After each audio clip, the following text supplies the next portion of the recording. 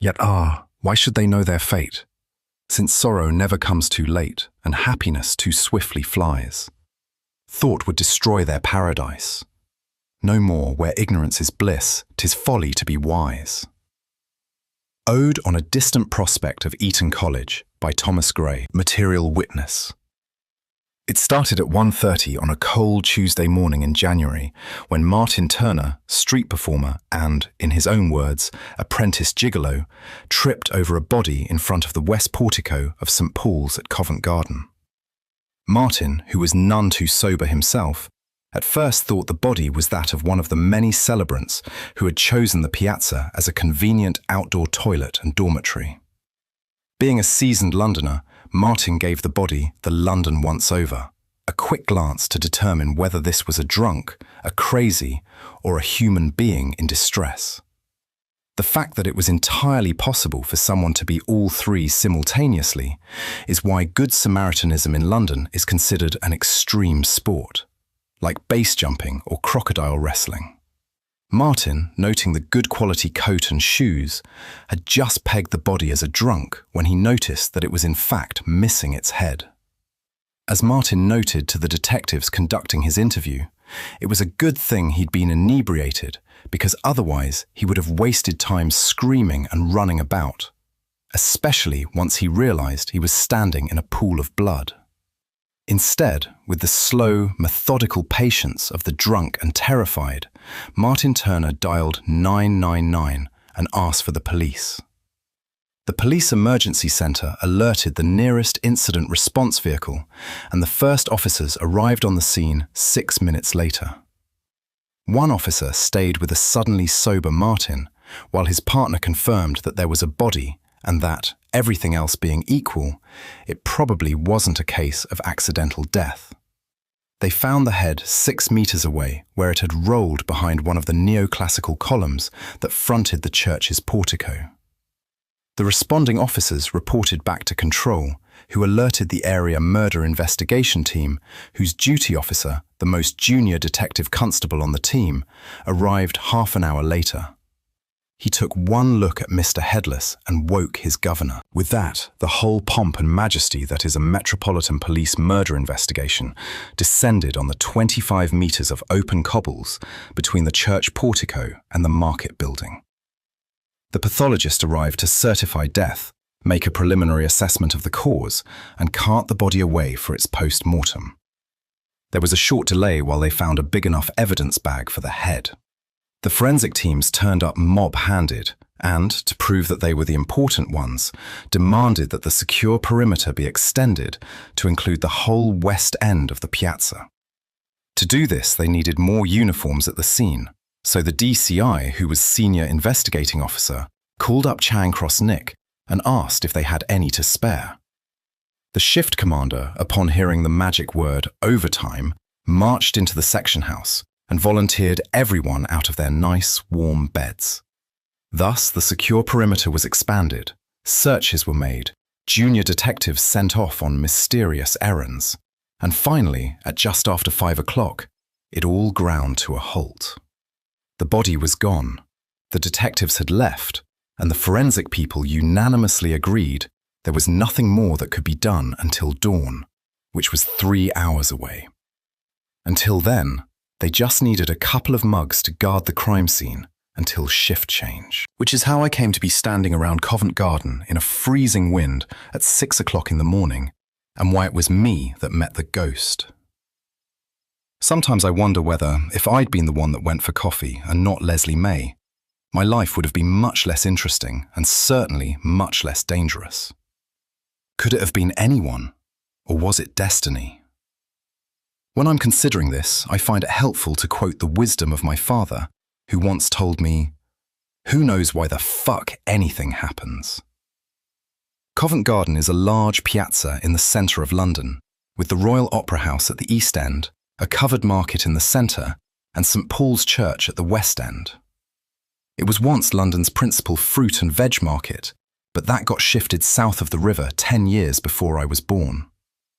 It had a long and varied history, mostly involving crime, prostitution, and the theatre, but now it's a tourist market. St. Paul's Church is known as the Actors' Church to differentiate it from the cathedral, and was first built by Inigo Jones in 1638. I know all this because there's nothing like standing around in a freezing wind to make you look for distractions, and there was a large and remarkably detailed information plaque attached to the side of the church. Did you know, for instance, that the first recorded victim of the 1665 plague outbreak, the one that ends with London burning down, is buried in its graveyard?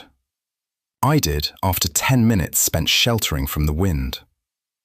The murder investigation team had closed off the west of the piazza by stringing tape across the entrances to King Street and Henrietta Street, and along the frontage of the covered market. I was guarding the church end, where I could shelter in the portico, and WPC Leslie May, my fellow probationer, guarded the piazza side, where she could shelter in the market. Leslie was short, blonde, and impossibly perky, even when wearing a stab vest. We'd gone through basic training at Hendon together before being transferred to Westminster for our probation.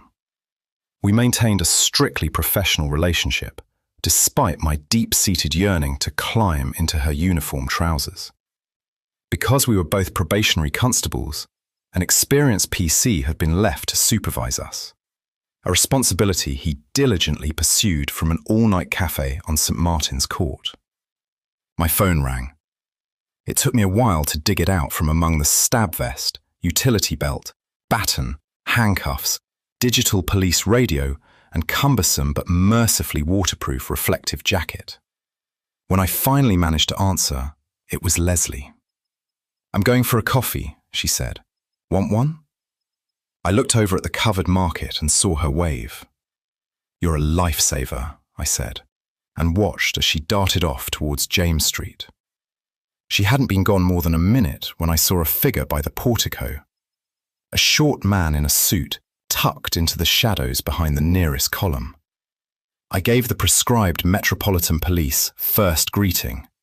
"Oi," I said, "what do you think you're doing?" The figure turned and I saw a flash of a pale, startled-looking face. The man was wearing a shabby, old-fashioned suit, complete with waistcoat, fob watch, and battered top hat. I thought he might be one of the street performers licensed to perform in the piazza, but it seemed a tad early in the morning for that. "Over here," he said, and beckoned.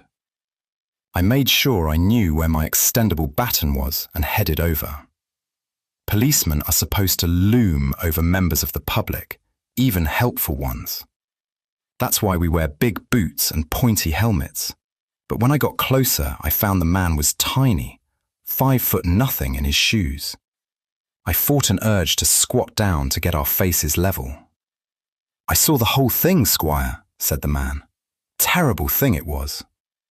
They drum it into you at Hendon. Before you do anything else, get a name and an address."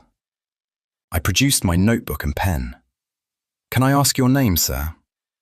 "Of course you can, Squire. My name's Nicholas Walpenny, but don't ask me how to spell it because I never really got my letters." "Are you a street performer?" I asked. "You might say that," said Nicholas. "Certainly my performances have hitherto been confined to the street. Though on a cold night like this, I wouldn't be averse to bringing some interiority to my proceedings, if you catch my meaning, Squire." There was a badge pinned to his lapel, a pewter skeleton caught mid-caper. It seemed a bit goth for a short Cockney geezer, but then London is the pick-and-mix cultural capital of the world. I wrote down street performer. "Now, sir," I said, "if you could just tell me what it was you saw." "I saw plenty, Squire." "But you were here earlier this morning?" "My instructors were also clear about not queuing your witnesses. Information is only supposed to flow in one direction." "I'm here morning, noon, and night," said Nicholas, who obviously hadn't gone to the same lectures I had. "If you've witnessed something," I said, "perhaps you'd better come and give a statement." "That would be a bit of problem," said Nicholas, "seeing as I'm dead." I thought I hadn't heard him correctly. "If you're worried about your safety—" "I ain't worried about anything anymore, Squire," said Nicholas. on account of having been dead these last 120 years. If you're dead, I said, before I could stop myself, how come we're talking? You must have a touch of the sight, said Nicholas. Some of the old Palladino. He looked at me closely. Touch of that from your father, maybe? Dockman, was he? Sailor? Some such thing? He gave you that good curly hair and them lips.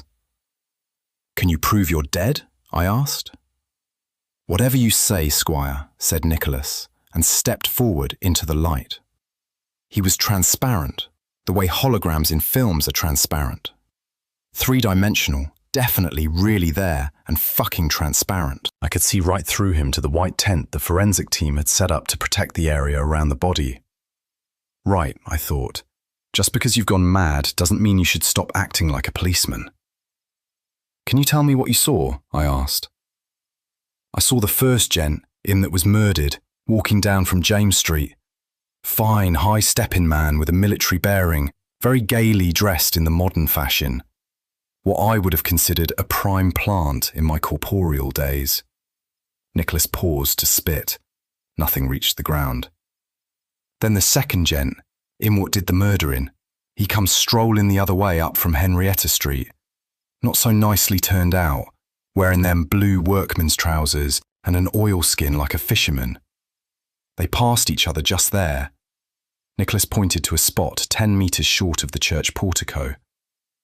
I reckon they know each other, 'cause they both nod, but they don't stop for a chat or nothing, which is understandable, it not being a night for loitering. So they passed each other, I asked, as much for the chance to catch up with my note-taking as to clarify the point. And you thought they knew each other? As acquaintances, said Nicholas. I wouldn't say they were bosom friends, especially with what transpired next. I asked him what transpired next. Well, the second, murdering gent, he puts on a cap and a red jacket and he brings out his stick and as quietly and swiftly as a snoozer in a lodging house, he comes up behind the first gent and knocks his head clean off. You're having me on, I said. No, I'm never, said Nicholas and crossed himself. I swear on my own death, and that's as solemn a swear as a poor shade can give. It was a terrible sight. Off came his head and up went the blood. What did the killer do? Well, having done his business, he was off.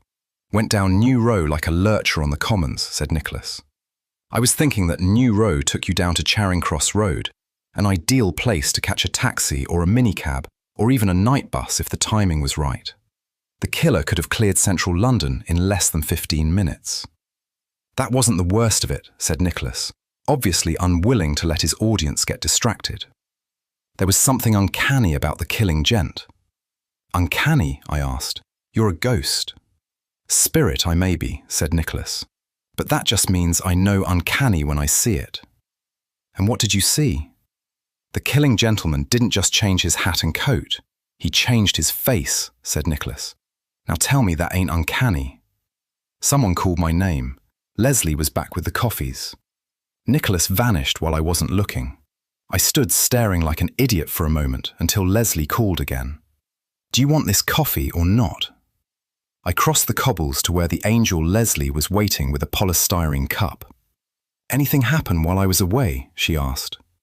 I sipped my coffee. The words, I just talked to a ghost who saw the whole thing, utterly failed to leave my lips. The next day I woke up at 11, much earlier than I wanted to. Leslie and I had been relieved at 8, and we trudged back to the section house and gone straight to bed. Separate beds, unfortunately. The principal advantages of living in your station's section house is that it is cheap, close to work, and it's not your parents' flat. The disadvantages are that you're sharing your accommodation with people too weakly socialized to live with normal human beings, and who habitually wear heavy boots. The weak socialization makes opening the fridge an exciting adventure in microbiology, and the boots mean that every shift change sounds like an avalanche. I lay in my narrow little institutional bed, staring at the poster of Estelle that I'd affixed to the wall opposite. I don't care what they say, you're never too old to wake up to the sight of a beautiful woman. I stayed in bed for 10 minutes, hoping that my memory of talking to a ghost might fade like a dream. But it didn't. So I got up and had a shower. It was an important day that day, and I had to be sharp. The Metropolitan Police Service is still, despite what people think, a working-class organisation, and as such, rejects totally the notion of an officer class. That is why every newly minted constable, regardless of their educational background, has to spend a 2-year probationary period as an ordinary plod on the streets. This is because nothing builds character like being abused, spat at, and vomited on by members of the public. Towards the end of your probation, you start applying for positions in the various branches, directorates, and operational command units that make up the force. Most probationers will continue on as full, uniformed constables in one of the borough commands, and the Met hierarchy likes to stress that deciding to remain a uniformed constable doing vital work on the streets of London is a positive choice in and of itself. Somebody has to be abused, spat at, and vomited on, and I, for one, applaud the brave men and women who are willing to step up and serve in that role. This had been the noble calling of my shift commander, Inspector Francis Neblet. He had joined the Met back in the time of the dinosaurs, had risen rapidly to the rank of inspector, and then spent the next 30 years quite happily in the same position. He was a stolid man with lank brown hair and a face that looked as if it had been struck with the flat end of a shovel. Neblet was old-fashioned enough to wear a uniform tunic over his regulation white shirt, even when out patrolling with his lads. I was scheduled to have an interview with him today, at which we would discuss my future career prospects. Theoretically, this was part of an integrated career development process that would lead to positive outcomes with regards to both the police service and me. After this discussion, a final decision as to my future disposition would be made. I strongly suspected that what I wanted to do wouldn't enter into it. Leslie, looking unreasonably fresh, met me in the squalid kitchenette shared by all the residents on my floor. There was paracetamol in one of the cupboards. One thing you can always be certain of in a police section house is that there will always be paracetamol. I took a couple and gulped water from the tap. "Mr. Headless has a name," she said while I made coffee. "William Skirmish, media type, lives up in Highgate." "Are they saying anything else?" "Just the usual," said Leslie. "Senseless killing, blah blah. Inner city violence. What is London coming to? Blah." "Blah," I said. "What are you doing up before noon?" she asked. "Got my career progression meeting with Neblet at 12. "Good luck with that," she said. I knew it was all going pear-shaped when Inspector Neblet called me by my first name. "Tell me, Peter," he said, "where do you see your career going?" I shifted in my chair. "Well, sir," I said, "I was thinking of CID. "You want to be a detective?" Neblet was, of course, a career uniform, and thus regarded plainclothes police officers in much the same way as civilians regard tax inspectors. You might, if pressed, concede that they were a necessary evil, but you wouldn't actually let your daughter marry one.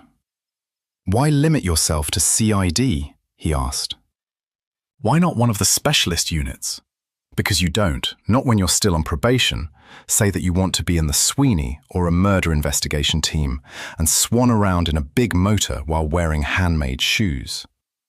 "I thought I'd start at the beginning and work my way up, sir," I said. "That's a very sensible attitude," said Neblet. I suddenly had a horrible thought. What if they were thinking of sending me to Trident? That was the operational command unit charged with tackling gun crime within the black community. Trident was always on the lookout for black officers to do hideously dangerous undercover work, and being mixed race meant that I qualified. It's not that I don't think they do a worthwhile job, it's just that I didn't think I'd be very good at it. It's important for a man to know his limitations, and my limitations started at moving to Peckham and hanging around with yardies, postcode wannabes, and those weird, skinny white kids who don't get the irony in Eminem. I don't like rap music, sir, I said.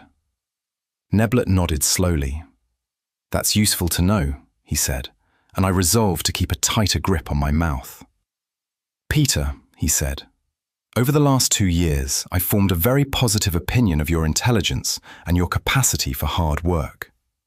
Thank you, sir. And then there is your science background. I have 3 C-grade A-levels in maths, physics, and chemistry.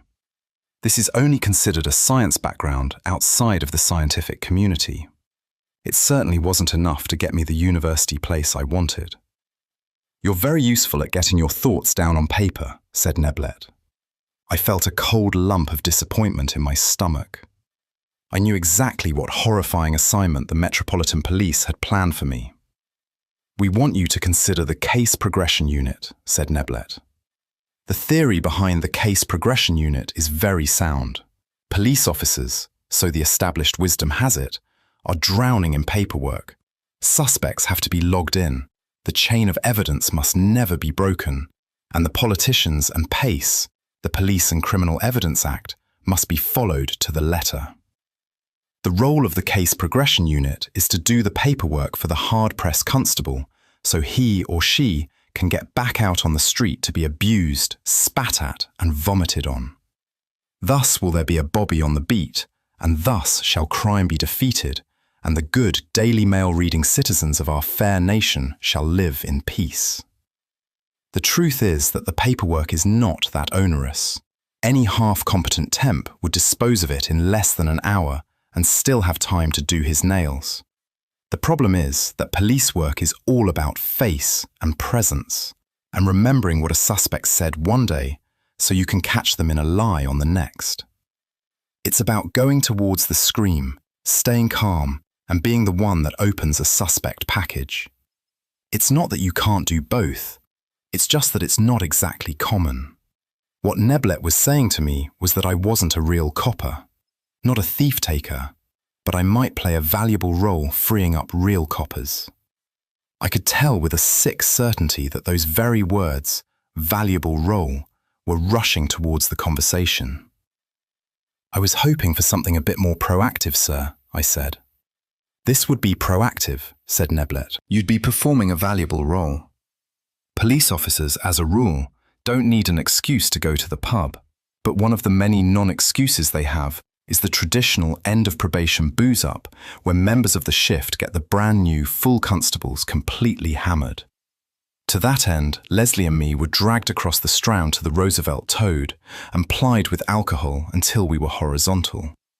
That was the theory anyway. How did it go? Leslie asked over the roar of the pub. Badly, I shouted back. Case progression unit. Leslie pulled a face. What about you? I don't want to tell you, she said. It'll piss you off. Hit me, I said. I can take it. I've been temporarily assigned to the murder team, she said. I'd never heard of that happening before. As a detective? As a uniformed constable in plain clothes, she said. It's a big case and they need bodies. She was right, it did piss me off. The evening went sour after that.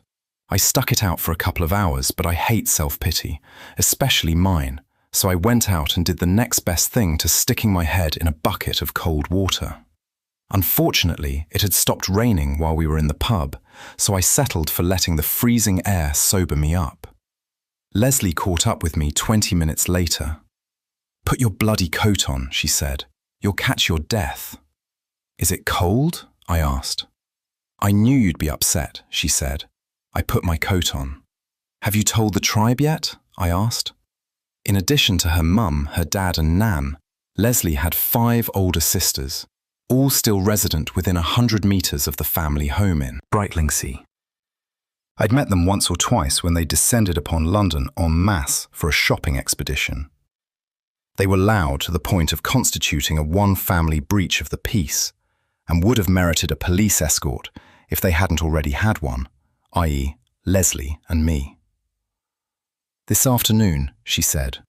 They were well pleased, even Tanya, and she doesn't even know what it means. Have you told yours yet? Tell them what? I asked. That I work in an office? Nothing wrong with working in an office. I just want to be a copper, I said. I know, said Leslie, but why? Because I want to help the community, I said. Catch bad guys. Not the shiny buttons then, she asked, or the chance to slap the cuffs on and say, "You're nicked, my son." Maintain the Queen's peace, I said. Bring order out of chaos. She shook her head sadly. What makes you think there's any order, she said. And you've been out on patrol on a Saturday night. Does that look like the Queen's peace? I went to lean nonchalantly against a lamppost, but it went wrong and I staggered around a bit. Leslie found this much funnier than I thought it really deserved. She sat down on the step of Waterstone's bookshop to catch her breath. Okay, I said. Why are you in the job? Because I'm really good at it, said Leslie. You're not that good a copper, I said. Yes, I am, she said. Let's be honest, I'm bloody amazing as a copper. And what am I? Too easily distracted. No, said Leslie. I don't want to know what was written on the lion's bum, or how siphoning works, or why one side of Floral Street is 100 years older than the other side. You don't think any of that's interesting? Not when I'm wrestling chavs, catching car thieves, or attending a fatal accident, said Leslie. I like you. I think you're a good man, but it's like you don't see the world the way a copper needs to see the world. It's like you're seeing stuff that isn't there. I don't know, said Leslie. I can't see stuff that isn't there. Seeing stuff that isn't there can be a useful skill for a copper, I said. Leslie snorted. It's true, I said. Last night, while you were distracted by your caffeine dependency, I met an eyewitness who wasn't there. Wasn't there, said Leslie. How can you have an eyewitness who wasn't there, I hear you ask? I'm asking, said Leslie. When your eyewitness is a ghost, I said. Leslie stared at me for a moment. I would have gone with the CCTV camera controller myself. Guy watching the murder on CCTV, said Leslie. He'd be a witness who wasn't there. But I like the ghost thing. I interviewed a ghost, I said. Bollocks, said Leslie. So I told her about Nicholas Walpenny and the murdering gent who turned back, changed his clothes, and then knocked poor... What was the victim's name again? I asked. William Skirmish, said Leslie. It was on the news. Knocked poor William Skirmish's head clean off his shoulders. That wasn't on the news, said Leslie. The murder team will want to keep that back, I said, for witness verification. The witness in question being a ghost, asked Leslie. Leslie got to her feet, swayed a bit, and then got her eyes focused again. Do you think he's still there? She asked. The cold air was beginning to sober me up at last. Who? Your ghost, she said. Nicholas Nickleby. Do you think he might still be at the crime scene? How should I know? I said. I don't even believe in ghosts. Let's go and see if he's there, she said. If I see him too, then it will be like Karob, like Krob, proof. Okay, I said. We wandered arm in arm up King Street towards Covent Garden. There was a great absence of Nicholas the ghost that night. We started at the church portico where I'd seen him, and because Leslie was a thoroughgoing copper, even when pissed, did a methodical search around the perimeter. Chips, said Leslie after our second circuit, or a kebab. Maybe he doesn't come out when I'm with someone else, I said. Maybe he does shift work, said Leslie. Fuck it, I said. Let's have a kebab. You'll be good at the case progression unit, said Leslie, and you'll be... If you say, making a valuable contribution, I will not be held responsible for my actions. I was going to say, making a difference, she said. You could always go to the States. I bet the FBI would have you. Why would the FBI have me? I asked. They could use you as an Obama decoy, she said. For that, I said, you can pay for the kebabs. In the end, we were too knackered to get kebabs, so we headed straight back to the section house, where Leslie utterly failed to invite me to her room. I was at that stage of drunk where you lie on your bed in the dark and the room goes whirling around you and you're wondering about the nature of the universe and whether you can get to the sink before you throw up. Tomorrow was my last day off, and unless I could prove that seeing things that weren't there was a vital skill for the modern police officer, it was hello case progression unit for me. "I'm sorry about last night," said Leslie. Neither of us could face the horrors of the kitchenette that morning, so we found shelter in the station canteen. Despite the fact that the catering staff were a mixture of compact Polish women and skinny Somali men, a strange kind of institutional inertia meant that the food was classic English greasy spoon. The coffee was bad, and the tea was hot, sweet, and came in mugs. Leslie was having a full English breakfast. I was having a tea. "It's all right," I said. "Your loss, not mine." "Not that," said Leslie, and smacked me on the hand with the flat of her knife. "What I said about you being a copper." "Don't worry," I said.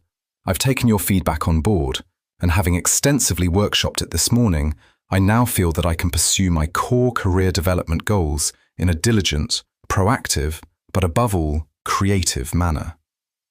"What are you planning to do?" "I'm going to hack homes to see if my ghost was right," I said. "Every police station in the country has at least one Holmes suite. This is the Home Office large major inquiry system, which allows computer-illiterate coppers to join the late 20th century. Getting them to join the 21st century would be too much to ask for. Everything related to a major investigation is kept on the system, allowing detectives to cross-reference data and avoid the kind of cock-up that made the hunt for the Yorkshire Ripper such an exemplary operation. The replacement to the old system was due to be called Sherlock, but nobody could find the words to make the acronym work, so they called it Holmes 2. Theoretically, you can access Holmes 2 from a laptop, but the Metropolitan Police likes to keep its personnel tied to fixed terminals, which can't be left in trains or sold to pawn shops. When a major investigation occurs, the terminals can be transferred from the suite to incident rooms elsewhere in the station. Leslie and I could have sneaked into the Holmes suite and risked being caught, but I preferred to plug my laptop into a LAN socket in one of the empty incident rooms and work in safety and comfort. I'd been sent on a Holmes 2 familiarization course 3 months earlier. At the time, I'd been excited because I thought they might be preparing me for a role in major investigations. But now I realized they were grooming me for data entry work. It took me less than half an hour to find the Covent Garden investigation. People are often negligent about passwords, and Inspector Neblett had used his youngest daughter's name and year of birth, which is just criminal. It also got me read-only access to the files we wanted. The old system couldn't handle big data files, but because Holmes 2 was only 10 years behind the state of the art, detectives could now attach evidence photographs, document scans, and even CCTV footage directly to what's called a nominal record file.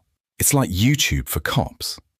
The murder team assigned to the William Skirmish murder had wasted no time grabbing the CCTV footage and seeing if they could get a look at the murderer. It was a big fat file, and I went straight for it. According to the report, the camera was mounted on the corner of James Street, looking west. It was low quality, low light footage, updated at 1 frame per second. But despite the poor light, it clearly showed William Skirmish walking from under the camera towards Henrietta Street. "There's our suspect," said Leslie, pointing. The screen showed another figure. The best you could say was probably male, probably in jeans and a leather jacket, walk past William Skirmish and vanish below the screen. According to the notes, this figure was being designated Witness A. A third figure appeared, going away from the camera. I hit pause. "Doesn't look like the same guy," said Leslie. "Definitely not. This man was wearing what looked like a Smurf hat and what I recognized as an Edwardian smoking jacket. Don't ask me why I know what an Edwardian smoking jacket looks like. Let's just say it has something to do with Doctor Who and leave it at that. Nicholas had said it was red, but the CCTV image was in black and white. I clicked back a couple of frames and then forward again. The first figure, witness A, dropped out of shot 1, 2 frames before the man in the Smurf hat stepped into view. "That's 2 seconds to get changed," said Leslie. "That's not humanly possible." I clicked forward. The man in the Smurf hat produced his bat and stepped smartly up behind William Skirmish. The wind-up was between frames, but the hit was clear. In the next frame, Skirmish's body was halfway to the ground, and a little dark blob, which we decided must be the head, was just visible by the portico. "My God, he really did knock his head clean off," said Leslie, just as Nicholas had said he had. "Now that," I said, "is not humanly possible." "You've seen a head come off before," said Leslie. "I was there, remember?" "That was a car accident," I said. "That's 2 tons of metal, not a bat." "Yeah," said Leslie, tapping the screen, "but there it is. There's something wrong here. Apart from the horrible murder?" I clicked back to where Smurf hat entered the scene. "Can you see a bat?" "No," said Leslie. "Both his hands are visible. Maybe it's on his back." I clicked forward. On the third frame, the bat appeared in Smurf hat's hands as if by magic. But that could just have been an artifact of the 1-second lag between frames. There was something else wrong with it too. "That's much too big to be a baseball bat," I said. The bat was at least 2/3 as long as the man who carried it. I clicked backwards and forwards a few times, but I couldn't work out where he was keeping it. "Maybe he likes to speak really softly," said Leslie. "Where'd you even buy a bat that size?" "The big bat shop," said Leslie. "Bats are us." "Let's see if we can get a look at his face," I said. "Plus-size bats," said Leslie. I ignored her and clicked forward. The murder took less than 3 seconds, 3 frames, 1 the wind-up, 2 the blow, and 3 the follow-through. The next frame caught Smurf hat mid-turn, his face in 3/4 profile, showing a jutting chin and a prominent hook nose. The frame after showed Smurf hat walking back the way he'd come, slower than the approach, casual as far as I could tell from the stuttering image. The bat vanished 2 frames after the murder. Again, I couldn't see where it had gone. I wondered if we could enhance the faces and started looking for a graphic function I could use. "Idiot," said Leslie. "Murder team will be all over that." She was right. Connected to the footage were links to enhanced pictures of William Skirmish, witness A, and the murdering gent in the Smurf hat. Contrary to television, there's an absolute limit to how good a close-up you can extrapolate from an old-fashioned bit of videotape. It doesn't matter if it's digital. If the information isn't there, it isn't there. Still, someone at the tech lab had done their best, and despite all the faces being blurry, it was at least obvious that all 3 were different people. "He's wearing a mask," I said. "Now you're getting desperate," said Leslie. "Look at that chin and that nose," I said. "Nobody has a face like that." Leslie pointed to a notation attached to the image. "Looks like the murder team agree with you." There was a list of actions associated with the evidence file, one of which was to check local costumiers, theatres and fancy dress shops for masks. It had a very low priority. "Aha," I said. "So it might be the same person." "Who can change their clothes in less than 2 seconds?" asked Leslie. "Do me a favour."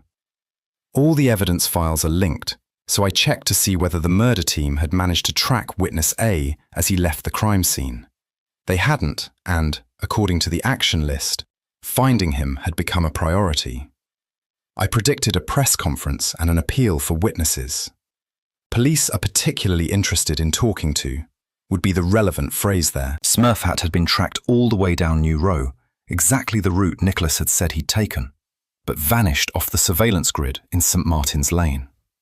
According to the action list, half the murder team were currently scouring the surrounding streets for potential witnesses and clues. "No," said Leslie, reading my mind. Nicholas the ghost," said Leslie. "Nicholas the corporeally challenged," I said, "was right about the murderer's approach, the method of attack and cause of death.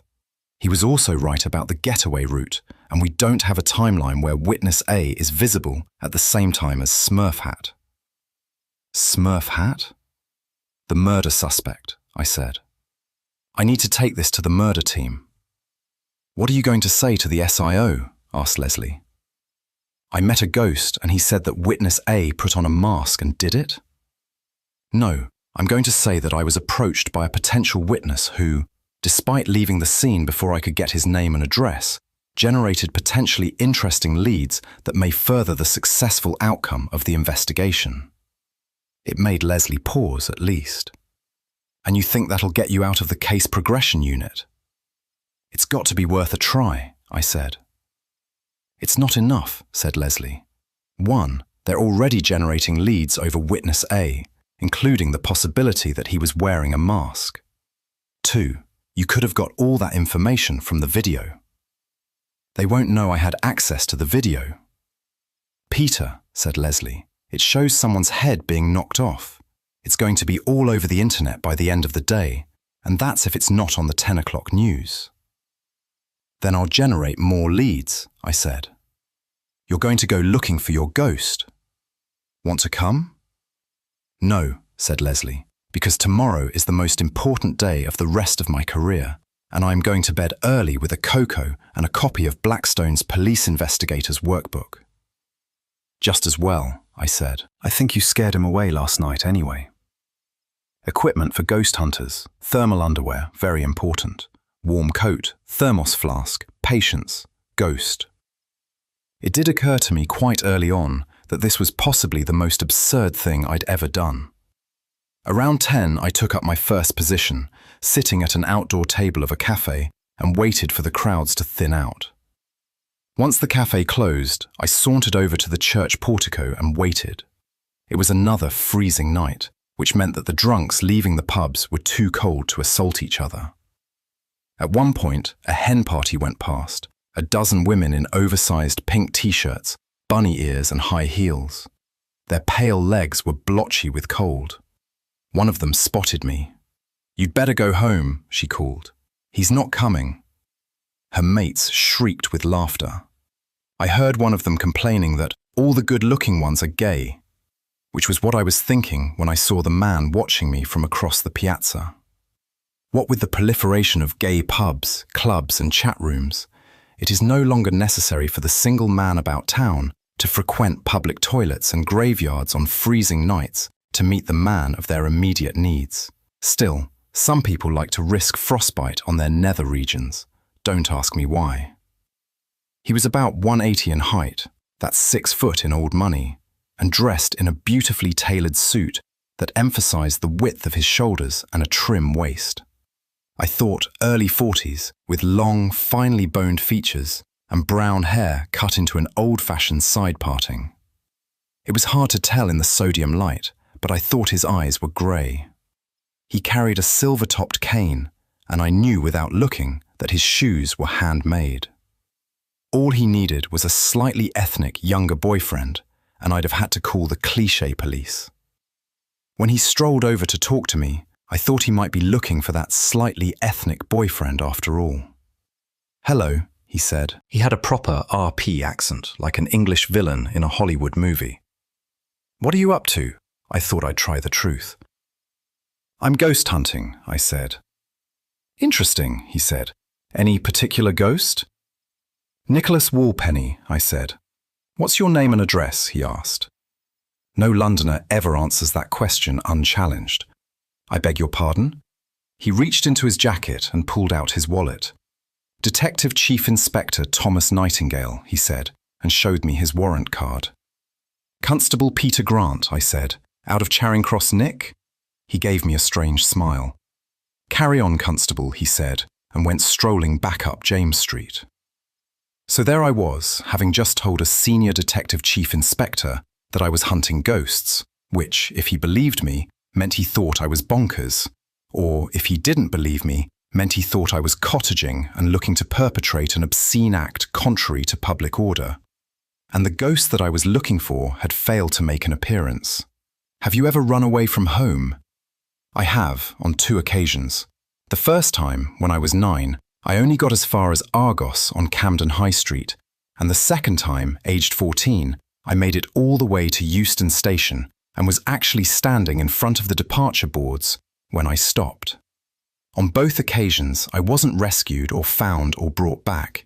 Indeed, when I returned home, I don't think my mum noticed I'd gone. I know my dad didn't. Both adventures ended the same way, with the realization that in the end, no matter what, I was going to have to go home. For my 9-year-old self, it was the knowledge that the Argos store represented the outer limit of my understanding of the world.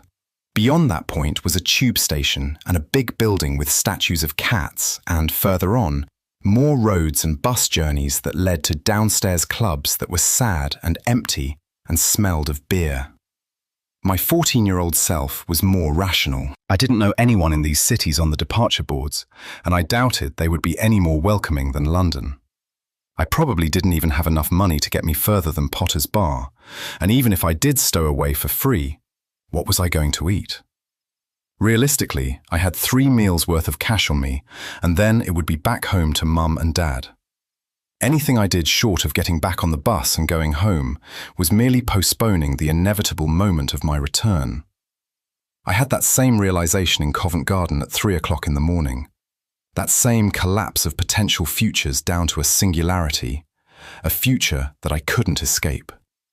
I wasn't going to drive a fancy motor and say, "You're nicked." I was going to work in the case progression unit and make a valuable contribution. I stood up and started walking back to the nick. In the distance, I thought I could hear someone laughing at me, ghost hunting dog. The next morning, Leslie asked me how the ghost hunting had gone. We were loitering in front of Neblet's office, the place from whence the fatal blow would fall. We weren't required to be there, but neither of us wanted to prolong the agony. "There's worse things than the case progression unit," I said. We both thought about that for a moment. "Traffic," said Leslie. "That's worse than the CPU." "You get to drive nice motors, though," I said. BMW 5, Mercedes M-Class. "You know, Peter, you really are quite a shallow person," said Leslie. I was going to protest, but Neblet emerged from his office. He didn't seem surprised to see us. He handed a letter to Leslie, who seemed curiously reluctant to open it. "They're waiting for you at Belgravia," said Neblet. "Off you go." Belgravia is where the Westminster murder team is based. Leslie gave me a nervous little wave, turned and skipped off down the corridor. "There goes a proper thief-taker," said Neblet. He looked at me and frowned. "Whereas you," he said, "I don't know what you are." "Proactively making a valuable contribution, sir," I said. "Cheeky bugger is what you are," said Neblet. He handed me not an envelope, but a slip of paper. "You're going to be working with a Chief Inspector Thomas Nightingale." The slip had the name and address of a Japanese restaurant on New Row. "Who am I working for?" I asked. "Economic and specialist crime, as far as I know," said Neblet. "They want you in plain clothes, so you'd better get a move on."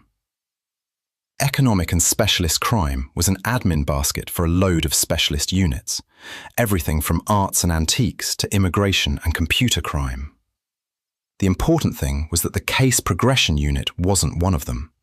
I left in a hurry before he could change his mind, but I want to make it clear that at no point did I break into a skip. New Row was a narrow, pedestrianised street between Covent Garden and St Martin's Lane, with a Tesco's at one end and the theatres of St Martin's Lane at the other. Tokyo A-Go-Go was a bent place halfway down, sandwiched between a private gallery and a shop that sold sporting gear for girls. The interior was long and barely wide enough for 2 rows of tables, sparsely decorated in minimalist Japanese fashion, with polished wooden floors, tables and chairs of lacquered wood, lots of right angles and rice paper. I spotted Nightingale at a back table, eating out of a black, lacquered bent box. He stood when he saw me and shook my hand. Once I'd settled myself opposite, he asked if I was hungry. I said no thank you. I was nervous, and I make it a rule never to put cold rice into an agitated stomach. He ordered tea and asked if I minded if he continued eating. I said not at all, and he returned to spearing food out of his bent with quick jabs of his chopsticks. "Did he come back?" asked Nightingale. "Your ghost," said Nightingale. "Nicholas Walpenny, lurker, bug hunter and sneak thief, late of the parish of St. Giles. Can you hazard a guess as to where he's buried? In the cemetery of the Actors' Church?" "Very good," Nightingale said, and grabbed a duck wrap with a quick stab of his chopsticks. "So, did he come back?" "No, he didn't," I said. "Ghosts are capricious," he said. "They really don't make reliable witnesses." "Are you telling me ghosts are real?" Nightingale carefully wiped his lips with a napkin. "You've spoken to one," he said. "What do you think?" "I'm awaiting confirmation from a senior officer," I said. He put the napkin down and picked up his teacup. "Ghosts are real." He took a sip. I stared at him. I didn't believe in ghosts or fairies or gods, and for the last couple of days, I've been like a man watching a magic show. I'd expected a magician to step out from behind the curtain and ask me to pick a card, any card. I wasn't ready to believe in ghosts, but that's the thing about empirical experience. It's the real thing. And if ghosts were real? Is this where you tell me that there's a secret branch of the Met whose task it is to tackle ghosts, ghouls, fairies, demons, witches and warlocks, elves and goblins? I said. You can stop me before I run out of supernatural creatures. You haven't even scratched the surface, said Nightingale. Aliens? I had to ask. Not yet. And the secret branch of the Met? Just me, I'm afraid, he said. And you want me to what? Join? Help, said Nightingale, with this inquiry. You think there's something supernatural about the murder? I asked. Why don't you tell me what your witness had to say, he said, and then we'll see where it goes. So I told him about Nicholas and the change of clothes by the murdering gent, about the CCTV coverage and the murder team thinking it was two separate people. When I'd finished, he signaled the waitress for the bill. I wish I'd known this yesterday, he said, but we still might be able to pick up a trace. A trace of what, sir? I asked. The uncanny, said Nightingale. It always leaves a trace. Nightingale's motor was a Jag, a genuine Mark II with a 3.8-litre XK6 engine. My dad would have sold his trumpet for a chance to own a car like that, and that was back in the 1960s, when that still meant something. It wasn't pristine. There were some dings on the bodywork and a nasty scratch on the driver's side door, and the leather on the seats was beginning to crack.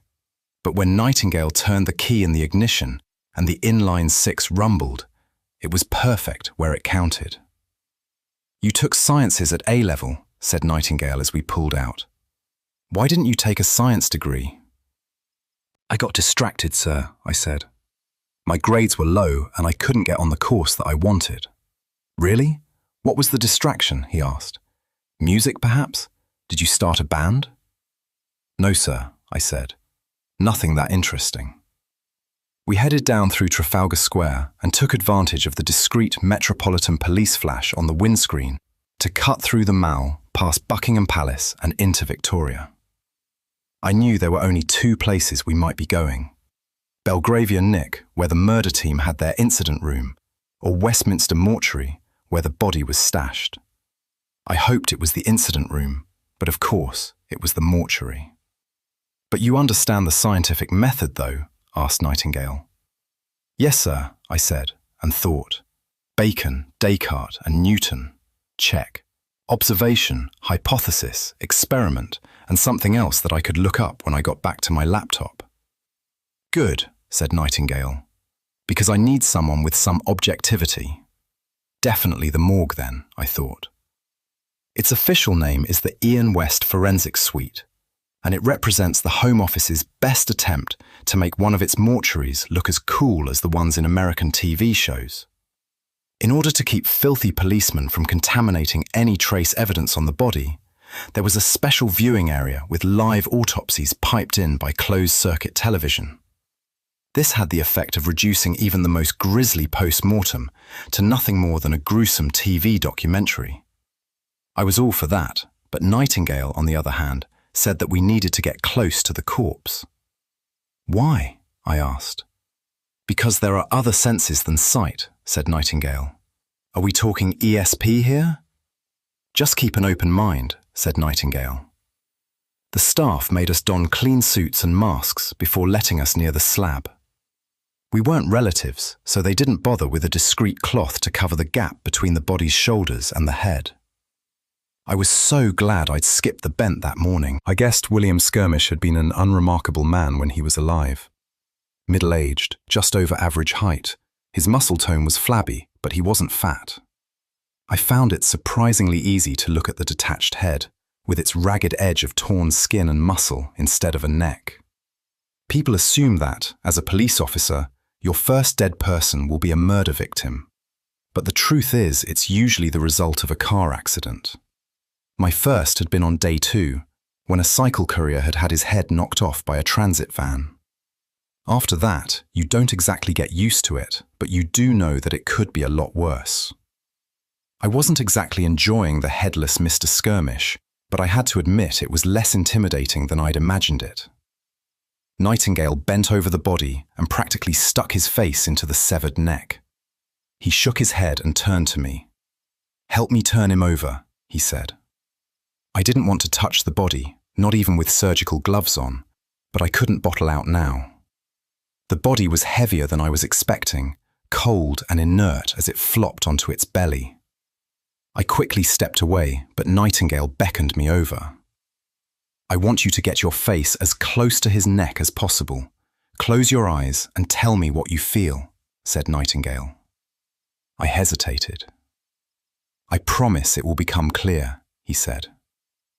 The mask and eye protectors helped. There was no chance of me accidentally kissing the dead guy.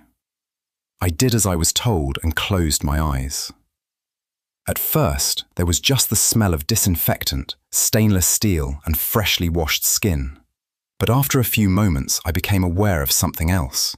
A scratchy, wiry, panting, wet nose wagging sensation. "Well?" asked Nightingale. "A dog," I said. "A little yappy dog." Growling, barking, yelling. Flashes of cobbles, sticks, laughing. Maniacal, high-pitched laughing. I stood up sharply. "Violence and laughter?" asked Nightingale. I nodded. "What was that?" I asked. "The uncanny," said Nightingale. "It's like a bright light when you close your eyes. It leaves an afterimage. We call it vestigium." "How do I know I didn't just imagine it?" I asked. "Experience," said Nightingale.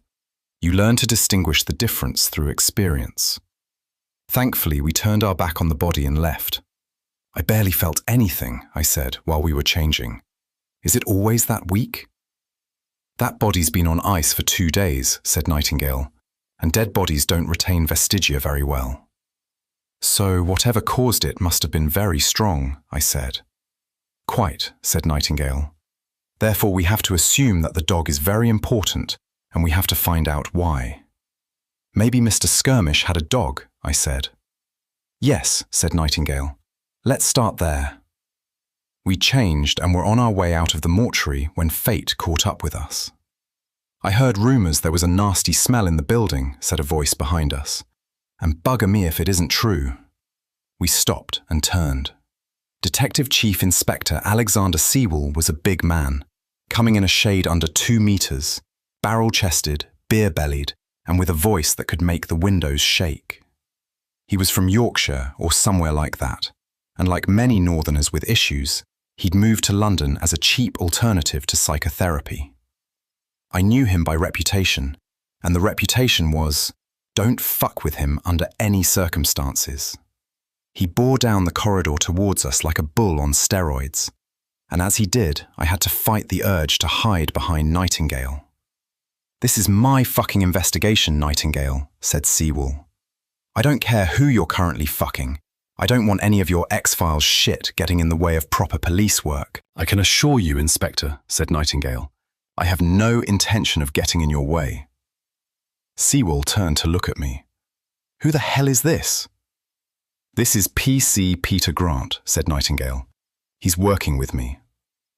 I could see this shocked Sewell. He looked at me carefully before turning back to Nightingale. "You're taking on an apprentice?" he asked. "That's yet to be decided," said Nightingale. "We'll see about that," said Sewell. "There was an agreement." "There was an arrangement," said Nightingale. "Circumstances change." "Not that fucking much they don't," said Sewell. But it seemed to me he'd lost some of his conviction. He looked down at me again. "Take my advice, son," he said quietly. "Get the fuck away from this man while you still have a chance." "Is that all?" asked Nightingale. "Just stay the hell away from my investigation," said Sewell. "I go where I'm needed," said Nightingale. "That's the agreement." "Circumstances can fucking change," said Sewell. "Now, if you gentlemen don't mind, I'm late for my colonic irrigation." He went back up the corridor, crashed through the double doors, and was gone. "What's the agreement?" I asked. "It's not important," said Nightingale.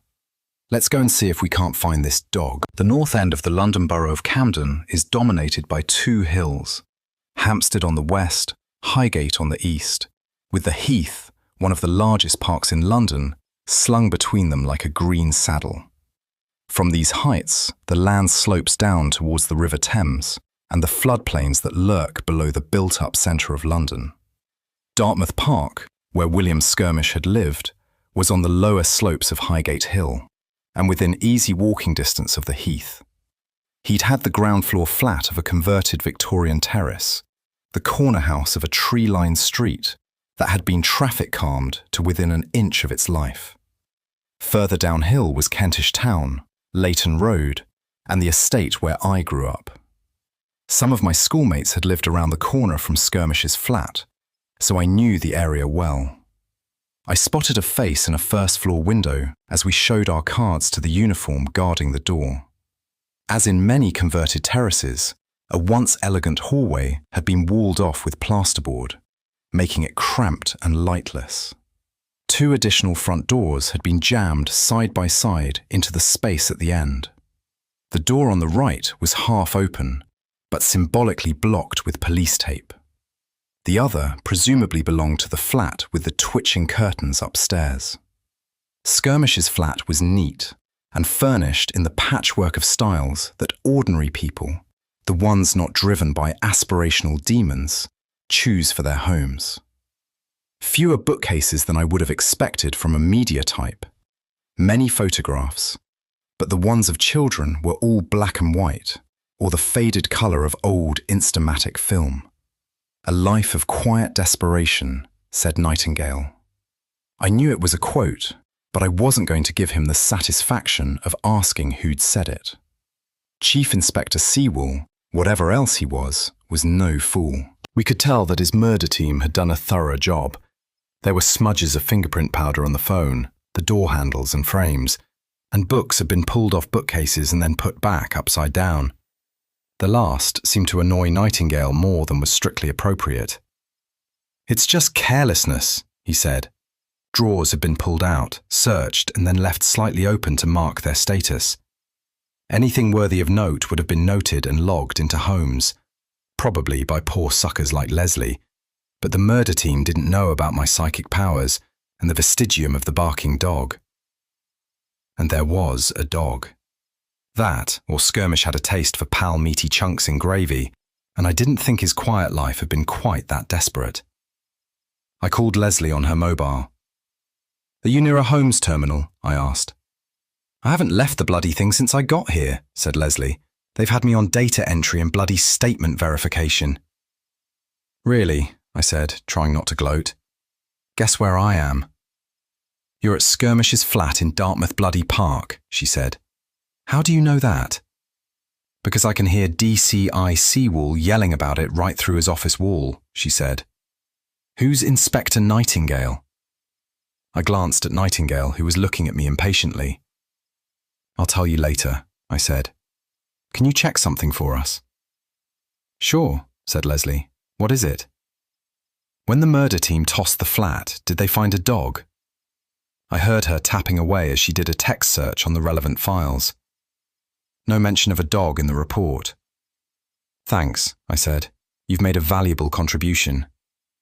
You're so buying the drinks tonight, she said, and hung up. I told Nightingale about the absence of dog. Let's go and find a nosy neighbour, said Nightingale. He'd obviously seen the face in the window too.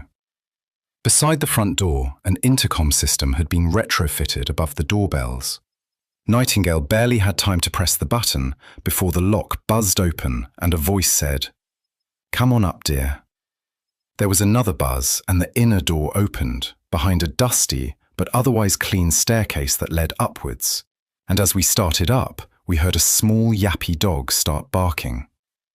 The lady who met us at the top did not have blue-rinsed hair.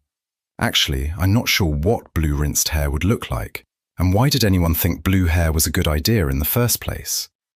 Nor did she have fingerless mittens or too many cats, but there was something about her that suggested that both could be serious lifestyle choices in the future.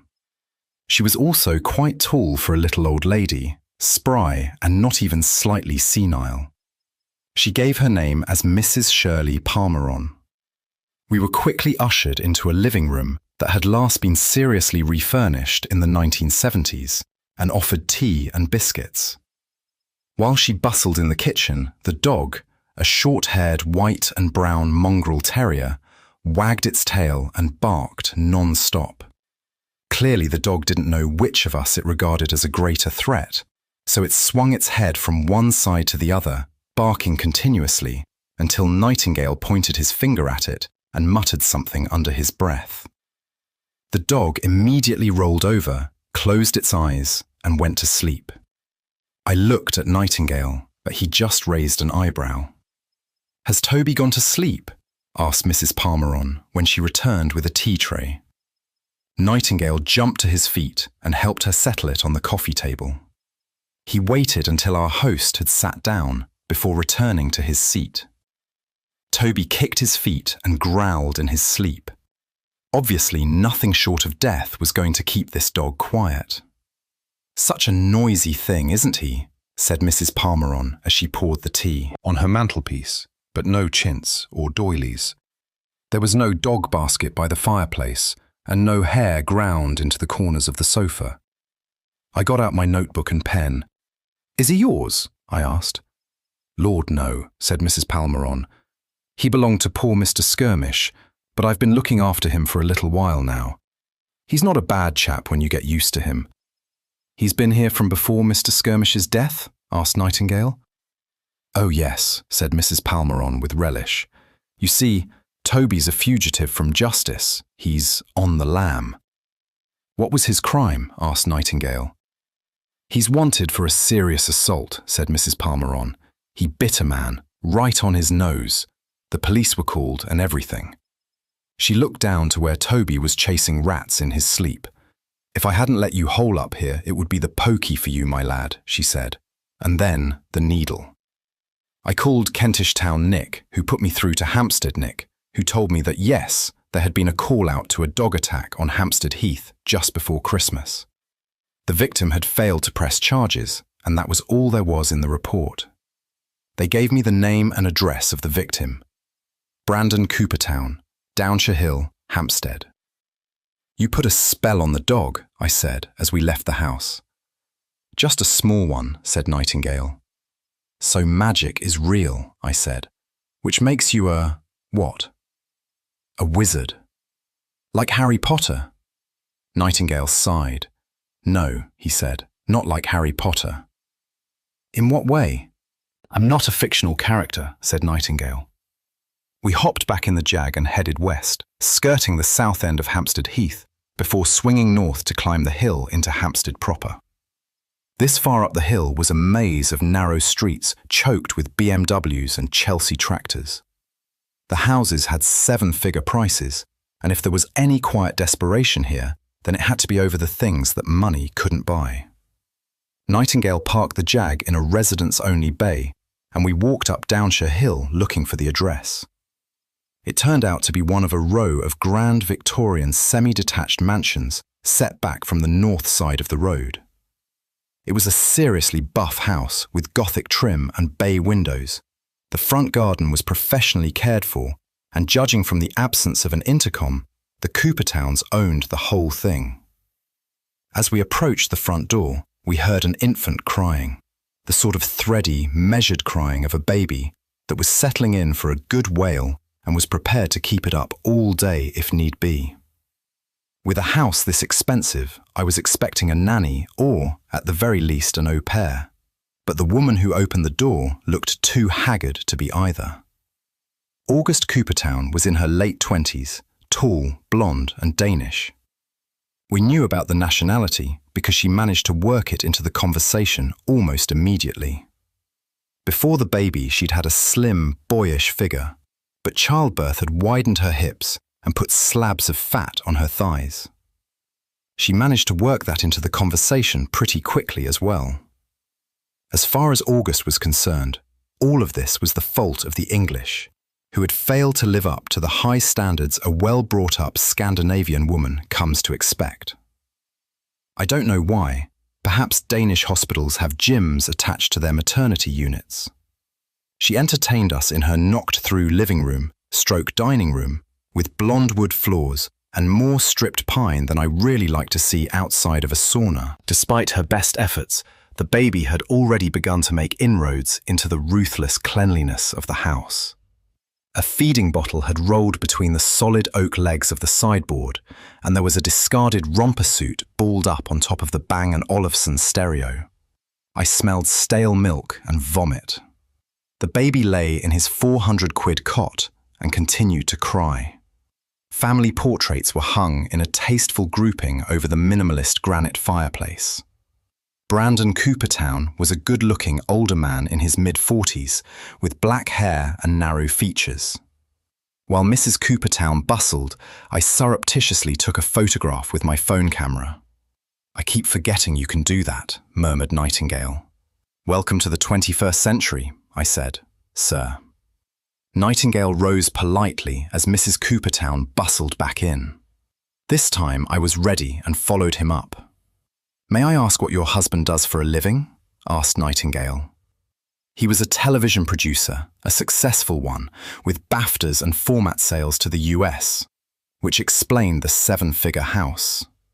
He could do even better, but his ascension to the higher planes of international production were entirely hampered by the parochial nature of British television. If only the British could stop making programs that catered only to a domestic audience, or even cast actors who were the least bit attractive. As fascinating as Mrs. Coopertown's observations on the provinciality of British television were, we felt compelled to ask about the incident with the dog. "That too is typical," said Mrs. Coopertown. "Of course, Brandon didn't want to press charges. He's English. He didn't want to make a fuss. The policeman should have prosecuted the dog owner regardless. The animal was clearly a danger to the public. It bit poor Brandon right on his nose."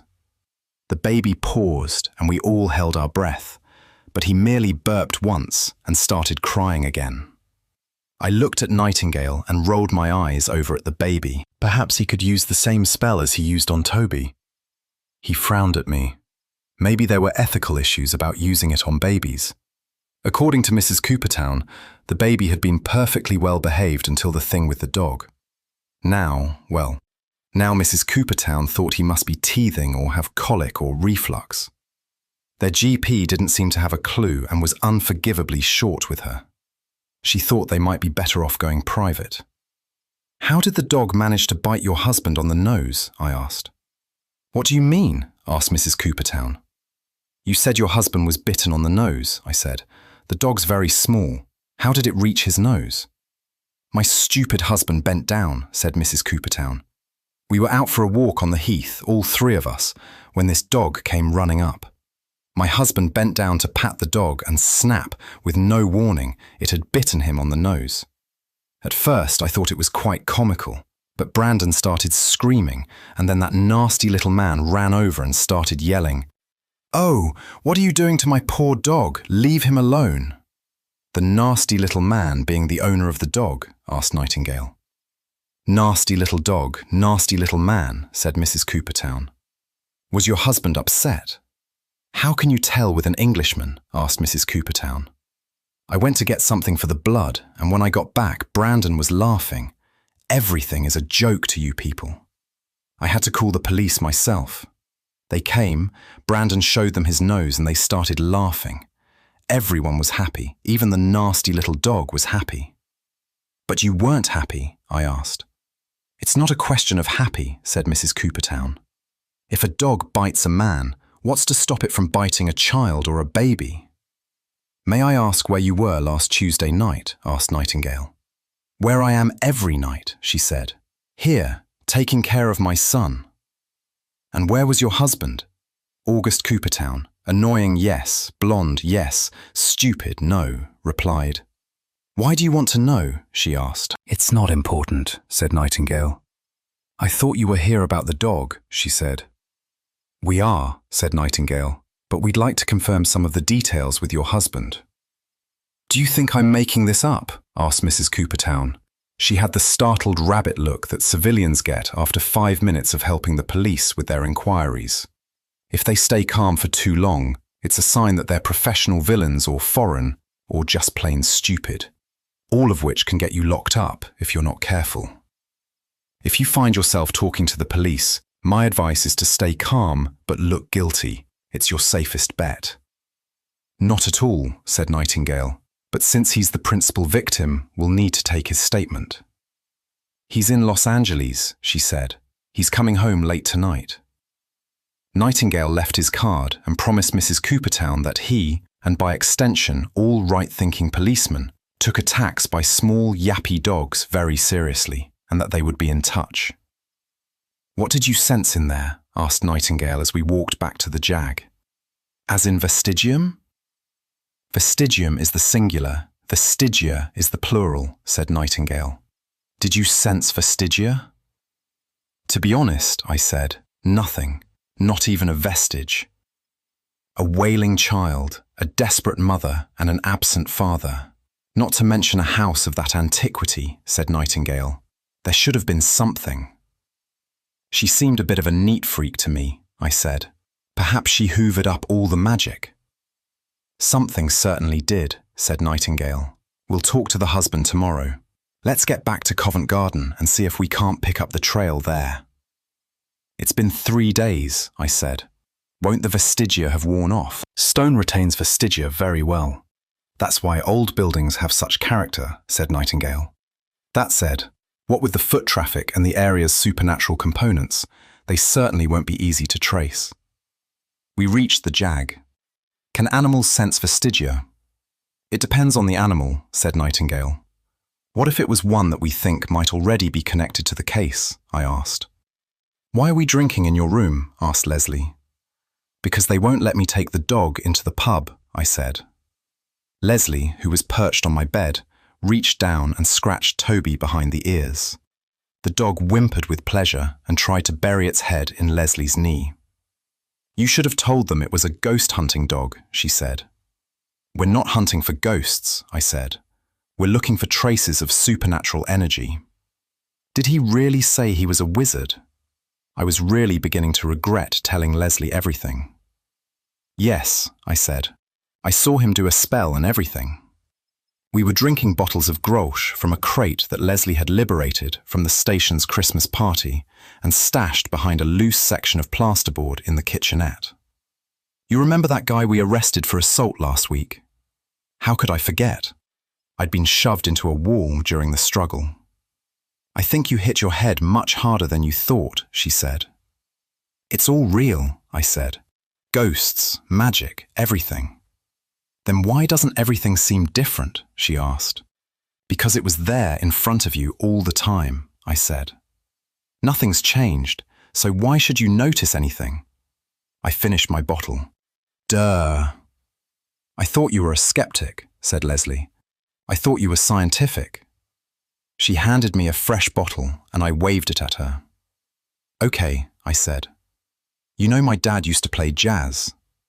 Course, said Leslie. You introduced me once, remember? I thought he was nice. I tried not to wince at that and continued. And you know jazz is about improvising on a melody. No, she said. I thought it was when you sang about cheese and tying up people's gaiters. Funny, I said. I once asked my dad, when he was sober, how he knew what to play. And he said that when you get the right line, you just know because it's perfect. You found the line and you just follow it. And that's got the fuck to do with what? What Nightingale can do fits with the way I see the world. It's the line, the right melody. Leslie laughed. You want to be a wizard, she said. I don't know. Liar, she said. You want to be his apprentice and learn magic and ride a broomstick. I don't think real wizards ride broomsticks, I said. Would you like to think about what you just said? Asked Leslie. Anyway, how would you know? He could be whooshing around even as we're speaking. Because if you had a car like that Jag, you wouldn't spend any time mucking about on a broomstick. Fair point, said Leslie, and we clinked bottles. Covent Garden, night time again. This time with a dog. Also a Friday night, which meant crowds of young people being horribly drunk and loud in 24 languages. I had to carry Toby in my arms, or I'd have lost him in the crowd, lead and all. He enjoyed the ride, alternating between snarling at tourists, licking my face and trying to drive his nose into passing armpits. I'd offered Leslie a chance to put in some unpaid overtime, but strangely, she declined. I did zap her Brandon Coopertown's picture, and she'd promised to put his details on Holmes for me. It was just turning 11 when Toby and I reached the piazza and found Nightingale's Jag parked as close to the actor's church as you could get without being towed away. Nightingale climbed out as I walked over. He was carrying the same silver-topped cane as he had when I'd first met him. I wondered if it had any special significance beyond being a handy, blunt instrument in times of trouble. How do you want to do this? Asked Nightingale. You're the expert, sir, I said.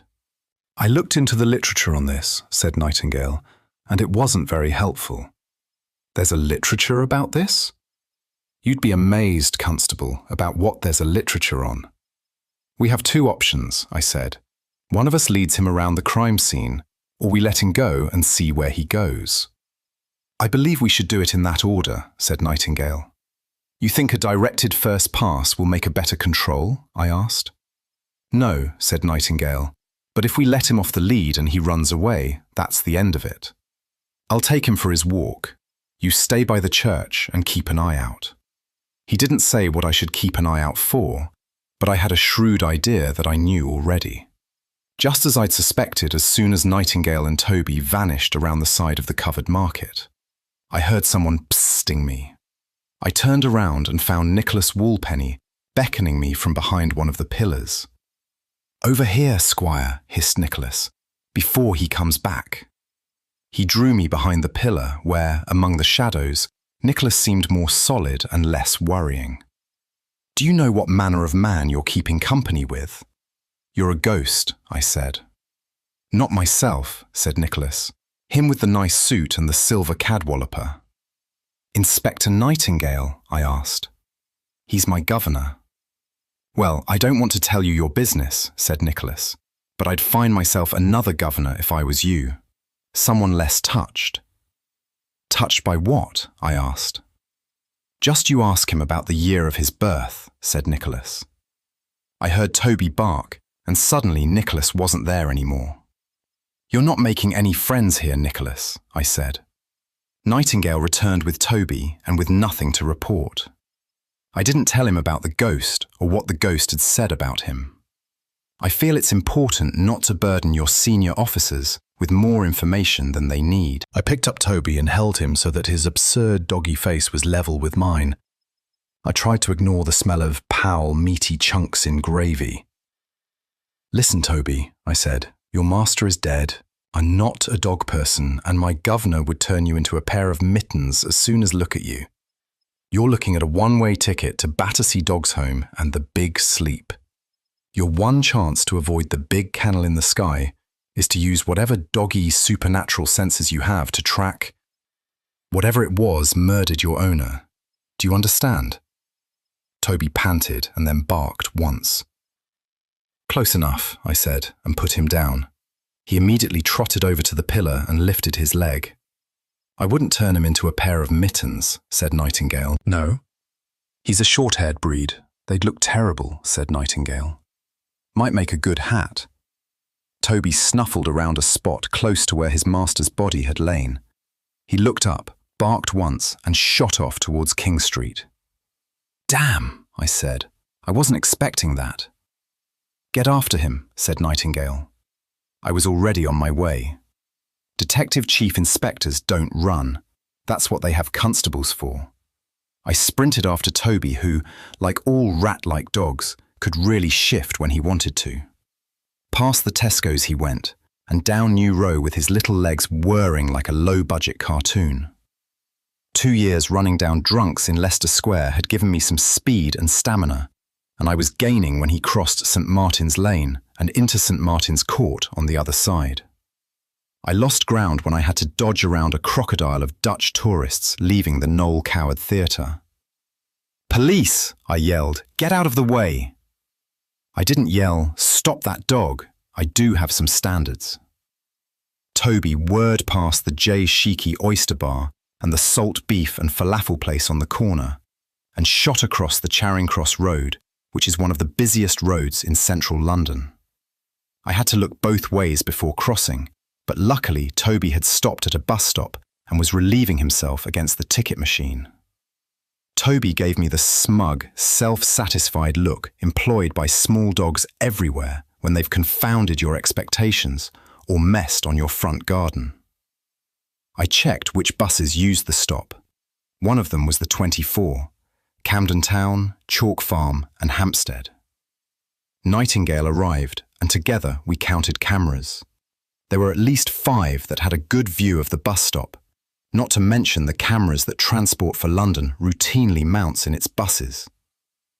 I left a message on Leslie's phone suggesting she check the camera footage from the 24 bus first. I'm sure she was thrilled when she got it. She got her revenge by calling me at 8 o'clock the next morning. I hate the winter. I hate waking up in the dark. "Don't you ever sleep?" I asked. "Early bird gets the worm," said Leslie. "You know that picture you sent me, the one of Brandon Coopertown? I think he boarded a number 24 at Leicester Square, less than 10 minutes after the murder. Have you told Sewell?" "Course I have," said Leslie. "I love you dearly, but I ain't going to fuck up my career for you." "What did you tell him?" "That I had a lead on Witness A, one of several hundred generated in the last 2 days, I might add." "What did he say?" "He told me to check it out," said Leslie. "According to Mrs. Coopertown, he should be back today." "Even better." "Can you pick me up?" I asked. "Course," said Leslie. "What about Voldemort?" "He's got my number," I said. I had time for a shower and a coffee before meeting Leslie outside. She arrived in a 10-year-old Honda Accord that looked like it had been used in one too many drug raids. She gave me a sour look as Toby scrambled onto the back seat. "This is just a borrow, you know," she said. "I wasn't about to leave him in my room," I said, as Toby snuffled God knows what from the gaps between the seats. "Are you sure it was Coopertown?" Leslie showed me a couple of hard copies. The bus security camera was angled to get a good shot of anyone coming up the stairs, and there was no mistaking the face. It was him. "Is that bruising?" I asked. There appeared to be blotches on Coopertown's cheeks and neck. Leslie said she didn't know, but it had been a cold night, so it could have been from drink. Because it was Saturday, the traffic was merely horrendous, and we made Hampstead in just under half an hour. Unfortunately, as we pulled into Downshire Hill, I spotted the familiar silver shape of the Jaguar nestled among the Range Rovers and BMWs. Toby started yapping. "Doesn't he ever sleep?" asked Leslie. "I reckon he was on Obbo all night," I said. "He ain't my governor," said Leslie, "so I'm going to go do the job. Coming?" We left Toby in the car and headed for the house. Inspector Nightingale got out of his Jag and intercepted us just short of the front gate. I noticed he was wearing the same suit he had been in the night before. "Peter," he said, and inclined his head to Leslie. "Constable May. I take it this means your search was successful. Even the Queen of Perky wasn't going to defy a senior officer to his face, so she told him about the CCTV footage from the bus and how we were 90% certain, what with the evidence from our ghost hunting dog, that Brandon Coopertown, at the very least, was witness A, if not actually the killer. "Have you checked his flight details with immigration yet?" asked Nightingale. I looked at Leslie, who shrugged. "No, sir," I said. So he could have been in Los Angeles when the murder was committed. "We thought we'd ask him, sir," I said. Toby started barking, not his usual annoying yap, but proper furious barks. For a moment I thought I felt something, a wave of emotion, like the excitement of being in a crowd at a football match when a goal is scored. Nightingale's head snapped round to look at the Coopertown's house.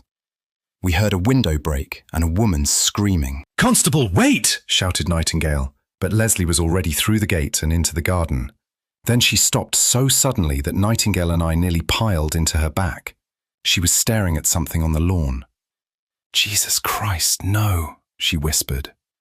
I looked. My brain kept trying to slide away from the idea that someone had thrown a baby from a first-floor window, tried to convince me that what I was seeing was a scrap of cloth or a doll. But it wasn't. "Call an ambulance," said Nightingale and ran up the steps. I grabbed my phone as Leslie stumbled over to the baby and fell to her knees. I saw her turn the little body over and feel for a pulse. I gave the emergency code and the address on automatic. Leslie bent over and started mouth-to-mouth resuscitation, her mouth covering the baby's mouth and nose in the prescribed manner. "Grant, get in here," called Nightingale. His voice was steady, businesslike. It got me moving up the steps and onto the porch. Nightingale must have kicked the front door right off its hinges, because I had to run right over it to get into the hall. We had to stop to work out where the fuck the noise was coming from. The woman screamed again. Upstairs. There was a thumping sound like somebody beating a carpet. A voice, I thought it might be a man's, but very high-pitched, was screaming, "Have you got a headache now?" I don't even remember the stairs. Suddenly I was on the landing with Nightingale in front of me. I saw August Coopertown lying face down at the far end of the landing, one arm thrust through a gap in the banisters. Her hair was wet with blood, and a pool was growing under her cheek. A man stood over her holding a wooden baton at least 1.5 meters in length. He was panting hard. Nightingale didn't hesitate. He bulled forward, shoulder down, obviously planning to take the man down in a rugby tackle. I charged too, thinking I'd go high to pin the man's arms after he'd gone down. But the man whirled around and casually backhanded Nightingale with enough force to slam him into the banisters. I was staring right at his face. I assumed it must be Brandon Coopertown, but it was impossible to tell. I could see one of his eyes, but a great flap of skin had been peeled back from around his nose and was covering the other eye. Instead of a mouth, he had a bloody maw full of white flecks of broken teeth and bone. I was so shocked that I stumbled and fell, which was what saved my life when Coopertown swung that baton at me and it passed right over my head. I hit the ground and the bastard ran right over me, one foot slamming down on my back and blowing the air out of my lungs.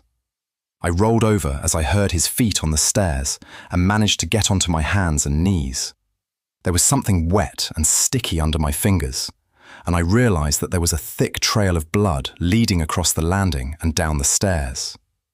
There was a crash and a series of thumps from the hallway below. "You need to get up, Constable," said Nightingale. "What the fuck was that?" I asked as he helped me up. I looked down into the hallway where Coopertown, or whoever the hell it was, had fallen, mercifully face down. "I really have no idea," said Nightingale. "Try to stay out of the blood trail." I went down the stairs as fast as I could. The fresh blood was bright red, arterial. I guessed it must have fountained out of the hole in his face. I bent down and gingerly touched his neck, looking for a pulse. There wasn't one. "What happened?" I asked. "Peter," said Inspector Nightingale, "I need you to step away from the body and walk carefully outside. We mustn't contaminate the scene any more than we have already. This is why you have procedure, training, and drill, so that you do things when your brain is too shocked to think for itself. Ask any soldier. I stepped outside into the daylight. In the distance, I could hear sirens, the Folly. Inspector Nightingale told Leslie and me to wait in the garden and faded back into the house to check there was nobody else inside.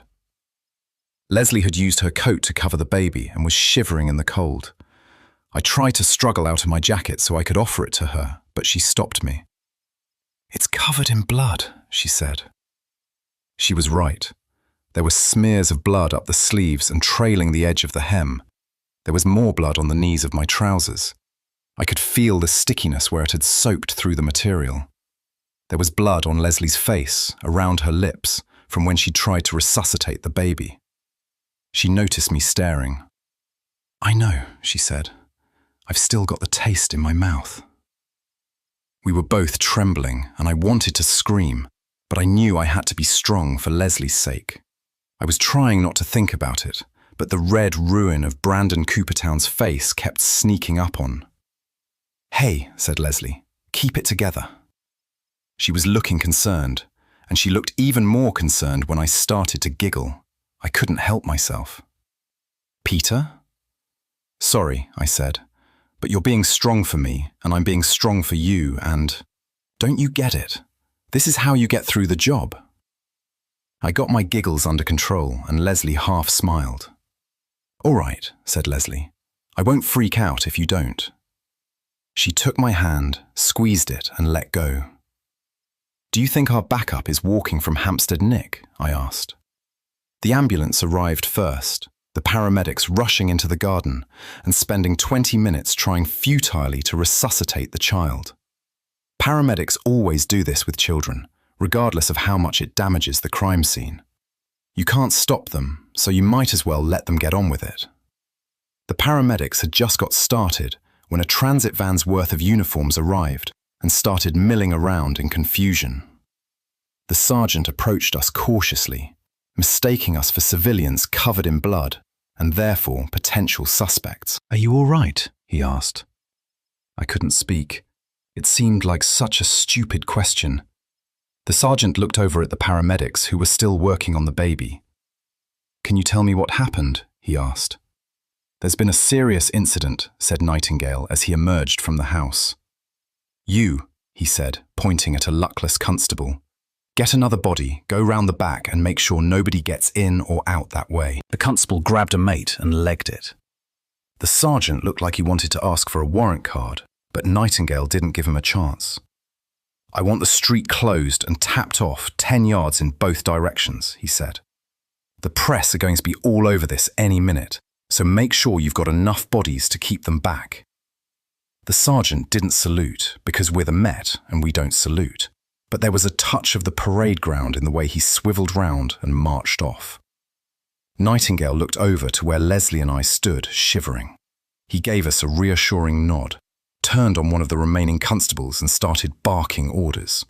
Soon after that, blankets appeared. A place was found in the transit van and cups of hot tea with 3 sugars thrust into our hands. We drank the tea and waited in silence for the other shoe to drop. It took less than 40 minutes for DCI Seawall to reach Downshire Hill. Even with the Saturday traffic, it meant he must have been doing blues and twos all the way from Belgravia. He appeared in the side doorway of the van and frowned at Leslie and me. "You two all right?" he asked. We both nodded. "Well, don't fucking go anywhere," he said.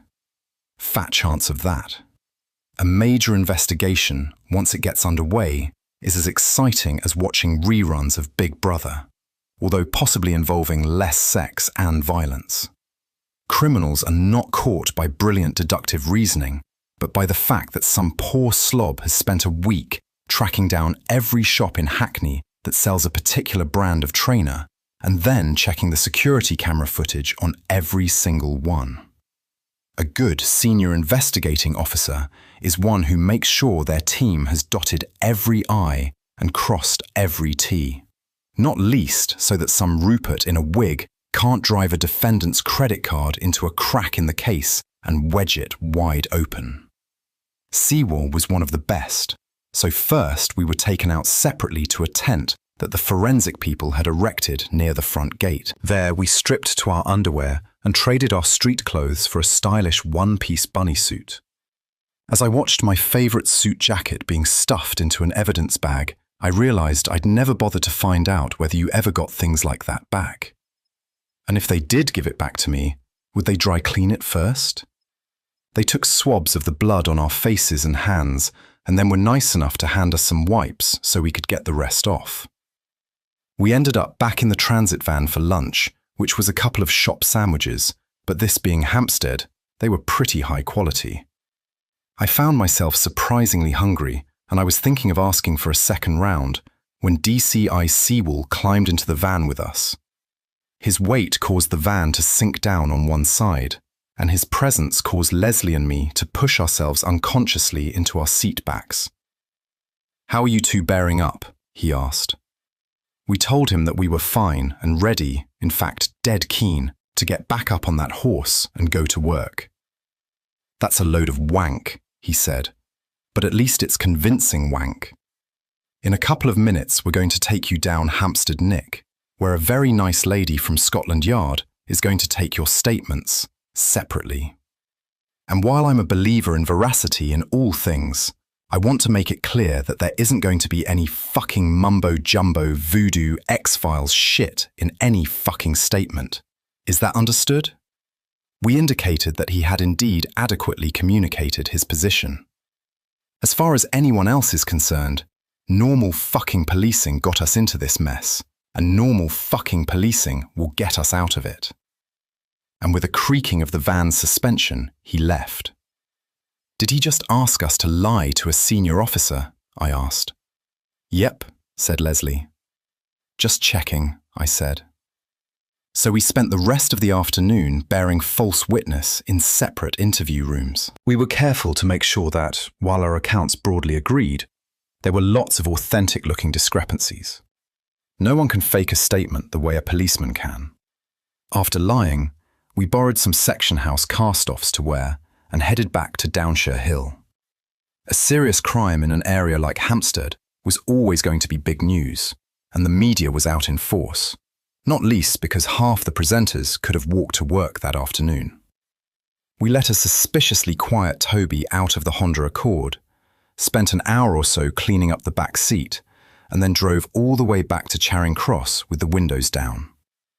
We couldn't really blame Toby, since we'd been the ones who'd left him in the car all day. We bought him a McDonald's Happy Meal, so I think he forgave us. We went back to my room and drank the last of the Grolsch. Then Leslie peeled off her clothes and climbed into my bed. I climbed in behind her and put my arms around her. She sighed and spooned against me. I got an erection, but she was much too polite to mention it. Toby made himself comfortable on the end of the bed, using our feet as a pillow, and we all went to sleep like that. When I woke up the next morning, Leslie was gone and my phone was ringing. When I answered, it was Nightingale. "Are you ready to go back to work?" he asked. I told him I was. Back to work. Back to the Ian West Forensic Bar and Grill, where Inspector Nightingale and I were booked in for a guided tour of Brandon Coopertown's horrible injuries. I was introduced to Abdul Haq Walid, a spry, gingery man in his 50s who spoke with a soft Highland accent. "Dr. Walid handles all our special cases," said Nightingale. "I specialise in cryptopathology," said Dr. Walid. "Salem," I said. "Al-Salam Alaikum," said Dr. Walid, shaking my hand. I'd been hoping that this time we'd use the remote monitoring suite, but Nightingale didn't want a visual record of this stage of the autopsy. Once again, in aprons, masks and eye protectors, we entered the lab. Brandon Coopertown, or at least the man we thought was Brandon Coopertown, lay naked on his back on the table. Dr. Walid had already opened up his torso with the standard Y-shaped incision and, after rummaging around for whatever pathologists look for in there, closed him back up again. We had confirmed his identity via the biometrics on his passport. "Below the neck," said Dr. Walid, "he's a physically fit man in his late 40s. It's his face that holds our interest here. Or rather, what was left of his face." Dr. Walid had used clamps to splay open the torn flaps of skin so that Brandon Coopertown's face looked horribly like a pink and red daisy. "Starting with the skull," said Dr. Walid, and leaned in with a pointer. Nightingale followed suit, but I contented myself with peering over his shoulder. As you can see, there's extensive damage to the bones of the face. The mandible, maxilla, and zygomatic bones have been effectively pulverized, and the teeth, those normally reliable survivors, have been shattered. "A heavy blow to the face?" asked Nightingale. "That would have been my first guess," said Dr. Walid, "if not for this." He used a clamp to seize one flap of skin, I guessed what had once covered the cheek, and draw it over the face. It reached right across the breadth of the skull and flopped down to cover the ear on the other side. The skin has been stretched beyond its natural capacity to retain its shape, and while there's not much left of the muscle tissue, that too shows lateral degradation. Judging from the lines of stress, I'd say something pushed out his face around the chin and nose, stretching the skin and muscle, pulverizing the bone, and then holding it in position. Then, whatever it is holding it in that shape vanishes.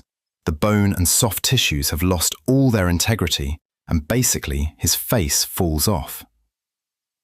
"Are you thinking dissimulo?" asked Nightingale. "Or a technique very like it," said Dr. Walid. Nightingale explained, for my benefit, that dissimulo was a magic spell that could change your appearance.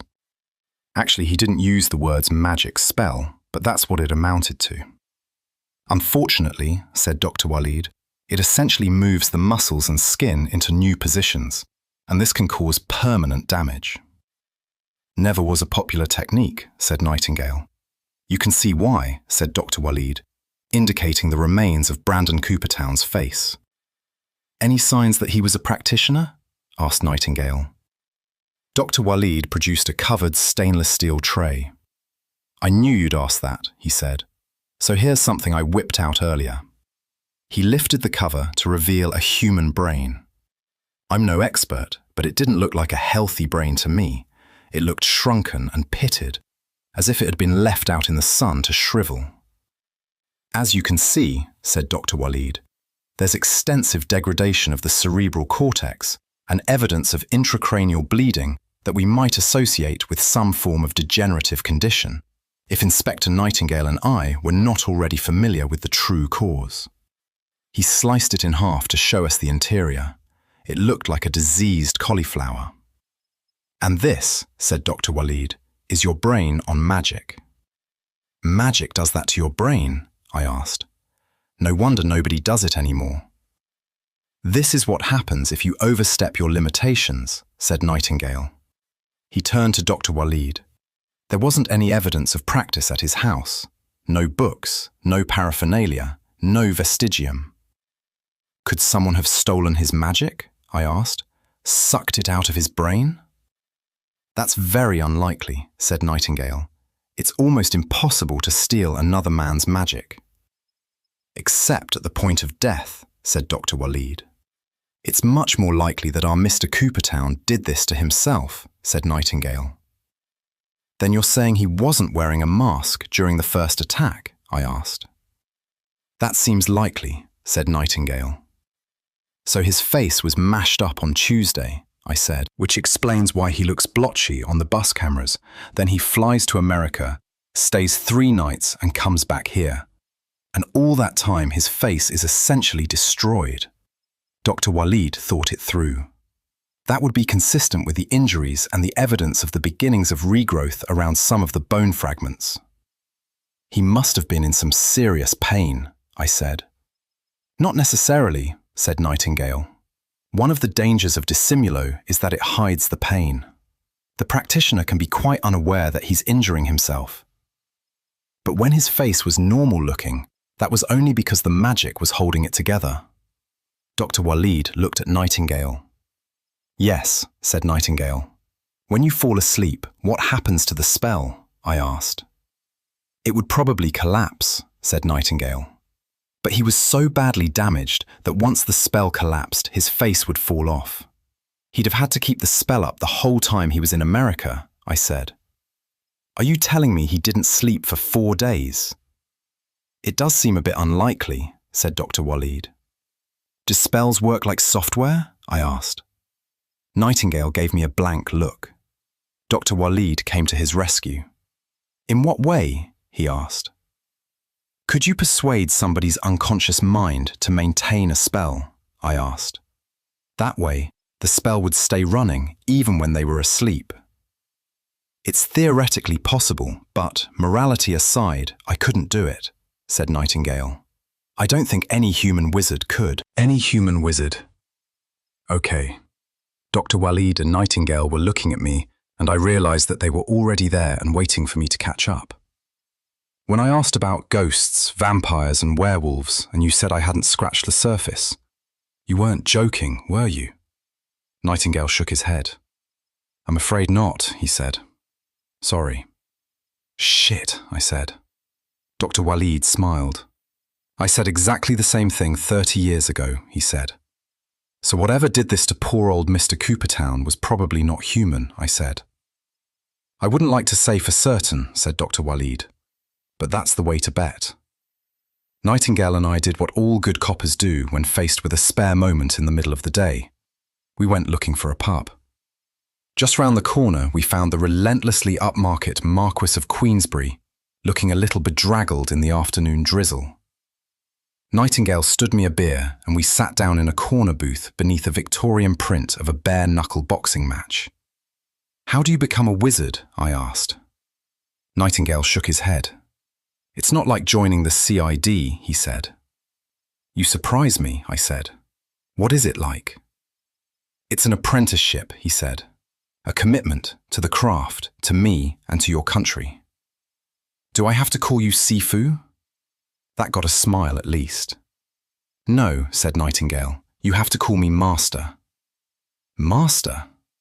That's the tradition, said Nightingale. I said the word in my head and it kept on coming out Massa. Couldn't I call you Inspector instead? What makes you think I'm offering you a position? I took a pull from my pint and waited. Nightingale smiled again and sipped his own drink. Once you cross this particular Rubicon, there will be no going back, he said. And you can call me Inspector. I've just seen a man kill his wife and child, I said. If there's a rational reason for that, then I want to know what it is. If there's even a chance that he wasn't responsible for his actions, then I want to know about it, because that would mean we might be able to stop it happening again. That is not a good reason to take on this job, said Nightingale. Is there a good reason? I asked. I want in, sir, because I've got to know. Nightingale lifted his glass in salute. That's a better reason. So what happens now? I asked. Nothing happens now, said Nightingale. It's Sunday. But first thing tomorrow morning, we go and see the Commissioner. Good one, sir, I said. No, really, said Nightingale. He's the only person authorised to make the final decision. New Scotland Yard was once an ordinary office block that was leased by the Met in the 1960s. Since then, the interior of the senior offices had been refitted several times, most recently during the 1990s, easily the worst decade for institutional decor since the 1970s. Which was why, I suppose, the anteroom to the Commissioner's office was a bleak wilderness of laminated plywood and moulded polyurethane chairs. Just to put visitors at their ease, photographic portraits of the last 6 commissioners stared down from the walls. Sir Robert Mark, 1972 to 1977, looked particularly disapproving. I doubt he thought I was making a significant contribution. It's not too late to withdraw your application, said Nightingale. Yes, it was, but it didn't mean I wasn't wishing it wasn't. Typically, a constable only sits in the Commissioner's anteroom when he's been very brave or very stupid, and I really couldn't tell which one applied to me. The Commissioner only made us wait 10 minutes before his secretary came and fetched us. His office was large and designed with the same lack of style as the rest of Scotland Yard, only with a layer of fake oak panelling on top. There was a portrait of the Queen on one wall and another of the first Commissioner, Sir Charles Rowan, on the other. I stood as close to parade ground attention as any London copper can get, and nearly flinched when the Commissioner offered me his hand to shake. "Constable Grant," he said. "Your father is Richard Grant, isn't he? I have some of his records from when he was playing with Tubby Hayes. On vinyl, of course." He didn't wait for me to answer, but shook Nightingale's hand and waved us into our seats. He was another northerner who'd come up the hard way and done that stint in Northern Ireland, which appears to be obligatory for would-be commissioners of the Metropolitan Police, presumably because violent sectarianism is thought to be character-building. He wore the uniform well and was judged by the rank and file as possibly not being a total muppet, which put him well ahead of some of his predecessors. "This is an unexpected development, Inspector," said the Commissioner. "There are some that would see this as an unnecessary step." "Commissioner," said Nightingale carefully, "I believe circumstances warrant a change in the arrangement. When I was first briefed about the nature of your section, I was led to believe that it merely served a vestigial function and that the Commissioner had to force the word out, that the magic was in decline and only posed a marginal threat to the Queen's peace. In fact, I definitely remember the word dwindle being bandied about by the Home Office. Eclipsed by science and technology was another phrase I heard a lot. The Home Office has never really understood that science and magic are not mutually exclusive, sir. The founder of my society provided proof enough of that. I believe there has been a slow but steady increase in magical activity." "The magic's coming back?" asked the Commissioner. "Since the mid-60s, said Nightingale. "The 60s, said the Commissioner. "Why am I not surprised? This is damned inconvenient. Any idea why?" "No, sir," said Nightingale. "But then there never was any real consensus as to why it faded in the first place." "I've heard the word Ettersburg used in that context," said the Commissioner. For a moment there was real pain on Nightingale's face.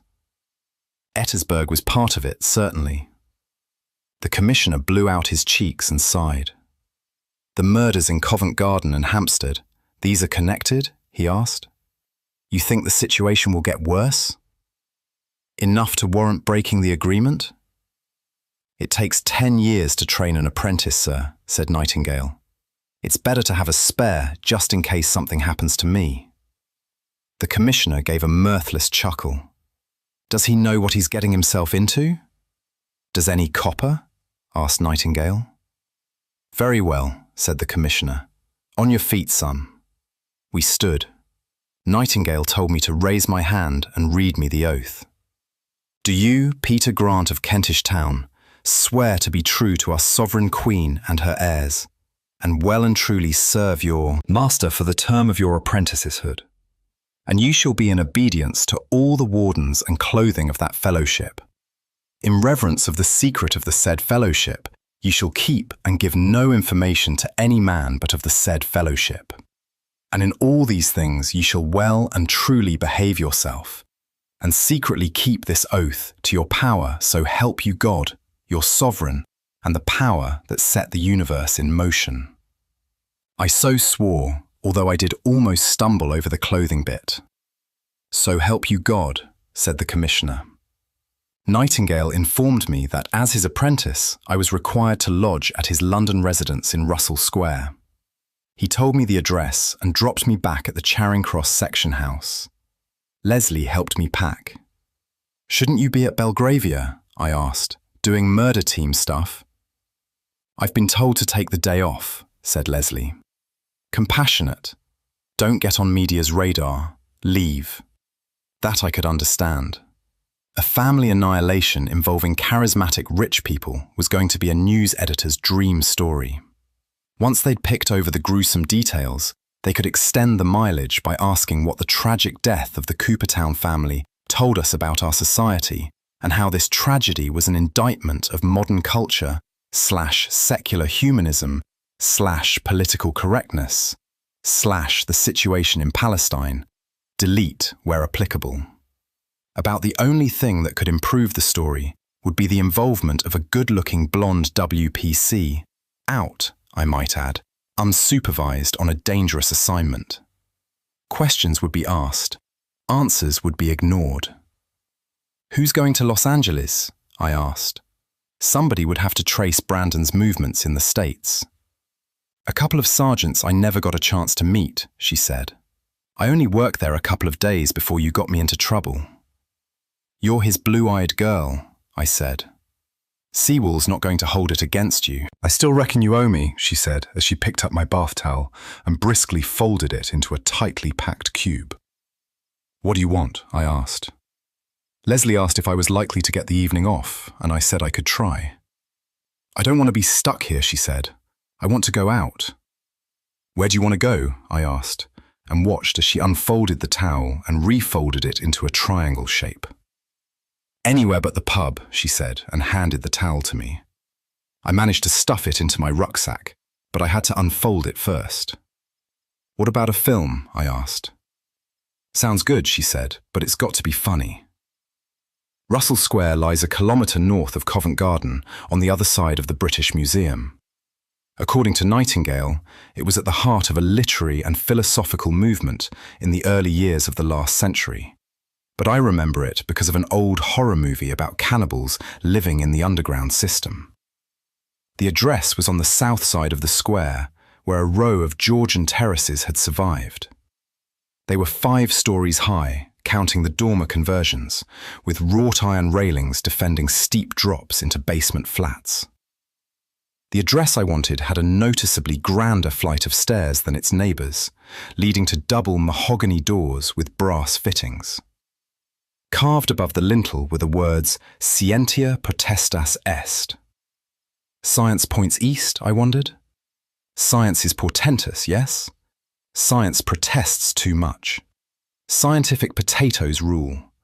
Had I stumbled on the lair of dangerous plant geneticists? I hauled my rucksack and 2 suitcases up to the landing. I pressed the brass doorbell, but I couldn't hear it ring through the thick doors. After a moment, they opened on their own. It might have been the traffic noise, but I swear I didn't hear a motor or any kind of mechanism at all. Toby whined and hid behind my legs. "That's not creepy," I said. "Not even in the slightest." I pulled my suitcase through the doors. The entrance lobby had a mosaic floor in the Roman manner and a wooden and glass booth that, while in no way resembling a ticket booth, indicated that there was an inside and an outside to the building, and that one had better have permission if one wanted to proceed inside. Whatever this place was, it certainly wasn't Nightingale's private residence. Beyond the booth, flanked by 2 neoclassical pillars, was a marble statue of a man dressed in an academic gown and breeches. He cradled a mighty tome in one arm and a sextant in the other. His square face held an expression of implacable curiosity, and I knew his name even before I saw the plinth, which read, "Nature and nature's laws lay hid in night. God said, 'Let Newton be,' and all was light." Nightingale was waiting for me by the statue. "Welcome to the Folly," he said, "the official home of English magic since 1775. "And your patron saint is Sir Isaac Newton?" I asked. Nightingale grinned. "He was our founder and the first man to systemize the practice of magic." "I was taught that he invented modern science," I said. "He did both," said Nightingale. "That's the nature of genius."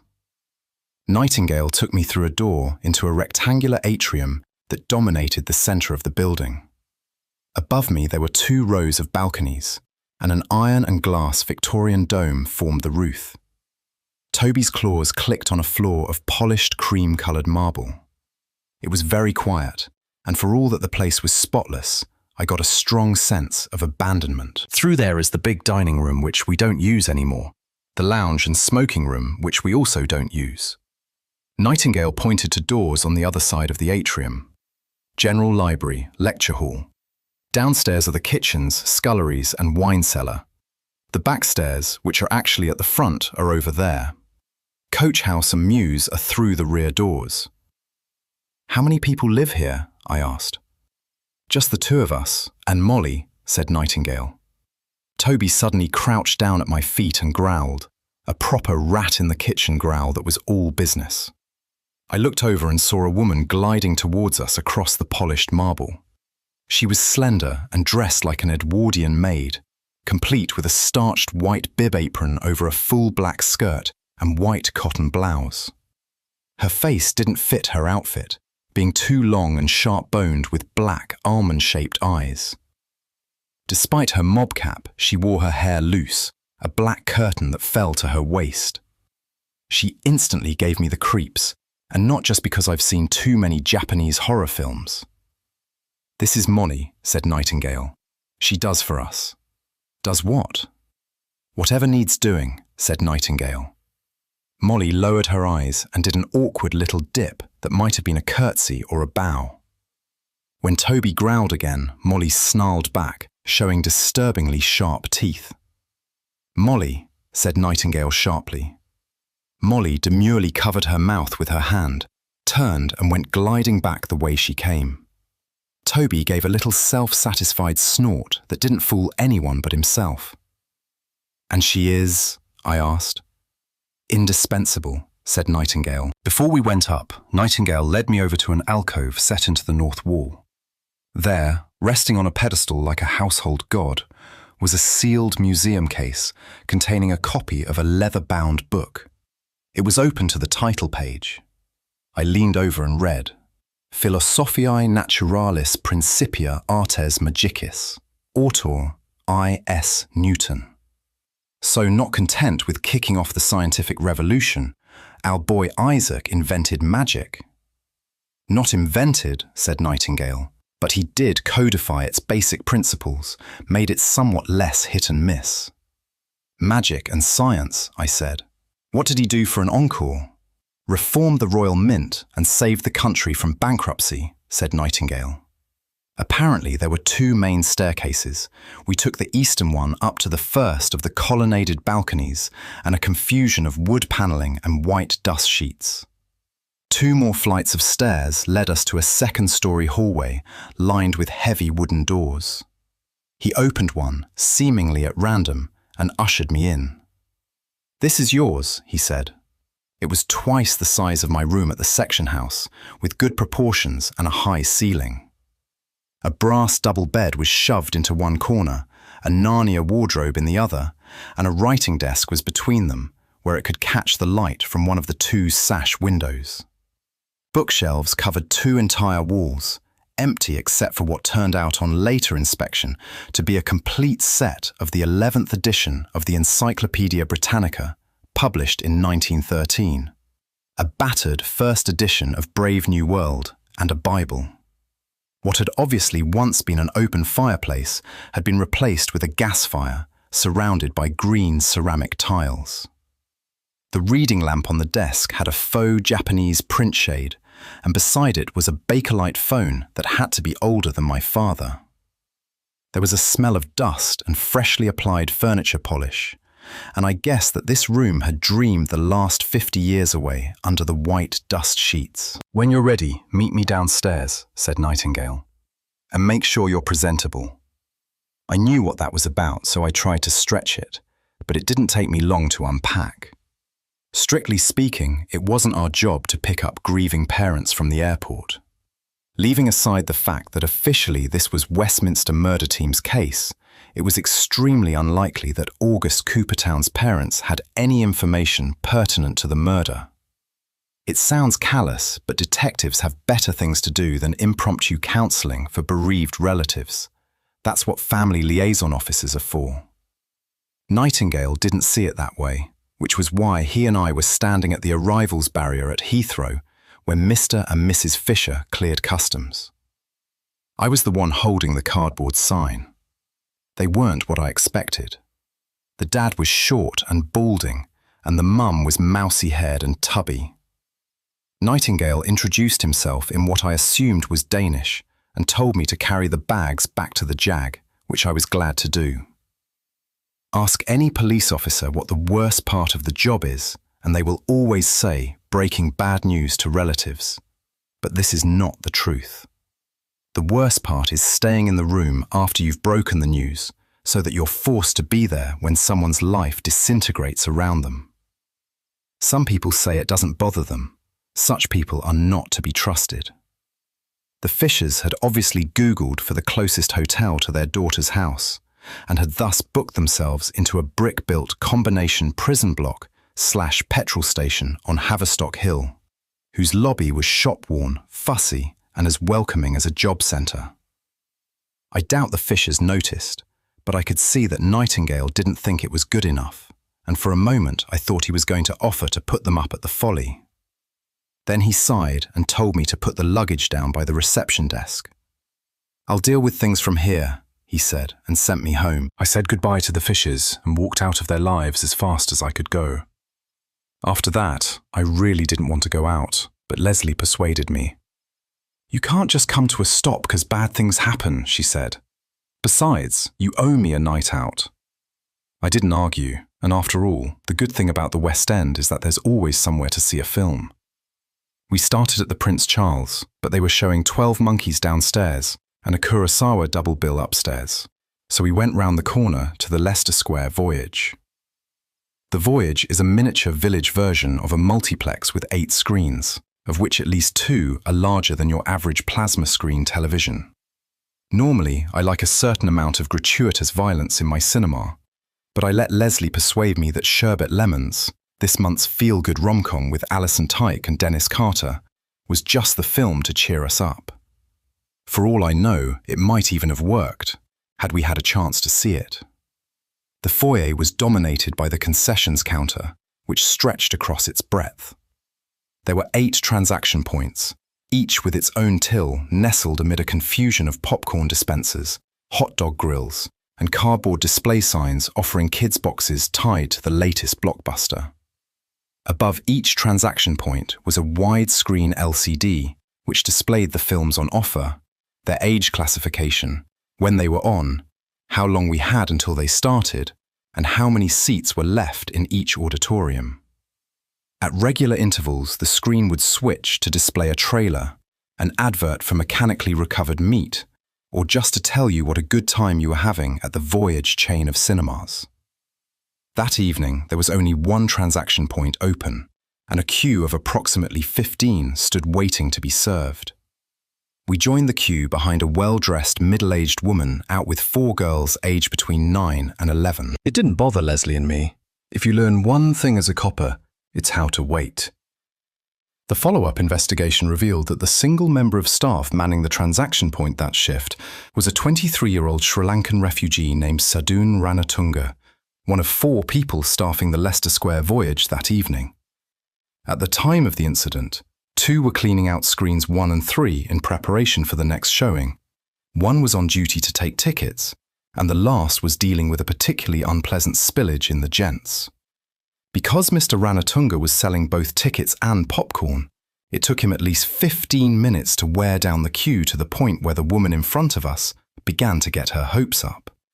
Her accompanying children, who up till then had been amusing themselves elsewhere, flocked back to the queue so they could get their bid for sweets in early. She was impressively firm, making it clear that the ration was to be 1 drink and 1 serving of popcorn or a packet of sweets. No exception, and I don't care what Priscilla's mother let you have when she took you out. No, you can't have nachos. What are nachos anyway? Behave, or you won't get anything. The tipping point came, according to Charing Cross CID, when the couple next in line asked for a concessionary price. The couple, who were identified as Nicola Fabroni and Eugenio Turco, a pair of heroin addicts from Naples who had come to London to dry out, had leaflets from the Piccadilly English Language School, which they claimed made them bona fide students. As recently as the week before, Mr. Ranatunga would have just let it slide. But that afternoon, his manager had informed him that head office had decreed that Leicester Square Voyage had been selling far too many concessionary tickets, and that in future, staff should decline any request that seemed suspect. In compliance with this directive, Mr. Ranatunga regretfully informed Turco and Fabroni that they would have to pay full price. This did not go down well with the couple, who had budgeted their evening on the basis that they could lig into the cinema. They remonstrated with Mr. Ranatunga, who was adamant in his refusal. But since both parties were doing this in their second language, it used up valuable time. Finally, and with ill grace, Turco and Fabroni paid the full price with a pair of grubby £5 notes and a handful of 10-pence pieces.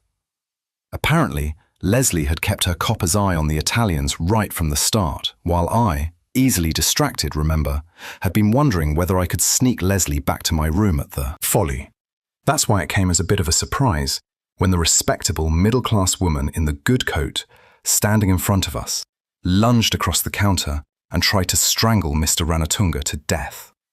Her name was Celia Munro, resident of Finchley, who had brought her daughters Georgina and Antonia and their two friends, Jennifer and Alex, to the West End as a special treat. The dispute started when Ms. Munro proffered 5 Voyager Film Fund vouchers as part payment for the tickets. Mr. Ranatunga regretfully indicated that the vouchers were not valid at this particular cinema. Miss Munro asked why this might be so, but Mr. Ranatunga was unable to say, since his management had never bothered to brief him on the promotion in the first place. Miss Munro expressed her dissatisfaction with a degree of forcefulness which surprised Mr. Ranatunga, Leslie and me, and, according to her later statement, Miss Munro herself. It was at that point that Leslie and I decided to intervene, but we hadn't even had time to step forward and ask what the problem was, when Ms. Munro made her move. It happened very quickly, and, as is often the case with unexpected events, it took us a few moments to register what was going on. Fortunately, we were both sufficiently street-seasoned not to freeze, and we each grabbed a shoulder and tried to drag the woman off poor Mr. Ranatunga. Her grip on his neck was so strong that Mr. Ranatunga was pulled back across the counter as well. By now, one of the girls was hysterical, and apparently the eldest, Antonia, started beating me across the back with her fists, but I didn't feel it at the time. Miss Munro's lips were drawn back in a rictus of rage, the tendons standing out on her neck and forearms.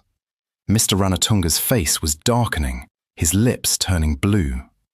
Leslie got her thumb into the pressure point on Miss Munro's wrists, and she let go in such a hurry that we both went sprawling backwards onto the floor. She landed on top of me, so I tried to pin her arms, but not before she got a vicious elbow into my ribs.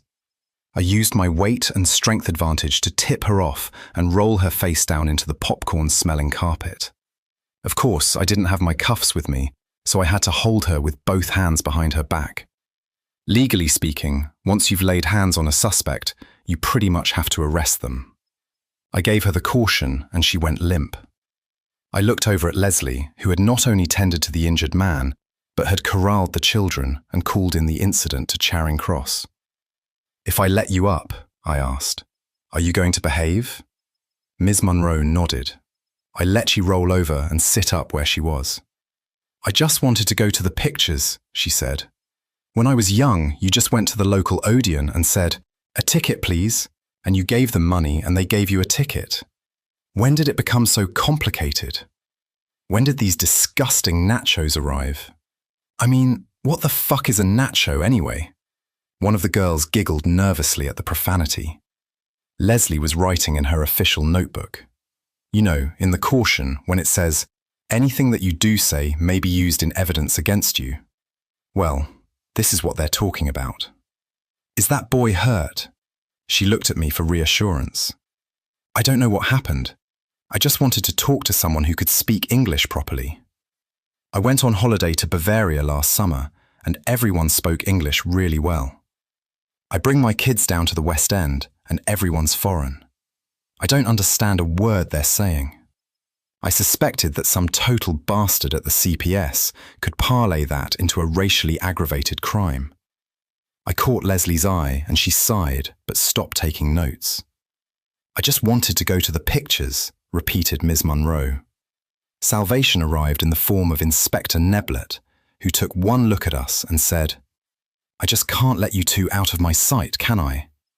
He didn't fool me. I knew he'd been rehearsing that line the whole way over. Nonetheless, we all trooped back to the Nick to complete the arrest and do the paperwork.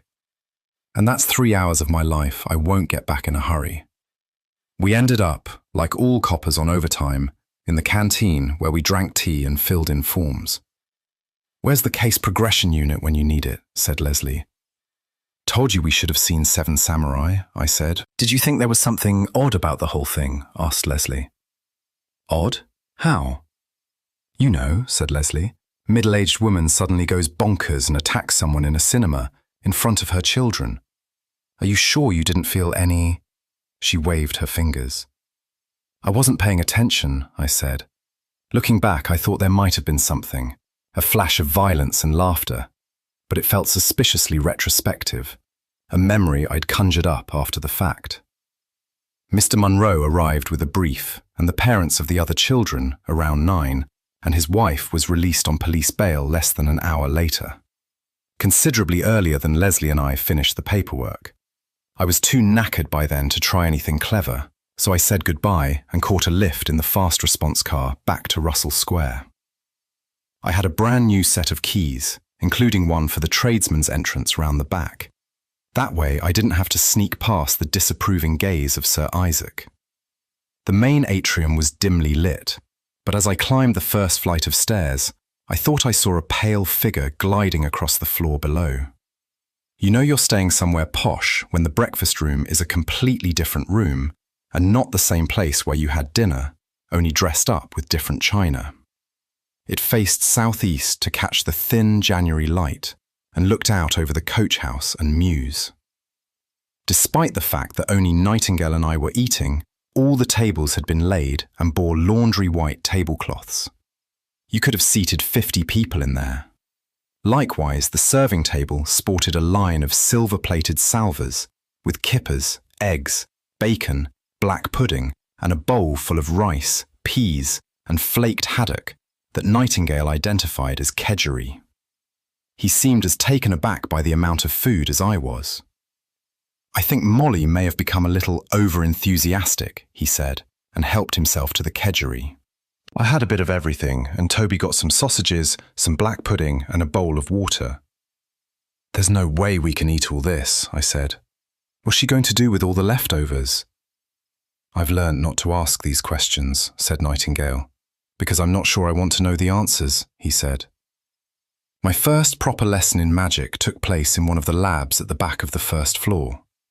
The other labs had once been used for research projects, but this one was for teaching, and indeed it looked just like a school chemistry lab.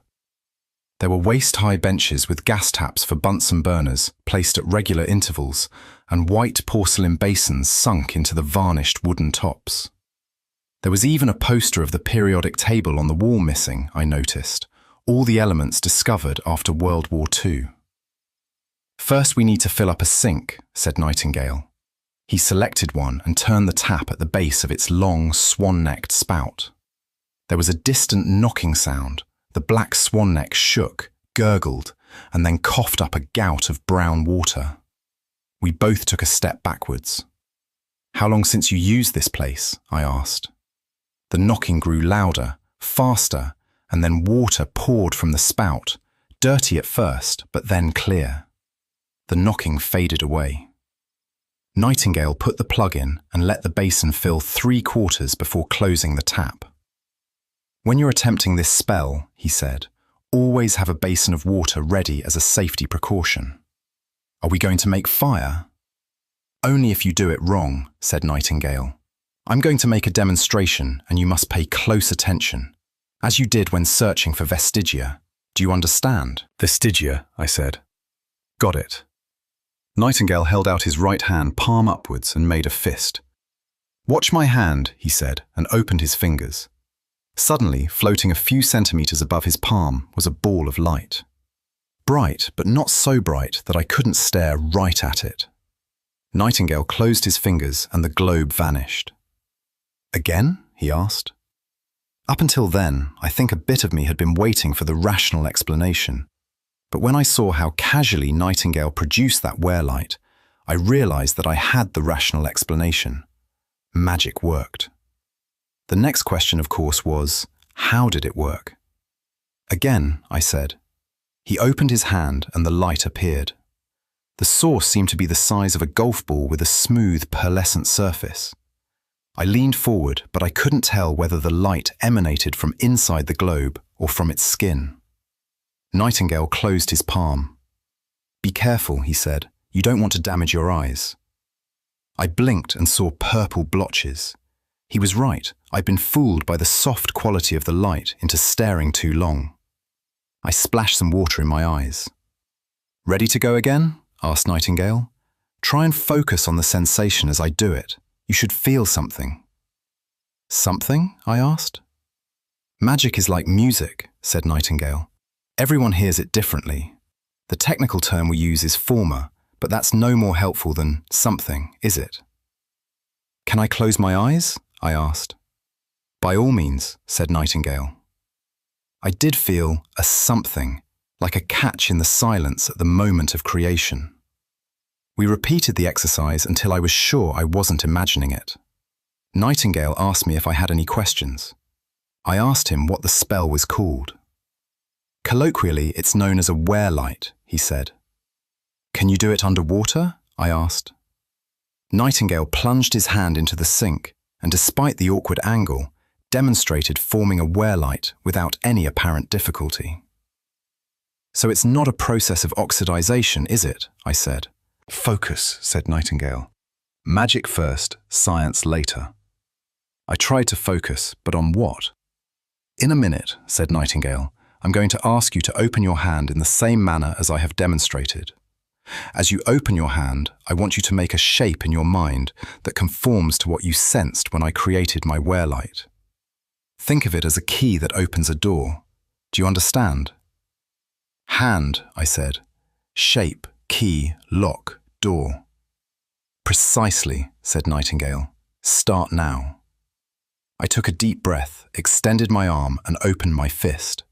Nothing happened. Nightingale didn't laugh, but I would have preferred it if he had. I took another breath, tried to shape my mind, whatever that meant, and opened my hand again. "Let me demonstrate again," said Nightingale, "and then you follow." He created the wear-light. I felt for the shape of the former and tried to replicate it. I still failed to create my own light, but this time I thought I felt an echo of the former in my mind, like a snatch of music from a passing car. We repeated the exercise several times until I was certain I knew what the shape of the former was. But I couldn't find the shape in my own mind. The process must have been familiar to Nightingale because he could tell what stage I was at. "Practice this for another 2 hours," he said. "Then we'll stop for lunch, and then 2 more hours after that. Then you can have the evening off." "Just do this?" I asked. "No learning of ancient languages, no magic theory." "This is the first step," said Nightingale. "If you can't master this, then everything else is irrelevant." "So this is a test?" "That's what an apprenticeship is," said Nightingale. "Once you've mastered this former, then I can promise you plenty of study. Latin, of course, Greek, Arabic, technical German. Not to mention you'll be taking over all the legwork on my cases." "Good," I said. "Now I'm incentivized." Nightingale laughed and left me to it. By the river. There are some things you don't want to be doing less than 10 minutes after waking up, and doing a ton down the Great West Road is one of them. Even at 3 in the morning with the spinner going and a siren to clear the way, and the roads as empty of traffic as London roads ever get. I was hanging onto the doorstrap and trying not to think about the fact that the Jag, with its many vintage qualities of style and craftsmanship, was sadly lacking in the airbag and modern crumple zone department. "Have you fixed the radio yet?" asked Nightingale. At some point, the Jag had been fitted with a modern radio set, which Nightingale cheerfully admitted he didn't know how to use.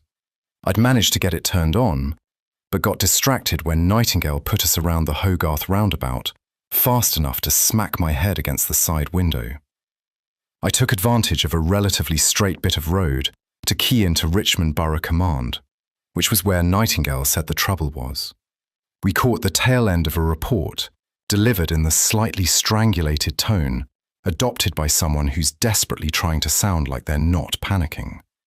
It was something about geese. Tango Whiskey 3 from Tango Whiskey 1. Say again? TW1 would be the Richmond duty inspector in the local control room. TW3 would be one of the borough's incident response vehicles. Tango Whiskey 1 from Tango Whiskey 3. We're down by the White Swan being attacked by the bloody geese. White Swan? I asked. It's a pub in Twickenham, said Nightingale. By the bridge to Eel Pie Island. Eel Pie Island I knew to be a collection of boatyards and houses on a river islet barely 500 metres long. The Rolling Stones had once played a gig there, and so had my father. That's where I knew it from. And the geese? I asked. Better than watchdogs, said Nightingale. Ask the Romans. TW1 wasn't interested in the geese. She wanted to know about the crime. There'd been multiple 999 calls 20 minutes earlier, reporting a breach of the peace and possible fighting between groups of youths, which in my experience could turn out to be anything from a hen night gone wrong to foxes turning over rubbish bins. TW3 reported seeing a group of IC1 males dressed in jeans and donkey jackets fighting with an unknown number of IC3 females on Riverside Road. IC1 is the identification code for white people. IC3 is black people, and if you're wondering, I tend to jump between IC3 and IC6, Arabic or North African. It depends on how much sun I've caught recently. Black versus white was unusual, but not impossible. But I'd never heard of boys versus girls before, and neither had TW1, who wanted clarification. Female, reported TW3. Definitely female, and one of them is stark naked. I was afraid of that, said Nightingale. Afraid of what? I asked. There was a rush of emptiness outside the Jag as we shot across the Chiswick Bridge. Upstream of Chiswick, the Thames throws a loop northwards around Kew Gardens, and we were cutting across the base and aiming for Richmond Bridge. There's an important shrine nearby, said Nightingale. I think the boys might have been after it. When he said shrine, I guessed he wasn't talking about the rugby stadium. And the girls are defending the shrine? Something like that, said Nightingale. He was a superb driver, with a level of concentration that I always find a comfort at high speed. But even Nightingale had to slow down when the streets narrowed. Like a lot of London, Richmond Town Centre had been laid out back when town planning was something that happened to other people. Tango Whiskey 1 from Tango Whiskey 4. I'm on Church Lane by the river, and I've got 5 or 6 IC1 males climbing into a boat, in pursuit. TW4 would be Richmond's second incident response vehicle, meaning that just about every available body was now dealing.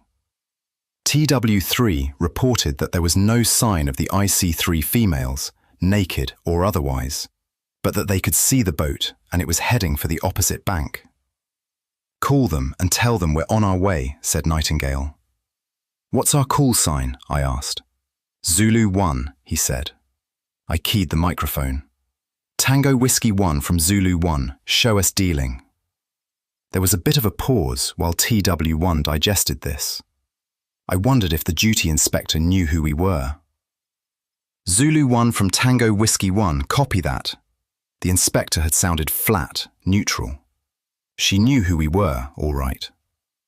Be advised that the suspects seem to have crossed the river and may now be on the south bank. I tried to acknowledge, but it came out strangulated when Nightingale put us the wrong way down the one-way system on George Street, which you're not supposed to do, even with your lights and siren on, not least because of the risk of coming face to face with something heavy and designed to clean streets in the middle of the night. I braced my legs in the footwell as our headlights lit up a 2-metre cherry-red Valentine's heart in the window of Boots. TW3 called in. Be advised that the suspect boat is now on fire. I can see people jumping off. Nightingale put his foot down, but mercifully we turned a corner and were back going the right way down the street. On the right was Richmond Bridge, but Nightingale went straight across the mini roundabout and down the road that ran beside the Thames. We heard TW1 calling in the London Fire Brigade fireboat, 20 minutes away at least. Nightingale threw the jag into a right-hand turn that I hadn't even noticed, and suddenly we were racing through pitch darkness, jolting along a track with gravel pinging off the bottom of the chassis. A sudden turn to the left and we were running right along the water's edge, following the river as it curved north again.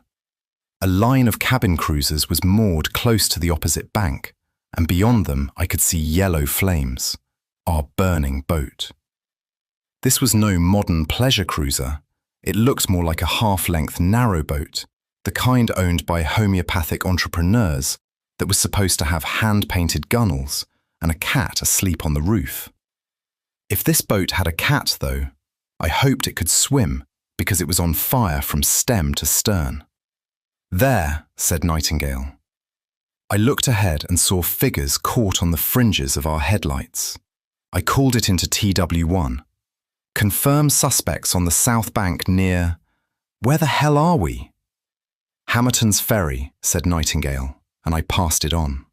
Nightingale braked the jag and we pulled up opposite the burning boat. There were torches in the glove compartment, vulcanized monstrosities with old-fashioned filament bulbs. Mine proved reassuringly heavy in the hand when Nightingale and I stepped out into the darkness. I swept my light along the path, but the suspects, assuming that's what they were, had scarpered. Nightingale seemed more interested in the river than the path. I used my torch to check the water around the narrowboat, which, I saw, was drifting slowly downstream, but there was nobody in the water. "Shouldn't we check there's no one left on board?" I asked. "There had better be no one on that boat," said Nightingale loudly, as if speaking to the river rather than to me. "And I want that fire put out right now," he said. I heard a giggle out in the darkness. I pointed my torch in the direction it came from, but there was nothing to see except the boats moored on the far bank. I turned back to see the burning boat being sucked down into the river, as if someone had grabbed hold of the bottom and yanked it under the surface. The last of the flames guttered out, and then, like an escaping rubber duck, it bobbed up to the surface, the fire entirely doused. "What did that?" I asked. "River spirits," said Nightingale. "Stay here while I check further up the bank." I heard another laugh from across the water. Then, very clearly, and not 3 meters from where I was standing, someone, definitely a woman and a Londoner, said, "Oh, shit!" Then came the sound of metal being torn. I ran over. At that point, the bank was a muddy slope held together with tree roots and bits of stone reinforcement. As I got close, I heard a splash and got my torch on it just in time to see a sleek, curved shape vanish beneath the surface. I might have thought it was an otter if I was stupid enough to think otters were hairless and grew as big as a man. Just below my feet was a square cage made out of chicken wire, part of an anti-erosion project I learned later, one side of which had been torn open. Nightingale returned empty-handed and said that we might as well wait for the fireboat to come and take the remains of the narrowboat under tow. I asked him if there was such a thing as mermaids. "That wasn't a mermaid," he said. "So there are such things as mermaids," I said. "Focus, Peter," he said. "One thing at a time." "Was that a river spirit?" I asked. "Genie locorum," he said. "The spirit of a place, a goddess of the river, if you like."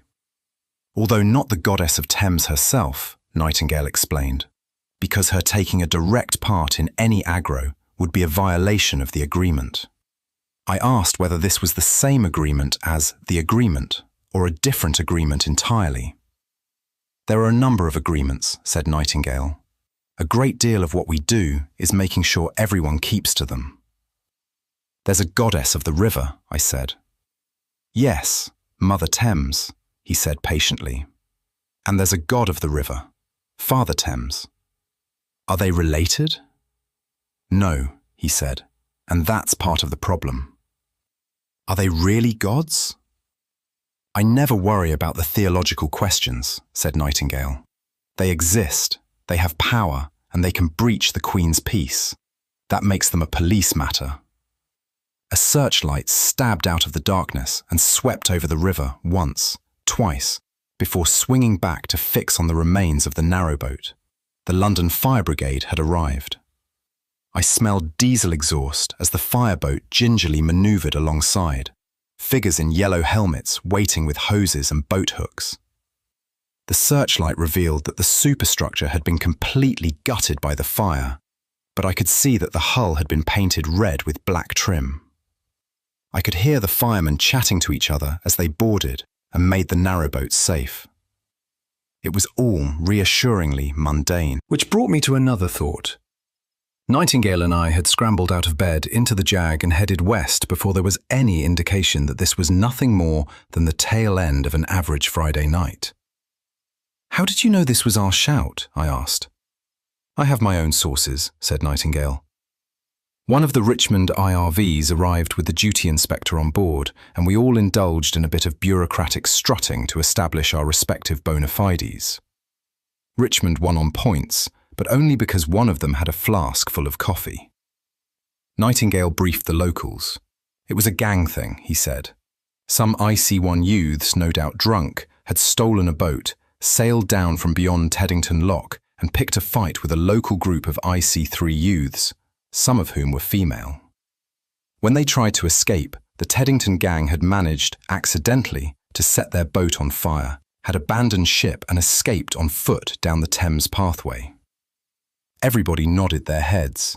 It sounded like a typical Friday night in the big city. Nightingale said he was sure nobody had drowned, but the Richmond duty inspector decided to call in a search and rescue team just in case. Then, our two inspectors having marked their respective trees, we went our separate ways. We drove back up to Richmond, but stopped well short of the bridge. Dawn was at least an hour away, but as I followed Nightingale through an iron gate, I could see that the road we were on cut through a municipal gardens that sloped down to the river.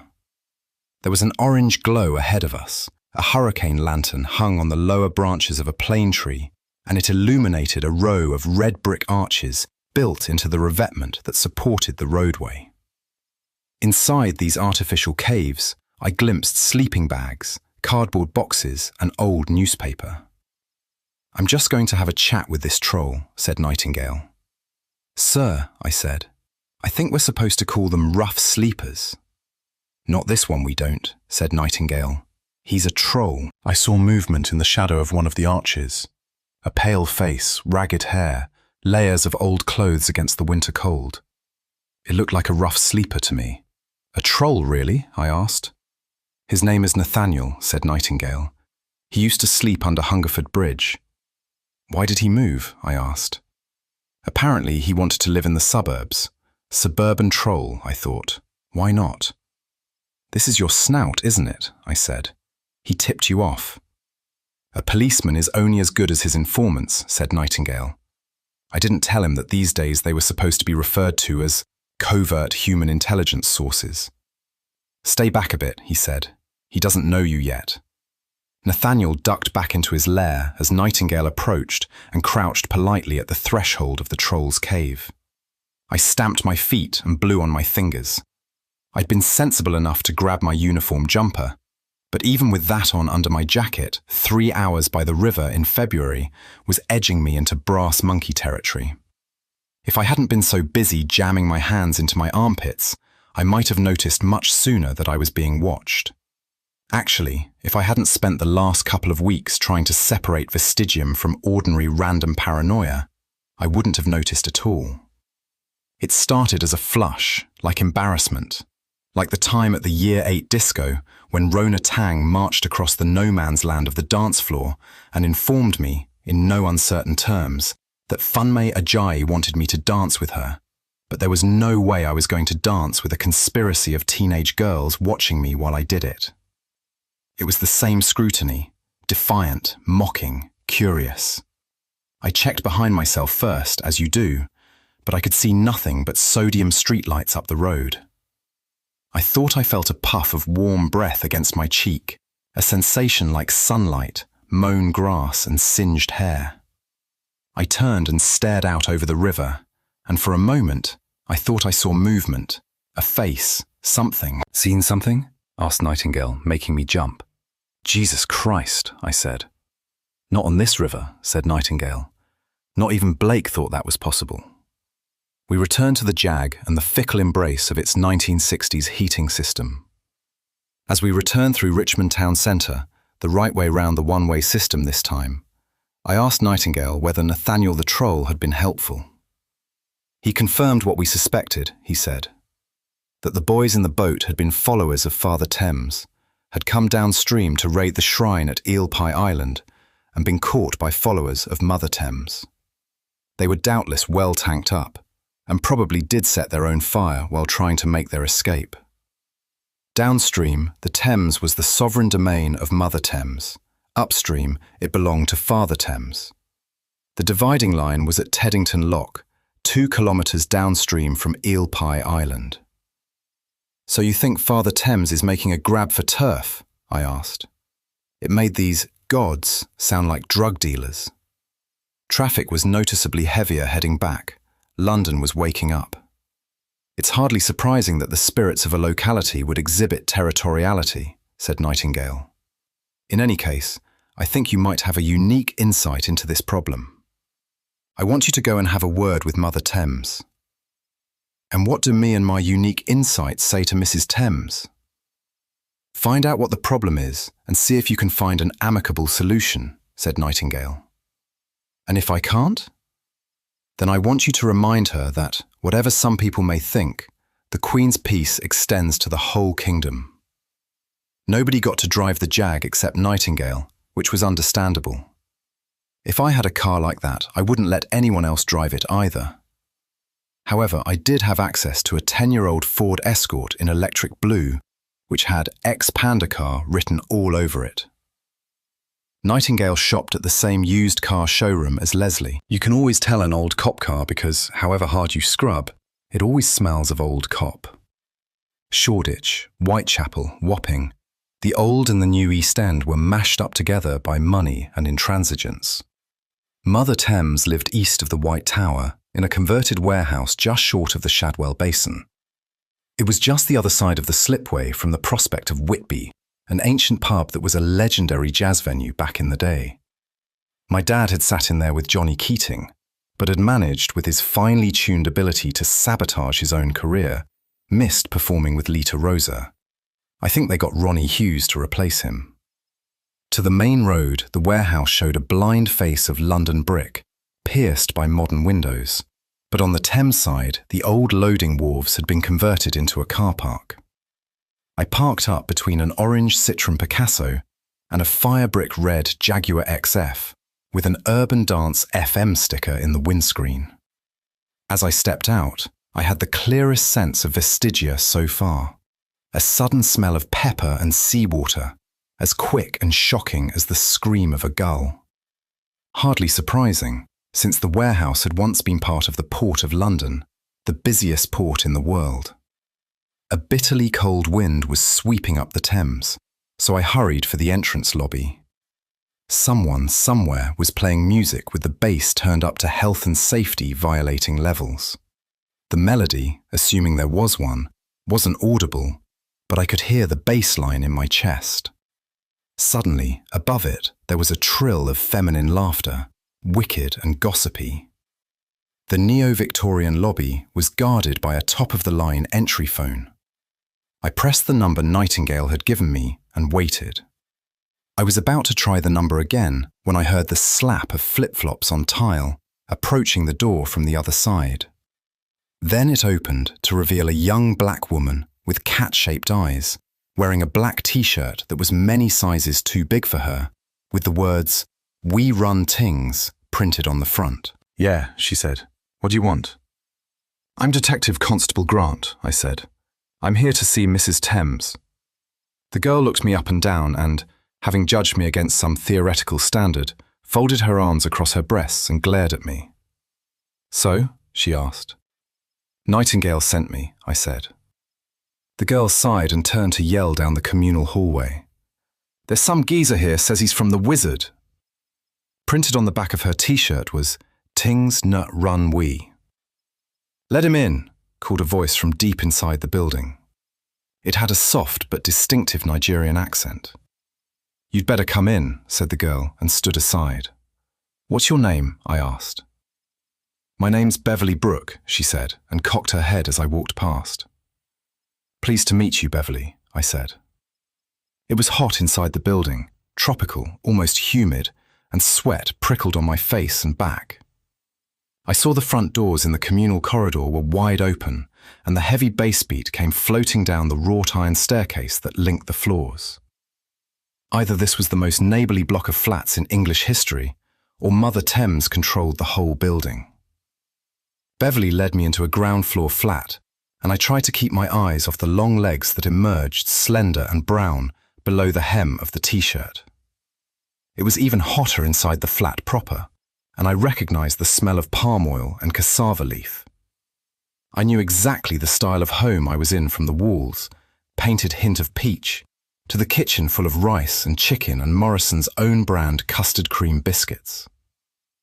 We stopped at the threshold to the living room. Beverly beckoned me down so she could murmur in my ear, "You show some respect now."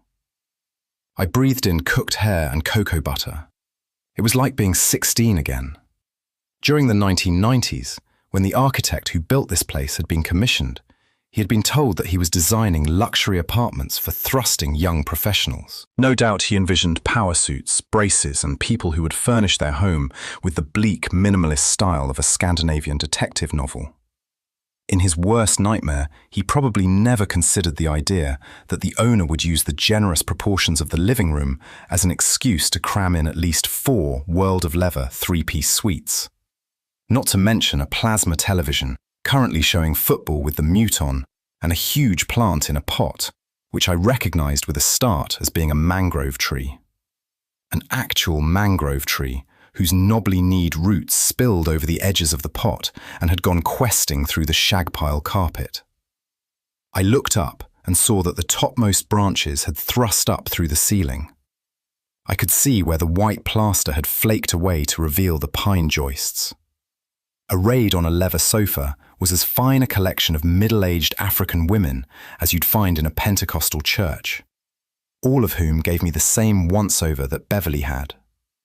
Seated incongruously among them was a skinny white woman in a pink cashmere twinset and pearls, looking as perfectly at home as if she'd wandered in on her way into town and had never left. I noticed that the heat wasn't bothering her. She gave me a friendly nod. But none of this was important, because also in the room was the goddess of the River Thames. She sat enthroned on the finest of the executive armchairs. Her hair was braided and threaded with black cotton and tipped with gold, so that it stood above her brow like a crown. Her face was round and unlined, her skin as smooth and perfect as a child's, her lips full and very dark. She had the same black cat-shaped eyes as Beverly. Her blouse and wrap skirt were made from the finest gold Austrian lace, the neckline picked out in silver and scarlet, wide enough to display one smooth, plump shoulder and the generous upper slopes of her breasts. One beautifully manicured hand rested on a side table, at the foot of which stood burlap sacks and little wooden crates. As I stepped closer, I could smell salt water and coffee, diesel and bananas, chocolate and fish guts. I didn't need Nightingale to tell me I was sensing something supernatural, a glamour so strong it was like being washed away by the tide. In her presence, I found nothing strange in the fact that the goddess of the river was Nigerian. "So you are the wizard's boy," said Mama Thames. I thought there was an agreement. I found my voice. I believe it was more of an arrangement. I was fighting the urge to fling myself to my knees before her and put my face between her breasts and go blubby, blubby, blubby. When she offered me a seat, I was so hard it was painful to sit, I caught Beverly snickering behind her hand. So did Mama Thames, who sent the teenager scuttling for the kitchen. This I know for a fact. The reason African women have children is so that there's someone else to do the housework. "Would you like some tea?" asked Mama Thames. I declined politely. Nightingale had been very specific. Don't eat or drink anything under her roof. Do that, he'd said, and she'll have her hooks in you. My mum would have taken such a refusal as an insult, but Mama Thames just inclined her head graciously. Perhaps this too was all part of the arrangement. Your master, she said. He is well? Yes, ma'am, I said. He does seem to get better as he gets older, does our Master Nightingale, she said. Before I could ask what she meant, she had asked after my parents. Your mother is a Fula, yes? She asked. From Sierra Leone, I said. And your father no longer plays, I believe. You know my father? No, she said, and gave me a knowing smile. Only in the sense that all the musicians of London belong to me, especially the jazz and bluesmen. It's a river thing. Are you on speaking terms with the Mississippi then? I asked. My father always swore that jazz, like the blues, was born in the muddy waters of the Mississippi. My mother swore that it came from the bottle, like all the devil's best work. I'd been taking the piss a little bit, but it suddenly occurred to me that if there was a Mother Thames, why not a god of the Old Man River? And if that was so, did they talk? Did they have long phone calls about silting, watersheds, and the need for flood management in the tidal regions? Or did they email or text or Twitter? With that reality check, I realized that some of the glamour was wearing off. I think Mama Thames must have sensed it too, because she gave me a shrewd look and nodded. Yes, she said. I see how it is now. How clever of your master to choose you, and they say you can't teach an old dog new tricks. 2 weeks of similarly impenetrable remarks from Nightingale meant that I had developed a sophisticated countermeasure to gnomic utterances. I changed the subject. How did you come to be goddess of the Thames? I asked. Are you sure you want to know? She asked. But I could tell that she was flattered by my interest. It's a truism that everybody loves to talk about themselves. 9 out of 10 confessions arise entirely out of a human being's natural instinct to tell their life story to an attentive listener, even if it involves how they came to bludgeon their golf partner to death. Mama Thames was no different. In fact, I realized, gods had an ever greater need to explain themselves. I came to London in 1957, said Mama Thames. But I wasn't a goddess then. I was just some stupid country girl with a name that I have forgotten, come to train as a nurse. But if I am honest, I have to say I was not a very good nurse. I never liked to get too close to the sick people, and there were too many Igbo in my class. Because of those stupid patients, I failed all my exams, and they threw me out. Mama Thames kissed her teeth at the bare-faced cheek of them, into the street, just like that, and then my beautiful Robert, who had been courting me for 3 years, says to me, I can no longer wait for you to make up your mind, and I'm going to marry a white bitch Irish woman. She kissed her teeth again, and it was echoed around the room by all the other women. I was so heartbroken, said Mama Thames, that I went to kill myself. Oh yes, that is how bad the man broke my heart. So I went to Hungerford Bridge to throw myself in the river. But that is a railway bridge, and the old footbridge that ran along the side, very dirty in those days. All sorts of things used to live on that bridge, tramps and trolls and goblins. It is not the sort of place a decent Nigerian girl wants to throw herself off. Who knows what might be watching? So I went to Waterloo Bridge, but by the time I got there, it was sunset, and everywhere I looked, it was so beautiful that I thought I just cannot bring myself to jump. Then it was dark, so I went home for my dinner. The next morning I got up nice and early and caught a bus to Blackfriars Bridge. But there is that damn statue of Queen Victoria at the north end, and even if she is looking the other way, think how embarrassed you would be if she were to turn round and see you standing on the parapet. The rest of the room shook their heads in agreement. There was no way on earth that I was going to throw myself off Southwark Bridge, said Mama Thames. So after another long walk, where did I find myself? London Bridge? Mama Thames reached out and patted me on the knee. This was the old bridge, the one that was sold soon afterwards to that nice American gentleman. Now there was a man who knows how to show a river a good time. 2 barrels of Guinness and a crate of rum barbancourt. That's what I call an offering. There was a pause while Mama Thames sipped her tea. Beverly entered with a plate of custard creams and placed them within easy reach. I had a biscuit in my hand before I realized what I was doing and put it back. Beverly snorted. In the middle of the old London Bridge was a chapel, a shrine to St. Birinus, and I thought, good Sunday Christian that I was, that this would be the right place to jump off. I stood there looking west, just as the tide began to turn. London was still a port back then, dying but like an old man with a long, exciting life, full of stories and memories. And terrified that he was going to be old and frail with no one to look after him because there was no life left in the river, no Arisa, no spirit, nothing to care for the old man. I heard the river call me by the name I have forgotten, and it said, "We see you are in pain. We see you are weeping like a child because of one man." And I said, "Oh, river, I have come such a long way, but I have failed as a nurse, and I have failed as a woman, and this is why my man does not love me." And then the river said to me, "We can take the pain away. We can make you happy and give you many children and grandchildren.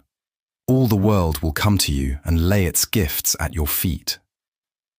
"Well," said Mama Thames, this was a tempting offer, so I asked, "What must I do? What do you want from me?"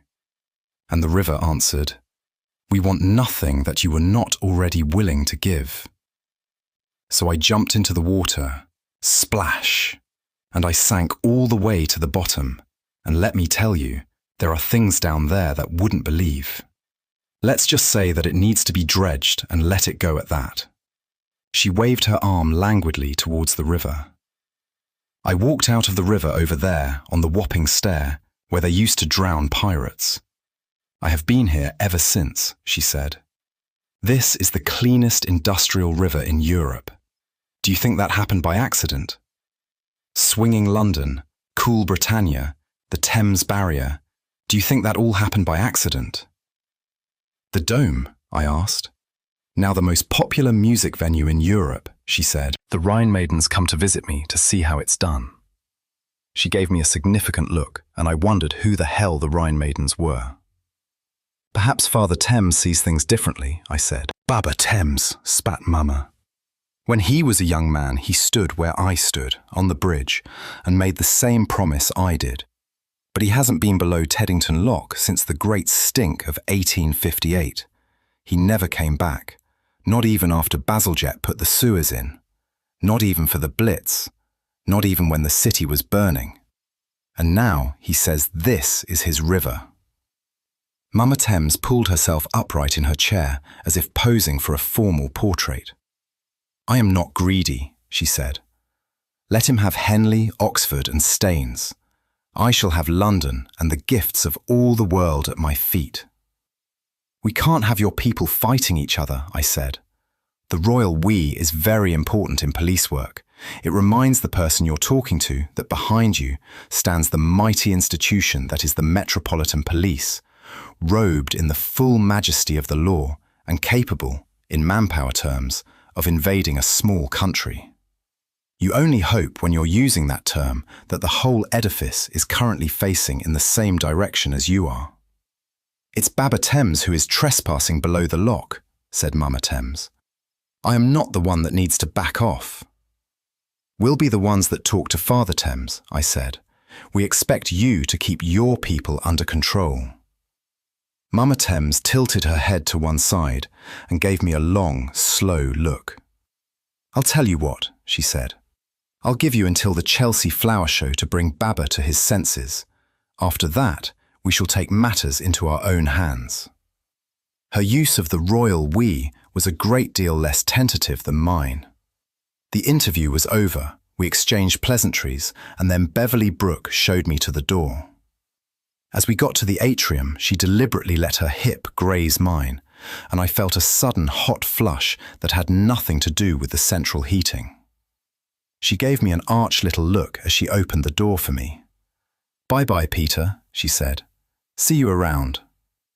When I got back to the Folly, I found Nightingale in the reading room on the first floor. This was a scattering of upholstered green leather armchairs, footstools, and side tables.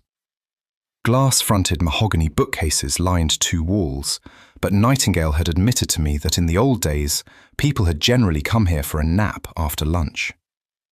He was doing the Telegraph crossword. He looked up as I sat down opposite.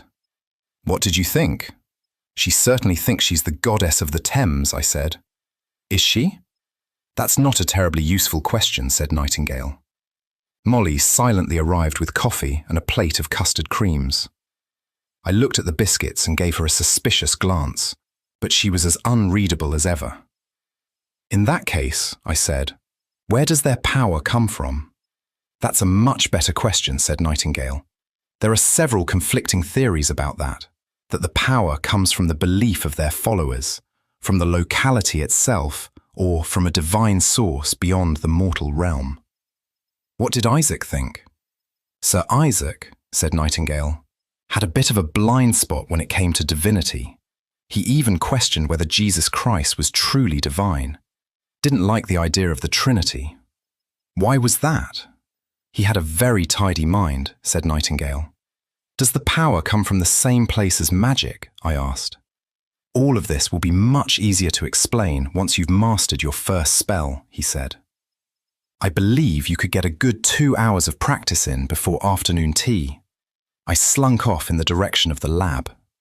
I dreamed that I was sharing my bed with Leslie May and Beverly Brooke, both lithe and naked on either side of me. But it wasn't nearly as erotic as it should have been, because I didn't dare embrace one for fear that I'd mortally offend the other. I had just devised a strategy to get my arms around both at the same time, when Beverly sank her teeth into my wrist and I woke with a terrible cramp in my right arm. It was bad enough to make me fall out of bed and thrash around, being uselessly stoic for a good 2 minutes. There's nothing like excruciating pain for waking you up. So once it was clear I wasn't going back to sleep, I left my room and went looking for a snack. The basement of the Folly was a warren of rooms, left over from when it boasted dozens of staff. But I knew that the back stairs bottomed out next to the kitchen.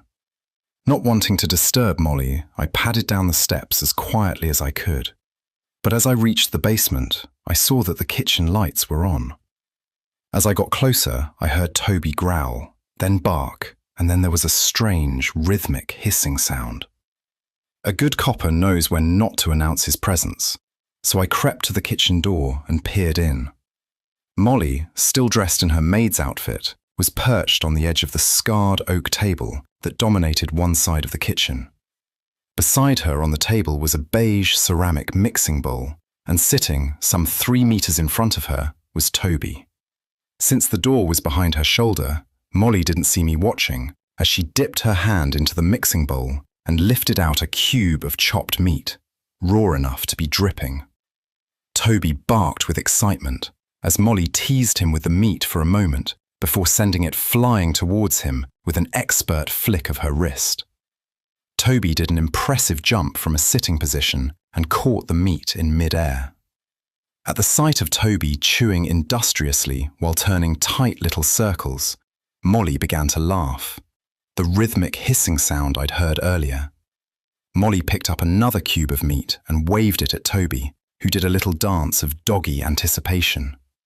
This time, Molly faked him out, hissing at his confused twirling, and then, when she was sure he was watching, popping the bloody piece of meat in her own mouth. Toby barked crossly, but Molly stuck out an unnaturally long and prehensile tongue at him. I must have gasped or shifted my weight, because Molly leaped off the table and spun to face me, eyes wide, mouth open to reveal sharp, pointed teeth and blood, bright red against her pale skin, dribbling down her chin. Then she clamped her hand over her mouth and with a look of startled shame ran silently from the kitchen. Toby gave me an irritated growl. "It's not my fault," I told him. "I just wanted a snack." I don't know what he was complaining about. He got the rest of the bowl of meat. I got a glass of water. Action at a distance. Apart from the cramp and a definite improvement in the strength of my grip, my efforts to create my own wear-light were frustrating. Every other morning, Nightingale would demonstrate the spell, and I'd spend up to 4 hours a day opening my hand in a meaningful manner. Fortunately, I got a break 3 weeks into February, when Leslie May and I were due to give evidence against Celia Munro, the perpetrator of the Leicester Square cinema assault. That morning, we both dutifully turned up in our uniforms. Magistrates like their constables to be in uniform, at the requisite time of 10 o'clock, in the firm and certain knowledge that the case would be delayed at least until 2. As forward-thinking and ambitious constables, we'd brought our own reading material. Leslie had the latest Blackstone's Police Investigators Manual, and I had Horace Pittman's Legends of the Thames Valley, published in 1897. City of Westminster Magistrates Court is around the back of Victoria Station on the Horseferry Road. It's a bland box of a building built in the 1970s. It was considered to be so lacking in architectural merit that there was talk of listing it so that it could be preserved for posterity as an awful warning. Inside, the waiting areas maintained the unique combination of cramped busyness and barren inhumanity that was the glory of British architecture in the second half of the 20th century. There were 2 benches outside the court. We sat on one while the accused, Celia Munro, her lawyer and a friend she'd brought along for moral support, shared the other with Mr. Ranatunga and Mr. Ranatunga's brother. None of them wanted to be there, and all of them blamed us. "Any word from Los Angeles?" I asked. "Brandon Coopertown was a man on the edge," said Leslie. Apparently, all of his American deals had fallen through, and his production company was about to fold. "And that house?" I asked. "About to go the way of all flesh," said Leslie. I looked blank. "Mortgage was 6 months in arrears," she said, "and his income this year barely scraped 35,000. That was a good 10 grand more than I was getting as a full constable. My sympathy was limited." "It's starting to look like a classic family annihilation," said Leslie, who'd been reading up on her forensic psychology. "Father faces a catastrophic loss of status. He can't live with the shame and decides that without him, his wife's and kids' lives are meaningless. He snaps, tops a fellow media professional, tops his family, and tops himself." "By making his face fall off?" I asked. "No theory is ever perfect," said Leslie, "particularly since we can't even find a reason for William Skirmish being in the West End that night." "Maybe he was on the pull," I said. "He wasn't on the pull," said Leslie, "and I should know." "To the murder team's most junior member. To the murder team's most junior member. That is Leslie." Since she'd spent such a lot of time and effort reconstructing William Skirmish's last hours, she was perfectly willing, in fact overjoyed, to share it with me in excruciating detail. She checked out William Skirmish's romantic leanings and found no history of trawling the West End for sex. Serially monogamous, that was our William. All of them guys he'd met through work or mutual friends. She'd also traced every single CCTV that he'd passed that night, and as far as Leslie could tell, he'd walked from his house to Tufnell Park Station and caught the tube to Tottenham Court Road. From there, he'd walked straight to Covent Garden via Mercer Street and his fatal encounter with Coopertown. No deviation or hesitation, as if he had an appointment. Almost as if something was messing with his head, she said. Right? So I told her about the dissimulo spell and the theory that something had invaded Coopertown's mind, forced him to change his face, kill William Skirmish, and then his family. This led, naturally, to a description of my visit to Mama Thames, the magic lessons, and Molly, the God knows what she is, maid. "Should you be telling me this?" asked Leslie. "I don't see why not," I said. "Nightingale's never told me not to. Your boss believes this stuff is real too. He just doesn't like it very much." "So something was messing with Coopertown's mind, right?" asked Leslie. "Right," I said. And whatever that was, continued Leslie, could have been interfering with William Skirmish's mind as well. It could have made him come down west just so he could have his head knocked off. I mean, if it can mess with one person's mind, why not another? Why not yours or mine? I remembered the horror of Coopertown's face as he lurched towards me across the balcony, and the smell of blood. Thank you for that thought, Leslie, I said. I shall certainly treasure it forever, probably late at night when I'm trying to sleep. Leslie glanced at where Celia Munro sat demurely. She had the same kind of sudden mad rage, she said. What if her mind had been messed with too? Her face didn't fall off, I said. Celia Munro caught us looking at her and flinched. What if Coopertown was the big splash, said Leslie, and she was just an echo? There could have been other incidents going on all over the place, but we just happened to be there when this one blew. We could check the crime reports and see if anything fits, I said. See if there's a cluster. That would be Westminster and Camden, said Leslie. That's a lot of crime. Limit it to physical assaults and first offences, I said. The computer should do most of the. What are you going to be doing? She asked. I shall be learning to make light, I said loftily. 2 days later, Nightingale called me downstairs just as I left the bathroom. Practice was cancelled, and so, it seemed, was breakfast.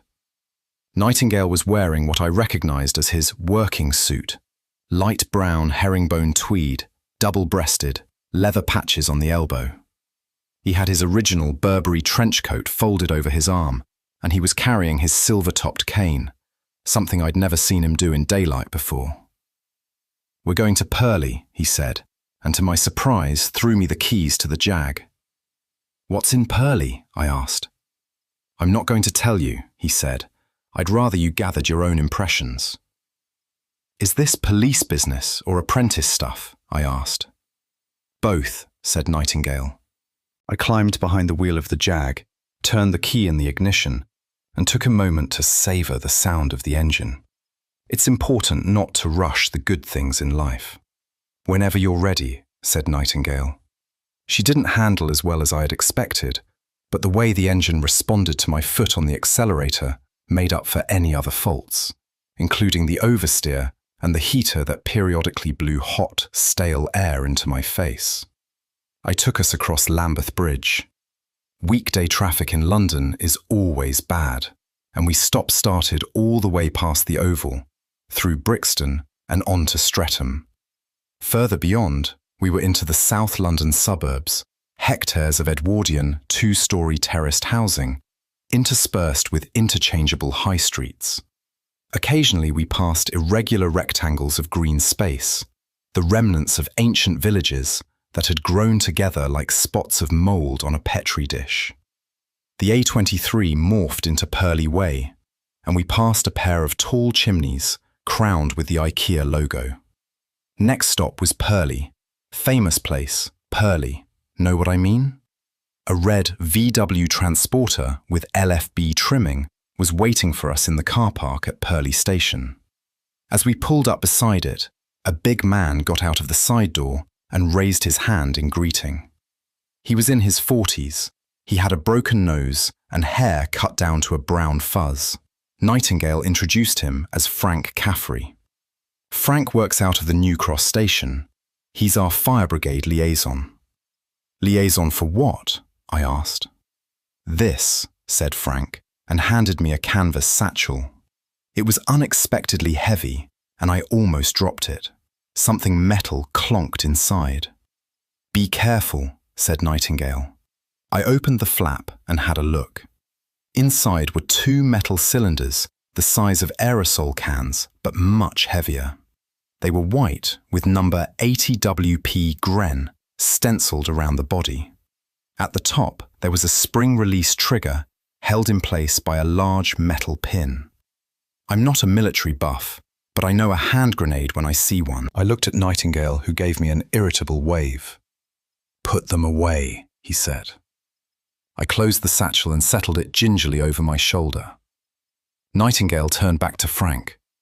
Are your people ready? He asked. 2 appliances on standby, just in case. Good man, said Nightingale. We should be done in about half an hour. We got back in the Jag and Nightingale directed me across the station bridge and down a couple of identical streets until he said, "This one here." We found a parking spot round the corner and walked the rest of the way. Grasmere Road ran parallel to the railway and looked utterly normal. A string of detached and semi-detached houses built in the 1920s with mock Tudor facades and bay windows. There was nobody about. The kids were all at school and their parents were at work, and we kept the pace casual. At least as casual as I could manage, with a pair of grenades banging against my hip. Anyone watching would have taken us for a pair of feral estate agents out marking their territory. Nightingale made a sudden left turn through the gate of a particular house and headed for the wooden door-sized gate that blocked access to the side passage. Without slowing down, he thrust his right arm palm forward at the gate, and with a tiny sound, the lock popped out of the wood and clattered onto the pathway beyond. We stepped through the open gate and stopped in the blind spot. Nightingale nodded at the gate, and I propped it closed with a big terracotta flower pot. There was still soil in the flower pot, with a shriveled black stalk poking out. I checked similar pots lined up on the sunny side of the path. They were all dead too. Nightingale stooped down, grabbed a handful of soil, and crumbled it beneath his nose. I followed his lead, but the soil smelled of nothing, sterile, as if it had been left on a windowsill for too long. "They've been here a while," said Nightingale. "Who has?" I asked, but he didn't answer.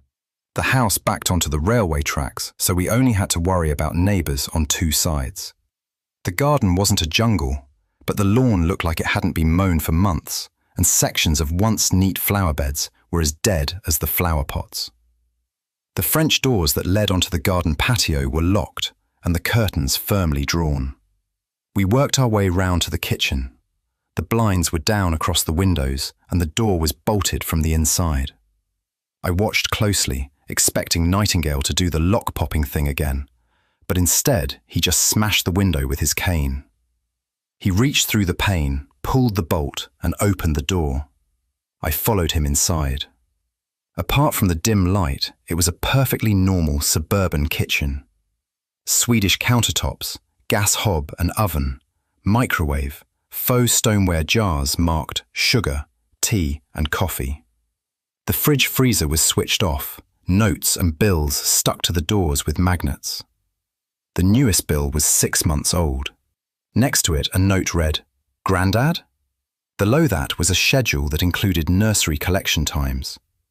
"There are kids living here," I said. Nightingale looked grim. "Not anymore," he said. "That was one of the things that alerted us." "This isn't going to turn out well, is it?" I asked. "Not for the family that was living here," he said. We crept into the hallway. Nightingale indicated that I check upstairs. I extended my baton and kept it ready as I climbed the steps. The window over the stairs had had sheets of black crayon paper crudely sellotaped over to block out the sunlight. One of the sheets had a child's drawing of a house, square windows, a pig's tail of smoke from a misshapen chimney, and Mummy and Daddy's stick figures standing proudly off to one side. As I stepped onto the gloomy landing, a word formed in my mind. 2 syllables, starts with a V and rhymes with dire. I froze in place. Nightingale said that everything was true after a fashion, and that had to include vampires, didn't it? I doubted they were anything like they were in books and on TV, and one thing was for certain, they absolutely weren't going to sparkle in the sunlight. There was a door on my left. I forced myself to go through it. A child's bedroom, a boy young enough still to have Lego and action figures scattered on the floor.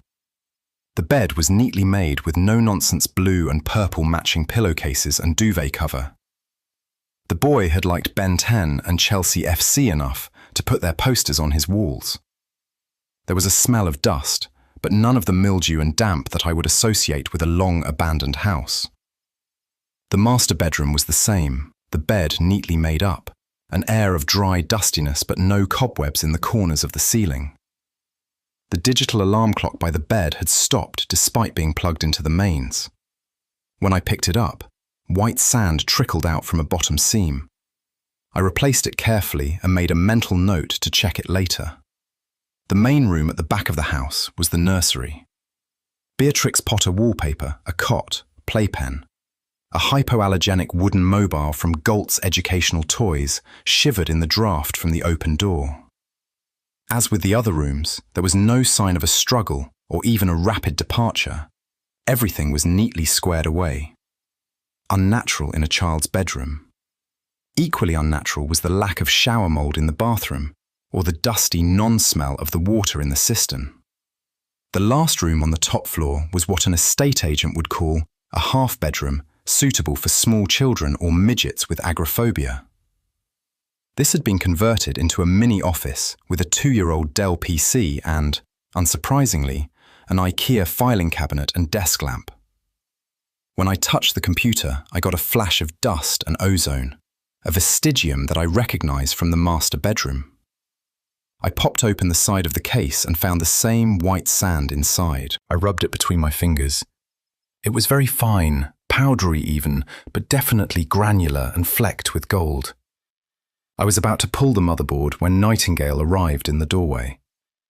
"What the hell are you waiting for?" he hissed. "I'm checking the computer," I said. He hesitated, pushed his hair back off his forehead. "Leave it," he said. "Only one last place to look." I'd have to remember to come back with an evidence bag and grab the whole computer. There was a door in the hallway that led to a set of narrow stairs heading down. The steps were worn hardwood planks that I guessed had been laid down when the house was built.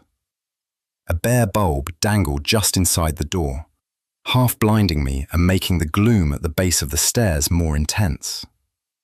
The basement, I thought. Why am I not surprised? "Well," said Nightingale, "we're not getting any younger." I was happy to let him go first. I shivered as we went down the narrow stairs. It was cold, like descending into a freezer, but I noticed that when I breathed out, my breath didn't mist. I put my hand under my armpit, but there was no temperature differential. This wasn't physical cold.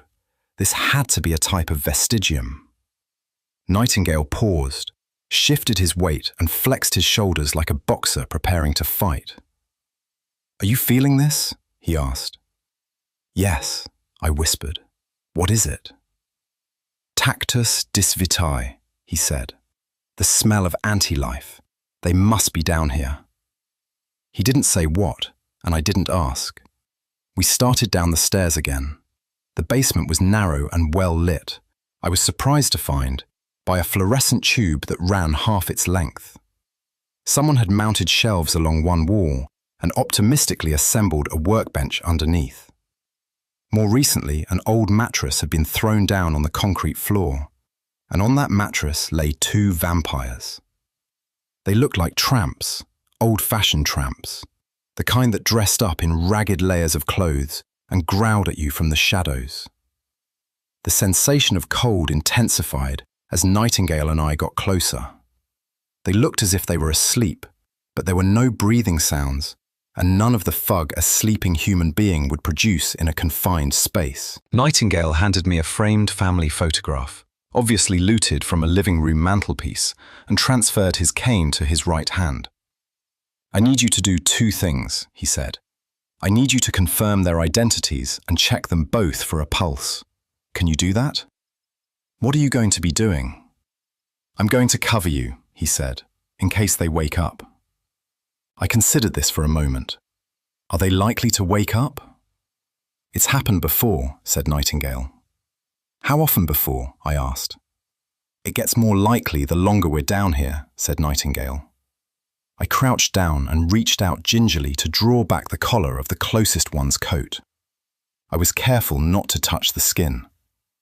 It was the face of a middle-aged man, white with unnaturally smooth cheeks and pallid lips.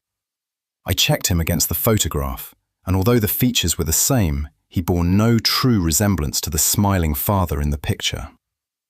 I shifted round to get a look at the second body. This one was female, and her face matched that of the mother. Mercifully, Nightingale had chosen a photo without the children in it. I reached out to feel for a pulse and hesitated. "Nothing lives on these bodies," said Nightingale, "not even bacteria." I pressed my fingers against the male's neck. His skin was physically cool and there was no pulse. The female was the same. I stood up and backed away. "Nothing," I said. "Back upstairs," said Nightingale. "Quickly now." I didn't run, but I wouldn't call what I did up those stairs casual either. Behind me, Nightingale came up backwards, his cane held at the ready. "Get the grenades," he said. I took the grenades from the satchel. Nightingale took one and showed me what to do. My hand was shaking a little, and the pin proved harder to pull than I expected. I guess that's a safety feature on a grenade. Nightingale pulled the pin on his own grenade and gestured down the basement stairs. "On the count of 3, he said, "and make sure it goes all the way down to the bottom." He counted, and after 3, we threw the grenades down the stairs, and I, stupidly, stood watching it bounce down to the bottom until Nightingale grabbed my arm and dragged me away. We hadn't even reached the front door when I heard a double thump beneath our feet. By the time we were out of the house and into the front garden, white smoke was billowing out of the basement. "White phosphorus," said Nightingale. A thin scream began from somewhere inside, not human but close enough. "Did you hear that?" I asked Nightingale. "No," he said, "and neither did you." Concerned neighbours rushed out to see what was happening to their property values, but Nightingale showed them his warrant card. "Don't worry, we made sure nobody was inside," he said. "Lucky we were passing, really." The first fire engine pulled up less than 3 minutes later, and we were hustled away from the house. The fire brigade recognise only 2 kinds of people at a fire: victims and obstacles. And if you don't want to be either, it's best to stay back. Frank Caffrey arrived on the scene and exchanged nods with Nightingale before striding over to the leading fireman to get briefed. Nightingale didn't have to explain how it would go down. Once the fire was out, Frank, as fire investigation officer, would examine the scene and declare that it was caused by something plausible and sanitize any evidence to the contrary. No doubt there were equally discreet arrangements for dealing with the remains of the bodies in the basement, and the whole thing would pass off as just another daytime house fire. Probably an electrical fault. Lucky no one was in there at the time. Makes you think about getting a smoke detector, doesn't it? And that, ladies and gentlemen, is how we deal with vampires in old London town. It's hard to describe what success felt like. Even before I managed to produce my first spell, I slowly became aware that I was getting closer. Like a car engine turning over on a cold morning, I could sense something catching on my thoughts. An hour into my practice, I stopped, took a deep breath and opened my hand. There it was, the size of a golf ball and as brilliant as the morning sun, a globe of light. That's when I found out why Nightingale insisted I keep a sink filled with water nearby while I did the exercise. Unlike his globe of light, mine was yellow and was giving off heat, loads of heat. I yelled as my palm burned and stuck my hand in the sink. The globe sputtered and went out. "You burned your hand, didn't you?" said Nightingale. I hadn't heard him come in. I pulled my hand out of the water and had a look. There was a pinkish patch on my palm, but it didn't look that serious. "I did it," I said. I couldn't believe it. I'd done real magic. It wasn't some stage trick by... "Do it again," he said. This time I held my hand directly over the sink, formed the key in my mind and opened my hand. Nothing happened. "Don't think about the pain," said Nightingale. "Find the key, do it again." I looked for the key, felt the engine turn over and opened my hand to release the clutch. It burned me again, but it definitely wasn't as hot and my hand was much closer to the water. Still, I checked my palm. This time it was going to blister for sure. "And again," said Nightingale, "reduce the heat, keep the light." I was surprised how easy I found it to obey. Key, power, release, more light, less heat. Warmth this time, not heat, and a yellow tone like an old 40-watt bulb. Nightingale didn't have to tell me again.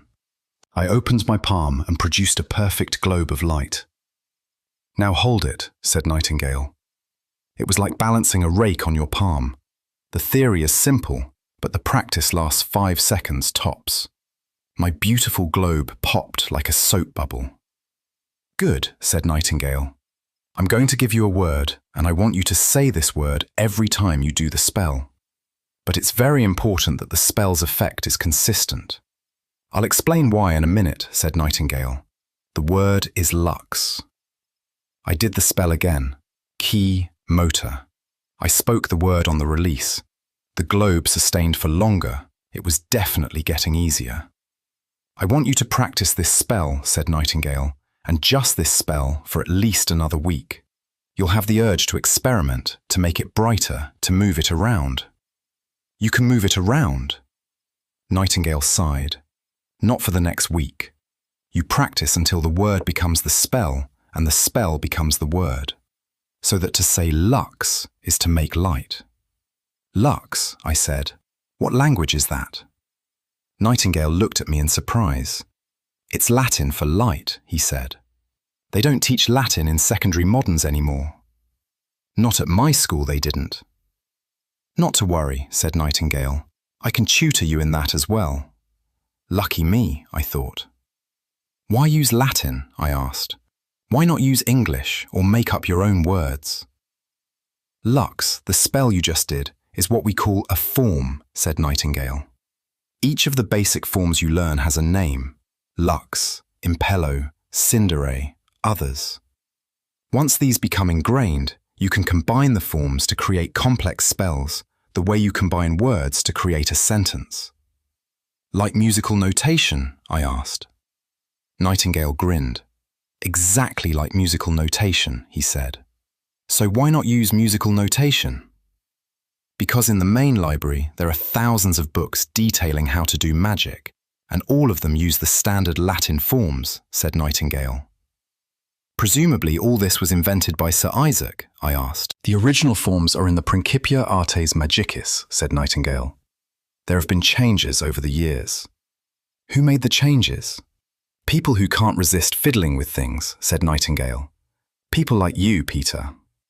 So Newton, like all good 17th century intellectuals, wrote in Latin because that was the international language of science, philosophy, and, I found out later, upmarket pornography. I wondered if there was a translation. "Not of the Artes Magicis," said Nightingale. "Wouldn't want the hoi polloi learning magic, would we?" "Don't tell me," I said. "In the other books, it's not just the forms. Everything is written in Latin." "Except for the stuff that's in Greek and Arabic," said Nightingale. "How long does it take to learn all the forms?" I asked. 10 years, said Nightingale, if you work at it. "I'd better get on." "Practice for 2 hours and then stop," said Nightingale. "Don't do the spell again until at least 6 hours have passed." "I'm not tired, you know," I said. "I can keep this up all day." "If you overdo it, there are consequences," said Nightingale. I didn't like the sound of that at all. "What kind of consequences?" "Strokes, brain hemorrhages, aneurysms." "How do you know when you've overdone it?" "When you have a stroke, a brain hemorrhage, or an aneurysm," said Nightingale. I remembered Brandon Coopertown's shrunken cauliflower brain, and Dr. Waleed saying, "This is your brain on magic." "Thank you for the safety tip," I said. 2 hours, said Nightingale from the doorway. "Then meet in the study for your Latin lesson." I waited until he had gone before opening my hand and whispering, "Lux." This time the globe gave off a soft white light and no more heat than a sunny day. Fuck me, I thought. I can do magic. The coach house. During the day, if I wasn't in the lab or studying, or out, it was my job to listen for the bell and answer the front door when it rang. This happened so infrequently that the first time it occurred, it took me a minute to work out what the noise was. It turned out to be Beverly Brooke in an electric blue quilted jacket with the hood up. "You took your time," she said. "It's freezing out here." I said she should come in, but she looked shifty and said she couldn't. Mum says I'm not to. She says that it's inimical to the likes of us. Inimical? There's like magic force fields and stuff, said Beverly. That would make sense, I thought. It would certainly explain why Nightingale was so relaxed about security. Why are you here then? Well, said Beverly, when a mummy river and a daddy river love each other very much. Funny. Mum says there's some weird stuff at the UCH you should check out. What kind of weird stuff? She said it was on the news. We don't have a TV, I said. Not even Freeview? No kind of TV at all, I said. Brutal, said Beverly. You coming out or what? I'll go see what the inspector says, I said. I found Nightingale in the library making notes on what I strongly suspected was tomorrow's Latin homework. I explained about Beverly, and he told me to check it out. By the time I got back to the lobby, Beverly had risked coming just inside the door, although she stood as close to the threshold as she could get. Surprisingly, Molly was standing beside her, their heads close together as if exchanging confidences. When they heard me coming, they separated with suspicious speed. I felt my ears burning. Molly scurried past me and vanished into the depths of the Folly. Are we taking the Jag? Asked Beverly as I put my coat on. Why, are you coming with me? I asked. I have to, said Beverly. Mum told me to facilitate. Facilitate what? The woman that called it in is an acolyte, said Beverly. She won't talk to you without me there. Okay, I said, let's go. Are we taking the Jag? Don't be stupid, I said. UCH is walking distance. Aw, said Beverly, I wanted to take the Jag. So we took the Jag and got caught in a traffic jam in the Euston Road, and then spent another 20 minutes looking for a parking space. It took us, I estimated, twice as long to drive as it would have to walk. University College Hospital takes up 2 whole blocks between Tottenham Court Road and Gower Street. Founded in the 19th century, its main claim to fame was as the teaching hospital for the University College of London, and the birthplace of one Peter Grant, apprentice wizard. Since that momentous day in the mid-1980s, half the site had been redeveloped into a gleaming blue and white tower that looked as if a bit of Brasilia had crash-landed in the middle of Victorian London. The lobby was a wide, clean space, with lots of glass and white paint, marred only by the large numbers of sick people shuffling around. Police officers spend a lot of time in A&E, since you're either asking people where they got their knife wounds, dealing with the violently drunk, or being stitched up yourself. It's one of the reasons so many coppers marry nurses. That, and the fact that nurses understand about unreasonable shift systems. Beverly's acolyte was a nurse, a pale, skinny one with purple hair and an Australian accent. She stared at me suspiciously. Who's this? She asked Beverly. This is a friend, Beverly said, and put her hand on the woman's arm. We tell him everything. The woman relaxed and gave me a smile full of hope. She looked like one of the Pentecostal teenagers from my mum's second from last church. Isn't it wonderful to be part of something real? I agreed that being part of something real was indeed wonderful, but it would be groovy if she could tell me what she'd seen. I actually used the word groovy, and she didn't even flinch, which was worrying on so many levels. According to her, a cycle courier had been brought in by ambulance following a road traffic accident, and while he was being treated, he'd kicked the attending doctor in the eye. The doctor had been stunned rather than seriously injured, and the cycle courier had run out of A&E before security could nab him. Why bring it to us? I asked. It was the laughing, said the nurse. I was going back to the treatment bay when I heard this screeching laugh, like a myna bird. Then I heard Eric, Dr. Framline, that's the doctor who was injured. I heard him swearing, and then the cycle courier comes charging out of the bay, and there's something wrong with his face. Wrong, how? I asked. Just wrong, she said, displaying precisely the characteristic that makes eyewitnesses such a useful part of any police investigation. He went past so fast I didn't see much, but it just looked wrong. She showed me the treatment bay where it happened, a white and beige cubicle with an examination bed and a curtain for privacy. The vestigium, note that I'm using the singular here, slapped me in the face as soon as I walked in. Violence, laughter, dried sweat and leather. It was the same as poor William Skirmish when he was lying in the mortuary, only minus the annoying yappy dog. 2 months previously, I would have walked into that treatment bay, shivered, thought, "That's weird," and walked right back out again. Beverly stuck her head in and demanded to know whether I'd found anything. "I need to borrow your phone," I said. "What happened to yours?" she asked. "I blew it up in a magic accident," I said. "Don't ask." Beverly pouted and handed over a surprisingly chunky Ericsson. "You have to top it up," she said. The casing had latex seals and the buttons were large and protected by a layer of clear plastic. "It's designed to go underwater," she said. "Don't ask." "Can you get your acolyte to find out Dr. Framline's address for me?" Beverly shrugged. "Sure," she said. "And remember, you talk, you pay." While Beverly was distracted with her task, I took her phone outside to Beaumont Place, a quiet pedestrianised road that ran between the old and the new bits of the hospital, and called Nightingale. I described the incident and the vestigium, and he agreed that it was worth stepping up the search for the courier. "I want to keep an eye on the doctor," I said. "Interesting," said Nightingale. "Why?" "I'm thinking of the sequence of events around Skirmish's murder," I said.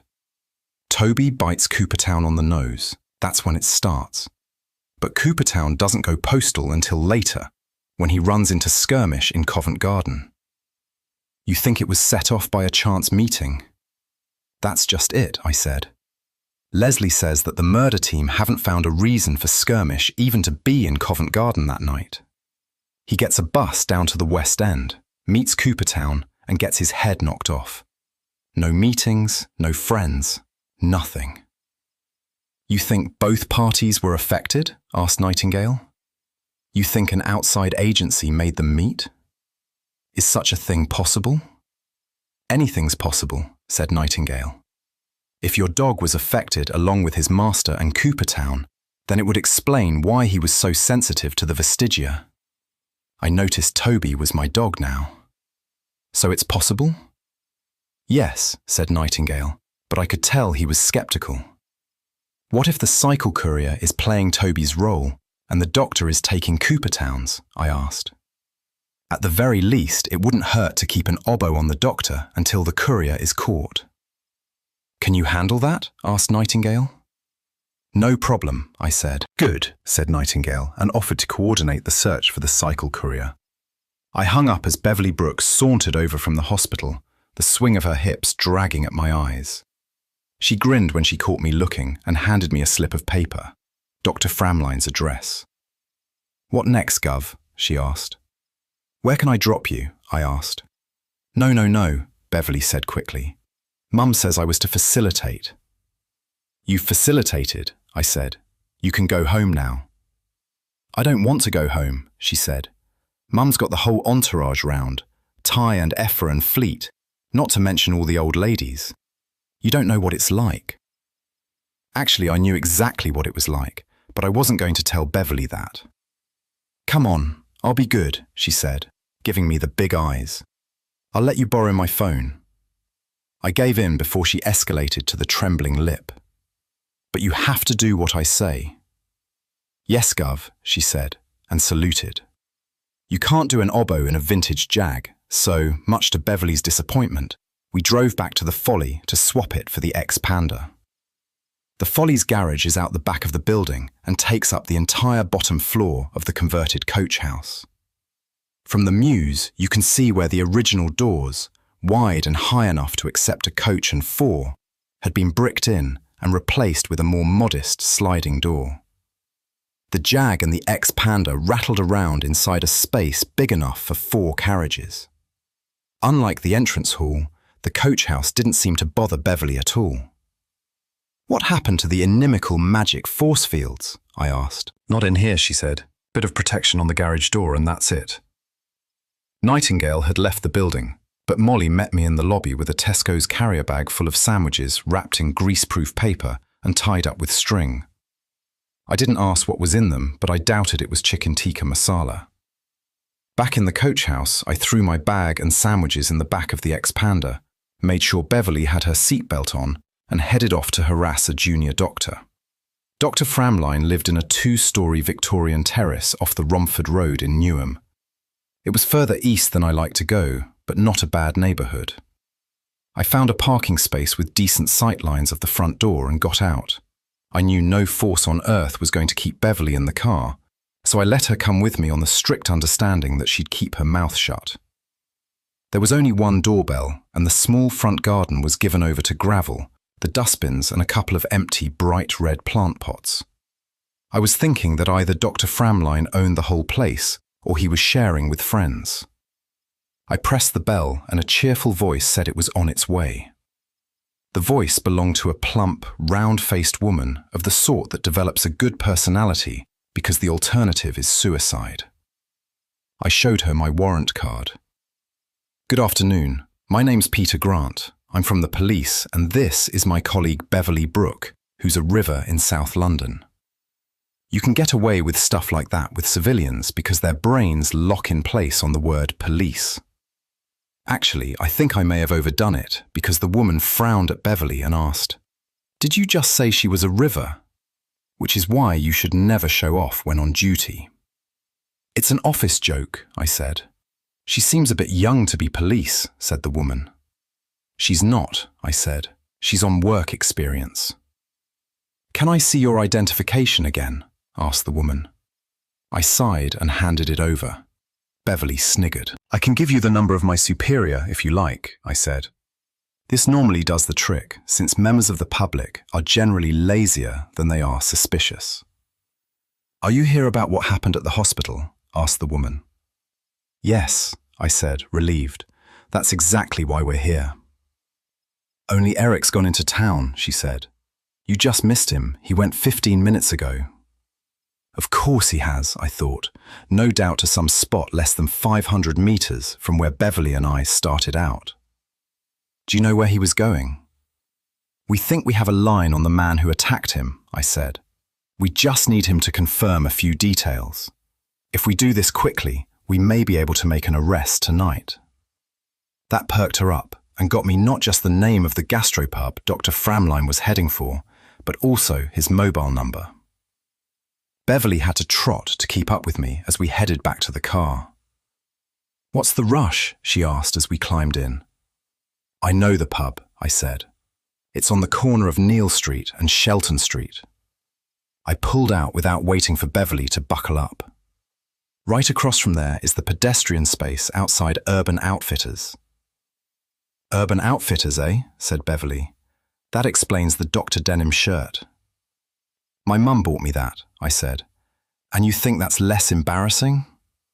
I gunned the expander, or at least I came as close to gunning it as you can with a 10-year-old Ford Escort, and went through a set of lights on red. There was a yell behind me. "Cycle couriers like to hang out there," I said.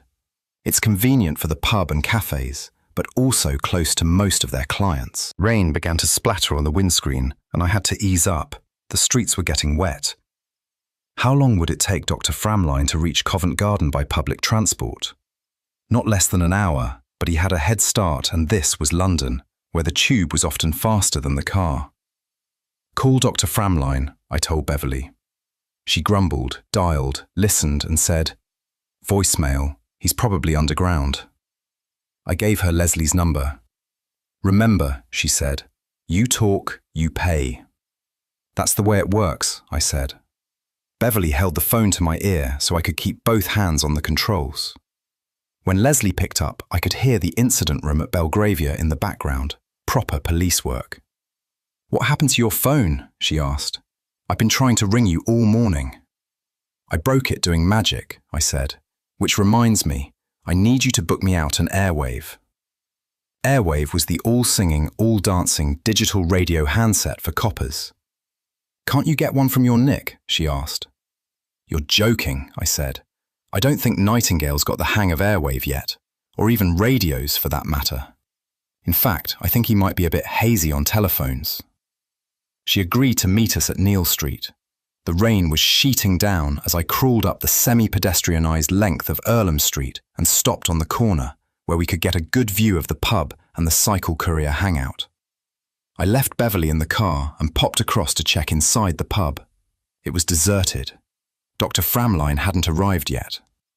My hair was soaked through when I got back in the car, but I had a towel in my oboe bag and I used it to squeeze most of the water out.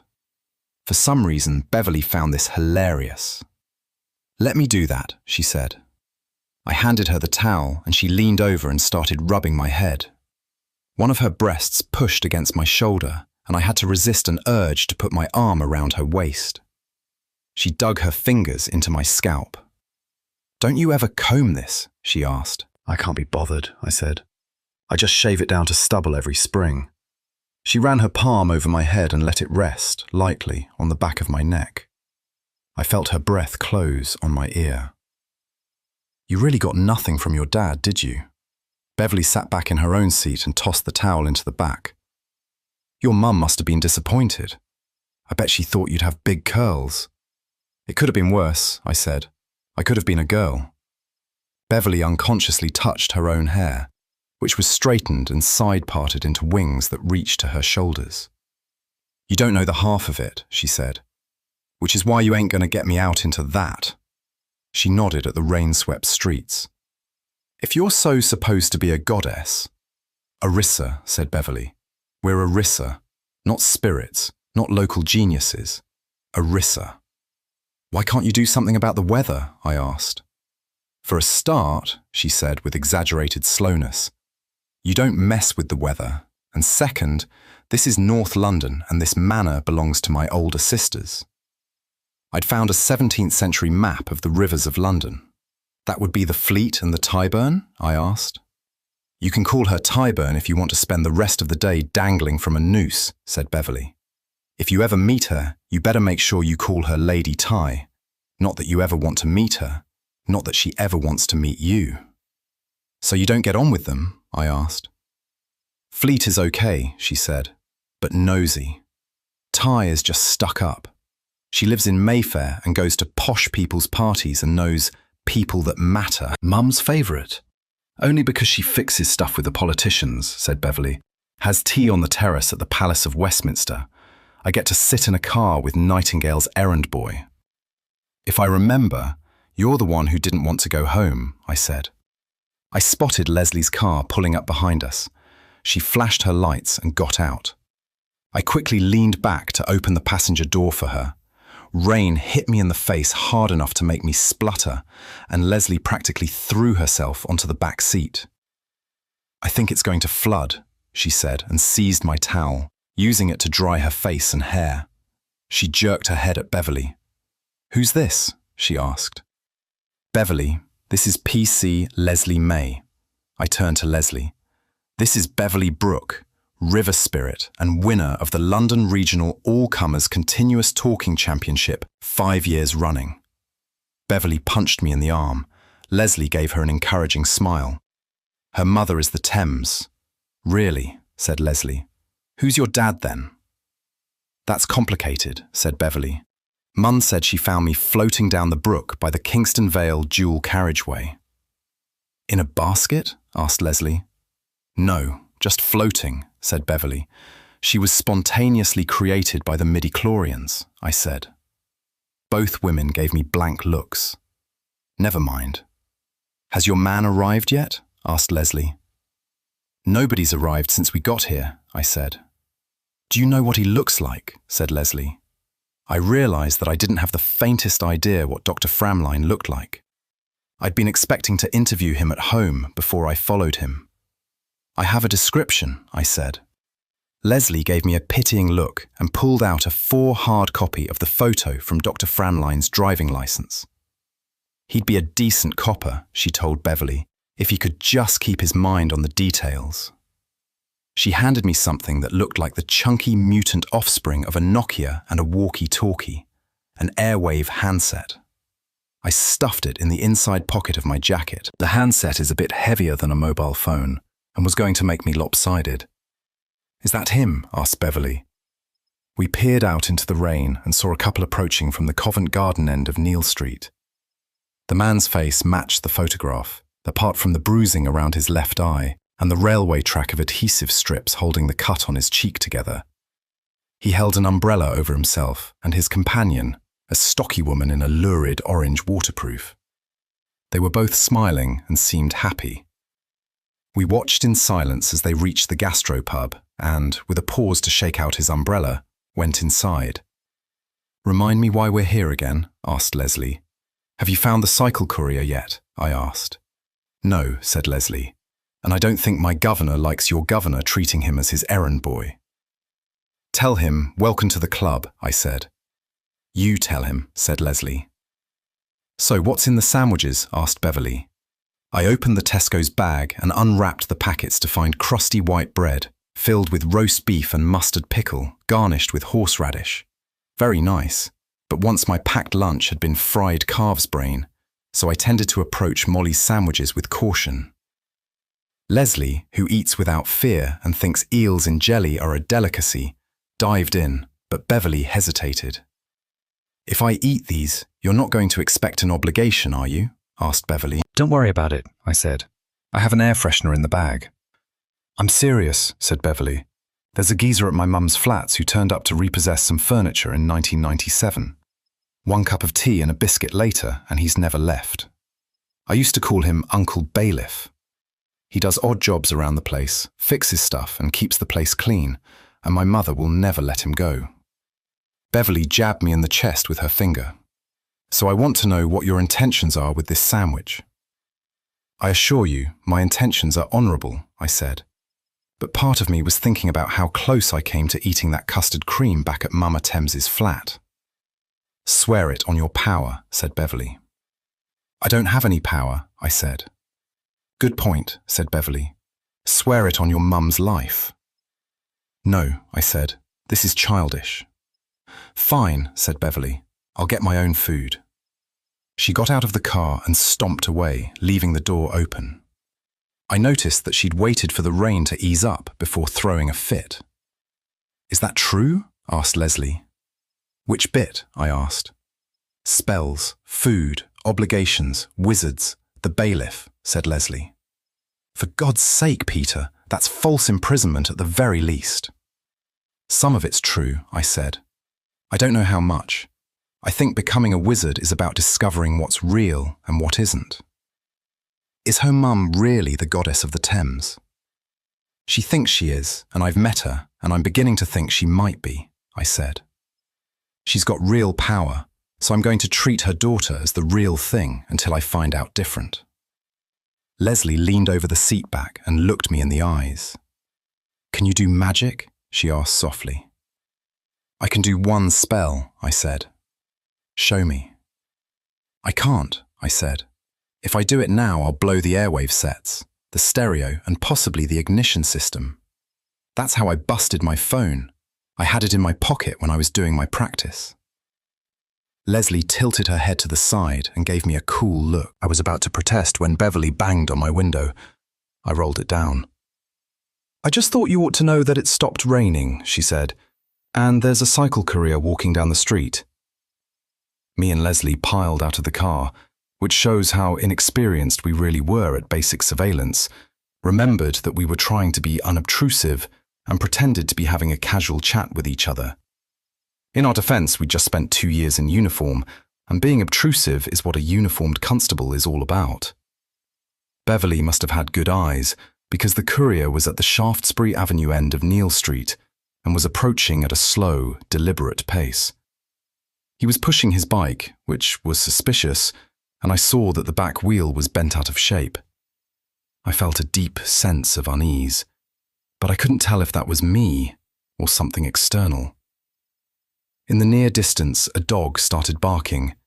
Behind us, a mother told off a child who wanted to be carried. I could hear rain draining into a gutter somewhere, and I found myself straining to hear. I'm not sure what. Then I heard it. a thin, strangled, high-pitched giggle that seemed to float in from far away. The cycle courier looked normal enough, dressed in painfully tight yellow and black lycra, a messenger bag with a radio attached to its shoulder strap, and a street helmet in blue and white. He had a narrow face and a mouth that was a thin line under a sharp nose, but his eyes were worryingly blank. I didn't like the way he was walking. The twisted back wheel was scraping the forks, and the man's head seemed to bob unnaturally on his neck in time with every revolution. I decided it would be a bad idea to let him get any closer. Bastard! There was a shout behind me and a rattling crash. I turned and saw nothing until Leslie pointed to the glass double doors of Urban Outfitters. A man was being slammed violently against the inside of the doors. He was jerked out of sight and then smashed against the doors again, hard enough to pop one of the hinges and make a gap large enough for the man to escape. He looked like a tourist or foreign student, well dressed in the European style. Dirty blonde hair cut the respectable side of too long, a blue Swissair complimentary knapsack still hooked over one shoulder. He shook his head as if bewildered, and flinched back as his attacker smacked open the doors and strode towards him. This was a short, plump man with thinning brown hair and round, wire-framed glasses. He was wearing a white shirt with a manager's tag clipped to the pocket. He was sweating, and his shining face was red with rage. "I fucking had it," he screamed. "I try to be polite, but no, you've got to fucking treat me like I'm some fucking slave." "Oi!" shouted Leslie. "Police!" She advanced on them, warrant card in her left hand, her right hand resting on the handle of her extendable baton. "What seems to be the problem?" "He attacked me," said the young man. Definitely an accent. German, I thought. The enraged shop manager hesitated and turned to look at Leslie, his eyes blinking behind his specs. "He was talking on the phone," said the manager. The violence seemed to have drained out of him. "While he was at the till. It's not even like he got a call. He dialed it himself while he was paying.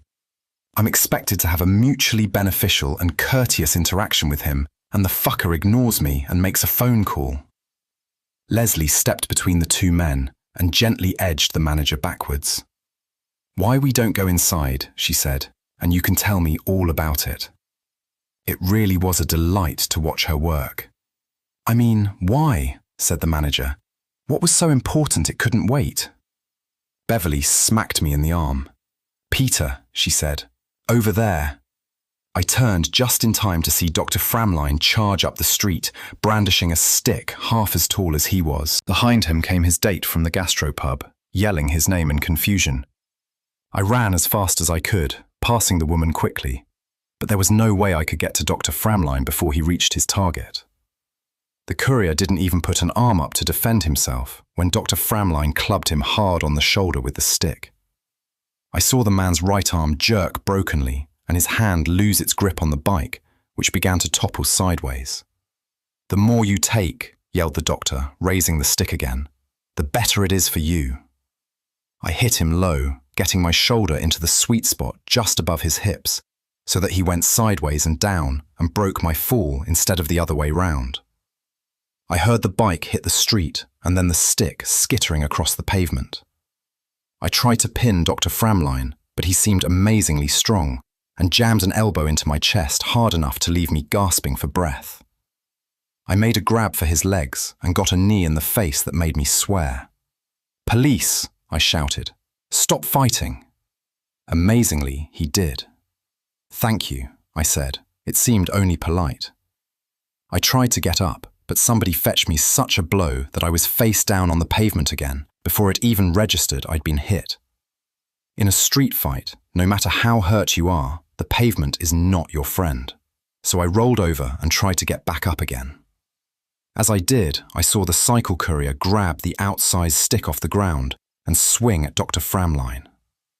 The doctor flinched out of the way, but the stick caught him on the upper part of his arm. He slipped over and went down, gasping in pain. A wave of emotion washed over me, elation, excitement, and an undertone of violence, like that of the home crowd at a football match when their team gets a chance at the goal. I saw the dissimulo as it happened that time. The courier's chin seemed to bulge. I heard the distinct cracking of bone and teeth as it jutted forward into a sharp point. The lips twisted into a snarl as the nose stretched until it was almost as long. It wasn't a real face. It was a caricatural man-in-the-moon face that no human could have in real life. The mouth opened, and I could see inside to the red ruin of his jaw. "That's the way to do it," he shrieked and lifted his stick.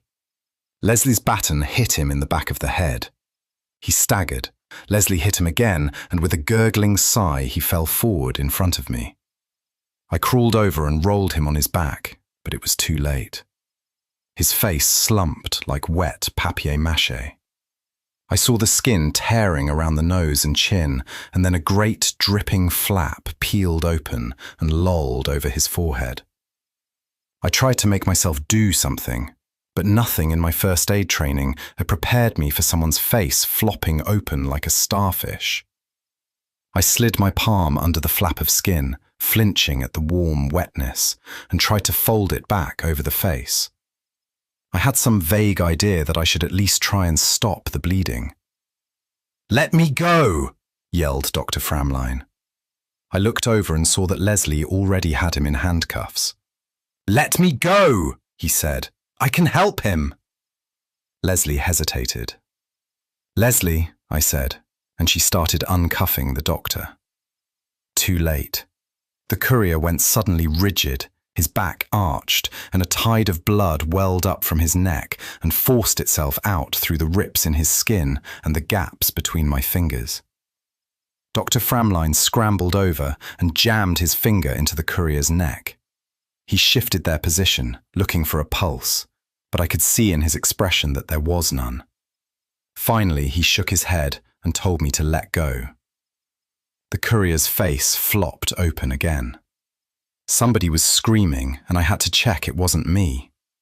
It could have been me. I certainly wanted to scream, but I remembered that, right then and there, Leslie and I were the only coppers on the scene, and the public doesn't like it when the police start screaming. It contributes to an impression of things not being conducive to public calm. I got to my feet and found that we'd attracted a crowd of onlookers. "Ladies and gentlemen," I said, "police business. I need you to stand back." The crowd stood back. Being covered in blood can have that effect on people. We preserved the scene until backup arrived, but 2/3 of the crowd had their phones out and were taking video and stills of me, Leslie, and the mutilated remains of the cycle courier. The images had already hit the internet before the ambulance arrived, and the paramedic had covered the poor sod with a sheet. I spotted Beverly hanging around near the back of the crowd, and when she saw that, she caught my eye, gave me a little wave, turned and walked away. Me and Leslie found a place under a shop awning and waited for the forensic tent, the swabs, and the replacement bunny suit. "We can't keep doing this," said Leslie. "I'm running out of clothes." We laughed, sort of. It's not that it gets easier the second time. It's just that by then you know you're still going to wake up the next morning the same person who went to sleep. A DS from the murder team arrived and took charge. She was a squat, angry-faced, middle-aged woman with lank brown hair who looked like she fought Rottweilers for a hobby. This was the legendary Detective Sergeant Miriam Stephanopoulos, Sewell's right-hand woman and terrifying lesbian. The only joke ever made at her expense goes, "Do you know what happened to the last police officer who made a joke about DS Stephanopoulos?" "No, what did happen to him?" "Nobody else knows either." I said it was the only joke, not a good one. She seemed to have a soft spot for Leslie, though, so we got processed much faster this time. But as soon as we were done, we were bundled into an unmarked car and driven to Belgravia. Nightingale and Sewell debriefed us in an anonymous conference room at which nobody took notes, but at least we were offered tea. Sewell glared at Leslie. He wasn't happy. Leslie glared at me. She wasn't happy that Sewell wasn't happy. Nightingale wasn't anything except distracted. He only seemed interested when I reported my sense impressions just prior to the attack. After the briefing, we trooped over to the Westminster mortuary, where surprisingly, both Siebel and Stephanopoulos attended the autopsy. Leslie and I made a point of standing behind them in the hope they wouldn't notice us. The cycle courier lay on the table with his face splayed open in a way that was becoming horribly familiar. Dr. Walid was giving his conclusion that, somehow, person or persons unknown had managed to trick the victim into changing his face with magic and then set him to attacking random strangers. D.S. Stephanopoulos gave Siebel a sharp look at the word magic, but her boss gave a small shake of his head that said, "Later, not here." His name was Derek Shampwell, said Dr. Walid. Age 23, Australian citizen, had been in London for 3 years, no criminal record. Hair analysis shows intermittent marijuana use over the last 2 years. "Do we know why he was singled out?" asked Siebel. "No," said Nightingale, although all the cases seem to start with a sense of grievance. Coopertown was bitten by someone's pet. Shampwell was struck by a motor vehicle while riding. Siebel glanced at Stephanopoulos. "Hit and run on the Strand, sir, in a CCTV blind spot." "A blind spot?" asked Siebel. "On the Strand?" 1,000 to 1 chance, said Stephanopoulos. "May," barked Siebel without turning round. "You think there are related cases?" "Including the incident Grant and I witnessed in the cinema and the one that took place just prior to Shampwell's death. I've identified 15 cases where the perpetrators have shown uncharacteristic levels of aggression," said Leslie. "All people with clean records, no psychiatric history, and all within half a mile of Cambridge Circus." "How many do we know were actually," Siebel paused, "possessed?" "Just the ones whose faces fell off," said Nightingale. "Just so we're clear," said Siebel, "the Commissioner wants this kept quiet, so PC May liaises with PC Grant for the low-level stuff. But anything significant, anything at all, you talk to me. Do you have a problem with this, Thomas?" "Not at all, Alexander," said Nightingale. "It all seems eminently sensible." "His parents are flying in tomorrow," said Dr. Walid. "Is it all right if I sew his face back together?" Siebel glared at the body. "Fuck," he said. Nightingale was silent on the drive back to the Folly, but at the foot of the stairs he turned to me and told me to get a good night's sleep.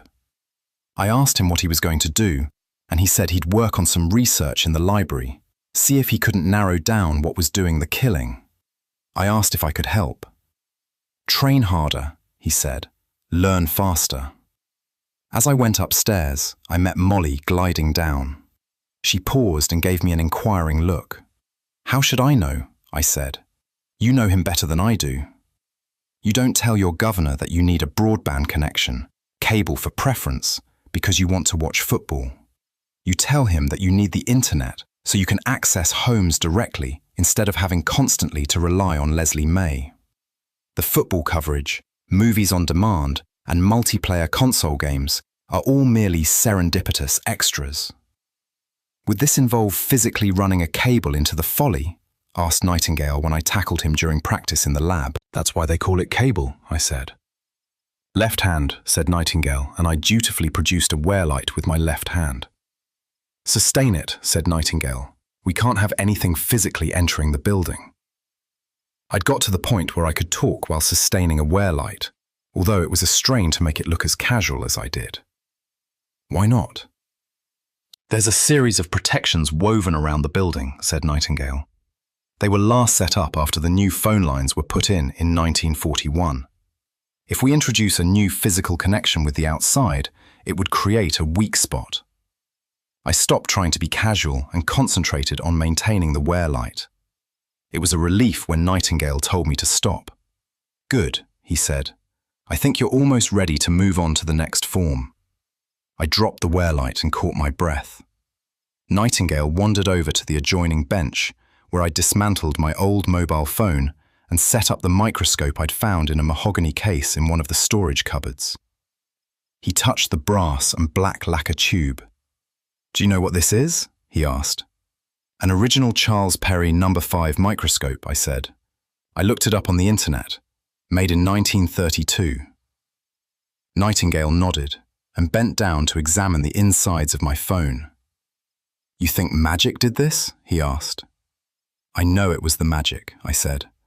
I just don't know how or why. Nightingale shifted uncomfortably. Peter, he said, you're not the first apprentice with an inquiring mind, but I don't want this getting in the way of your duties. Yes, sir, I said. I'll keep it to my free time. You're about to suggest the coach house, said Nightingale. Sir? For this cable connection, said Nightingale. The heavy defences tended to disturb the horses, so they skirt the coach house. I'm sure this cable connection of yours will be very useful. For all manner of entertainments, continued Nightingale. Sir. Now, said Nightingale, the next form, impello. I couldn't tell whether the coach house had originally been built with a first floor to house footmen or whatever, which had then been knocked through in the 1920s, or whether the floor had been added by sticking a new ceiling on the garage when they bricked up the main gate. At some point, someone had bolted a rather beautiful wrought iron spiral staircase to the courtyard wall. When I'd first ventured up, I was surprised to find that a good third of the sloping roof on the south-facing side had been glazed. The glass was dirty on the outside and some of the panes were cracked, but it let in enough daylight to reveal a jumble of shapes shrouded by dust sheets. Unlike those in the rest of the Folly, these sheets were furry with dust. I didn't think Molly had ever cleaned in there. If the chaise-longue, Chinese screen, mismatched side tables, and collection of ceramic fruit bowls that I found under the sheets weren't enough of a clue, I also found an easel and a box full of squirrel hair paintbrushes gone rigid with disuse. Somebody had used the rooms as a studio, judging from the empty beer bottles neatly lined up against the south wall. Probably apprentices like me, that or a wizard with a serious alcohol problem. Stacked in the corner and carefully wrapped in brown paper and string were a series of canvases painted in oils. These included a number of still lifes, a rather amateurish portrait of a young woman whose discomfort was palpable despite the sloppy execution. The next was much more professional, an Edwardian gentleman reclining in the same wickerwork chair I'd found under a dust sheet earlier. The man was holding a silver-topped cane, and for a moment I thought he might be Nightingale, but the man was older and his eyes were an intense blue. Nightingale Senior, perhaps. The next, probably by the same painter, was a nude with a subject that so shocked me I took it to the skylight to get a better look. I hadn't made a mistake. There was Molly reclining pale and naked on the chaise-longue, staring out of the canvas with heavy-lidded eyes, one hand dipping into a bowl of cherries placed on a table by her side. At least, I hope they were cherries. The painting was in the Impressionist style, so the brush strokes were bold, making it hard to tell. They were definitely small and red, the same colour as Molly's lips. I carefully rewrapped the paintings and put them back where I'd found them. I did a cursory check of the room for damp, dry rot, and whatever it is that makes wooden beams crumbly and dangerous. I found that there was still a shuttered loading door at the courtyard end of the room, and mounted above it a hoisting beam, presumably to serve a hayloft for the coach horses. As I leaned out to check it was still solid, I saw Molly's pale face in one of the upper windows. I didn't know what I found stranger, that somebody had persuaded her to get her kit off, or that she hadn't changed in appearance in the last 70 years. She withdrew without apparently seeing me. I turned and looked around the room. This, I thought, will do nicely. At one time or other, most of my mum's relatives had cleaned offices for a living. For a certain generation of African immigrants, cleaning offices became part of the culture, like male circumcision and supporting Arsenal. My mum had done a stint herself and had often taken me with her to save on babysitting. When an African mum takes her son to work, she expects her son to work, so I quickly learnt how to handle a broom and a window cloth. So the next day after practice, I returned to the coach house with a packet of marigold gloves and my Uncle Tito's pneumatic vacuum cleaner. Let me tell you, 1,000 watts of suckage makes a big difference when cleaning a room. The only thing I had to worry about was causing a rift in the space-time fabric of the universe. I found the window cleaners online, and a pair of bickering Romanians scrubbed up the skylight while I rigged up a pulley to the hoisting beam, just in time for the TV to be delivered along with the fridge. I had to wait a week for the cable to be hooked up, so I caught up on my practice and started narrowing down the location of Father Thames. Finding him will be a good exercise for you, Nightingale had said. Give you a good grounding in the folklore of the Thames Valley. I asked for a clue, and he told me to remember that Father Thames had traditionally been a peripatetic spirit which, according to Google, meant walking or travelling about, itinerant, so not really a lot of help. I had to admit that it was expanding my knowledge of the folklore of the Thames Valley, most of which was contradictory, but would no doubt be helpful at the next pub quiz I took part in. To inaugurate my re-entry into the 21st century, I ordered some pizza and invited Leslie round to see my etchings. I had a long soak in the claw-footed porcelain tub that dominated the communal bathroom on my floor and swore, not for the first time, that I was definitely going to install a shower. I'm not a peacock, but on occasion I like to dress to impress. Although, like most coppers, I don't wear much in the way of bling, the rule being never wear something round your neck that you don't want to be strangled with. I laid in some Becks because I knew Leslie preferred bottled beer and settled in to watch sports TV while I waited for her to turn up. Among the many other modern innovations that I'd introduced to the coach house was an entry phone installed on the garage's side door, so that when Leslie arrived, all I had to do was buzz her in. I opened the door and met her at the top of the spiral staircase. She'd brought company. "I brought Beverly," said Leslie. "Of course you did," I said. I offered them beer. "I want you to make it clear that nothing I eat or drink here puts me under obligation," said Beverly. "And no mucking me about this time." "Fine," I said. "Eat, drink, no obligations, Scout's honor." "On your power," said Beverly. "I swear on my power," I said. Beverly grabbed a beer, hopped onto the sofa, found the remote and started channel surfing. "Can I on-demand a movie?" she asked. There followed a three-way argument over what we were going to watch, which I lost at the start and Leslie won in the end by the simple expedient of grabbing the remote and switching to one of the free movie channels. Beverly was just complaining that none of the pizzas had pepperoni when the door opened a fraction and a pale face peered in. It was Molly. She stared at us and we stared back. "Would you like to come in?" I asked.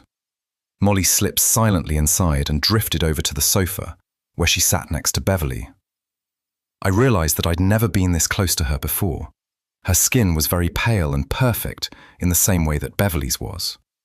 She refused a beer but tentatively accepted a piece of pizza.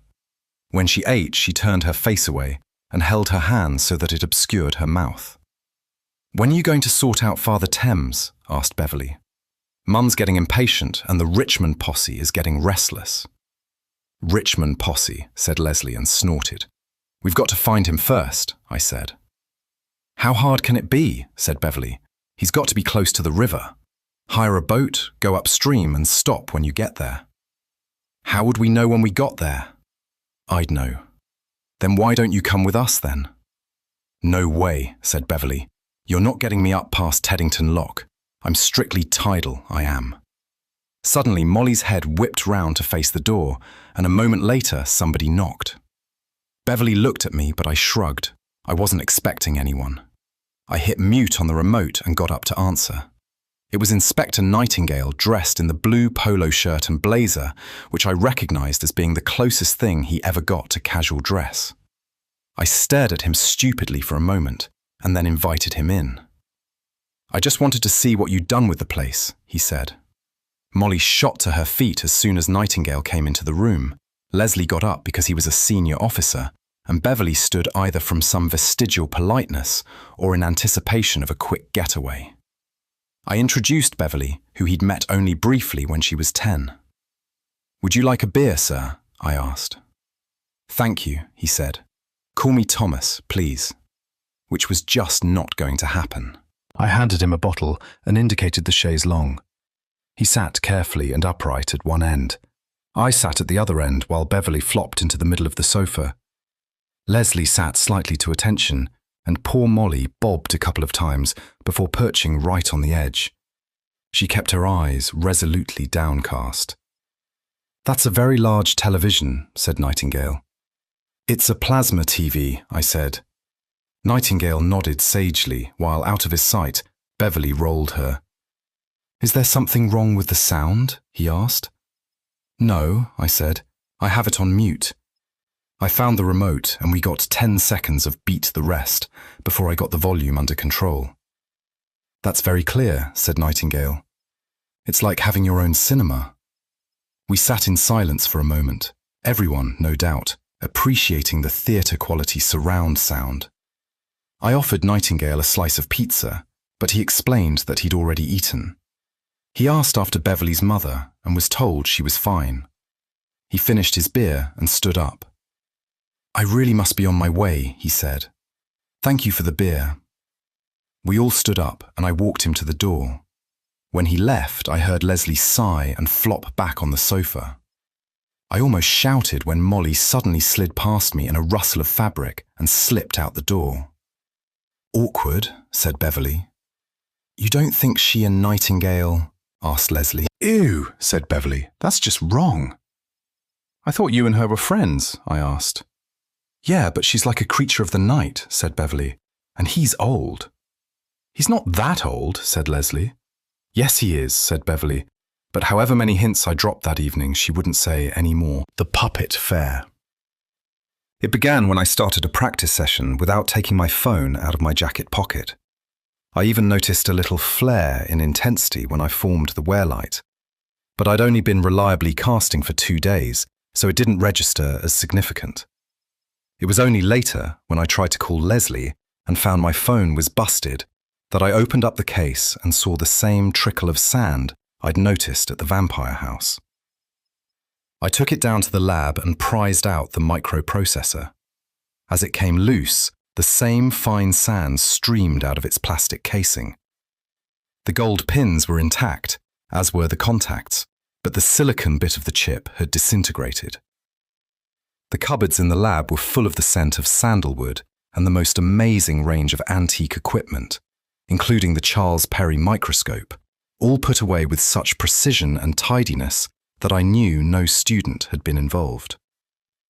Under the microscope, I found the powder to be mostly silicon, with a few impurities which I suspected was germanium or gallium arsenide. The chip that handled RF conversion was superficially intact, but had suffered microscopic pitting across its entire surface. The patterns reminded me of Mr. Coopertown's brain. This was my phone on magic, I thought. Obviously, I couldn't do magic and carry a mobile phone, or stand near a computer or an iPod, or most of the useful technology invented since I was born. No wonder Nightingale drove a 1967 Jag. The question was, how close did the magic have to be? I was formulating some experiments to find out when Nightingale distracted me with my next form. We sat down on opposite sides of the lab bench, and Nightingale placed an object between us. It was a small apple. "Impello," he said, and the apple rose into the air. It hung there, rotating slowly while I checked for wires, rods, and anything else I could think of. I poked it with my finger, but it felt like it was embedded in something solid. "Seen enough?" I nodded, and Nightingale brought out a basket of apples, a wicker basket with a handle and a check napkin, no less. He placed a second apple in front of me, and I didn't need him to explain the next step. He levitated the apple. I listened for the former, concentrated on my own apple, and said, "Impello." I wasn't really that surprised when nothing happened. "It does get easier," said Nightingale. "It's just that it gets easier slowly." I looked at the basket. "Why do we have so many apples?" "They have a tendency to explode," said Nightingale. The next morning, I went out and bought 3 sets of eye protectors and a heavy-duty lab apron. Nightingale hadn't been kidding about the exploding fruit, and I'd spent the afternoon smelling of apple juice and the evening picking pips out of my clothing. I asked Nightingale why we didn't train with something more durable like ball bearings, but he said that magic required the mastery of fine control right from the start. Young men are always tempted to use brute force, Nightingale had said. It's like learning to shoot a rifle. Because it's inherently dangerous, you teach safety, accuracy, and speed in that order. We went through a lot of apples in that first session. I was getting them in the air, but sooner or later, splat. There was a brief phase when it was fun, and then it got boring. After a week of practice, I could levitate an apple without it exploding 9 times out of 10. I wasn't a happy little wizard, though. What worried me was where the power was coming from. I never was very good at electricity, so I didn't know how much power it took to make a wear light.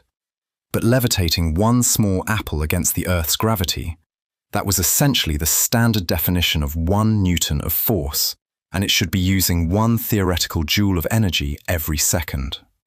The laws of thermodynamics are pretty strict about this sort of thing, and they say that you never get something for nothing, which meant that that joule was coming from somewhere. But from where? From my brain? So it's like ESP, said Leslie during one of her periodic visits to the coach house. Officially, she was there to liaise with me on the case, but really she was there for the widescreen TV, takeaways, and the unresolved sexual tension. Besides, apart from a couple of unconfirmed cases around the same time as the Neal Street attack, nothing had come to our attention. Like that guy on that show who could move things around, she said. It doesn't feel like I'm moving things around with my mind, I said. It's like I'm making shapes with my mind, which affects something else, which makes stuff happen at the other end. Do you know what a theremin is? It's that weirdo sci-fi musical instrument with the loops, she said. Right? Pretty much, I said. The point is, it's the only musical instrument you don't physically touch.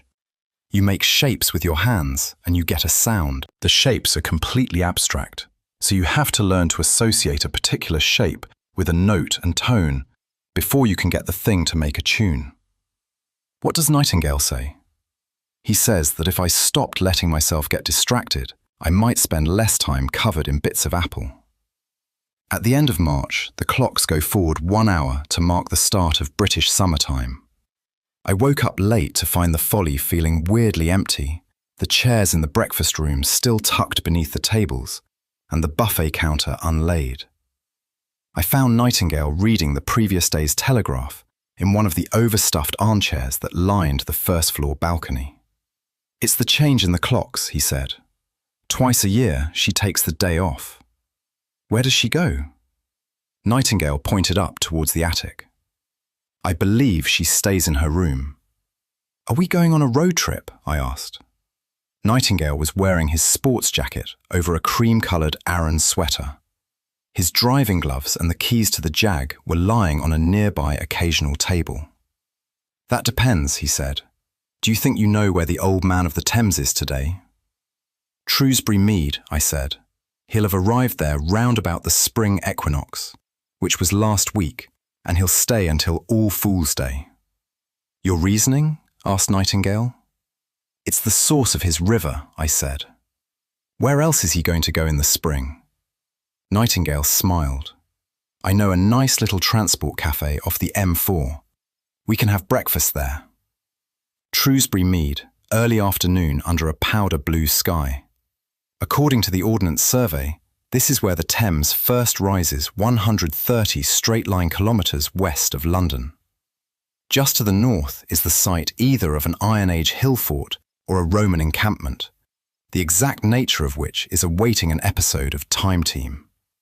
Apparently there is a soggy field, a stone to mark the spot, and a chance, after a particularly wet winter, that you might see some water. You approach down a minor road that turns to gravel once you're past the private houses it was built to serve. The line of the river is marked by a dense stand of trees, and the source of the Thames is beyond that. In the field beyond was the court of the Old Man of the River, We could hear it before we saw it. The rumble of diesel generators, steelwork clanking, the bass beat of music thumping, tannoys barking, girls screaming, glimpses of neon over the tree line, and the whole round-the-corner thrill of a travelling funfair. I had a sudden bank holiday memory of holding my father's hand in one fist and clutching a precious handful of pound coins in the other.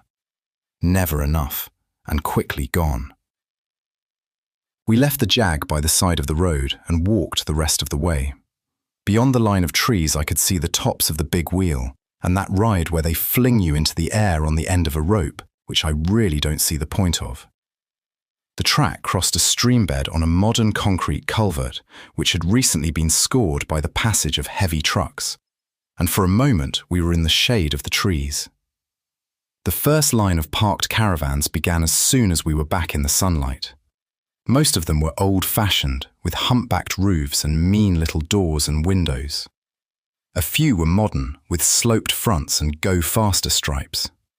I even caught sight, through the thickets of Calagas bottles, deck chairs, guy ropes and sleeping Rottweilers, of the horseshoe roof of a wooden gypsy caravan, something I thought was only for tourists. Although the caravans seemed to be parked randomly, I was struck by the notion that there was a pattern, a deep structure that nagged at the edge of perception.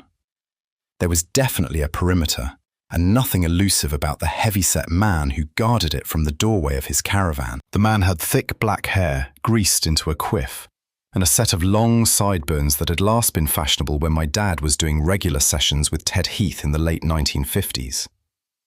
He also had a totally illegal 12-bore shotgun propped up against the side of his caravan. "Afternoon," said Nightingale, and kept walking past. The man nodded. "Afternoon," said the man. "Good weather we're having," said Nightingale. "Looks to be fair," said the man, in an accent that was either Irish or Welsh, I couldn't tell, but definitely Celtic. I felt a prickle on the back of my neck. A London copper doesn't like to intrude upon a traveller camp with anything less than a van full of bodies in riot gear. It's considered disrespectful otherwise. The residential caravans formed a semicircle around the fair proper. There, the big beasts of the fairground world roared and clanked and blared out "I Feel Good" by James Brown. Every copper knows that the funfairs of Great Britain are run by the showmen, a collection of interwoven families so clannish they officially constitute a separate ethnic group of their own. Their family names were painted on the generator trucks and blazoned across the tops of hoardings. I counted at least 6 different names on 6 different rides, and half a dozen more as we walked through the fair. It seemed that each family had brought one ride to the spring fair at Shrewsbury Mead. Skinny young girls ran past, trailing laughter and streamers of red hair. Their older sisters paraded in white hot pants, bikini tops and high-heeled boots, checking out the older boys through Max Factor lashes and clouds of cigarette smoke. The boys tried to hide their awkwardness by playing butch or walking the moving rides with studied indifference.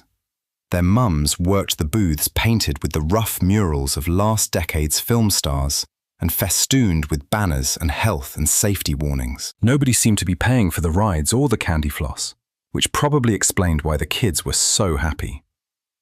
The fair proper formed another semicircle, and at its centre was a rough-hewn wooden corral, like those you see in westerns, and in the centre of that was the source of the mighty River Thames, which looked to me like a small pond with ducks on it. And, standing at the fence rail, was the old man of the river himself. There was once a statue of Father Thames at the Mead, now transported to the more reliably wet stretch of the river at Lechlade, which showed a muscular old man with a William Blake beard reclining on his plinth, with a shovel over his shoulder, crates and bundles arranged at his feet, the fruits of industry and trade. Even I can spot a bit of empire spin when I see it, so I didn't really expect him to look like that, but I think I was still hoping for something grander than the man at the fence. He was short, with a pinched face dominated by a beaky nose and a heavy brow. He looked old, in his 70s at least, but there was a sinewy vigour in the way he moved, and his eyes were grey and bright. He wore an old-fashioned double-breasted suit in dusty black, the jacket unbuttoned to show off a red velvet waistcoat, a brass fob watch, and a folded pocket handkerchief the bright yellow of a spring daffodil. A battered Homburg was jammed on his head, wisps of white hair escaping from underneath, and a cigarette dangled from his lip. He stood leaning on the fence, one foot on the lowest rail, talking out of the side of his mouth to a crony, one of several frighteningly spry old men who shared the fence with him, gesturing at the pond or taking a long pull on his cigarette. He glanced up as we approached, frowning at the sight of Nightingale, before turning his attention to me. I felt the force of his personality drag at me. Beer and skittles, it promised, the smell of horse manure and walking home from the pub by moonlight, a warm fireside and uncomplicated women. It was a good thing I'd had practice with Mama Thames and had mentally prepared on the walk up, because otherwise I would have marched right up and offered him the contents of my wallet. He winked at me and turned his full attention on Nightingale. He called out a greeting in a language which could have been Skelter or Welsh, or even authentic pre-Roman Gaelic for all I knew. Nightingale answered in the same language, and I wondered whether I was going to have to learn that one too. The cronies shuffled along to make a space at the fence, only wide enough for one, I noticed. Nightingale joined Father Thames and they shook hands. With his height and good suit, Nightingale should have looked like the lord of the manor mixing with the commoners, but there was no deference in the way Father Thames sized him up. Father Thames was doing most of the talking, emphasizing his words with little twirls and flicks of his fingers. Nightingale leaned on the fence, deliberately minimizing the height difference, and nodding and chuckling, I could tell, at all the right moments. I was considering whether to edge forward so that I could understand what they were saying more clearly, when one of the younger men at the fence caught my eye. He was taller and thicker set than Father Thames, but had the same long, sinewy arms and narrow face. "You don't want to be bothering with that," he said. "It'll be a good half hour before they get past the pleasantries." He reached out a large, calloused hand to shake mine. "Oxley," he said. "Peter Grant," I said. "Come and meet the wife," he said. The wife was a pretty woman with a rounded face and startling black eyes. She met us on the threshold of a modest 1960s caravan that was parked in its own little space to the left of the funfair. "This is my wife, Isis," said Oxley, and to her, "This is Peter, the new apprentice." She took my hand. Her skin was warm, and with the same unreal perfection that I'd noticed on Beverly and Molly. "Delighted," she said. Her accent was pure Jane Austen. We sat on folding chairs around a card table with a cracked linoleum top, decorated with a single daffodil arranged in a slender vase of fluted glass. "Would you like some tea?" Isis asked, and when I hesitated, said, "I, Anna Maria de Berg-Hoppinger Isis, solemnly swear on the life of my husband," which got a chuckle from Oxley, "and the future prospects of the Oxford rowing team, that nothing you partake of in my house will place you under any obligation." She crossed her heart and gave me a little girl's smile. "Thank you," I said. "Tea would be nice." "I can see you're wondering how we met," said Oxley. I could see he wanted to tell the story. "I presume she fell into the river," I said. "You would presume wrong, sir," said Oxley. "Back in the day I had a great fondness for the theatre, and would often smarten myself up and row up to Westminster for an evening's entertainment. Quite the peacock I was back then, and attracted, I like to think, many an admiring gaze." "What with him traversing the cattle market at the time," said Isis, returning with the tea. The cups and teapot were modern porcelain, a very clean design with a stylish platinum strip around the lip. Not chipped at all, I noticed. I suspected I was getting the VIP treatment, and I wondered why.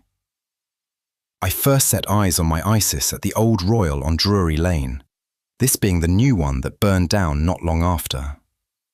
I was in the gods, and she was in a box with her dear friend Anne. I was smitten, but alas, she already had her fancy man. He paused long enough to pour the tea. although he suffered a terrible disappointment, I can tell you. Hush, my love, said Isis. The young man doesn't want to hear about that. I picked up my teacup. The brew was very pale, and I recognized the aroma of Earl Grey. I hesitated with the cup at my lips, but trust has to start somewhere, so I took a resolute sip. It was a very fine cup of tea indeed. But I am like the river, said Oxley. I may run, but I am always there. Except during droughts, said Isis, and offered me a slice of Battenberg cake. I'm always lurking under the surface, said Oxley. I was, even then. Her friend had a very nice house at Strawberry Hill, beautiful place, and back in those days not surrounded by mock Tudor semis. If you've seen the place, then you'll know that it's built like a castle, and my Isis was a princess held captive in its tallest tower. Having a long weekend at a friend's house, actually, said Isis. My chance came when they held a great masquerade at the castle, said Oxley. Dressed in my finest, my features cleverly disguised with a swan mask, I slipped in through the tradesman's entrance and soon found myself mingling with the fine people inside. I figured that I was already in trouble for the tea, so I might as well have the cake. It was shop-bought and very sweet. It was a grand ball, said Oxley. Lords and ladies and gentlemen, all dressed in Josephine gowns or tight breeches and velvet waistcoats, and every one of them thinking wicked thoughts while safe behind their mask. And most wicked was my Isis, for all that she was wearing the mask of the Queen of Egypt. I was Isis, said Isis, as you well know. So I boldly stepped up and marked her card for every dance, said Oxley. Which was a cheek and an effrontery, said Isis. I saved you from the left feet of many a swain, said Oxley. She put her hand on his cheek, which I cannot deny. The thing you have to remember about a masquerade is that at the end of the night, the masks have to come off, said Oxley. At least in polite company, but I had been thinking, always a worrying development, said Isis. Why did the masquerade have to end, said Oxley. And as the son follows the father, I let action follow thought and seized my darling Isis, threw her over my shoulder and was away across the fields towards Chertsey. Oxley, said Isis, the poor boy is an officer of the law. You can't be telling him you kidnapped me. He'd be honor-bound to arrest you. She looked at me. It was entirely voluntary, I can assure you, she said. I was twice married and a mother, and I'd always known my own mind. It is certain that she proved to be an experienced woman, he said, and, much to my embarrassment, winked at me. You wouldn't think he was once a man of the cloth, said Isis. I was a terrible monk, he said, but that was a different life. He rapped the table. Now that we've fed, watered, and bored you senseless, why don't we talk some business? What is it that the big lady wants? You understand that I'm strictly the go-between in this, I said. We actually did a course on conflict resolution at Hendon, and the trick is always to stress your neutrality while allowing both parties to think you're secretly on their side. There were role-playing exercises and everything. It was one of the few things I was better at than Leslie. Mama Thames feels that you may be looking to move downstream of Teddington Lock. It's all one river, said Oxley, and he's the old man of the river. She claims he abandoned the tideway in 1858, I said. More precisely during the Great Stink, note the capitals, when the Thames became so thick with sewage that London was overwhelmed with a stench so terrible that Parliament considered relocating to Oxford. Nobody stayed in London that summer who could move away, said Oxley. It wasn't fit for man or beast. She says he never came back, I said. Is that true? That is true, said Oxley, and in truth, the old man has never loved the city, not since it killed his sons. Which sons were these? Oh, you know who they are, said Oxley. There was Ty and Fleet and Ephra, all drowned in a flood of muck and filth, and finally put out of their misery by that clever bastard Bazalgette, him that made the sewers. I met him, you know, very grand man with the finest set of chops this side of William Gladstone, knocked him on his arse for the murdering bastard that he was. You think he killed the Rivers? No, said Oxley, but he was their undertaker. I've got to hand it to the daughters of the big lady, for they certainly must be hardier than my brothers. If he doesn't want the city, why is he pushing downstream? I asked. Some of us still have a hankering for the bright lights, said Oxley, and smiled at his wife. I dare say it would be nice to attend the theatre again, she said. Oxley refilled my cup. A crackly voice on a tannoy somewhere behind me yelled, "Let's get this party started." James Brown was still feeling nice, sugar and spice now. And you want to fight Mama Thames's daughters for the privilege? You think they're too fearsome for us? Asked Oxley. I don't think you want it badly enough, I said. Besides, I'm sure arrangements could be made. An excursion by coach, perhaps? Asked Oxley. Will we need passports? Despite what you think you know, most people don't want to fight, especially when evenly matched. A mob will tear an individual to pieces, and a man with a gun and a noble cause is happy to kill ever so many women and children. But risking a fair fight, not so easy. That's why you see those pissed young men doing the dance of the "don't hold me back" while desperately hoping someone likes them enough to hold them back. Everyone is always so pleased to see the police arrive because we have to save them whether we like them or not. Oxley wasn't a pissed young man, but I could see he was just as keen to find someone to hold him back. Or maybe his father. Your father, I said. What does he really want? What any father wants, said Oxley. The respect of his children. I nearly said that not all fathers were worthy of respect, but I managed to keep my gob shut, and anyway, not everyone had a dad like mine. It would be nice if everyone could chill for a bit, I said. Keep everything relaxed while the inspector and I sorted something out. Oxley looked at me over his teacup. It is spring, he said. Plenty of distractions upstream of Richmond. Lambing season, I said, and what not. You're not what I expected, said Oxley. What were you expecting? I was expecting Nightingale to choose someone more like himself, said Oxley. Upper class? Solid, said Isis, preempting her husband. Workmanlike. Whereas you, said Oxley, are a cunning man. Much more like the wizards we used to know, said Isis. Is that a good thing? I asked. Oxley and Isis laughed. I don't know, said Oxley, but it will be interesting finding out. It was strangely hard to leave the fair. My legs felt heavy, as if I was wading out of a swimming pool.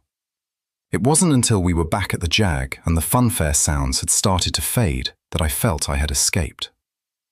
What is that? I asked Nightingale as we climbed into the car. Seducere, he said. The compulsion, or, as the Scots say, the glamour. According to Bartholomew, many supernatural creatures do it as a form of self-defense. When do I learn how to do it? I asked. In about 10 years, he said, if you pick up the pace a bit. As we headed back through Cirencester for the M4, I told Nightingale about my meeting with Oxley.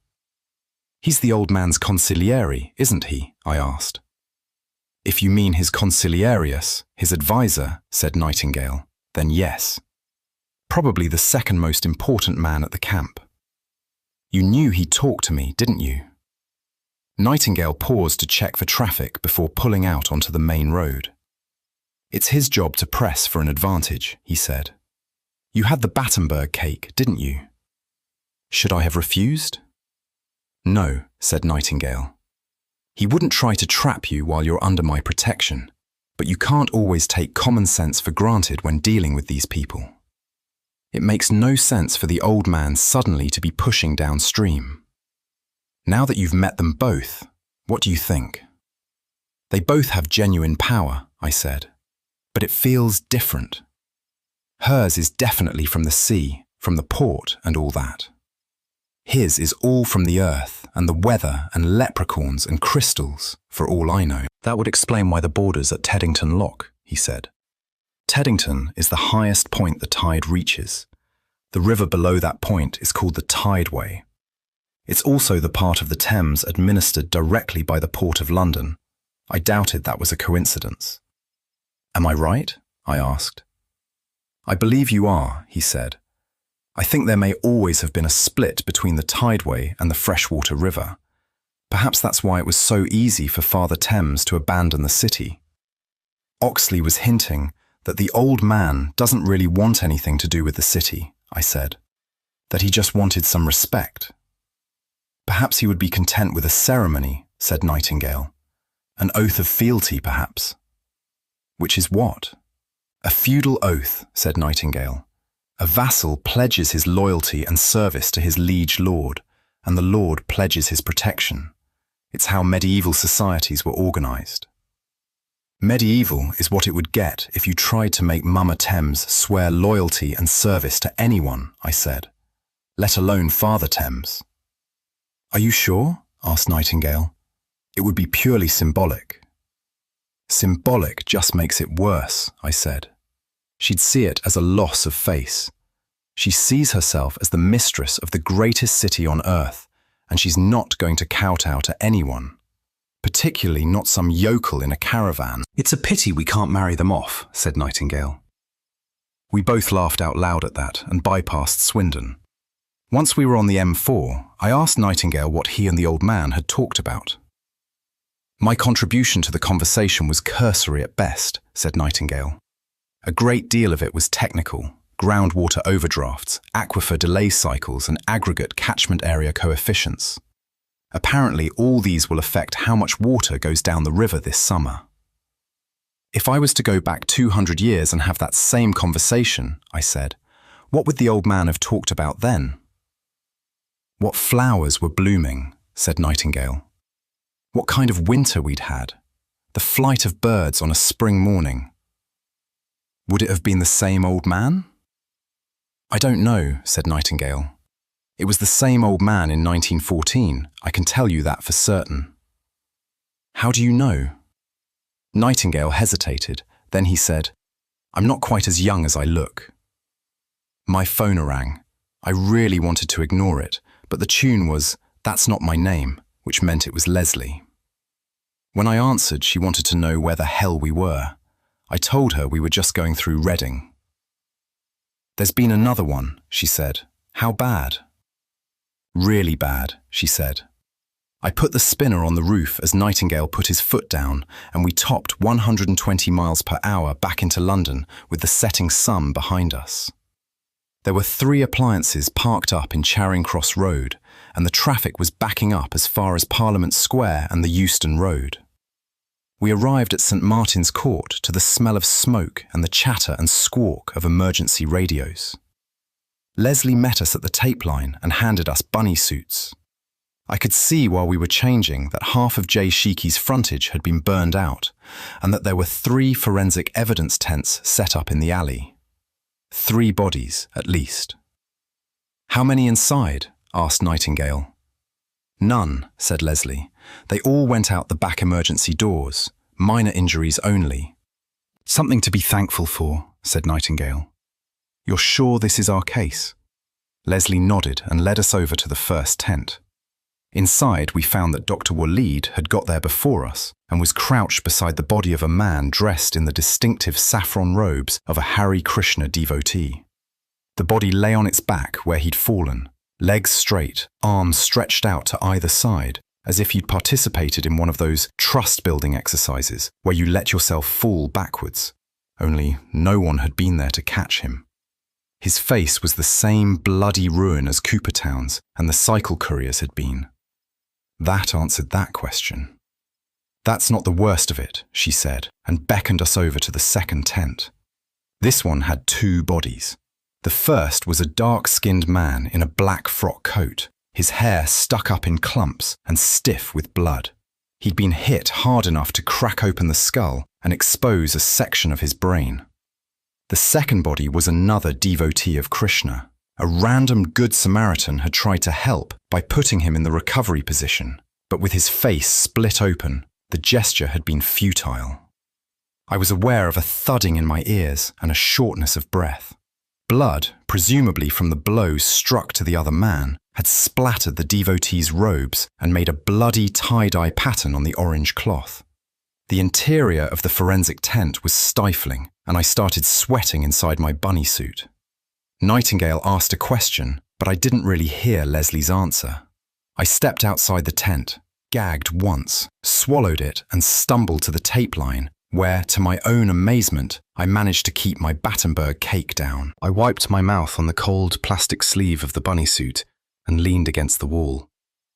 Opposite me was a poster for the Noel Coward Theatre, where they were showing a farce called Down with Kickers. 2 victims with their faces half off meant that the possession had affected 2 individuals at the same time. There was 1 more tent left. I asked myself, how much worse could that be? Stupid question. The 3rd body was seated with its legs crossed, but like a child, not a yogi for all that his hands were resting on his knees, palm upwards. His robes were drenched in blood and ribbons of red, ropey stuff covered his shoulders and upper arms. His head was completely gone, leaving a ragged stump of a neck. There was a flash of white buried amid the torn muscle. I assumed it was his spine. Sewell had been waiting for us in the tent. He grunted when Leslie led us in.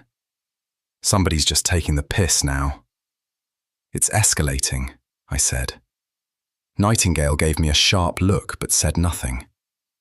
But what's escalating? Asked Leslie. And why can't you stop it? Because, Constable, said Nightingale coldly, we don't know what it is. There were plenty of witnesses and suspects, and people who were helping the police with their inquiries. We paired off to conduct the interviews as fast as possible. I worked with Sewell while Nightingale paired with Leslie. That way, there'd be someone in the room who could spot a vestigium when it slapped him in the face. Sergeant Stephanopoulos handled the collecting of physical evidence and collating the CCTV coverage. It was a bit of a privilege to watch Sewell work. He wasn't nearly so intimidating with the suspects as he was with other policemen. His interrogation technique was gentle, never chummy, always formal, but he never raised his voice. I took notes. The sequence of events, as we reconstructed them, was depressingly familiar, but on a larger scale than we'd seen before. It had been a mild spring Sunday afternoon, and St. Martin's Court had been moderately crowded. The Close itself is a pedestrianised alleyway that has access to 3 separate stage doors, the back entrance to Brown's and the famous J. Sheiky's Oyster Bar. It's where the theatre staff go for a coffee and a crafty fag between performances. J. Sheiky's is a thespian landmark, which isn't surprising if you sell food late at night within walking distance of the most famous theatres in the West End. Sheiky's also employs uniformed doormen in top hats and black frock coats, and that's where the trouble started that afternoon. At 2:45, about the same time as I was sitting down for tea with Oxley and Isis, 6 members of the International Society for Krishna Consciousness entered the Close from the Charing Cross Road end. This was a common route for the Bhaktas, the aspirant devotees to the god, as they traversed from Leicester Square to Covent Garden. They were being led by Michael Smith, his identity later confirmed through fingerprint evidence, a reformed crack addict, alcoholic, car thief, and suspected rapist, who had lived an unblemished life since joining the movement 9 months previously. ISKCON, as the International Society for Krishna Consciousness likes to be known, is aware that there is a fine line between drawing attention to yourself and provoking active hostility from passers-by. The intention is that through dancing and chanting in public, potential converts may be attracted to the movement and not to provoke an angry confrontation. Thus, dwell time in a particular locality had to be judged carefully to avoid trouble. Michael Smith had proved particularly good at judging what the devotees could get away with, and that was why he was leading the Saffron Crocodile that afternoon.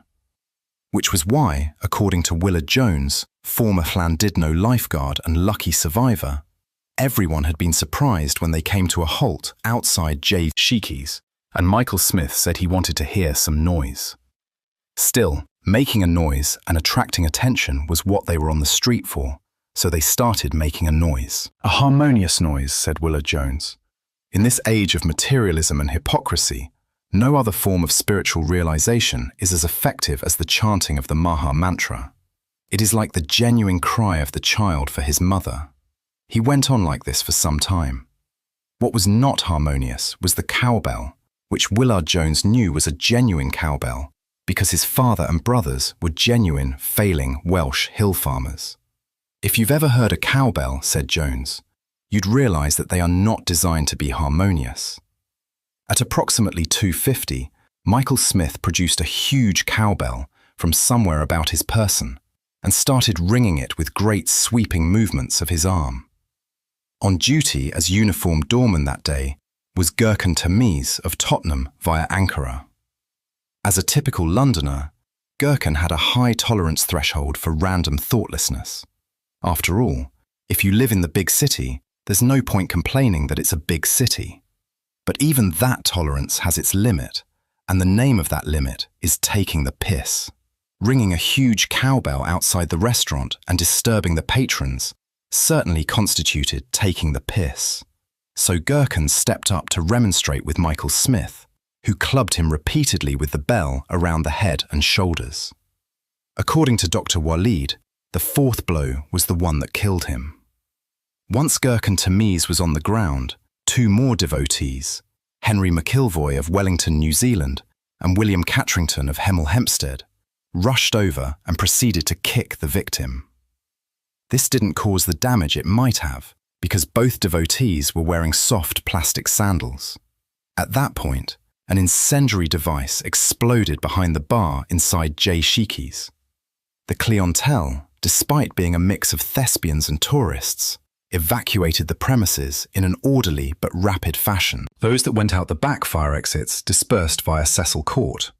Those that went out the front streamed past the bodies of Gurkhan Thames, Henry McIlvoy, and William Catrington, who were already dead.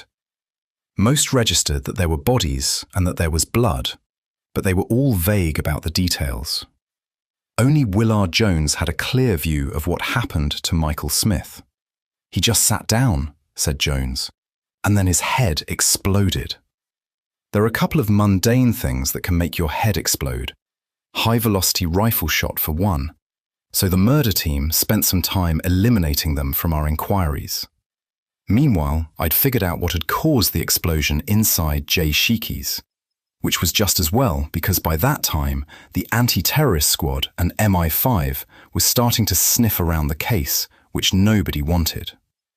The answer came from the experiments I'd been conducting, semi-covertly, into why my phone broke. I had no intention of using my laptop or even another phone as a guinea pig, so a quick trip to Computers for Africa, who refurbish abandoned computers and donate them abroad, netted me a bag full of chips and a motherboard that I suspected came from an Atari ST. I used masking tape to set marks at 20-centimeter intervals along the length of a bench, and once I had a chip placed at every mark, I carefully positioned my hand and cast a wear light. The trick in science is to try and change only one variable at a time, but I felt I'd gained enough fine control to produce the same intensity of wear light consistently each time. I spent an entire day conjuring up lights and then checking each chip for damage under the microscope. All to no avail, except for pissing off Nightingale, who said that if I had that much time to waste, I should be able to tell him the difference between propositions of the accusative and the ablative kind. Then he distracted me by teaching me my first adjectivum, which is a former which changes some aspect of another former. This adjectivum was called iactus, which combined with impello should, theoretically, have allowed me to float an apple around the room. After 2 weeks of exploding apples, I got to the point where I could reliably whoosh an apple down the length of the lab with a fair degree of accuracy. Nightingale said that the next stage was catching things that were thrown towards me, which took us back to exploding apples. And that's where we were the day the clocks went forward and we paid our respects to Father Thames. It was while I was in the interview room watching Sewell gently pluck the facts from Willard Jones's testimony that I had my breakthrough. Magic, it turned out, was just like science in that sometimes it was a question of spotting the bleeding obvious. Just as Galileo spotted that objects accelerate under gravity at the same rate, regardless of their weight, I spotted that the big difference between my mobile phone and the various microchips I'd been experimenting on was that my mobile phone was connected up to its battery when it got fried. Just connecting up my collection of second-hand microchips to a battery seemed far too random and time-consuming. But luckily, you can get 10 generic calculators for less than a $5, if you know where to go. Then it was just a matter of laying them out, casting the wear light for precisely 5 seconds, and sticking them under the microscope. The one place directly under my hand was toast, and there were decreasing levels of damage out to the 2-meter mark. Was I emitting power as a waste product, which was damaging the electronics, or was I sucking power out of the calculators? And was it that was doing the damage? And why was the damage principally to the chips, and not the other components? Crucially, despite the unresolved questions, it implied that I could now carry my mobile phone and do magic, providing I took the battery out first. But what does all that mean? Asked Leslie. I took a pull on my Bex and waved the bottle at the TV. It means that I've just figured out how the fire was started. The next morning, Leslie emailed me the fire report, and after I'd checked that, I tracked down a retail equipment store that could deliver a till just like the one used in Jay Sheiky's oyster bar. Because of Nightingale's no visitors in the Folly, not counting the coach house rule, I had to carry the bloody thing from the tradesman's entrance down into my lab all by myself. Molly watched me staggering past and covered her smile with her hand. I figured Leslie didn't count as a visitor in this instance, but when I called and invited her over for the demonstration, she said she was busy running errands for Sewell. Once I had everything in position, I asked Molly to ask Nightingale to meet me in the lab. I cleared an area in the corner, away from any gas pipes, mounted the till on a metal trolley and plugged it in. When Nightingale arrived, I handed him a lab coat and eye protectors and asked him to stand on a mark 6 meters from the till. Then, before I did anything else, I removed the battery from my mobile phone. "And the purpose of this is what, exactly?" asked Nightingale. "If you'll just bear with me, sir," I said, "it'll all become clear." "If you say so, Peter," he said, and folded his arms. "Should I be wearing a helmet as well?" "That's probably not necessary, sir," I said. "I'm going to count down from 3, and on 0, I'd like you to do the strongest magic consistent with safety." "The strongest?" asked Nightingale. "You're sure about this?" "Yes, sir," I said. "Ready?" "Ready when you are." I counted down, and on 0, Nightingale blew up the lab. At least, that's what it felt like. A ball of burning fire, like a wear-light spell gone horribly wrong, formed over Nightingale's outstretched palm. A wave of heat washed over me, and I smelled crisping hair. I almost threw myself behind a bench before I realized that the heat wasn't physical. It couldn't have been, or Nightingale would have caught fire. Somehow the heat was all contained within the sphere above his hand. What I'd felt was vestigia on a grand scale. Nightingale looked at me and calmly raised an eyebrow. "How long do you want me to keep this up?" "I don't know," I said. "How long can you keep it up?" Nightingale laughed. I caught a flicker of movement in my peripheral vision, and I turned to find Molly standing in the doorway, eyes shining with reflected fire and fixed on Nightingale. I turned back just in time for the till to explode. The top blew right off, and a spray of burning plastic fountained out. Black smoke billowed upwards and raced across the ceiling. Molly gave a delighted shriek, and I ran forward with the fire extinguisher and sprayed the CO2 over the till until it went out. Nightingale shut down his sphere of flaming death and switched on a set of extractor fans I didn't even know the lab was equipped with. Why did it explode? He asked. The rapid breakdown of the components releases a volatile gas, hydrogen or something, I said. I only got a C in chemistry, remember? The gas mixes with air inside the casing, there's an electrical spark, and boom.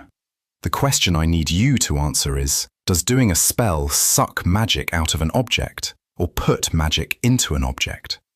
The answer was, of course, both. You don't normally cover this until you've mastered the primary forma, said Nightingale. Magic, as Nightingale understood it, was generated by life. A wizard could draw on his own magic, or on magic that he'd stored by enchantment, which sounded interesting, but not relevant to exploding cash tills. However, life protected itself, and the more complex it was, the more magic it produced, but the harder it was to draw off. It's impossible to draw on magic from another human being, said Nightingale, or even a dog for that matter. The vampires, I said, they sucked the life out of everything in the house, didn't they? The vampires are obviously parasitical in that way, but we don't know how they do it, said Nightingale. Nor do we know how people like your friend Beverly Brooke draw power from their environment either. The vampire house is where I first noticed the effect on the microchips, I said. As machines become more like men, said Nightingale, I suppose it follows that they might start producing magic of their own. I'm not sure I see how this helps us. I tried not to wince at the pseudoscience and decided now was not the time to get into that. In the first instance, I said, it means we know that whatever is doing this is sucking down enormous amounts of power, and second, it gives us another thing to look for. Not that we were actually finding anything. In the meantime, Seawall's murder team were assigned a particularly pointless stabbing in a pub off Piccadilly Circus. I had a sniff around, but there were no vestigia and a stupid but comprehensible motive. Cheating boyfriend, Leslie explained one night when she came round to watch a DVD. First, boy meets girl, girl sleeps with second boy, first boy stabs second boy and runs away. We think he's hiding in Walthamstow, she said. Many would say that was punishment enough. The murders outside Jay Sheeky's were blamed on Michael Smith, who had supposedly shot 3 people in the head with an illegal firearm before killing himself with the same gun. The media might have taken more of an interest had not a soap star been caught cottaging with an equally famous footballer in the loos of a club in Mayfair. The resulting media whiteout blotted out any real news for 2 weeks and was, according to Leslie, far too convenient to be a coincidence.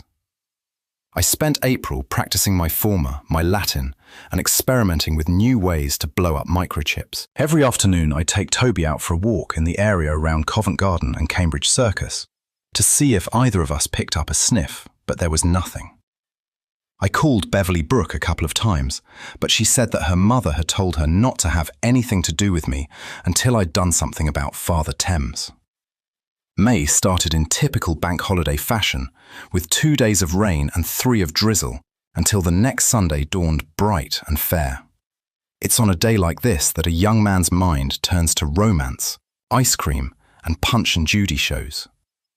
It was the day of the Covent Garden May Fair, which celebrates the first ever recorded performance of Punch and Judy, with a brass band parade, a special puppet mass at the Actors' Church, and as many Punch and Judy shows as can be crammed into the church grounds.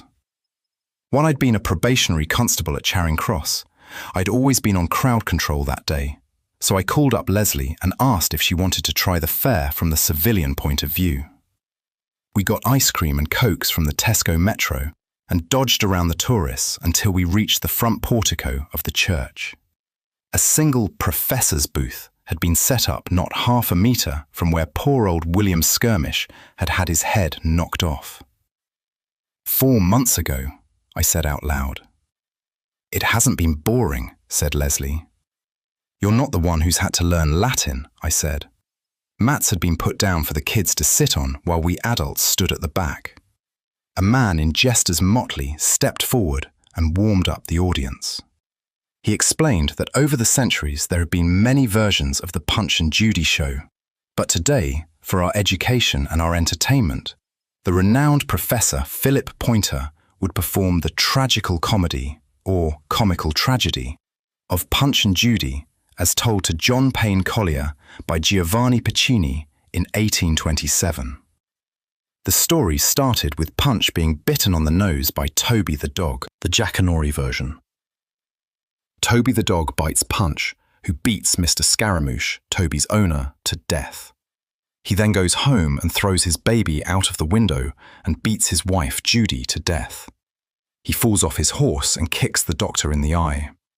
The doctor attacks him with a stick, but he grabs that and beats the doctor to death.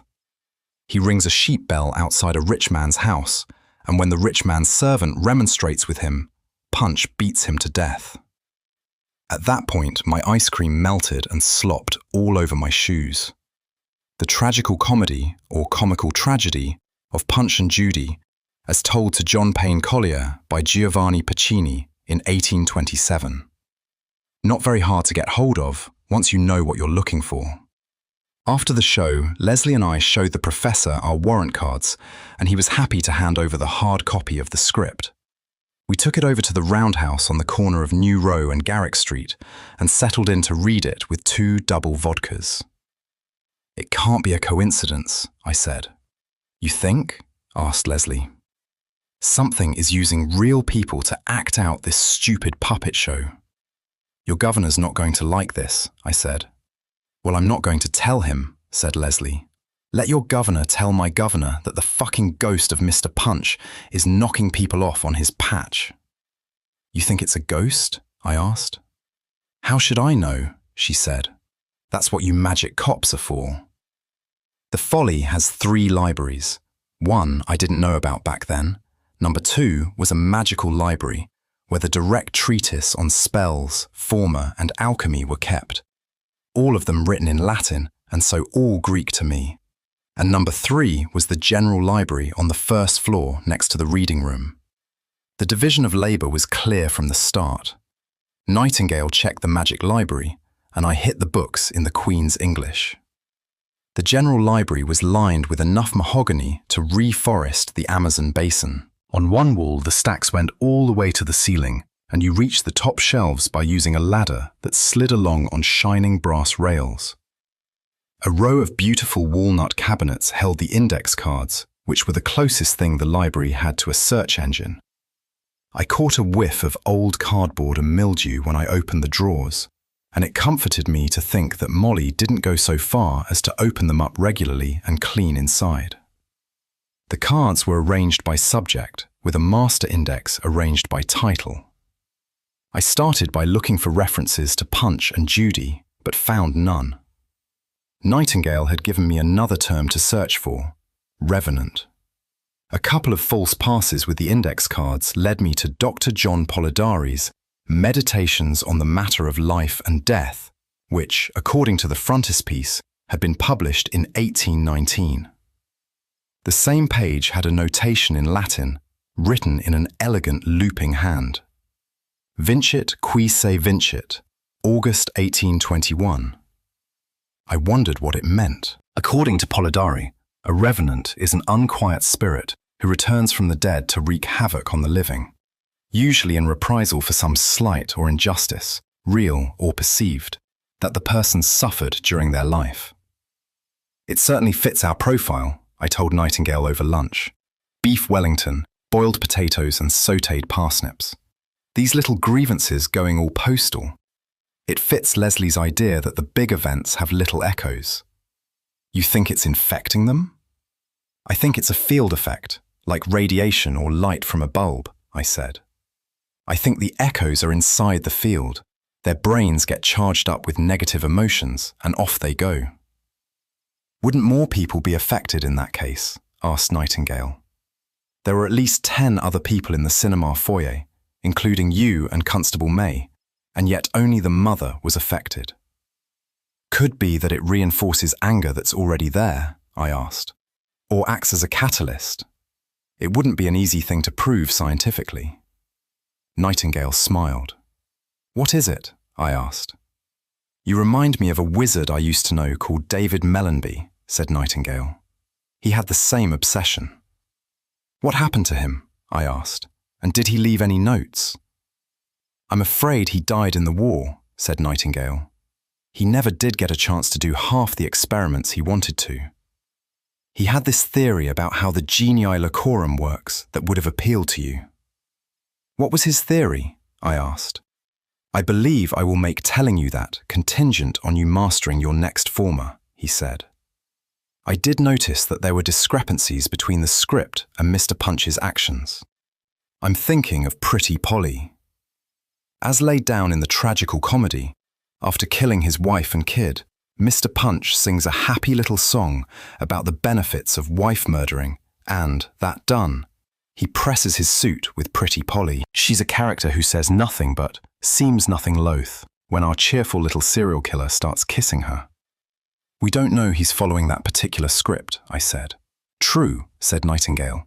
Puccini was relating an oral tradition, and those are almost never reliable. According to the possibly unreliable Puccini, the next victim was due to be a blind beggar who coughs in Mr. Punch's face and is thrown off the stage for his presumption. The script didn't specify if he survived the experience or not. If our revenant Pulcinella is following form, I said, then the most likely target is going to be a tinny for the RNIB. What's a tinny? A person with a collecting tin, I said, miming a shake. People put their spare change in it. A blind man begging for money, he said. It would be more useful to know who the revenant was and where he's buried. Presumably, if we know who he is, then we can deal with his issues and lay him to rest peacefully, I said. Or, said Nightingale, we dig up his bones and grind them into dust, mix them with rock salt, and then scatter them out at sea. Would that work? Victor Bartholomew says that's the way to do it, Nightingale shrugged. He wrote the book on dealing with ghosts and revenants, literally. I think we may be overlooking a blindingly obvious source of information, I said. Nicholas Woolpenny, I said. All the attacks have originated near the Actors' Church, which I'm guessing means that our revenant is located nearby. Nicholas might know him. For all we know, they hang out. I'm not sure ghosts hang quite the way you imagine, said Nightingale, and with a quick glance to be sure that Molly wasn't watching, he slipped his half-full plate under the table. Toby's tail banged against my legs as he snaffled it down. We need a bigger dog, I said, or smaller portions. See if he won't talk to you tonight, said Nightingale. But remember that our Nicholas wasn't a reliable witness when he was alive. I doubt his veracity has improved since his demise. How did he die? I asked. Do you know? Died of drink, Nightingale said. Very enjoyable. Since Toby was our official ghost hunting dog, and because he had begun to waddle alarmingly when he walked, I took him with me. It's a half-hour stroll from Russell Square and the Folly to Covent Garden. Once you're past Forbidden Planet and across Shaftesbury Avenue, the direct route takes you down Neal Street, where the cycle courier had died. But I figured if I started avoiding certain streets just because somebody died on them, I'd have to move to Aberystwyth. It was late evening and not all that warm, but there was still a crowd of drinkers outside the gastropub. London had come late to the idea of outdoor cafe society, and it wasn't going to allow a bit of a chill to get in the way now, especially since it had become illegal to smoke indoors. Toby did pause close to the point where Dr. Framline had attacked the courier, but only long enough to pee on a bollard. Even at closing time, Covent Garden was packed. The post-performance crowd were emerging from the Royal Opera House and looking for somewhere to have a bite to eat and a pose, while clusters of young people on school-sponsored holidays from all over Europe exercised their time-honoured right to block the pavement from one side to the other. Once the cafes, restaurants and pubs in the covered market shut down, the piazza emptied quickly, and soon there were few enough people about for me to risk a bit of ghost chasing. There was disagreement among the authorities as to what the true nature of a ghost was.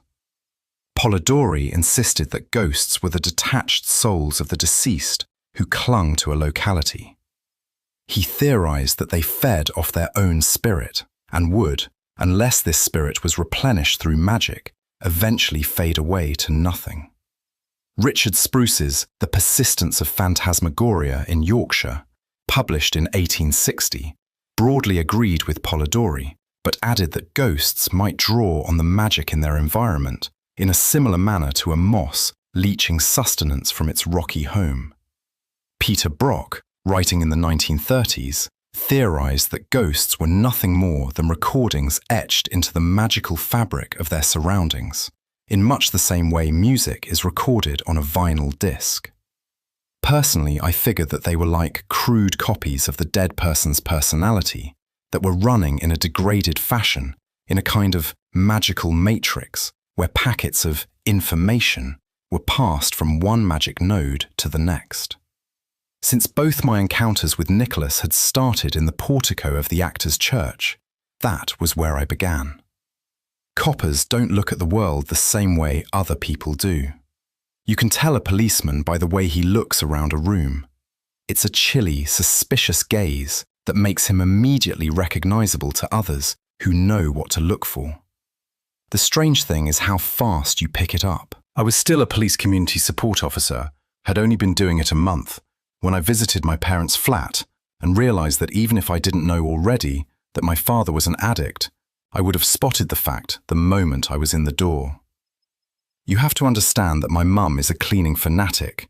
You could eat dinner off her living room carpet, but still all the signs were there if you knew what to look for. It had become the same with vestigia. When I put my hand on the limestone blocks that made up the portico, the sensations, the cold, vague sense of presence, an odour in the nostrils that might be sandalwood, were the same, only now, like a copper reading a street, I had some inkling of what they meant. I also expected them to be much stronger.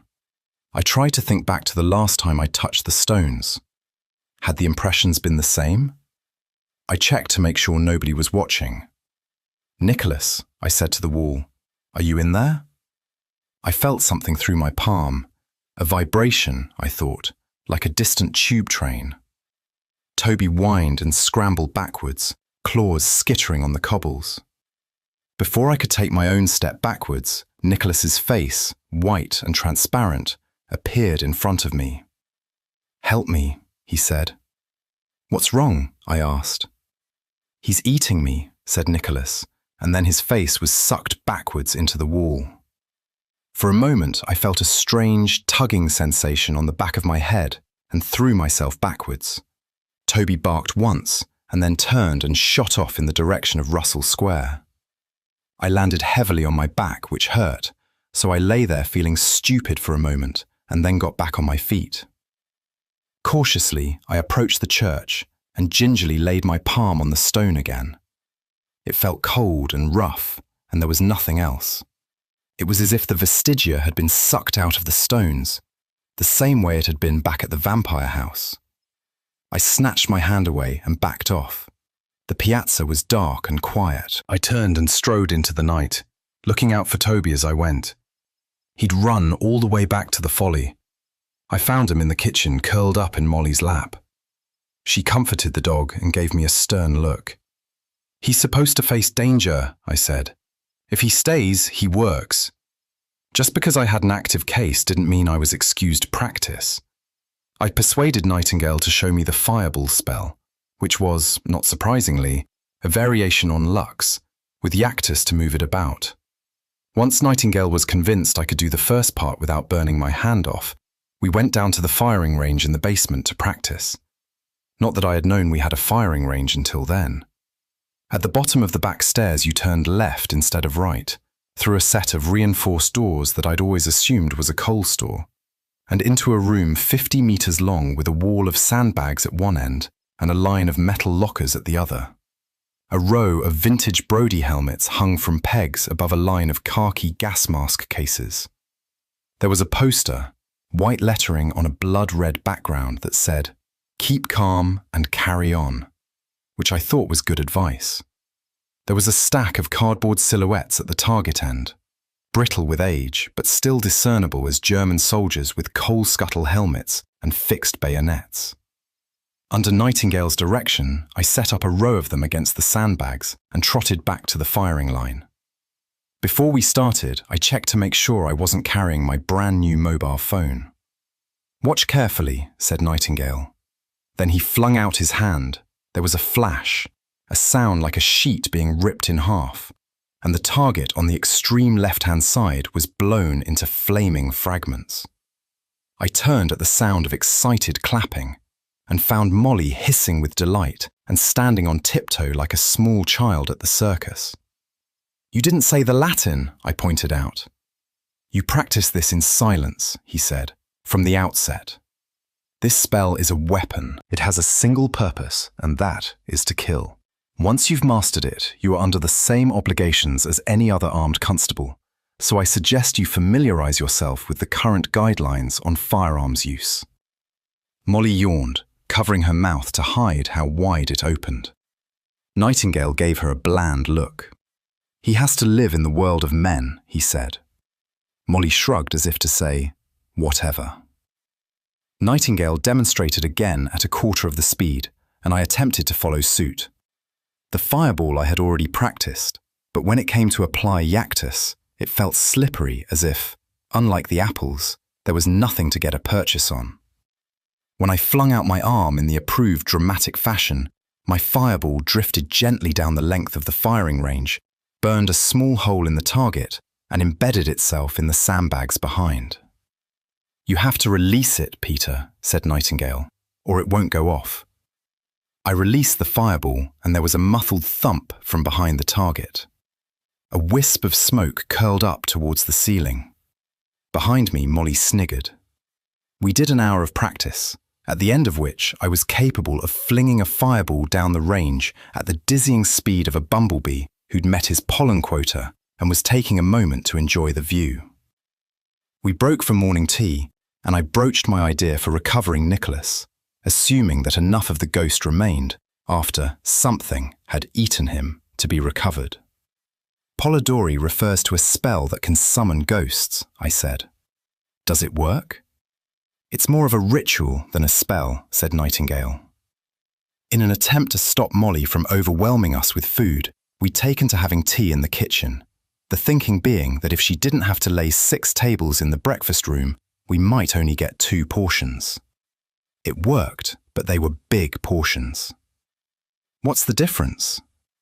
"You keep asking the kind of questions," said Nightingale, "that really shouldn't be coming up for another year or so. Just the basics, the Jackanory version.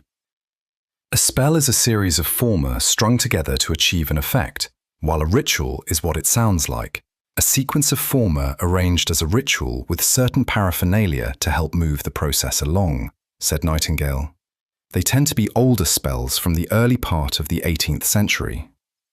"Are the ritual bits important?" I asked. "I honestly don't know," said Nightingale. "These spells don't get used very often, otherwise they'd have been updated in the 1900s. "Can you show me how to do it?" I asked. Toby spotted me buttering a tea cake and sat up attentively. I broke off a bit and fed it to him. "There's another problem," said Nightingale. "The ritual as it stands requires an animal sacrifice." "Well," I said, "Toby's looking good and fat." Modern society tends to frown on that sort of behaviour, especially the modern church, on whose grounds, incidentally, we'd have to carry it out. "What's the sacrifice for?" According to Bartholomew, at the point of death, the animal's intrinsic magic becomes available to feed the ghost and help bring it into the material plane, said Nightingale. "So it uses the animal's life essence as magic fuel?" I asked. "Can you sacrifice people?" I asked. "Take their magic that way?" "Yes," he said, "but there's a catch." "What's the catch?" "You get hunted down even unto the ends of the earth and summarily executed," said. I didn't ask who would be called upon to do the hunting and the executing. Toby barked, demanding sausages. "If all we need is a source of magic," I said, "I think I've got an acceptable substitute." According to Bartholomew, the closer to the ghost's gravesite you were, the better. So I spent a couple of hours going through the parish records while Nightingale persuaded the rector that we were interested in catching some church vandals.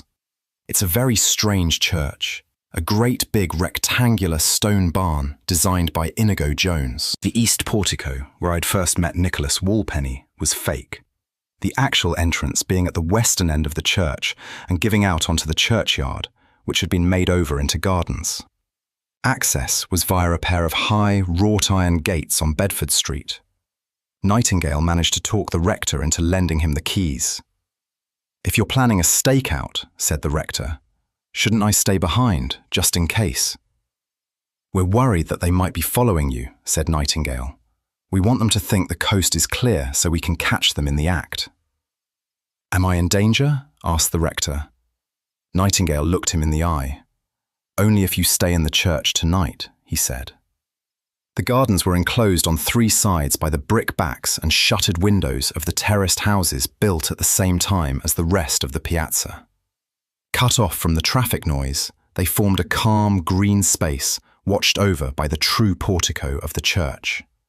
Cherry trees, pink with flowers in the May sunlight, were planted along the path. It was, as Nightingale said, quite the loveliest spot in London. It was just too bad that I was going to be coming back at midnight to perform a necromantic ritual. The parish burial records were sketchy, and the best approximate position I could get for Walpenny's grave was over on the north side of the gardens, somewhere near the middle. Since Nicholas had been loath to show himself with Nightingale around, he was going to be stationed by the gate on Bedford Street, safely within screaming for help range. There was still the occasional trill of birdsong as I entered just after midnight. The night was clear, but you couldn't see any stars through the haze. The iron of the gate was cold under my hand as I swung it closed and headed for the grave. I had a Canadian survival torch which came with a headband. I used it to read the crib notes in my standard issue police notebook. You cannot scratch a pentagram into soft, springy turf with anything less than a backhoe. And in any case, I wasn't about to vandalize such a lovely lawn. Instead, I drew the star and circle with charcoal dust, using a burlap sack with a hole cut in one corner, like an icing bag. I laid it on nice and thick. Polidori had quite a lot to say about the dangers of breaking the pentagram when summoning a spirit. Having your soul dragged out and sent screaming down to hell was only the start of it. At each cardinal point of the pentagram, I put one of my calculators. I'd suggested that I bring Toby along, just in case the substitution didn't work. But when it was time to leave the Folly, the dog was nowhere to be found. I'd picked up a packet of chemical glow sticks from a local camping shop, and these I cracked and placed where the crib sheet called for candles. The conjurer, in this case me, was supposed to impart some of his essence, which was late 18th century magic speak for put some magic into the circle around the pentagram. There's a particular formula created for just that purpose, but I hadn't had time to learn it. Instead, Nightingale suggested that I just create a wear-light in the center. I took a deep breath, created the wear-light, and floated it into the center of the pentagram. I adjusted my light and started to read the conjuration from my notebook. The original had gone on for 4 manuscript pages, but with Nightingale's help, I'd managed to shave it down some. "Nicholas Walpenny," I said. "Hear my voice, accept my gifts, rise and converse." And suddenly he was there, as shifty-looking as ever. "I knew you was special as soon as I laid eyes on you," he said. "Your governor not around, is he?" "Over there," I said, "beyond the gate." "Mind you keep in there," said Nicholas. "I was right about the murdering gent, weren't I?" "We think it's the spirit of Pulcinella," I said. "You what?" said Nicholas. "Mr. Punch, I think you must have had one too many. Get thee to a lushery." "You wanted my help last night," I said. "Did I?" asked Nicholas. "But that would make me a blower and a slag, and ain't nobody ever said that Nicholas Walpenny ever put the jack on a cove, lest he get a visit from the punishers." He gave me a significant look. A blower was old London slang for an informer, and punishers were likewise slang for men hired to beat people up, presumably for blowing. "That's a relief," I said. "How's death treating you. Fair enough, said Nicholas. Can't complain. Certainly a lot less crowded than it once was. This being the Actors' Church and all, we're never short of an evening's entertainment. We've even had the occasional guest artiste for our further edification. We had that famous Henry Pike. That's Pike with a Y, mind you. He's very particular. He's popular with the ladies on account of his long nose. I didn't like the way Nicholas looked, tense, nervous, and as if he would be sweating if he could still sweat. I considered backing off, but the cruel fact is that informants, dead or alive, are there to be used if necessary. This Henry Pike, is he planning a long run? I asked. Best to say that he's bought the theatre, said Nicholas. Sounds good, I said. Any chance of me catching a show? Well, Constable, I wouldn't be so damned keen to get on the bill if I was you, said Nicholas. Mr. Pike can be strangely hard on his co-stars, and I dare say he's got a role in mind for you. Still, I wouldn't mind getting to meet, I said, but suddenly Nicholas was gone. The pentagram was empty, with just my wear-light burning at its centre. Before I could snuff it out, I felt something grab me by the head and try to drag me bodily into the pentagram. I panicked, pulling and twisting frantically to try and escape.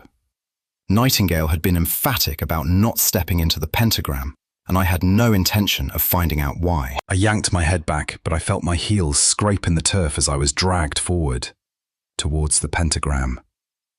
Then I saw it. Below my own wear-light, in the centre of the pentagram, was a dark shadow like the mouth of a pit dug into the earth.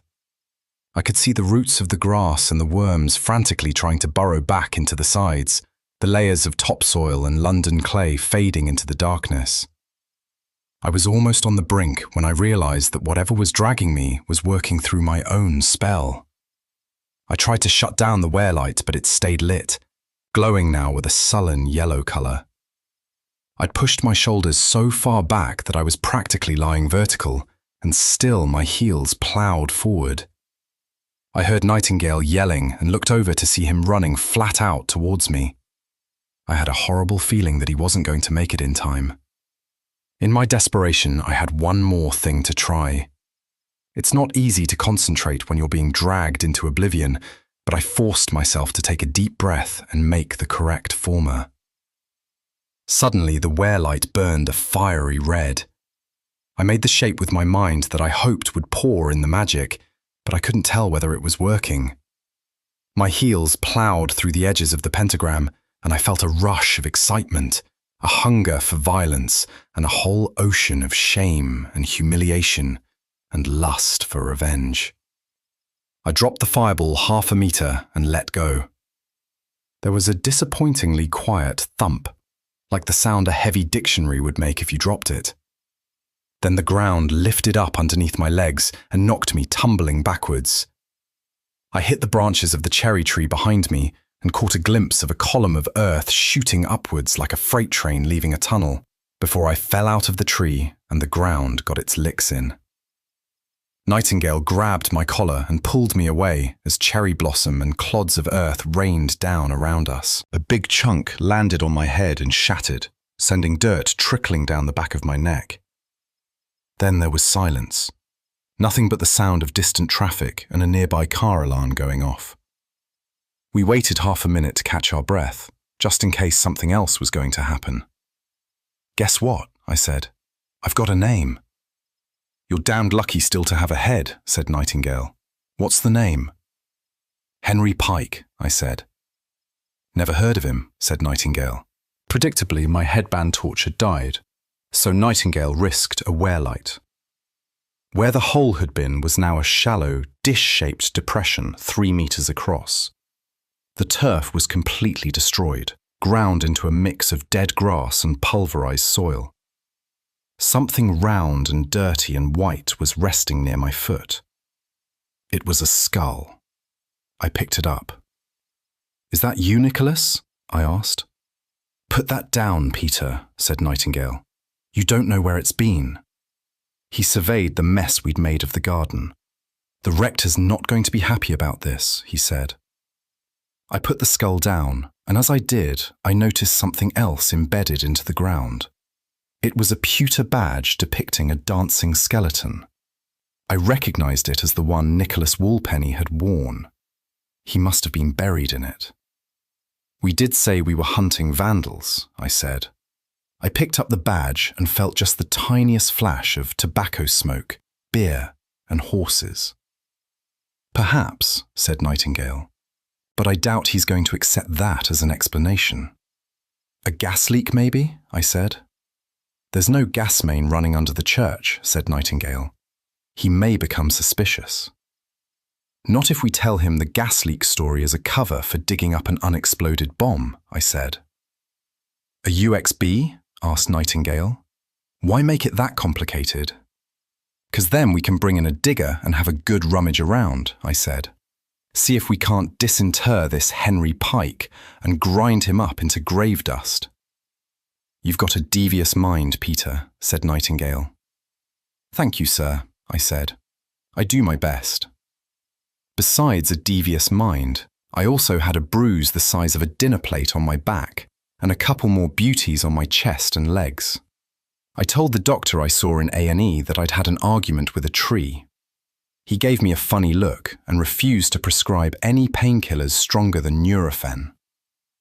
So we had a name, Henry Pike. Nicholas had hinted that Pike wasn't buried at the actor's church, but we checked the records just in case. Nightingale called the General Registry Office at Southport, while I scoured for Pikes on Genepool, Family Trace, and other online genealogy sites. Neither of us got very far, except to establish that it was a common name and strangely popular in California, Michigan, and New York State. We convened in the coach house so that I could continue to use the internet and Nightingale could watch the rugby. "Nicholas said he was an entertainer," I said. "He might even have been a Punch and Judy man, a professor." The Puccini script was published in 1827, but Nicholas said that Pike was an older spirit, so I'd guess late 18th, early 19th century. But records from that period are useless. Nightingale watched the All Blacks roll right over the Lions' fullback to score, and judging by his long face, the margin of victory was suitably dire. "If only you could speak to some keen theatre-goers from that period," he said. "You want to summon more ghosts?" I asked. "I was thinking of someone who was still alive," he said, in a manner of speaking. "Are you talking about Oxley?" I asked, "and his darling common-law wife, Isis, also known as Anna Maria de Burgh-Coppinger, mistress of John Montague, the 4th Earl of Sandwich, and live-in lover of the famous Shakespearean scholar Henry Ireland. Departed this vale of tears 1802, presumably for the greener pastures of Chertsey." "Chertsey?" "That's where the Oxley River is," he said. "If I was going to see Oxley again, then I figured I might as well kill 2 birds with 1 stone. I called Beverly on her waterproof mobile and asked her if she was up for a field trip. Just in case her mum's prohibition was still in force, I was going to tell her that it was in aid of dealing with Father Thames. But I never got the chance to say it. "Are we taking the Jag?" she asked. "No offense, but your other car stinks." I told her yes, and she was buzzing on the entry phone 15 minutes later. Obviously, she'd been lurking about the West End already. "Mum's got me sniffing around," she said as she climbed into the Jag. "Looking for your revenant." She was wearing a black embroidered bolero over a red roll-neck jumper and black leggings. "Would you know Revenant if you saw one?" I asked. "I don't know," she said. "There's a first time for everything." I wanted to watch her tuck her long legs under the dash, but I figured the temperature was high enough already. My dad once told me that the secret to a happy life was never to start something with a girl unless you were willing to follow wherever it led. It's the best piece of advice he's ever given me, and probably the reason I was born. I concentrated on getting the Jag out of the garage and setting a course for the southwest and the wrong side of the river again.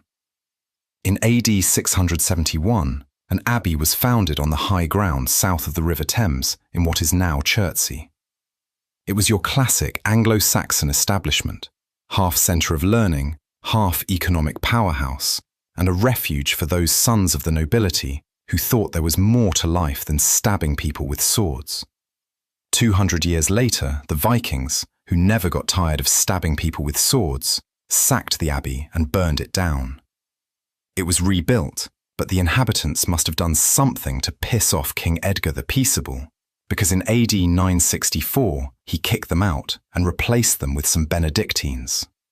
This order of monks believed in a life of contemplation, prayer, and really big meals, and because they liked to eat, this meant they never saw a stretch of arable land they didn't want to improve. One of their improvements, sometime in the 11th century, was to dig a separate channel for the Thames from the Penton Hook to the Chertsey Weir to provide water power for their grinding mills. I say the monks dug, but of course they drafted in some peasants for the hard labour. This artificial tributary of the Thames is marked on the maps as the Abbey River, but was once known as the Oxley Mills Stream. I hadn't told Beverly where we were going, but she twigged what we were up to as soon as we swung off the Clockhouse roundabout and headed down the London road for glorious Staines. "I can't be coming down here," she said. "This is off my patch." "Relax," I said. "This is sanctioned." It's a weird thing that, despite being born and raised in London, there are large stretches of the city that I've never seen. Staines was one of those, despite technically not being in London, and to me it looked low-rise and countrified. After we crossed Staines Bridge, I found myself on an anonymous stretch of road with tall hedges and fences blinding me on both sides. I slowed down as we approached a roundabout and wished that I'd invested in a GPS system. "Go left," said Beverly. "You're looking for one of the sons of the old man?" she asked. "Oxley," I said.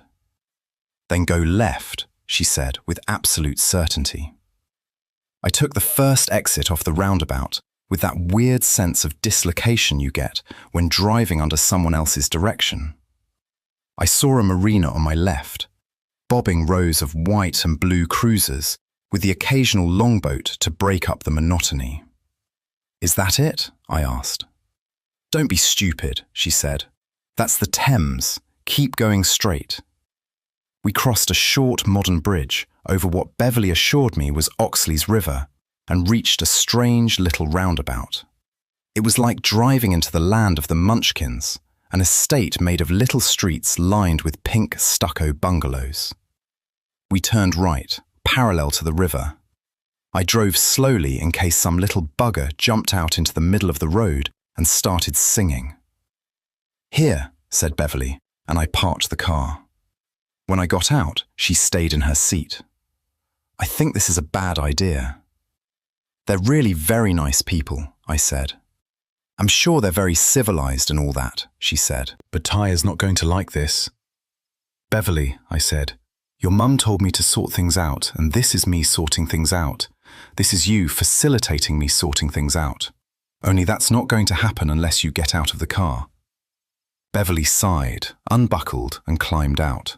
She stretched and arched her back, making her breasts strain alarmingly against her jumper. She caught me staring and winked. "Just getting the kinks out," she said. Nightingale had said that eating Isis's Battenberg cake had been a bad idea, so I couldn't see him approving of me fraternizing with the local water nymphs. So I kept my eyes on Beverly's round bum and tried to think professional thoughts. Besides, there was always Leslie, or more precisely, the remote hope of Leslie at some point in the future. I rang the doorbell and stepped back politely. I heard Isis call from inside. "Who is it?" "Peter Grant," I said. Isis opened the door and beamed at me. "Peter," she said. "What a pleasant surprise." She spotted Beverly behind me, and although she didn't lose her smile, a wariness came into her eyes. "And who is this?" she asked. "This is Beverly Brooke," I said. I thought it was about time proper introductions were made. "Beverly, this is Isis." Beverly extended a cautious hand, which Isis shook. "Pleased to meet you, Beverly. We're out back. You'd better come through." Although she didn't do anything as undignified as break into a run, Isis did walk at the brisk pace of a wife determined to reach her husband with the shocking news ahead of the guests. I got a brief glimpse of tidy little rooms with floral wallpaper and chintz before we emerged through the kitchen door. The bungalow backed straight onto the river, and Oxley had built himself a wooden wharf that projected over a wide spot in the water.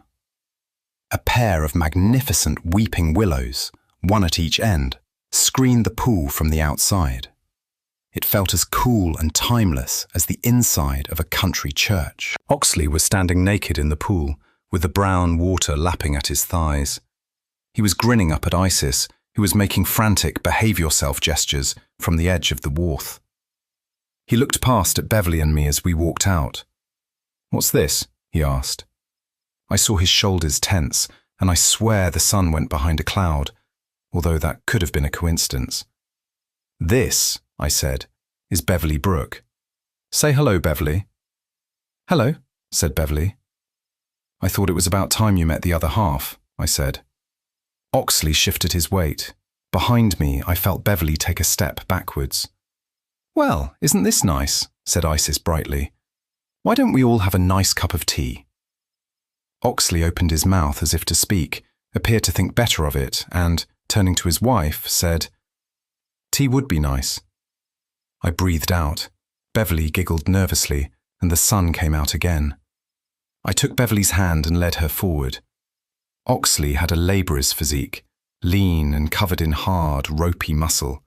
Isis obviously liked her bit of rough. Beverly, interestingly, seemed more interested in the water. "This is a nice place," she said. "Would you like to come in?" asked Oxley. "Yes, please," said Beverly, and to my utter amazement, she whipped off her jumper and bolero in one sinuous movement, stepped out of her leggings, and with a memorable flash of naked brown limbs, threw herself into the water. Isis and I had to step back smartly to avoid being drenched. Oxley winked at me and looked at his wife. "Are you coming in too, my love?" "We have another guest," said Isis primly.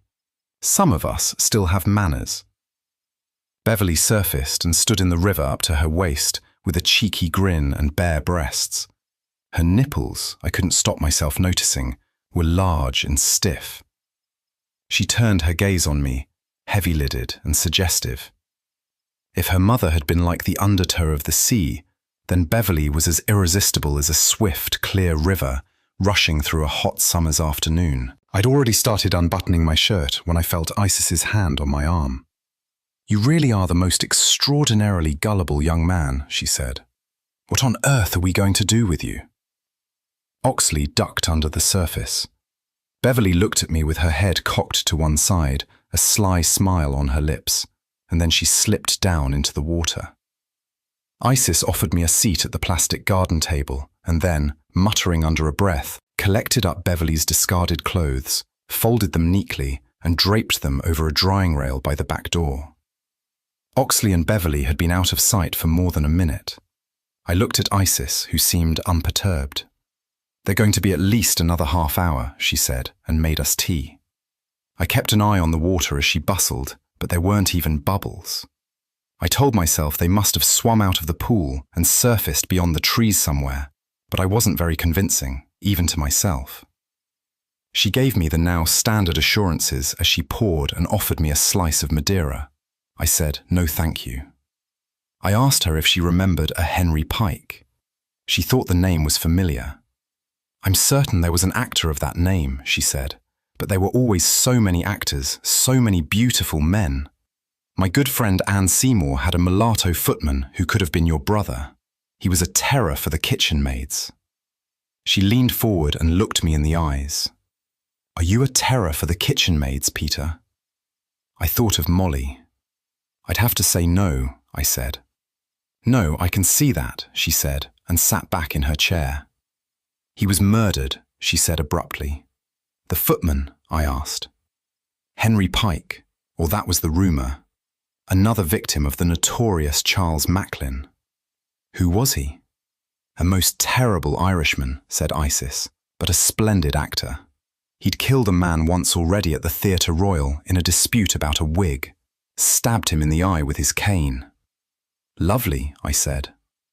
Had that Irish temper, you see, said Isis. Macklin had been a successful actor in his youth, who retired in his prime to run a gin house, which promptly went out of business. Forced back onto the boards, he was an ever-popular fixture at the Theatre Royal. They loved him there, said Isis. You always saw him in his favourite seat in the pit, just behind the orchestra. I remember Anne liked to point him out. And he killed Henry Pike?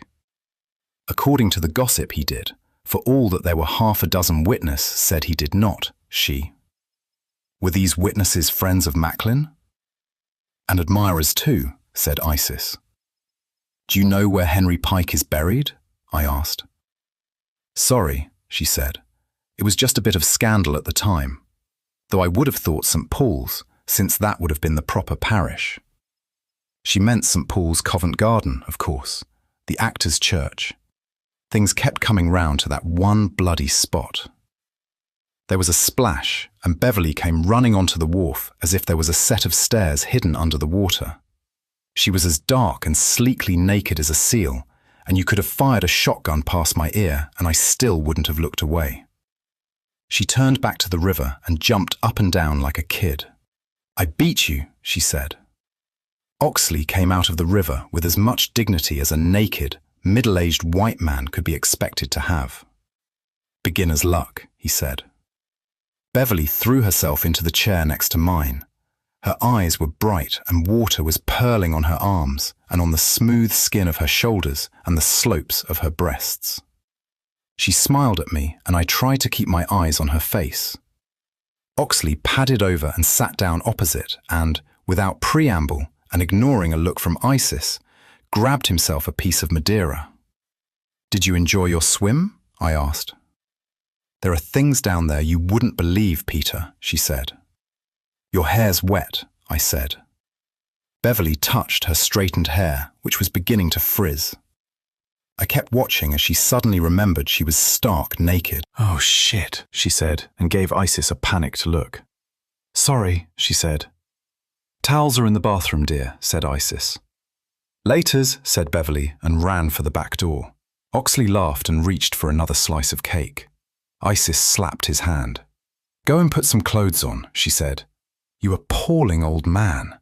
Oxley sighed and went into the bungalow, Isis watching him fondly as he went. They're always like that after a swim, she said. Do you go swimming too? I asked. Oh yes, said Isis and blushed ever so slightly. But I'm still a creature of the riverbank. There's a balance in them between the water and the land. The more time they spend with us, the more like us they become. And the more time you spend with them? Don't be in a hurry to go into the water, said Isis. It's not a decision you want to rush into. Beverly was quiet all the way back up west. I asked her whether she wanted to be dropped off somewhere. Can you take me home? She asked. I think I need to talk to my mum. So I had to drive all the way across town to wonderful Wapping, with Beverly too subdued to talk, which was unsettling in its own right. When I dropped her off outside the flats, she paused before she got all the way out and told me to be careful.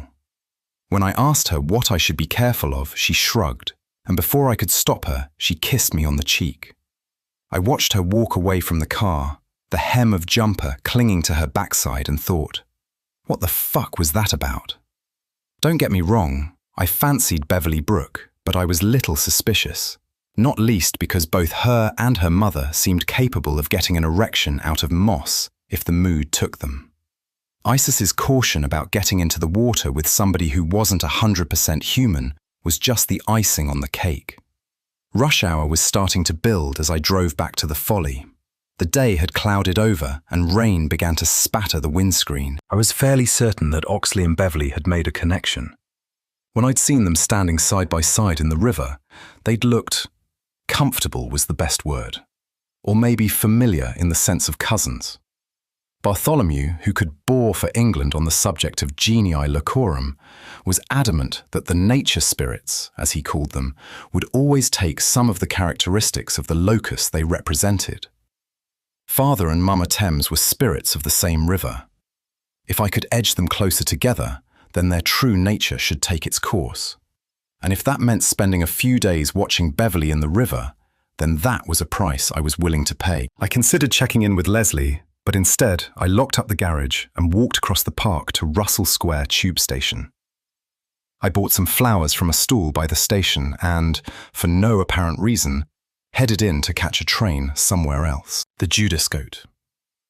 I've got the tube all the way to Swiss Cottage and was a quarter of the way up Fitzjohn's Avenue when I started to question what I was doing. It wasn't just that I'd abandoned my motor for public transport. It was also that I was walking up one of the steepest hills in London when I could have taken the train to Hampstead and walked down the hill instead. It was still bright, and the afternoon sunlight cut through the gaps between the trees that lined the avenue. The flowers in my hand were roses, a purple variety that was so dark as to be almost black. I wondered who they might be for. It was warm enough that I unclipped my tie and stuffed it into my jacket pocket. I didn't want to arrive sweaty, so I took my time and ambled along in the shade of the plane trees planted along the pavement. It was the kind of day where a tune gets stuck in your head and you can't help singing it out loud. In this case, it was a blast from my past. Digging Your Scene by the Blow Monkeys. Given that it was released when I was still in nappies, it was a wonder I knew all the words. I'd sung, "I'd just like to be myself again," in the third chorus when I reached my destination. The house was a tall Gothic confection with a mock tower at each corner and sash windows painted white. Marble-clad steps led up to an imposing front door, but I ignored them and made my way to the side gate. I knew where I was going. I checked my jacket was straight and rubbed the toes of my shoes on the back of my calves. Satisfied, I pushed open the gate and stepped through. Honeysuckle had been planted along the side wall of the house, making a sweet-scented corridor that opened up into a wide, sunny garden. A neatly mown lawn was bordered by formal beds planted with Saphinia petunias, marigold and tulips. 2 huge terracotta pots bursting with spring flowers guarded the steps down to a sunken patio, at the center of which the afternoon sunlight pooled around a fountain. Even I could see that this wasn't some piece picked up in a garden store or hypermarket. It was a delicate marble bird bath with a central statue of a nude carrying water. Italian Renaissance, maybe. I didn't have enough art history to know. It was antique and battered, the marble chipped in places, and the nymph had a discolored streak running from her shoulder to her groin, made by the water trickling out of her gourd. The water smelled sweet and enticing, just the thing after my long, slow walk up the hill. A handsome middle-aged woman was waiting for me by the fountain. She was dressed in a yellow cotton sundress, straw hat, and open-toed sandals. As I drew closer, I saw she had her mother's eyes, black and slanted like a cat's, but that she was lighter than Beverly, with a nice, straight, media-friendly nose. There was once a gallows close to where Marble Arch now stands, where they used to hang the criminals of old London town. The gallows was named after the village, whose inhabitants profited so greatly from the grisly spectacles that they built viewing stands to bring in the punters, which was named after the river that ran through it. The river was named the Tyburn. They hanged poor Elizabeth Barton there, and Gentleman Jack, for all that he'd escaped 4 times before, and the Reverend James Hackman for the murder of pretty Martha Ray. I knew all this because after, Beverly dropped her sister's name into the conversation as the one who knows people who matter. I made a point of finding out. "I thought it was time you and I had a little chat," said Tyburn. I offered her the flowers, which she took with a delighted laugh. She pulled my head down and kissed me on the cheek. She smelled of cigars and new car seats, horses and furniture polish, Stilton, Belgian chocolate and, behind it all, the hemp and the crowd, and the last drop into oblivion. I traced the sources, as well as I could anyway, of all the lost rivers of London. Some, like the Beverley Brook, the Lee or the Fleet, were easy to find, But the location of the Tyburn, the legendary Shepherd's Well, had got lost in the mad Victorian steam-powered expansion of London in the latter half of the 19th century.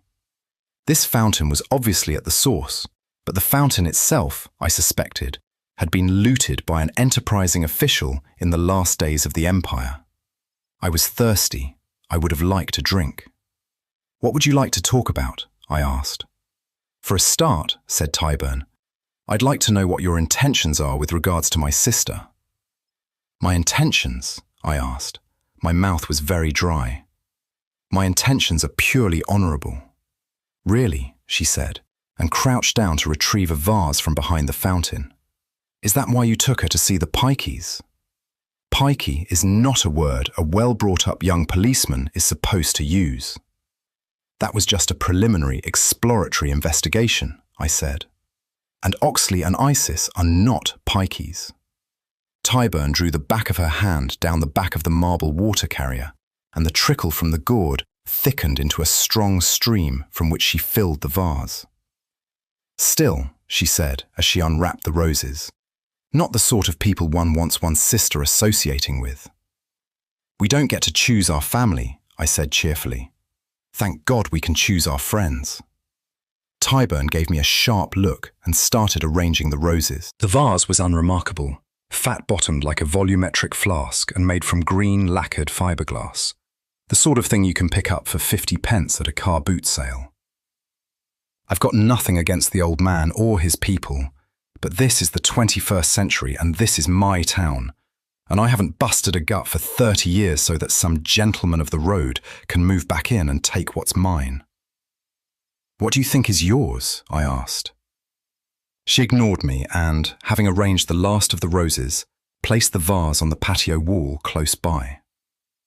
When I bought them, the roses had been the last of the stock and were beginning to wilt on the stand. Once Tyburn placed them in the vase, they perked up, becoming full, rich, and even darker.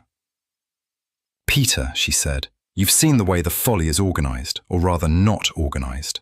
You know that it has no official standing in government, and its relationship with the Metropolitan Police is entirely a matter of custom and practice and, God help me, tradition. It's all held together with spit and sealing wax and the old boy network.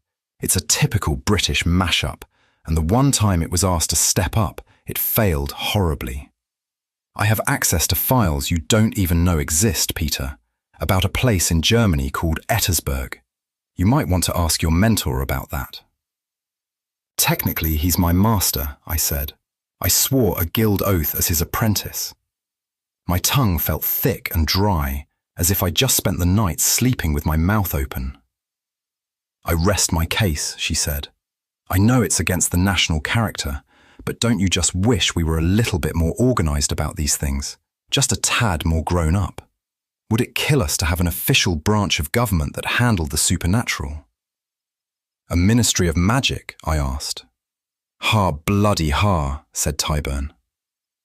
I wanted to know why she hadn't offered me a cup of tea. I brought her flowers and figured the least I could expect in return would be a nice cup of tea or a beer, or even a drink of water. I cleared my throat and it came out a bit wheezy. I glanced at the fountain and the water streaming into the basin. "Do you like it?" she asked. The basin is a rather crude 17th century knockoff of an Italian design, but the central figure was excavated when they were building Swiss Cottage Station. She rested her hand on the statue's face. "The marble's from Belgium, but the archaeologists assure me that it was carved locally." I was having trouble working out why I didn't want to drink the water. I've drunk water before, when beer or coffee or Diet Coke weren't available. I've drunk it from bottles, occasionally from a tap. When I was a kid, I used to drink from the tap all the time. I'd run back into the flat all hot and sweaty from playing and didn't even bother putting it in a glass, just turned the tap on and stuck my mouth underneath it. If my mum caught me doing it, she used to scold me, but my dad just said that I had to be careful. "What if a fish jumped out?" he used to say. "You'd swallow it before you knew it was there." Dad was always saying stuff like that, and it wasn't until I was 17 that I realised it was because he was stoned all the time. "Stop that," I mumbled. She gave me a pretty smile. "Stop what?" I don't mind getting drunk, but there always comes a moment in the evening when I find myself watching myself bumping into things and thinking, I'm bored of this. Can I have full control of my brain back, please? I was getting equally irritated by my sudden need to deliver flowers to Hampstead and drink water from strange fountains. I tried to take a step backwards, but the best I could manage was a minor shuffle. Tyburn's smile vanished. Why don't you have a nice drink? She asked. She'd gone too far and she knew it, and she knew I knew she knew it too. Whatever influence she'd put on me must have been too subtle to handle a suggestion that obvious. Plus, I've always wondered about that fish. Good idea, I said. There's a pub down the road. Let's go there. You cunning bastard, she said, and I didn't think she was talking about me. She leaned in closer and stared into my eyes. I know you're thirsty, she said. Drink the water. I felt my body lurch forward towards the fountain. It was involuntary, just like when you get a twitch in your leg or the hiccups. But now it was my whole body working to a purpose that wasn't mine. It was terrifying. I realized then that the old man and Mama Thames hadn't even been trying to control me, and, had they wanted to, they could have had me doing cartwheels around the room. There had to be a limit to the power, or else what was to stop Mama Thames or the old man walking into Downing Street and dictating terms? I think people would notice if that happened. The Thames would be a lot cleaner for a start. It had to be Nightingale, I realized. The counterweight, the human balance to the supernatural, and that meant that they couldn't control him. The only thing that separated Nightingale from an ordinary guy was his magic, which meant that the magic must supply a defense. It was a stretch, but it isn't easy thinking things through when the personification of a historic London river is mentally trying to overwhelm you. To try and buy time, I attempted to throw myself backwards. It didn't work, but it did stop my next lurch towards the fountain. Nightingale hadn't taught me a block to the magic yet, so I reached for Impello instead. Lining up the former in my mind was so much easier than I expected. Later, I speculated that whatever it was Tyburn was doing acted on the instinctive bit of my brain, not the higher functions, that I got carried away. Impello, I said, and tried to lift the statue off its pedestal.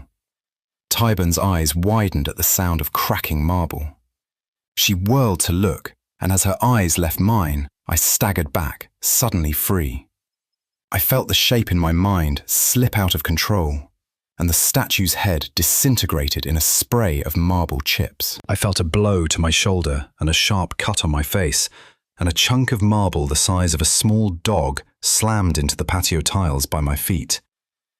I saw that the bird bath had also cracked, and that water was escaping and spreading across the patio like a bloodstain. Tyburn turned back to look at me. There was a cut on her forehead, and her sundress was torn just above her hip. She'd gone very quiet, and that was not a good sign. I'd seen that quiet before, on my mum, and on the face of a woman whose brother had just been knocked down by a drunk driver.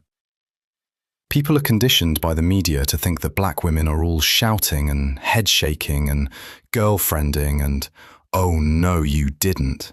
And if they're not sassy, then they're dignified and downtrodden and soldiering on, and I don't understand why folks just can't get along. But if you see a black woman go quiet the way Tyburn did, the eyes bright, the lips straight, and the face still as a death mask, you have made an enemy for life.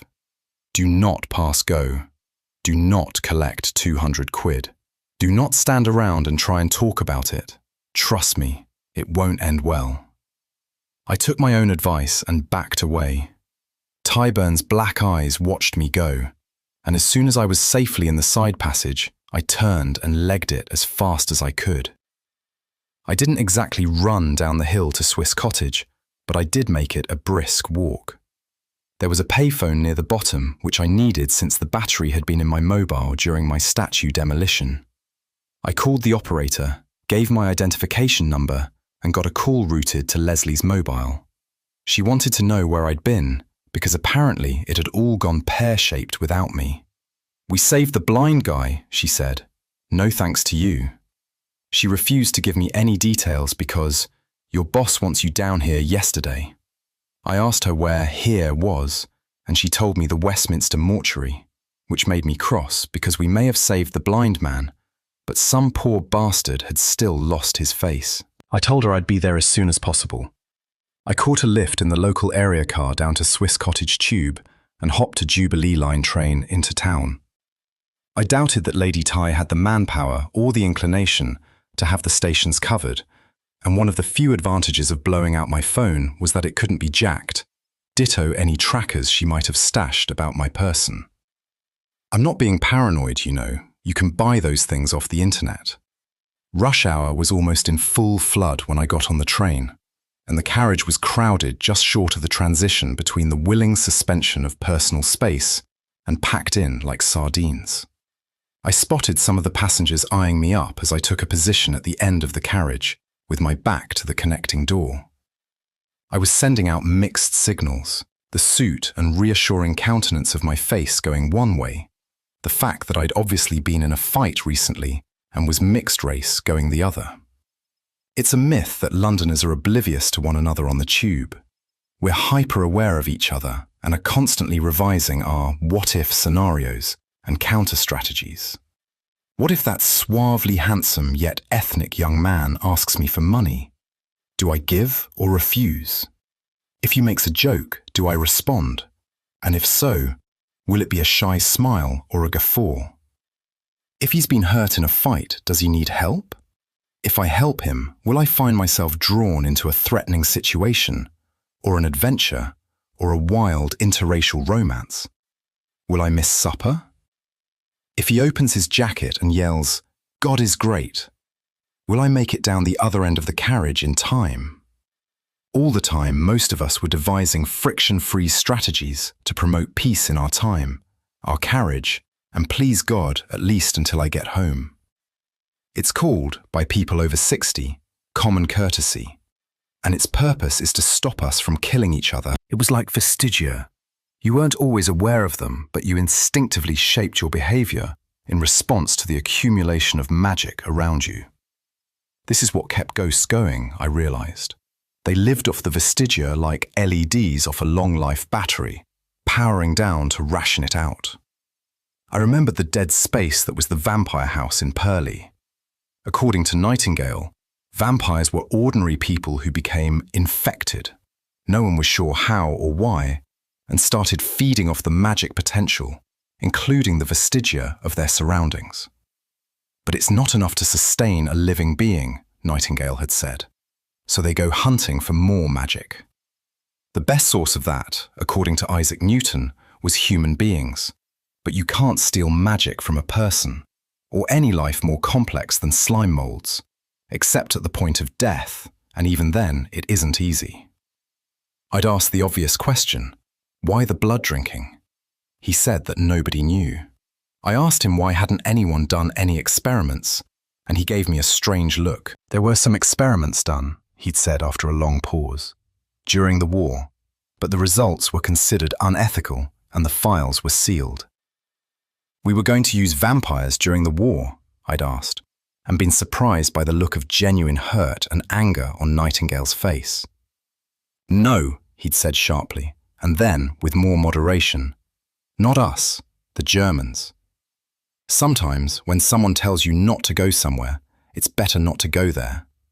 The genii locorum, like Beverley, Oxley, and the rest of the dysfunctional Thames family, were also living beings on one level, and also got their power from their surroundings. Bartholomew and Polidori both suggested that they drew sustenance from all the diverse and myriad life and magic within their domains. I was skeptical, but I was willing to accept that they lived in symbiosis with their domains, whereas vampires were clearly parasitical. What if that was mirrored by ghosts? If Thomas Walpenny was in some way part of the vestigia he inhabited and drew power from, a symbiont, then the revenant could be a parasite, a ghost vampire. That would explain the shrunken cauliflower brains of the victims. They'd had the magic sucked out of them, which meant that the summoning I'd done with the calculators had achieved nothing more than to feed Henry Pike's appetite for magic. But I also wondered if you couldn't attract a revenant by spilling magic around like laying a chum line for shark. By the time the train pulled into Baker Street, I was already beginning to formulate a plan. The tube is a good place for this sort of conceptual breakthrough because, unless you've got something to read, there's bugger all else to do. This time, when I arrived at Westminster Mortuary, I didn't even have to show my warrant card. The guards on the gate just waved me through. Nightingale was waiting for me in the locker room. While I was kitting out, I gave him a brief explanation of my meeting with Tyburn. "It's always the children," said Nightingale. "They're never satisfied with the status quo." "How did you save the blind man?" I asked. "Apparently they're not blind," said Nightingale. "They are in fact visually impaired. A very forceful young lady pointed this out to me at some length while we were waiting at the hospital." "How did you save the visually impaired man then?" "I wish I could take the credit," said Nightingale. "It was his guide dog. As soon as the sequestration began—" "Sequestration?" I asked. Apparently this was the term Dr. Walid had invented to describe what happened when a normal human being was taken over by our revenant. It's a legal term that refers to the process by which a person's property is seized in order to pay off debts, or because it's considered to be the proceeds of crime. In this case, the property sequestrated was the person's body. As soon as sequestration commenced, said Nightingale, the guide dog, who I believe is called Malcolm, went berserk and dragged the potential victim away. Inspector Sewell already had his people covering charity collections in the area, and one of them intervened before our poor sequestrated Punch could follow the blind man.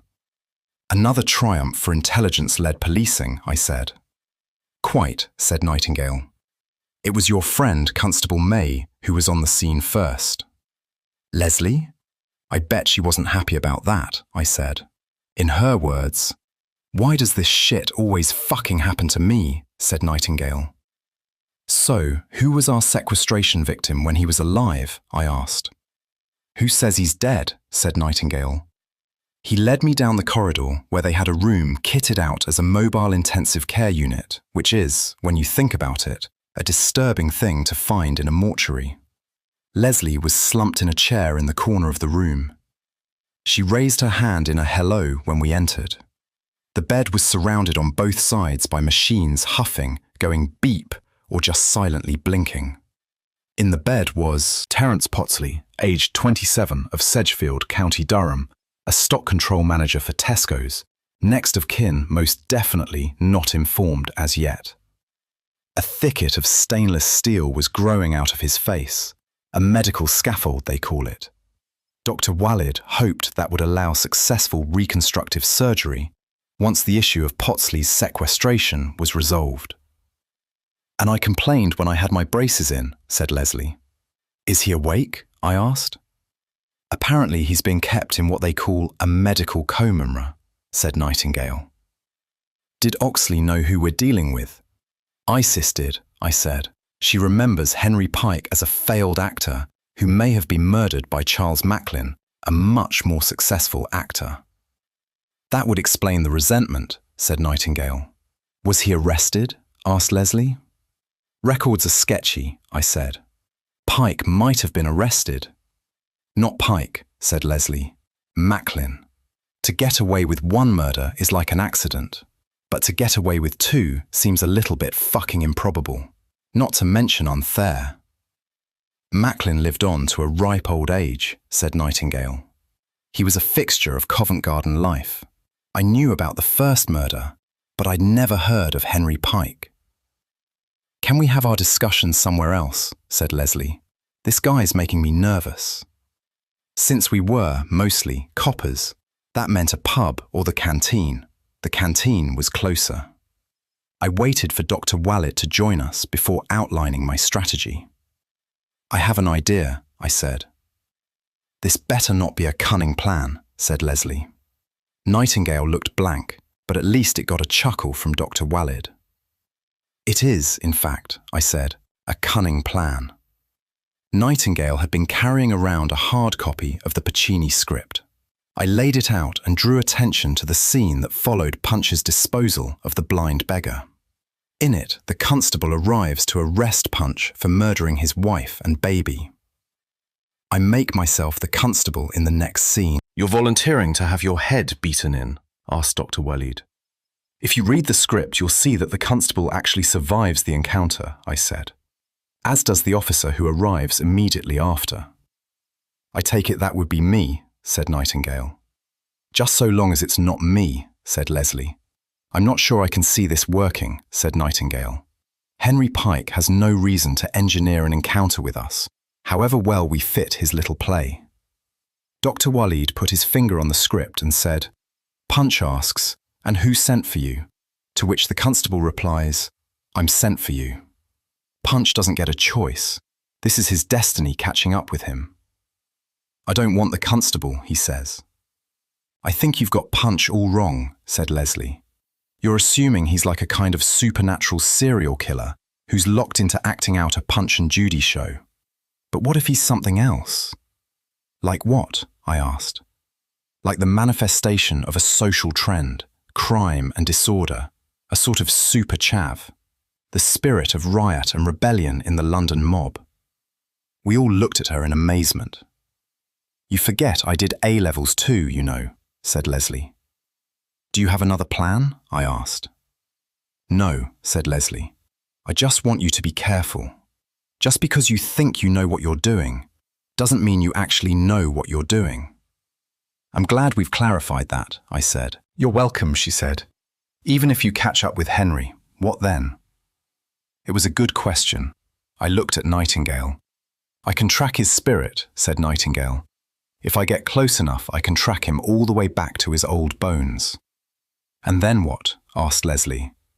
I looked at Nightingale. "We dig them up and grind them into dust, mix them with rock salt, and then scatter them out at sea," I said. "And that'll work?" she asked. "Has before," said Dr. Waleed. "You'll need a warrant," said Leslie. "We don't need a warrant for a ghost," I said. Leslie grinned and pushed the script over to my side of the table. She tapped the page with her spoon and I read the line. "Constable, don't tell me. You have committed murder and I have a warrant for you. If you want to play the part, you're going to need all the props." "A warrant for a ghost," I said. "That at least will not pose a difficulty," said Nightingale. "Although it does mean we'll have to postpone the capture operation until late tonight." "You're going ahead with this?" asked Leslie. She looked at me with concern. I gave my best shot at insouciance, but I suspect it came out looking more like unfounded optimism. "I believe, Constable, that this is our only option," said Nightingale. "I'd be most grateful if you could brief Inspector Sewell and ask him to stand ready in Covent Garden at 11. "As late as that?" I asked. "Henry Pike might not wait that long." "We won't get our warrant until 11 at the earliest," said Nightingale. "And if this doesn't work?" "Then it'll be Leslie's turn to come up with a plan," said Nightingale. We drove back to the Folly, where Nightingale vanished into the magic library, presumably to bone up on his revenant tracking spells, while I went upstairs to my room and took my uniform out of the cupboard. I had to hunt around for my helmet and eventually found it under the bed with my silver whistle, absurdly still part of the modern uniform inside. Since my latest phone hadn't survived Tyburn's fountain, I retrieved the police-issue airway from my desk and slotted in its batteries. As I packed it in my carryall with my uniform jacket, I realized that the room still looked like somebody's spare bedroom, somewhere I was just staying in until something better came along. I slung the carryall over my shoulder and turned to find Molly watching me from the doorway. She cocked her head to one side. "I don't know," I said, "but we'll be eating out." She frowned. "I'm the one who's going to be out front," I said, but it didn't seem to impress her. "He'll be fine." She gave me a last skeptical look before gliding away. By the time I was out of my room, she was nowhere to be seen. I went downstairs and waited for Nightingale in the reading room. He emerged half an hour later dressed in his working suit and carrying his cane. He asked me whether I was ready, and I said that I was.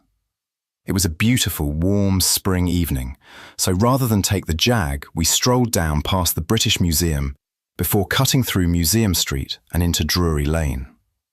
Even though we'd taken our time, we still had hours to spare, so we popped into a curry house near the Theatre Royal with the promising name of the House of Bengal for dinner.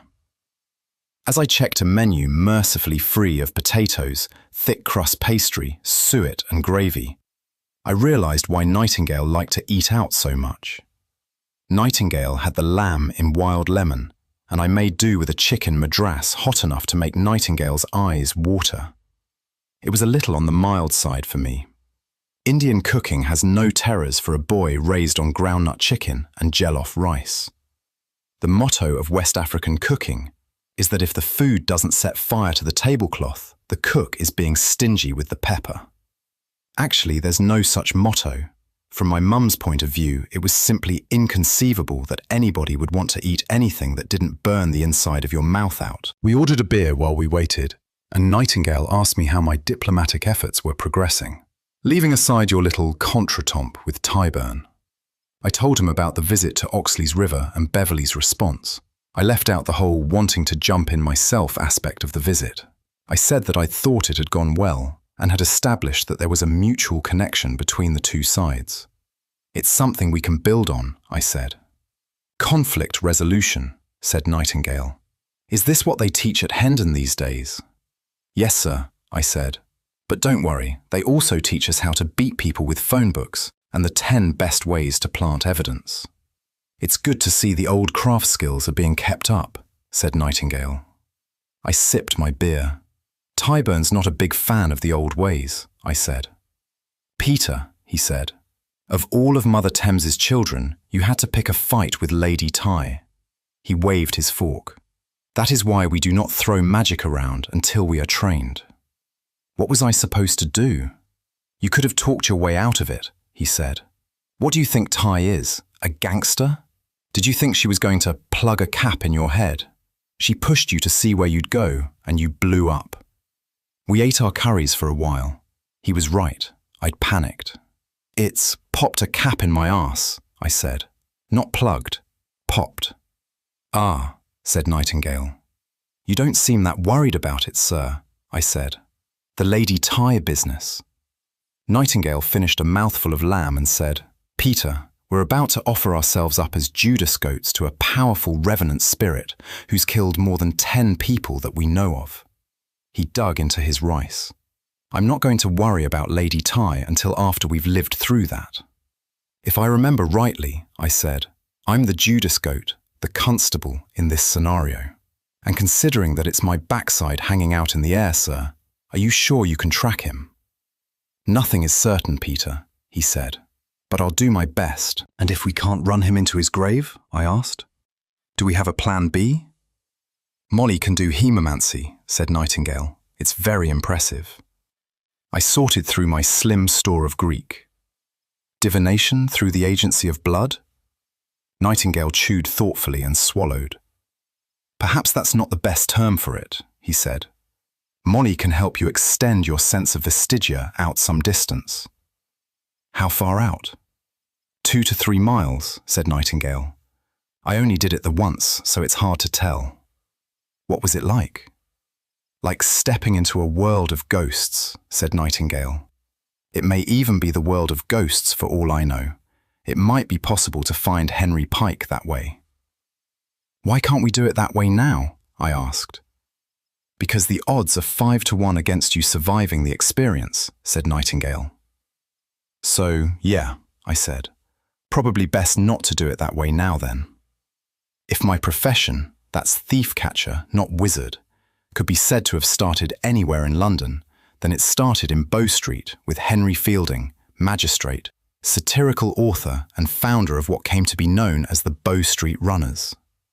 His house was right next door to the Royal Opera House, back when it was just the Theatre Royal, and Macklin was supplementing his gin-running activities with a bit of acting on the side. I know all this because Channel 4 did a TV drama about it, starring the bloke who played the Emperor in the Star Wars films. When Henry Fielding died, his position as magistrate was taken by his blind younger brother John, who strengthened the Bow Street runners further, but evidently not to the point where they could stop Macklin beating Henry Pike to death practically on their doorstep. No wonder Henry was pissed off. I know I would be.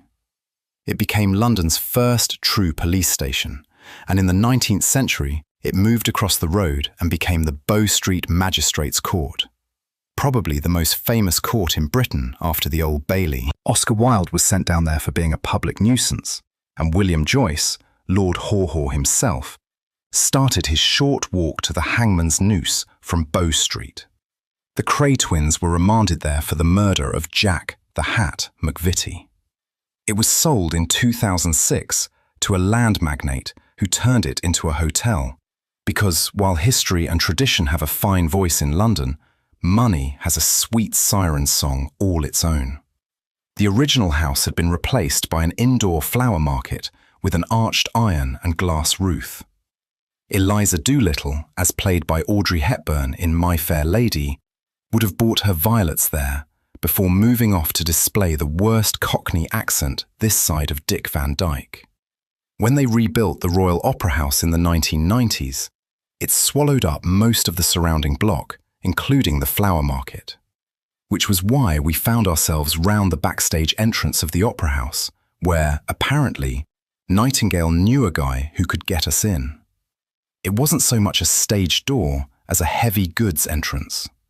I've seen warehouses with smaller loading bays, and there was an industrial-sized lift for getting enormous scenery pallets from floor to floor. Terry, a balding little man in a beige cardigan, Nightingale's guy on the inside, said that they weighed upwards of 15 tons, and when they weren't being used, were stored in a depot in Wales. He didn't say why it had to be Wales. "We've come to see the magistrate," said Nightingale. Terry nodded gravely and led us through a series of narrow, white-painted corridors and HSE-specified fire doors that reminded me uncomfortably of Westminster Mortuary. We finished up in a low-ceilinged storeroom that Nightingale assured us was the ground floor of the flower market. "Directly where the parlour of number 4 once stood," he said, and turned to our guide. "Don't worry, Terry, we can see ourselves out." Terry gave us a cheery wave and left. The room was lined with ugly steel and hardboard shelving, stuffed with cardboard boxes and delivery wraps, full of napkins, cocktail sticks, and packs of a dozen serving trays. The centre of the room was empty, with just a few scuff marks to show where a line of shelves had once stood. I tried to feel for vestigia, but all I got at first was dust and ripped plastic. Then I sensed it, right on the edge of perception. Parchment, old sweat, leather, and spilled port.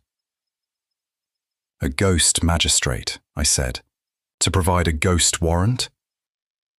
"Symbols have power over ghosts," said Nightingale. "They often have more effect than anything we can bring to bear from the physical world." "To be honest, Peter," said Nightingale, "I remember the class where we studied it, and I know I read the relevant passages in Bartholomew.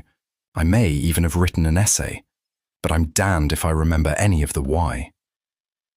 "How are you planning to teach me this stuff if you don't know it yourself?" Nightingale gently tapped his cane against his chest. "I was going to refresh my memory before we got to that part of your education," he said. "I know at least 2 of my masters who did the same thing, and back then we had specialist teachers." I realised suddenly that Nightingale was looking for reassurance, which I found extremely worrying. "Just make sure you stay ahead of me," I said. "How do we find the magistrate?" Nightingale smiled. "We just need to get his attention," he said. He turned and addressed the empty centre of the room. "Captain Nightingale to see the Colonel." The smell of old sweat and spilled drink grew stronger, and a figure appeared in front of us. This ghost seemed more transparent than my old friend Walpenny, thinner and more ghostly, but his eyes glittered as they turned on us. Sir John Fielding had worn a black bandage to hide his blind eyes. Nightingale had called on the Colonel, So my guess that this was Colonel Sir Thomas de Vale, a man so routinely corrupt that he managed to shock 18th century London society, generally considered by historians to be the most corrupt in the history of the British Isles. "What do you want, Captain?" asked de Vale. His voice was thin and distant, and around him I could sense rather than see the faint outlines of furniture: a desk, a chair, a bookcase. Legend had it that de Vale had a special private closet where he conducted judicial examinations of female witnesses and suspects. "I'm looking for a warrant," said Nightingale. "On the usual terms?" asked de Vale. "Of course," said Nightingale. He drew a roll of heavy paper from his jacket pocket and proffered it to de Vale. The ghost reached out a transparent hand and plucked it from Nightingale's fingers. For all that he did it casually, I was certain that the effort of moving a physical object must be costing de Vale something. The laws of thermodynamics were very clear on the subject. All debts must be paid in full. "And which miscreant are we looking to apprehend?" asked de Vale, and placed the paper on the transparent desk. "Henry Pike, Your Honour," said Nightingale, "who goes by the name of Punch, and also by the name of Pulcinella." De Vale's eyes glittered and his lips twitched. "Are we arresting puppets now, Captain?" "Let us say that we are arresting the puppet master, Your Worship," said Nightingale. "And the charge?" "Murder of his wife and child," said Nightingale. De Vale tilted his head. "Was she a shrew?" he asked. "I beg your pardon, Your Worship," said Nightingale. "Come now, Captain," said de Vale. "No man strikes his wife without provocation. Was she a shrew?" Nightingale hesitated. "A most terrible shrew," I said, "begging Your Worship's pardon, but the babe was an innocent." "A man can be driven to terrible acts by the tongue of a woman," said de Vale, "as I can testify for myself." He winked at me and I thought, nice, there's an image that will never fade. However, the babe was innocent, and for this he must be arrested and brought before his peers. The quill appeared in de Vale's ghostly hand, and with a flourish he scratched out a warrant. "I trust you've remembered the prerequisite," said de Vale. "My constable will take care of the formalities," said Nightingale, which was news to me. I looked to Nightingale, who made the Lux gesture with his right hand. I nodded to show that I understood. De Vale made a show of blowing the ink dry before rolling the warrant into a tube and handing it back to Nightingale. "Thank you, Your Worship," he said, and then to me, "In your own time, Constable." I created a wear-light and floated it over to de Vale, who cupped it gently in his right hand. Although I was still maintaining the spell, the light dimmed as, I presumed, de Vale sucked up the magic. I kept it going for a minute before Nightingale made a cutting motion with his hand, and I ended the spell. De Vale sighed as the light faded and nodded his thanks to me. "So little," he said wistfully, and vanished. Nightingale handed me the roll of paper. "You are now duly warranted," he said. I unrolled the warrant and found, as I had suspected, that the paper was still blank. "Let's go and arrest Henry Pike," said Nightingale.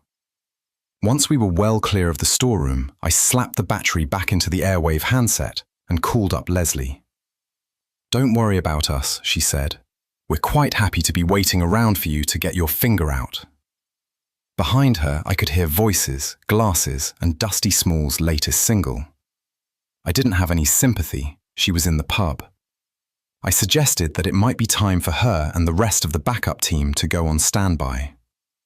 Police work is all about systems and procedures and planning, even when you're hunting a supernatural entity. When me, Nightingale, Sewell, Stephanopoulos and Leslie worked out the details of the operation, it took less than 15 minutes, because what we were doing was a standard identify, contain, track and arrest.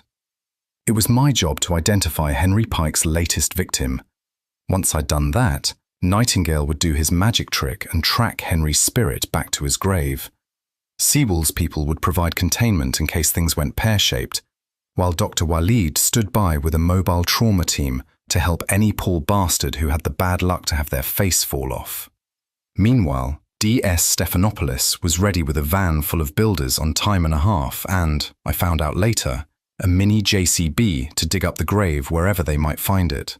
She had another van full of uniformed bodies to handle crowd control, in case Henry Pike turned out to be buried under something inconveniently populated, such as a pub or a cinema. Sewell was technically in charge of the whole thing, which I'm sure put him in a wonderful mood. Everything was supposed to be in place by the time Nightingale and I emerged from the Royal Opera House's stage door and stepped back onto Bow Street. Given that Henry Pike was beaten to death by Charles Macklin less than 10 meters up the road, we both figured that this would be the ideal spot to start our little fishing expedition. Reluctantly, I opened my carryall and donned my uniform jacket and my bloody stupid helmet. For the record, we all hate the bloody helmet, which is useless in a fight and makes you look like a blue biro with the top still on. The only reason we're still wearing it is because the alternative designs all seem to be worse. Still, if I was going to act the part of a constable, I supposed I'd better look like one. It was coming up to midnight, and the last of that evening's opera devotees had trickled out of the house and headed for the tube station and taxi stands. Bow Street was as quiet and empty as any street in central London ever gets. "You're sure you can track him?" I asked. "You do your bit," he said, "and I'll do mine." I tightened the strap on my helmet and checked in with the airwave. This time I got Sewell, who told me to stop faffing around and get on with it. I turned to ask whether I looked the part, which is how I came to be looking straight at the man in the good suit when he stepped out of the shadows by the stage door and shot Nightingale in the back, the blind spot. He was a middle-aged white man in a good quality but otherwise nondescript bespoke suit. He held what looked like a semi-automatic pistol in his right hand and a Kobe's opera guide in his left. He wore a white carnation in his buttonhole. Nightingale fell down quickly. He just slipped to his knees and flopped forward onto his face. He let go of his cane and it rattled on the paving stones. The man in the good suit looked at me, his eyes pale and colourless in the sodium light of the street lamps, and winked. "That's the way to do it," he said. "You can run away from a man with a handgun, especially in poor lighting conditions, provided you remember to zigzag and can open the range fast enough." I'm not saying that option wasn't tempting, but if I ran, then there was nothing to stop the gunman from stepping forward and shooting Nightingale in the head. I was trained to placate the gunman while edging backwards. Talking establishes a rapport and keeps the suspect's focus on the officer so that the civilians can get clear. Ever see The Blue Lamp with Jack Warner and Dirk Bogarde? During our training at Hendon, they made us watch the scene where P.C. Dixon, Warner's character, is shot dead. The film was written by an ex-copper who knew what he was talking about. Dixon dies because he's a dinosaur who stupidly advances on an armed suspect. Our instructors were clear. Don't crowd, don't threaten, keep talking and backing away. A suspect has to be particularly stupid, political, or, in one memorable case, protected by diplomatic immunity, to think that killing a police officer will in any way make their situation any better. At the very least, you're buying enough time for an armed response team to arrive and blow the silly bugger's head off. I didn't think that backing off was an option. This was one of Henry Pike's sequestrated puppets and wouldn't hesitate to shoot me or Nightingale, no matter how calmly I was talking. To be honest, I didn't think at all. My brain went, Nightingale down, gun, spell. Impello, I said as calmly as I could, and levitated the man's left foot 1 meter in the air. He screamed as his body was catapulted upwards and to the right. I must have lost concentration because I heard the distinct crack of a bone breaking in his ankle. The gun fell out of his hand and his arms flailed as he tumbled to the ground. I stepped forward and kicked the gun down the street, then kicked him once in the head, hard, just to make sure. I should have cuffed him, but Nightingale was lying in the road behind me making wet breathing sounds. It was what they call a sucking chest wound, and they're not being metaphorical in their description. There was an entry wound 10 centimeters below Nightingale's right shoulder, but at least when I gently rolled him on his side, I couldn't find an exit wound. My first aid training was unequivocal about sucking chest wounds. Every second you spend faffing around is another second that the London ambulance service hasn't arrived. I knew that the backup teams couldn't have heard the gunshot because they'd have been there already, and I'd blown my airwave when I levitated the gunman off his feet. Then I remembered the silver whistle in the top pocket of my uniform jacket. I fumbled it out, put it in my mouth, and blew as hard as I could. A police whistle on Bow Street. For a moment, I felt a connection, like a vestigium, with the night, the streets, the whistle and the smell of blood and my own fear. With all the other uniforms of London down the ages who wondered what the hell they were doing out so late. Or it could just have been me panicking. It's an easy mistake to make. Nightingale's breath started to falter. "Keep breathing," I said. "It's a habit you don't want to break." I heard sirens coming closer. It was a beautiful sound. The trouble with the old boy network is you can never really be sure whether it's switched on or not, and whether it's operating in your interest or some other old boy's. I began to suspect that it wasn't operating in my interest when they brought a cup of coffee and a biscuit to the interview room. Fellow police officers being interviewed in a friendly manner get to go to the canteen and fetch their own coffee. You only get room service when you're a suspect. I was back in Charing Cross Nick, so it wasn't as if I didn't know the way to the canteen. Inspector Nightingale was still alive. They told me that much before they sat me down on the wrong side of the interview table and had been taken to the brand new trauma centre at UCH, listed as stable, a term which covered a multitude of sins. I checked the time. It was 3:30 in the morning, less than 4 hours after Nightingale had been shot. If you work for any time in a large institution, you start to get an instinctive feel for its bureaucratic ebb and flow. I could feel the hammer coming down, and since I'd only been a copper for 2 years, the fact that I could feel it coming meant that it was a very big hammer indeed. I had a shrewd idea about who'd put the hammer in motion, but there was nothing I could do but stay sitting on the wrong side of the interview table with my cup of bad coffee and 2 chocolate biscuits. Sometimes you have to stand still and take the first blow. That way you can see what the other man has in his hand, expose his intentions and, if that sort of thing is important to you, put yourself unequivocally on the right side of the law. And if the blow is so heavy that it puts you down, that's just a risk you have to take. The blunt instrument chosen caught me by surprise, although I made sure I kept my face neutral when Sewell and Detective Sergeant Stephanopoulos entered the interview room and sat down opposite me. Stephanopoulos slapped a folder down on the table. It was far too thick to have been generated in the last couple of hours, so most of it must have been padding. She gave me a thin smile as she ripped the cellophane off the audio cassettes and slotted them into the dual tape machine. One of those tapes was for me or my legal representative to prevent me being quoted out of context. The other was for the police to prove that I had copped to the charge without them having to beat me around the back, thighs and buttocks with a sock full of ball bearings. Both of the tapes were redundant because where I sat was neatly framed in the viewfinder of a CCTV camera mounted just above the door. The live feed went to the observation room down the corridor where, judging from the theatrical way Sewell and Stephanopoulos had made their entrance, someone of ACPO rank was watching, the Deputy Assistant Commissioner at the very least. The tape machine was turned on. Sewell identified me, himself, and Stephanopoulos as being present, and reminded me that I was not under arrest, but merely helping police with their inquiries. Theoretically, I could stand up and walk out any time I liked, provided I didn't mind kissing my career in the police goodbye. Don't think I wasn't tempted. Sewell asked me, for the record, to outline the nature of the operation that Nightingale and I had been running when he was shot.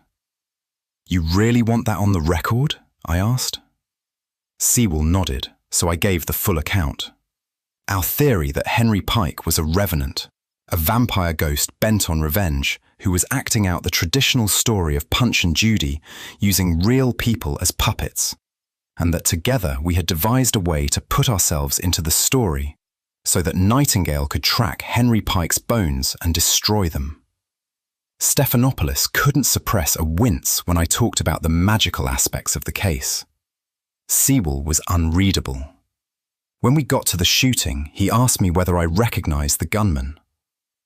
"No," I said. "Who is he?"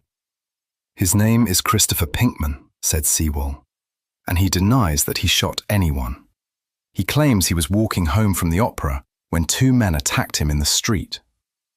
"How does he explain the gun?" I asked. "He claims there wasn't a gun," said Sewell. "He stated that the last thing he remembers was leaving the opera, and the very next thing is being kicked in the head by you. That and the excruciating pain from the fractured bones in his lower leg," said Stephanopoulos, "plus some serious bruising and contusions from when he was thrown to the ground." "Was he tested for gunshot residue?" I asked. "He teaches chemistry at Westminster School," said Stephanopoulos. "Bugger," I said. "The gunshot residue test was notoriously unreliable, and if the suspect handled chemicals for a living, then no forensic witness on earth was going to testify in court that it was likely, let alone conclusive, that he'd fired a gun." A horrible suspicion formed in my mind. "You did find a gun, right?" I asked. "No firearm was recovered from the scene," said Stephanopoulos. "I kicked it along the pavement," I said. "No firearm was recovered," said Stephanopoulos slowly. "I saw it," I said. "It was a semi-automatic pistol of some sort." "Nothing was found." "Then how did Nightingale get shot?" I asked. "That," said Sewell, "is what we were hoping you could tell us." "Are you suggesting I shot him?" "Did you?" asked Stephanopoulos. My mouth was suddenly dry. "No," I said. "I didn't shoot him, and if there's no gun, what am I supposed to have not shot him with?" "Apparently you can move things around with your mind," said Stephanopoulos. "Not with my mind," I said. "Then how?" asked Stephanopoulos. "With magic," I said. "Okay, with magic," said Stephanopoulos. "How fast can you move something?" said Sewell. "Not as fast as a bullet," I said. "Really?" said Stephanopoulos. "How fast is that?" 350 meters per second, I said. "For a modern pistol." "Higher for a rifle." "What's that in old money?" asked Sewell. "I don't know," I said, "but if you lend me a calculator, I can work it out." "We want to believe you," said Stephanopoulos, playing the role of most unlikely good cop in the history of policing. I made myself pause and take a deep breath. I hadn't done any advanced interview courses, but I knew the basics, and the conduct of this interview was far too sloppy. I looked at Sewell, and he gave me the, "At last, he wakes up," look, so beloved of teachers, senior detectives, and upper-middle-class mothers. "What do you want to believe?" I asked. "That magic is real," Sewell said, and gave me a knowing smile. "Can you give us a demonstration?" "That's not a good idea," I said. "There could be side effects." "Sounds a bit too convenient to me," said Stephanopoulos. "What kind of side effects?" "Probably destroy your mobile phones, Palm Pilot, laptop, or any other electronic equipment in the room," I said. "What about the tape recorder?" asked Sewell. "That too," I said. "And the CCTV?" "Same as the tape recorder," I said. "You can protect the phones by disconnecting them from their batteries." "I don't believe you," said Stephanopoulos, and leaned forward aggressively, neatly masking from the camera behind her the fact that she was popping the battery from her very ladylike Nokia Slimline. "I think we're going to want a demonstration," said Sewell. "How much of a demonstration?" I asked. "Show us what you're made of, son," said Sewell. It had been a really long day and I was knackered, so I went for the one former I can reliably do in a crisis. I made a wear light.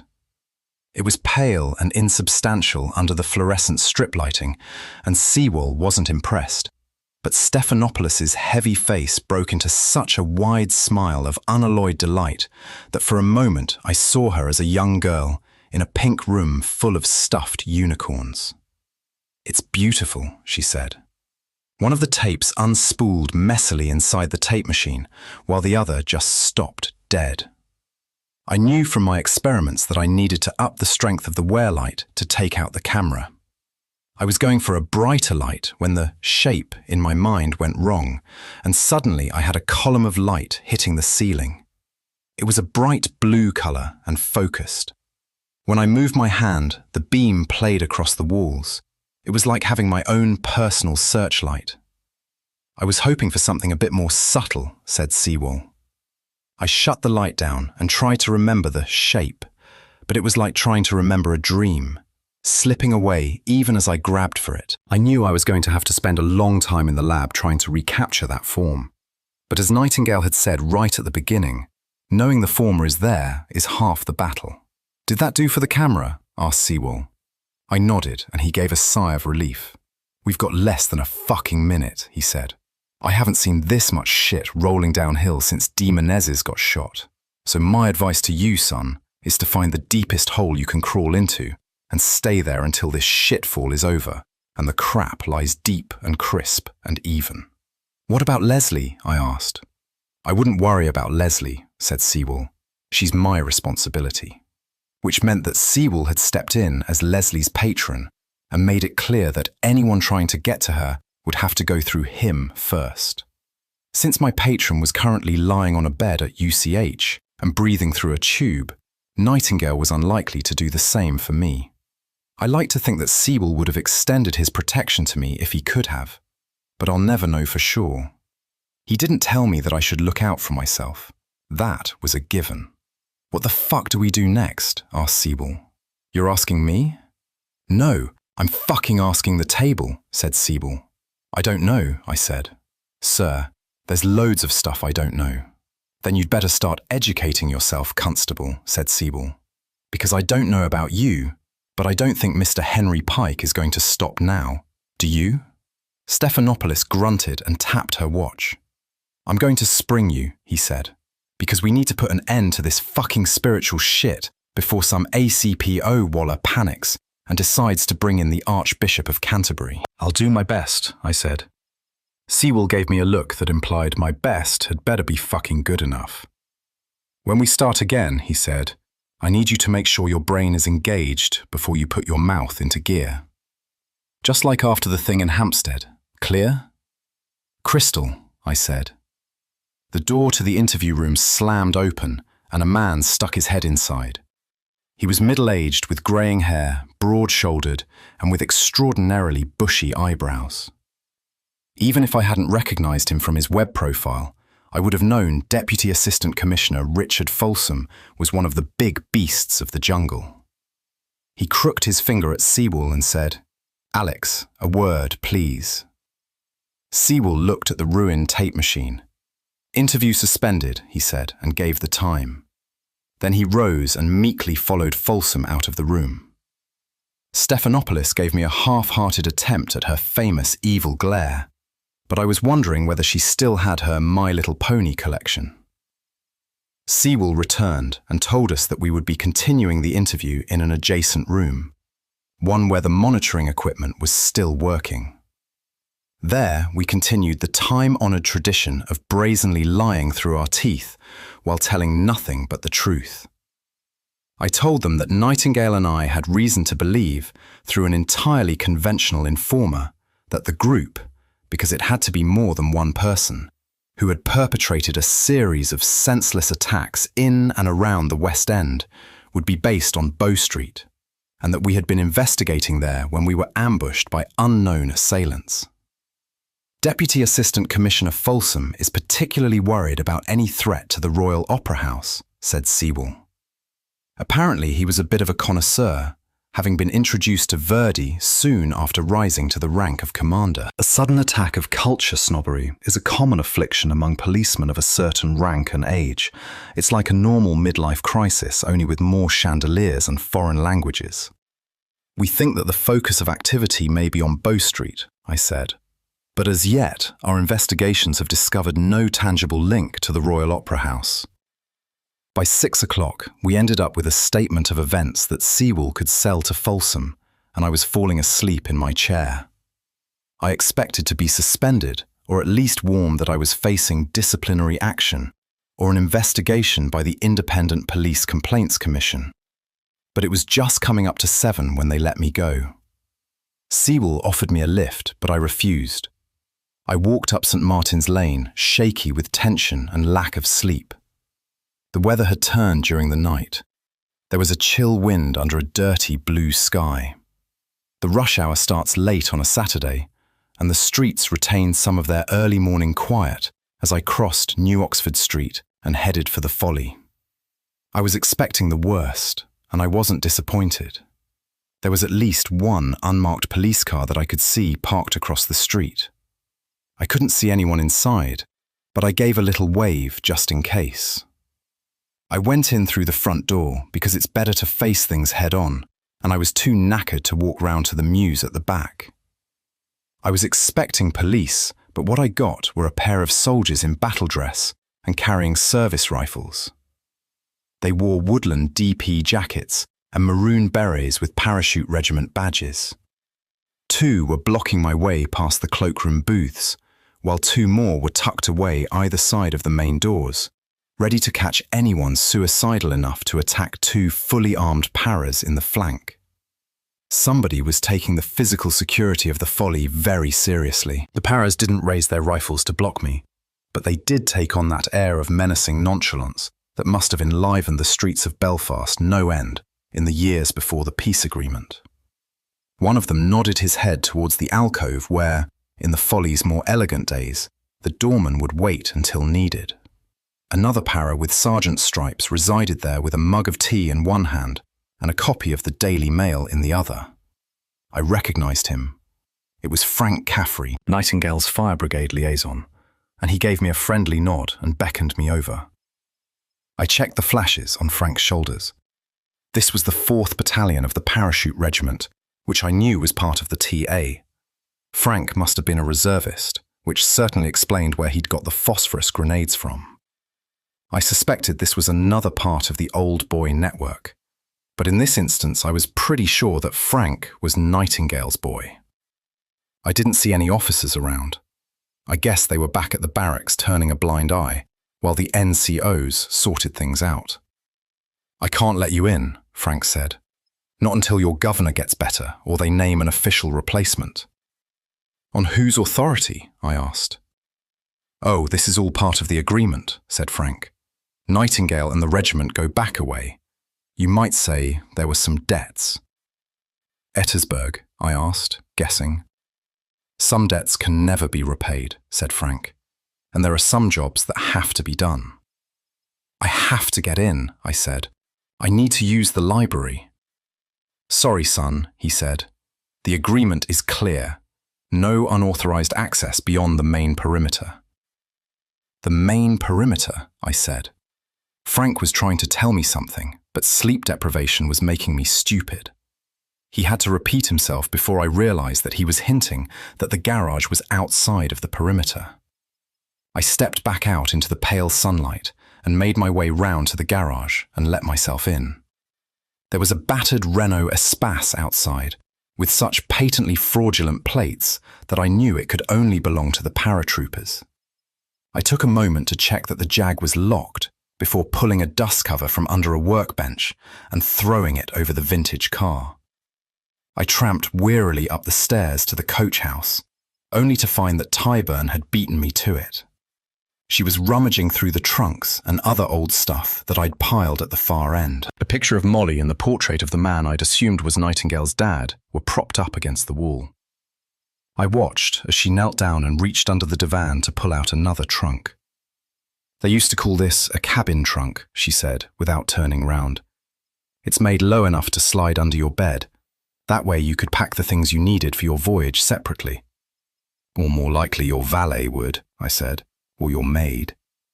Tyburn lifted a carefully folded linen jacket from the cabin trunk and laid it on the divan.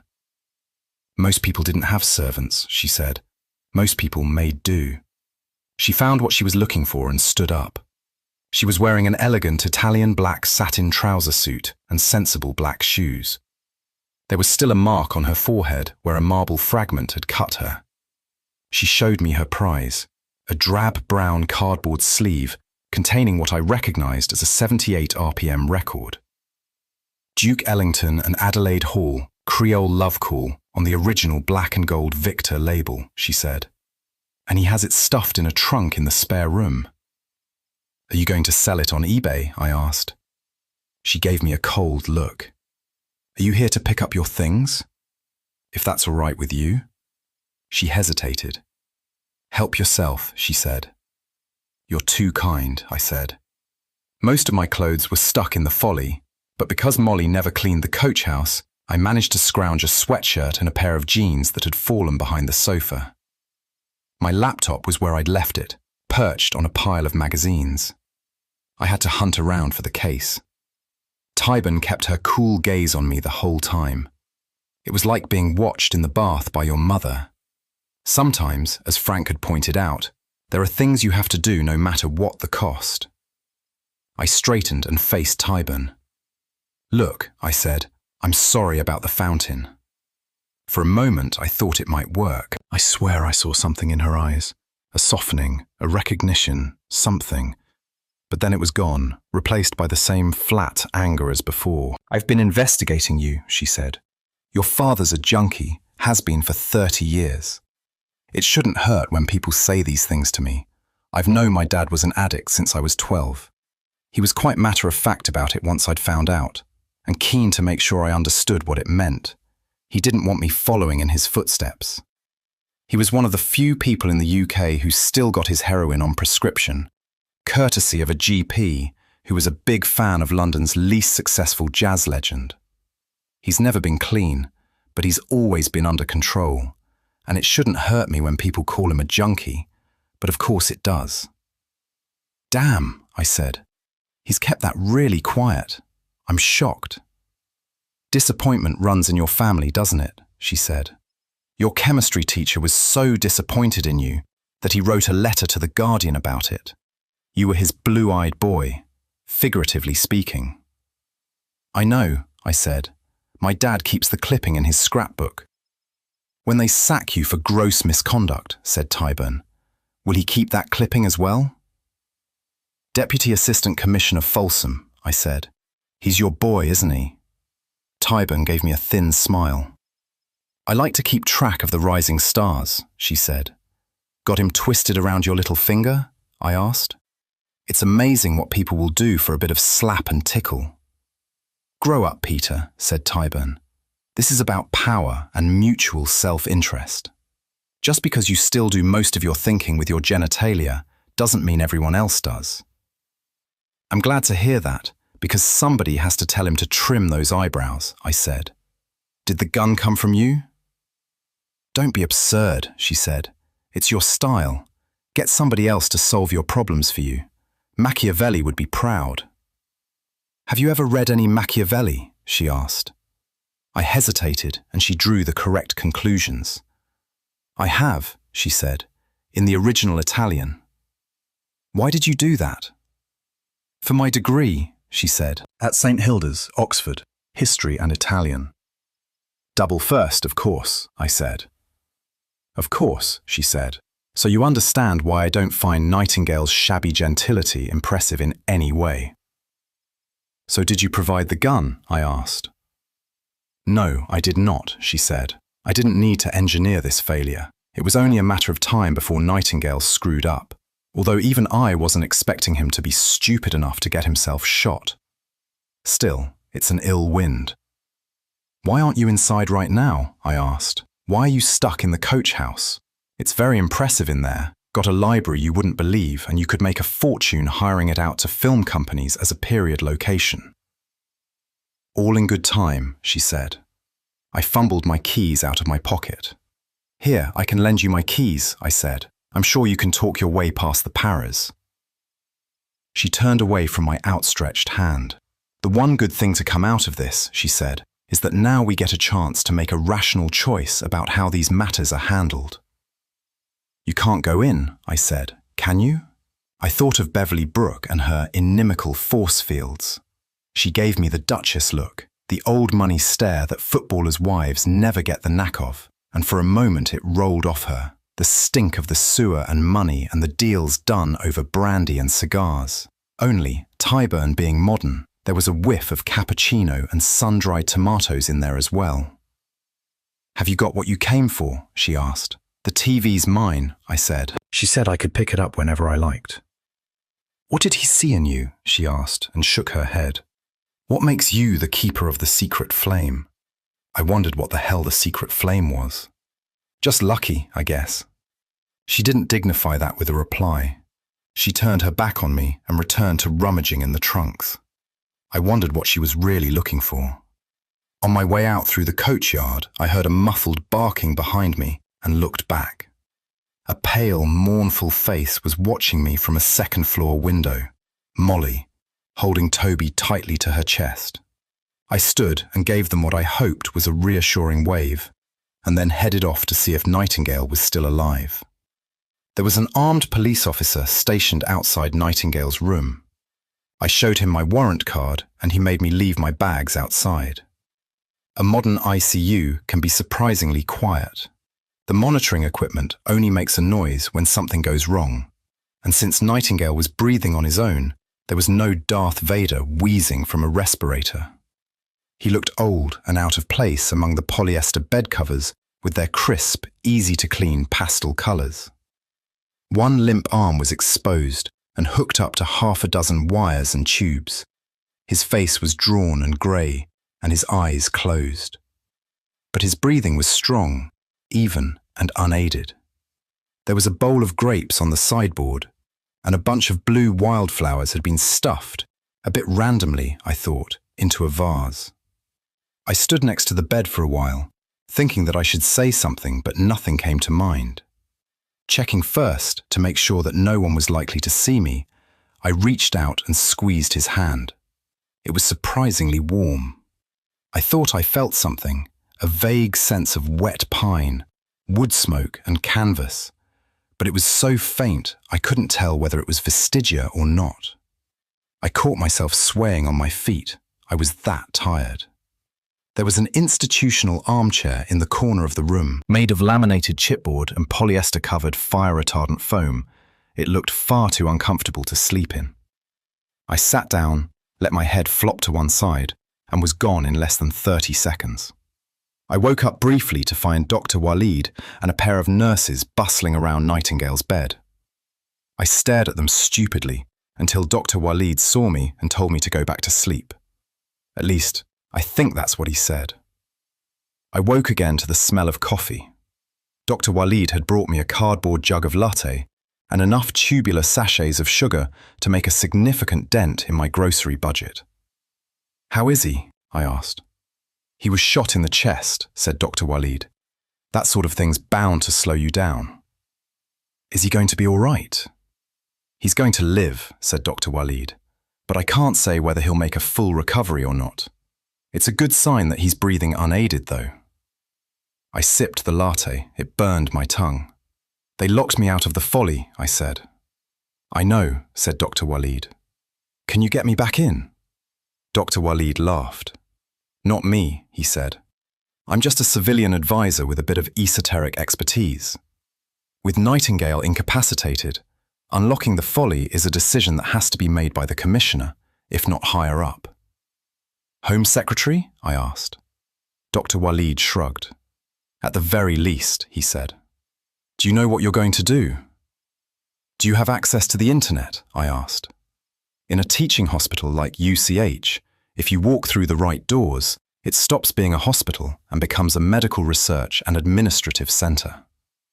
Dr. Waleed had an office there and, I was shocked to learn, students. "I don't teach them the esoteric stuff," he explained, but was, and not wanting to blow his own trumpet, a world-renowned gastroenterologist. "Everyone needs a hobby. Mine is going to be job hunting," I said. "I'd have a shower first," said Dr. Waleed, "if you're planning any interviews." Dr. Walid's office was an awkwardly narrow room with a window at the thin end and shelves covering the entire length of both long walls. Every surface was piled with folders, professional journals, and reference books. At one end of the narrow shelf that served as a desk, a PC bobbed uncertainly in a sea of hard copy. I dumped my bags and plugged the laptop into the mains to recharge the batteries. The modem was hidden behind a stack of Gut, an international journal of gastroenterology and hepatology. A jaunty subtitle revealed that Gut had indeed been voted Best Journal of Gastroenterology by gastroenterologists worldwide. I didn't know whether to be worried or reassured by the implication that there were many more magazines devoted to the smooth functioning of my intestines. The socket for the modem looked suspiciously jury-rigged and definitely not standard NHS issue. When I asked Dr. Walid about it, he merely said that he liked to keep certain of his files secure. From who? I asked. Other researchers, he said. They're always looking to pirate my work. Apparently the hepatologists were the worst. What do you expect from people who deal with so much bile? Said Dr. Walid, and then looked disappointed that I didn't get the joke. Content that work was possible, I let Dr. Walid show me to the staff bathroom down the corridor, where I showered in a cubicle big enough and equipped for a paraplegic, his wheelchair, a care assistant, and her guide dog. There was soap provided, a generic lemon-smelling antibiotic cake that felt ferocious enough to strip off the upper layer of my epidermis. While I showered, I thought about the mechanics of how Nightingale got shot. Despite the lurid fantasies of the Daily Mail, you can't just walk into a random pub and buy a handgun, especially not a high-end semi-automatic like the one carried so inexpertly by Christopher Pinkman the night before, which meant that there was no way that Henry Pike had manoeuvred Pinkman into place in the time between our arrival at the Royal Opera House and our emergence from the stage door less than 20 minutes later. Henry Pike must have known that we were planning to trap him on Bow Street, and that left three options. Either he foresaw the future, he read somebody's mind, or somebody who knew about the plan was one of his sequestrated puppets. I dismissed precognition out of hand.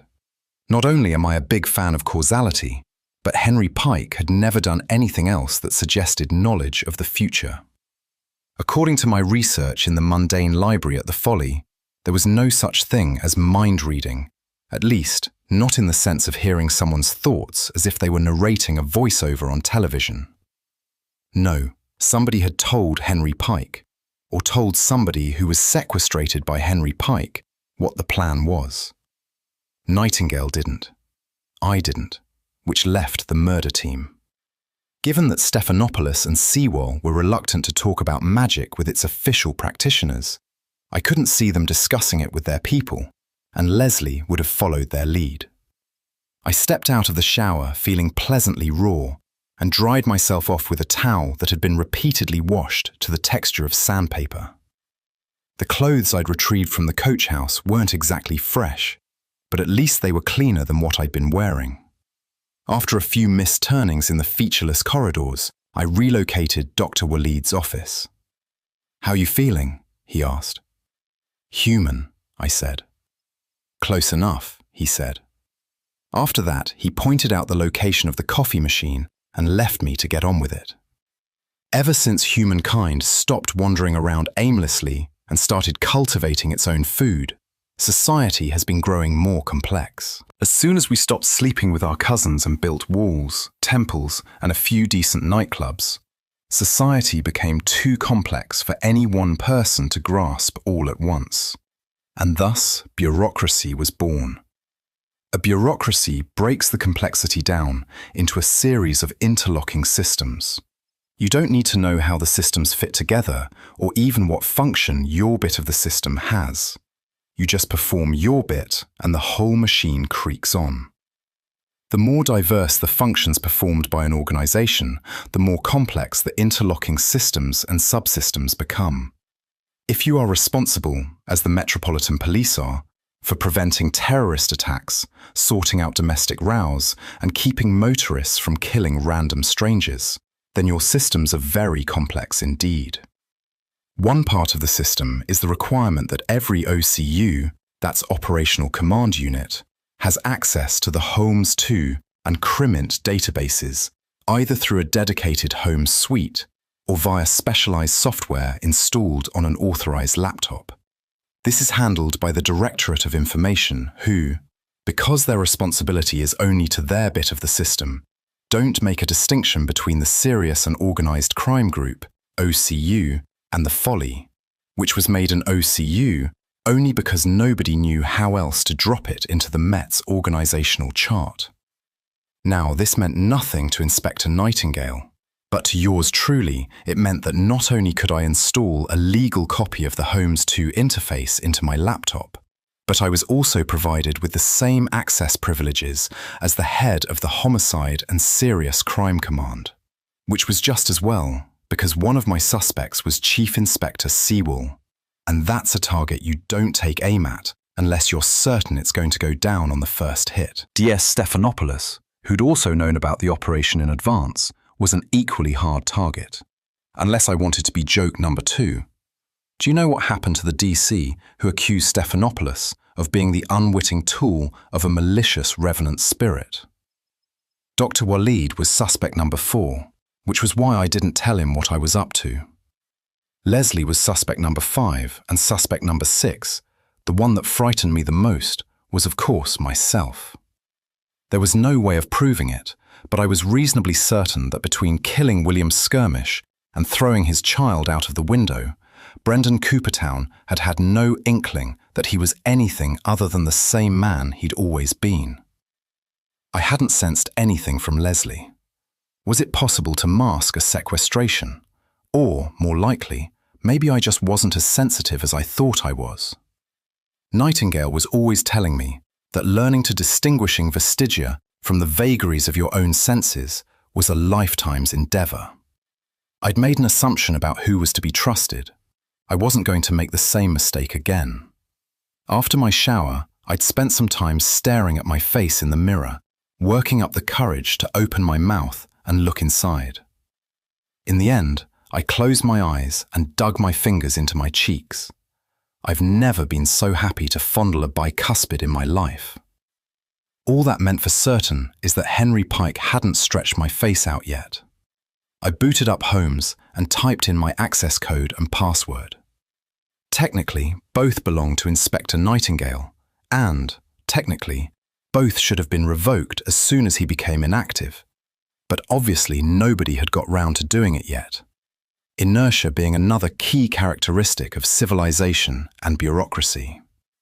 I started at the beginning with the murder of William Skirmish, Covent Garden, 26th January. I found what I was looking for 3 hours and 2 coffees later, when I was reviewing the Framline case. That attack had started with the cycle courier being knocked off his bike on the Strand and being taken to UCH for treatment, where he attacked Dr. Framline. A uniformed PC had actually taken a statement from him at the scene of the accident, while they were waiting for the ambulance to arrive. He'd claimed that a driver had overtaken him and deliberately forced him off the road. Leslie had told me that the accident had taken place in a rare CCTV blind spot on the Strand, but according to the initial report, the courier had been forced off the road outside Charing Cross Station. There hasn't been a camera blind spot outside a London rail terminus since the IRA declared them legitimate targets in the 1990s. I went rummaging in the bowels of the Holmes archive, where some demented soul on the murder team had uploaded the relevant footage from every single operable camera from Trafalgar Square to the Old Bailey. None of it was labelled properly, and it took me a good hour and a half to find the video I was looking for.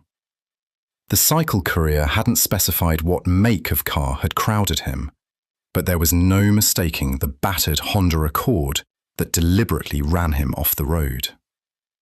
The video resolution wasn't good enough to show the driver or the license plate, but even before I tracked its progress to the high-resolution traffic camera that guarded the lights at Trafalgar Square, I knew who it belonged to.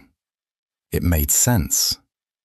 She'd been present when Coopertown killed his wife and child, during the incident in the cinema and the attack on Dr. Framline. She'd been there when we planned the operation outside the Opera House, and she'd arrived with the backup in time to pick up the missing pistol. Leslie May was my suspect. She was part of it, sequestrated by Henry Pike as part of his mad play of riot and revenge. I wondered if she'd been part of it from the beginning, from the first night when William Skirmish had his head knocked off and I'd met Nicholas Walpenny. Then I remembered Pretty Polly from the Puccini script, the silent girl romanced by Punch after he'd killed his wife and child. He kisses her most audibly while she appears nothing loath. Then he sings, "If I had all the wives of old King Sol, I would kill them all for my pretty Poll." There was a mother who lost her son in Covent Garden once. She was very English in an old-fashioned way. Good quality print dress, nice bag, down for a shopping trip to the West End and a visit to the London Transport Museum. Got distracted by a window display for a moment and turned back to find her 6-year-old boy had gone. I remember very clearly how she looked by the time she found us. A surface veneer of calm, a traditional British stiff upper lip, but her eyes gave her away, darting left and right. She was fighting the impulse to run in all directions at once. I tried to keep her calm while Leslie called it in and started organizing a search. I don't know what I was saying, just calming words. But even while I was speaking, I saw that she was shaking almost imperceptibly, and I realized that I was watching a human being come apart in front of my eyes. The 6-year-old turned up less than a minute later, led up from one of the piazza's sunken courtyards by a kindly mime. I was looking right at the mother when the son reappeared, saw the relief laid bare on her face and the way the fear was sucked backwards into her until only the brisk and practical woman in the sundress and the sensible sandals remained. Now I understood that fear, not for yourself, but for somebody else. Leslie had been sequestrated. Henry Pike was sitting in her head and had been there for at least 3 months. I tried to remember the last time I'd seen her. Had her face looked different? And then I remembered her smile, the big grin showing lots of teeth. Had she smiled at me recently? I thought she might have, if Henry Pike had activated the dissimulo on her, made her over into Pulcinella's form. There's no way she could have disguised the ruin of her teeth. I didn't know how to get Henry Pike out of her head, but if I could get to her before the Revenant made her face fall off, then I thought I might know how to stop that, at least. By the time Dr. Walid returned to his office, I had a plan. "What is it?" he asked. I told him, and he thought it was a terrible plan as well, a better class of riot. The first task was to find Leslie. This I did by the simple expedient of calling her mobile and asking her where she was. "We're in Covent Garden," she said, we being her and Sewell and about half the rest of the murder team, the chief inspector having gone for the time-honoured police tradition of, when in doubt, throw manpower at it approach. They were going to sweep the piazza and then do a swift check of the Opera House. "What does he hope to do?" I asked. "In the first instance, contain any problems," said Leslie. "Beyond that, we're waiting on you, remember?" "I may have sorted something out," I said, "but it's important that you don't do anything stupid." "Hey," she said, "this is me." If only that were true. The next thing I needed was wheels, so I called up Beverly on her waterproof mobile and hoped she wasn't swimming lengths under Tower Bridge, or whatever it was river nymphs do on their day off. She picked up on the second ring and demanded to know what I'd done to her sister. "She's not happy," she said. "Never mind your sister," I said. "I need to borrow a motor." "Only if I get to come along," she said. I'd expected that. In fact, I was counting on it. "Or you can walk." "Fine," I said, feigning reluctance. She said she'd be over in half an hour. Third on the list was getting hold of some hard drugs, which proved surprisingly difficult given that I was in a major hospital. The problem was, my tame doctor was having ethical qualms. You've been watching too much TV, said Dr. Walid. There's no such thing as a tranquilizer dart. Yes, there is, I said. They use them in Africa all the time. Let me rephrase that and talk slowly, said Dr. Walid. There's no such thing as a safe tranquilizer dart. It doesn't have to be a dart, I said. Every minute we leave Leslie sequestrated, there's a chance that Henry Pike's going to make her face fall off. To do magic, your mind has to be working. Shut down the conscious bit of the brain, and I'm willing to bet Henry can't do his spell, and Leslie's face stays the way God intended. I could see from Dr. Walid's expression that he thought I was right. But what then? He asked. We can't keep her in a medical coma indefinitely. We buy time, I said. For Nightingale to wake up, for me to get back to the Folly library, for Henry Pike to die of old age. Or whatever it is undead people do when they go. Dr. Walid went grumbling off and came back a bit later with 2 disposable syrettes in sterile packaging with a biohazard label and a sticker that said, "Keep out of the hands of children." Etorphine hydrochloride in solution, he said, enough to sedate a human female in the 65-kilogram weight range. Is it fast? I asked. It's what they use to trank rhinos, he said, and handed me a second package with another 2 syrettes. This is the reversing agent, Narcan. If you stick yourself with the etorphine, then you use this straight away before you call an ambulance and try to make sure the paramedics get this card. He handed me a card that was still warm from the lamination machine. In Dr. Walid's neat, capitalized handwriting, it said, "Warning, I have been stupid enough to stick myself with etorphine hydrochloride," and listed the procedures the paramedics were to follow. Most of them concerned resuscitation and heroic measures to maintain heartbeat and respiration. I patted my jacket nervously as I rode the lift down to the reception area and repeated under my breath that the tranquilizers were in the left-hand pocket and the reversing agent on the right. Beverly was waiting for me in the no-waiting zone, dressed in khaki cargo pants and a cropped black t-shirt with "Wine back here" stenciled across her breasts. "Ta-da!" she said and showed me her car. It was a canary yellow BMW Mini convertible, the Cooper S model with the supercharger at the back and the run-flat tyres. It was about as conspicuous a car as you can drive in central London and still fit into a standard parking space. I was happy to let her drive. I've still got some standards. It was hot for late May, an excellent day for driving a convertible, even with the rush hour traffic fumes. Beverly was as averagely terrible a driver as you'd expect in someone who'd passed their test in the last 2 years. The good thing about London traffic is that your general motorist doesn't get a chance to pick up enough speed to make fatal mistakes. Predictably, we ground to a halt at the bottom end of Gower Street, and I faced the age-old dilemma of the London traveller: get out and walk, or wait and hope. I called Leslie again, but her phone went straight to voicemail. I called Belgravia Nick and got them to patch me through to Stephanopoulos' airwave. In case anyone was monitoring the channel, she duly warned me to go home and await instructions, before letting me know that she'd last seen Sewell and Leslie heading for the Opera House.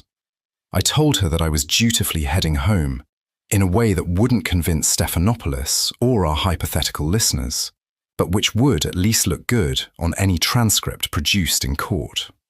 The traffic unclogged once we were past New Oxford Street, and I told Beverly to head down Endell Street. "When we get there, you've got to stay away from Leslie," I said. "You don't think I can take Leslie?" "I think she might suck out all your magic," I said. "Really?" asked Beverly. I was guessing, but a genii locorum like Beverly had to be drawing on magic from somewhere, and to a revenant like Henry Pike, that must make them attractive victims. Or maybe they had some natural immunity to that sort of thing, and I was worrying for nothing, but I didn't think that was the way to bet. "Really?" I said. "Shit," she said. "I thought we were friends." I was going to say something comforting, but that was strangled off when Beverly shot out of the one-way system by the Oasis Sports Centre and turned into Endell Street without, as far as I could see, any reference to, or indeed awareness of, other road users. Leslie is your friend, I said.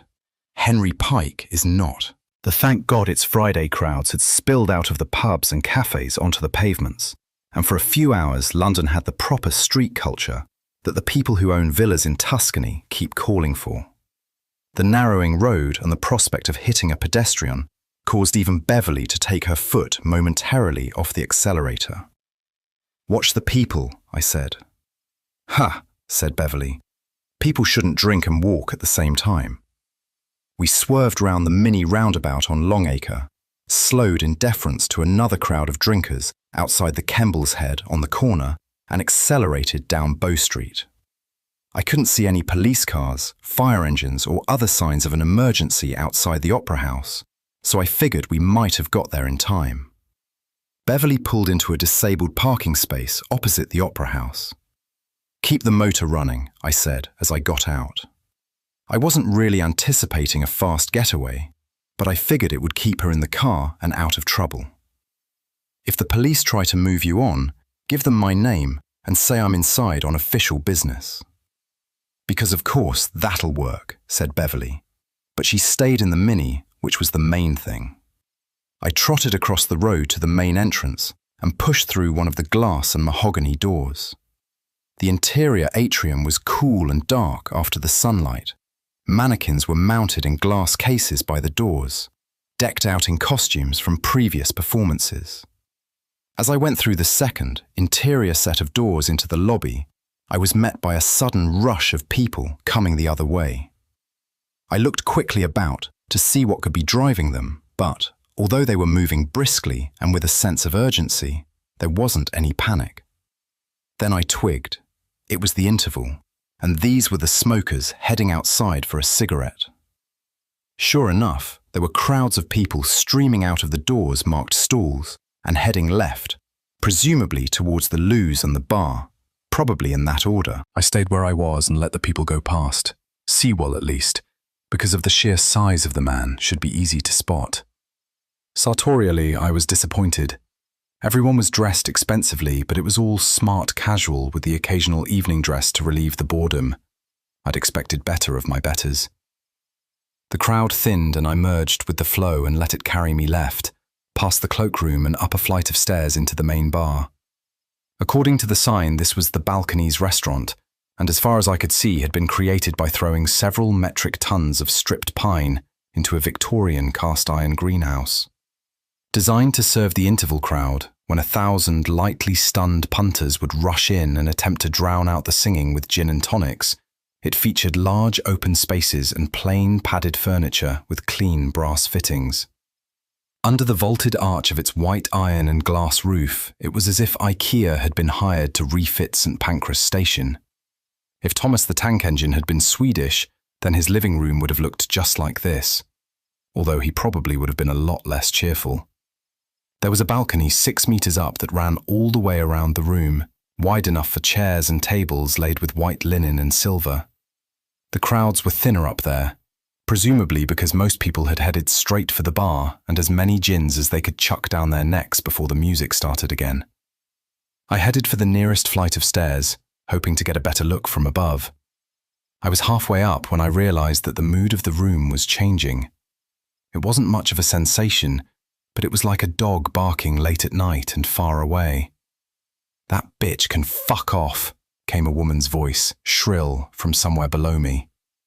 It was the same feeling of tension as I'd felt on Neal Street, just before Dr. Framline went psycho on the cycle courier. Everybody dropped a tray, metal clattered on the expensive wooden floor, a couple of glasses smashed. There was an ironic cheer nearby. I reached the balcony level, stepped between 2 unoccupied tables, and looked out over the crowd. "Wanker," said a man somewhere below. "You fucking wanker." I spotted a fit-looking man in his late 40s, salt and pepper hair, conservative suit, distinctively bushy eyebrows.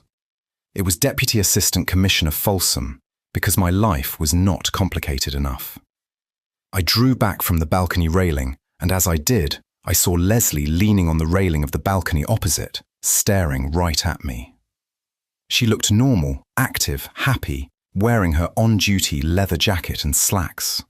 When she was sure that I was watching, she gave me a happy little wave and nodded down at the main bar, where Sewell was getting himself a drink. A voice announced that the performance would be restarting in 3 minutes. Down in the main bar, a guy in leather-patched tweed slapped one of the men he was talking to. Somebody shouted. Leslie glanced down, and I sprinted down the length of the balcony, shoving members of the public out of the way. I glanced over at Leslie, who was staring at me in shock as I rounded the first corner and charged across the balcony that bridged the width of the room. Whoever was doing the thinking in Leslie's head at that moment, her or Henry Pike, hadn't expected me to push my way through a crowd of well-dressed worthies, which was what I was counting on. It's not easy to fumble a surette full of tranquilizer out of your pocket while forcing your way past protesting opera lovers, but somehow I managed to get everything ready by the time I rounded the last corner and headed straight for Leslie. She was watching me with quiet amusement, head cocked on one side, and I thought, you can be as cool as you like because you're going to be sleeping soon enough. By that point, members of the public were getting out of my way of their own accord, and I had a clear run for the last 5 meters. Or would have if Sewell hadn't come up the stairs and hit me in the face. It was like running into a low ceiling beam. I flipped straight over onto my back and found myself contemplating a blurry view of the roof. Damn, but that man could move fast when he wanted to. Clearly, Henry Pike could influence other people, even hard-headed sods like Sewell. That couldn't be good. I frankly don't care, brayed a woman somewhere to my right. It's just fucking men singing about fucking men. A voice announced that the performance would recommence in less than a minute, and that people should return to their seats. A young man with a Romanian accent and a waiter's uniform told me that I should stay where I was and that the police had been called. I am the police, you pillock, I said, but it came out muffled on account of the fact that my jaw felt as if it was dislocated. I found my warrant card and waved it at him, and to be fair, he did give me a hand up. The bar was empty except for the staff cleaning up. Somebody had stepped on the surette, crushing it flat. I felt my face. Since I still had all my teeth, Sewell must have pulled his punches. I asked where the big man had gone, and the staff said he'd headed downstairs with the blonde woman. Into the theatre? I asked, but they didn't know. I ran down the steps and found myself staring at the long marble counter of the cloakroom. The good thing about Sewell is that he's hard to miss and difficult to forget. The attendant said he'd headed for the stalls. I went back to the lobby where a polite young lady tried to block my way. I told her I needed to see the manager, and when she tripped off to get him, I slipped inside. The music hit me first in a great gloomy wave, followed by the scale of the theatre. A great horseshoe rose up in tiers of gilt and red velvet. Ahead of me, a sea of heads swept down to the orchestra pit, and beyond them to the stage. The set depicted the back end of a sailing ship, although the scale was exaggerated to the point where the gunwales towered over the singers. Everything was painted in cool shades of blue, grey, and dirty white. A ship adrift in a bitter ocean. The music was equally sombre, and could really have done with a backbeat, or, failing that, a girl in a miniskirt. Men in uniforms and tricorn hats were singing at each other, while a blonde guy in a white shirt looked on with doe eyes. I had a funny feeling that it wasn't going to end well for the blonde guy, or the audience for that matter. I just worked out that the tenor was playing the captain when the bass, playing the villain of the piece, faltered. I thought at first that this was part of the performance, but the murmur that ran through the audience made it clear it was a mistake. The singer tried to recover, but was having trouble remembering his part. The tenor stepped up to ad-lib, but faltered himself, and with an expression of pure panic, looked off the stage towards the wings. The audience was starting to drown out the orchestra, who, having finally twigged that something was up, crashed to a stop. I started down the aisle towards the orchestra pit, although I had no idea how I was going to get to the stage. A few of the audience had stood up and were craning their necks to see what was going on. I reached the edge of the pit and glanced down to see that the musicians were still poised over their instruments. I was close enough to touch a lead violinist. He was trembling and his eyes were glazed. The conductor tapped his baton on his music stand and the musicians started playing again. I recognized the music as the first tune sung by Mr. Punch in the Puccini script. It was Marlborough S'en va en guerre, an old French folk song, but in the English-speaking world it was For He's a Jolly Good Fellow. The tenor playing the captain picked up the refrain first. Mr. Punch is a jolly good fellow. His dress is all scarlet and yellow. The bass and baritone joined in quick succession, followed by the company, singing as if they had the song sheet before them. And if now and then he gets mellow, it's only among good friends. The singers stamped their feet to the beat of the music. The audience seemed stuck in their seats. I couldn't tell if they were confused, mesmerized, or just too appalled to move. Then the front row of the stools took up the beat with hands and feet. I could feel the compulsion myself, a wash of beer and skittles and pork pies and dancing and not caring a fig for the opinions of others. With the girls he's a rogue and rover, he lives while he can upon clover. The clapping and stamping spread back, row by row from the front of the stalls. In the good acoustics of the opera house, the stamping was louder than a Highbury crowd, and just as contagious. I had to lock my knees to stop my feet from moving. When he dies, it's only all over, and there Punch's comedy ends. Leslie stepped onto the stage and, bold as brass, walked up the steps that took her to the exaggerated poop deck and turned to face the audience. I saw then that in her left hand she carried a silver-topped cane. I recognized it. The bastard had stolen it from Nightingale. A spotlight stabbed out of the darkness and bathed her in harsh white light. The music and the singing stopped and the stamping trailed away. "Ladies and gentlemen," called Leslie, "boys and girls, I present to you today the most tragical comedy and comical tragedy of Mr. Punch, as related to that great talent and impresario, Mr. Henry Pike." She waited for applause, and when it didn't come, she muttered under her breath and made a curt gesture with the cane. I felt the compulsion roll over me, while behind me the audience broke into applause. Leslie bowed graciously. "Lovely to be here," she said. "My, but this theatre is much enlarged since my day.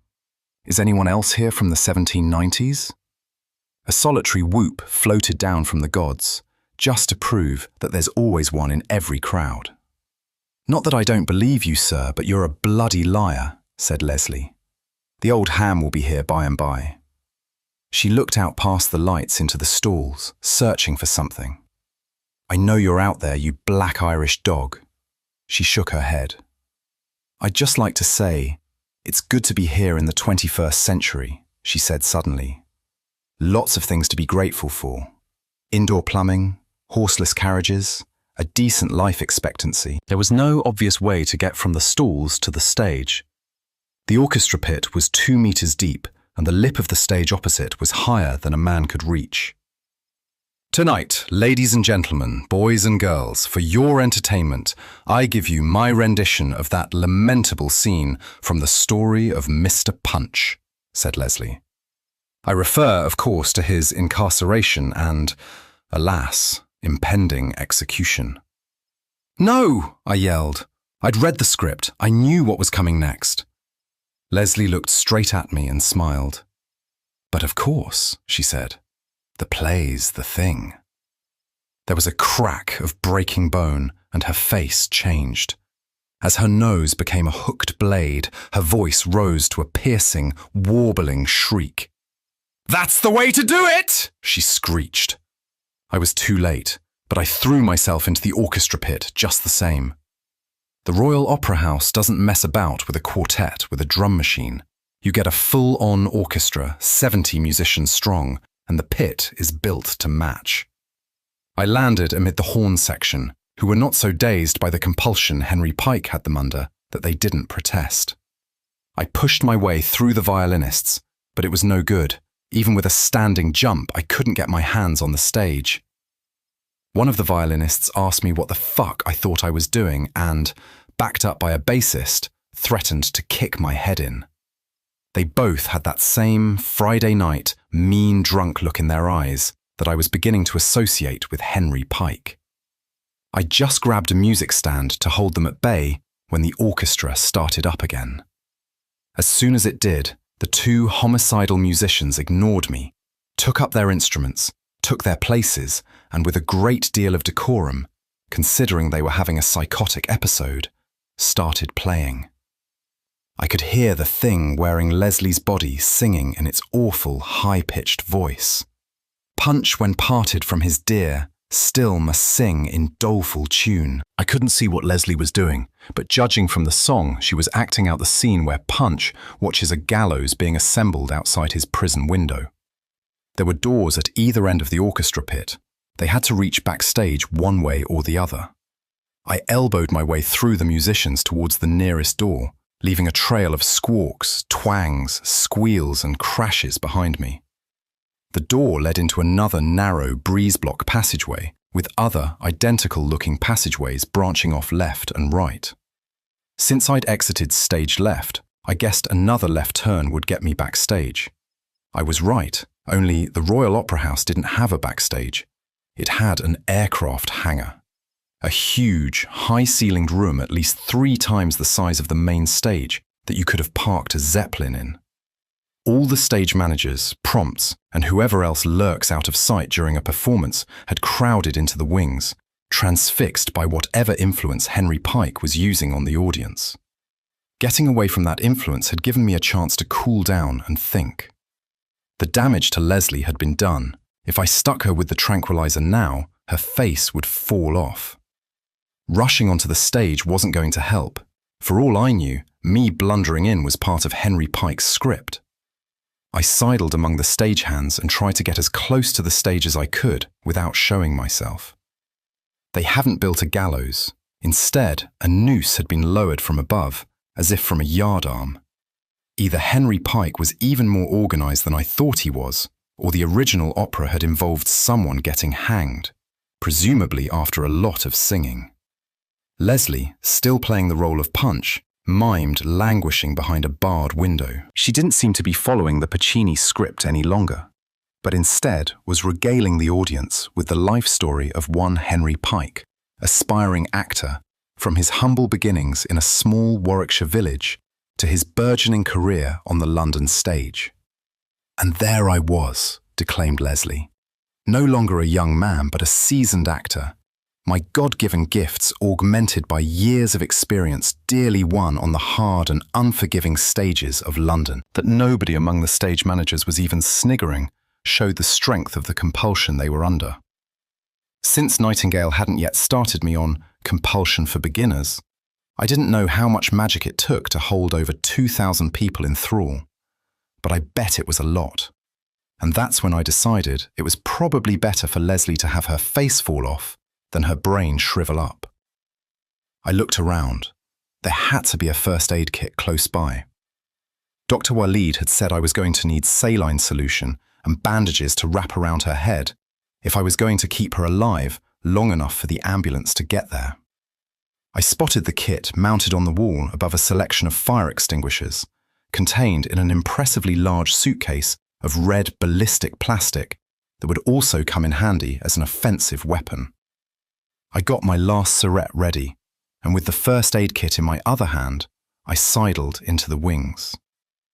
By the time I had sight of the stage again, Leslie, I couldn't bear to think of her as Punch or Henry Pike, was giving a full and detailed description of Henry's disappointments, most of which he blamed on Charles Macklin, who, Henry claimed, had turned his hand against him out of spite, and when challenged, outside this very theatre, had cruelly struck Henry down.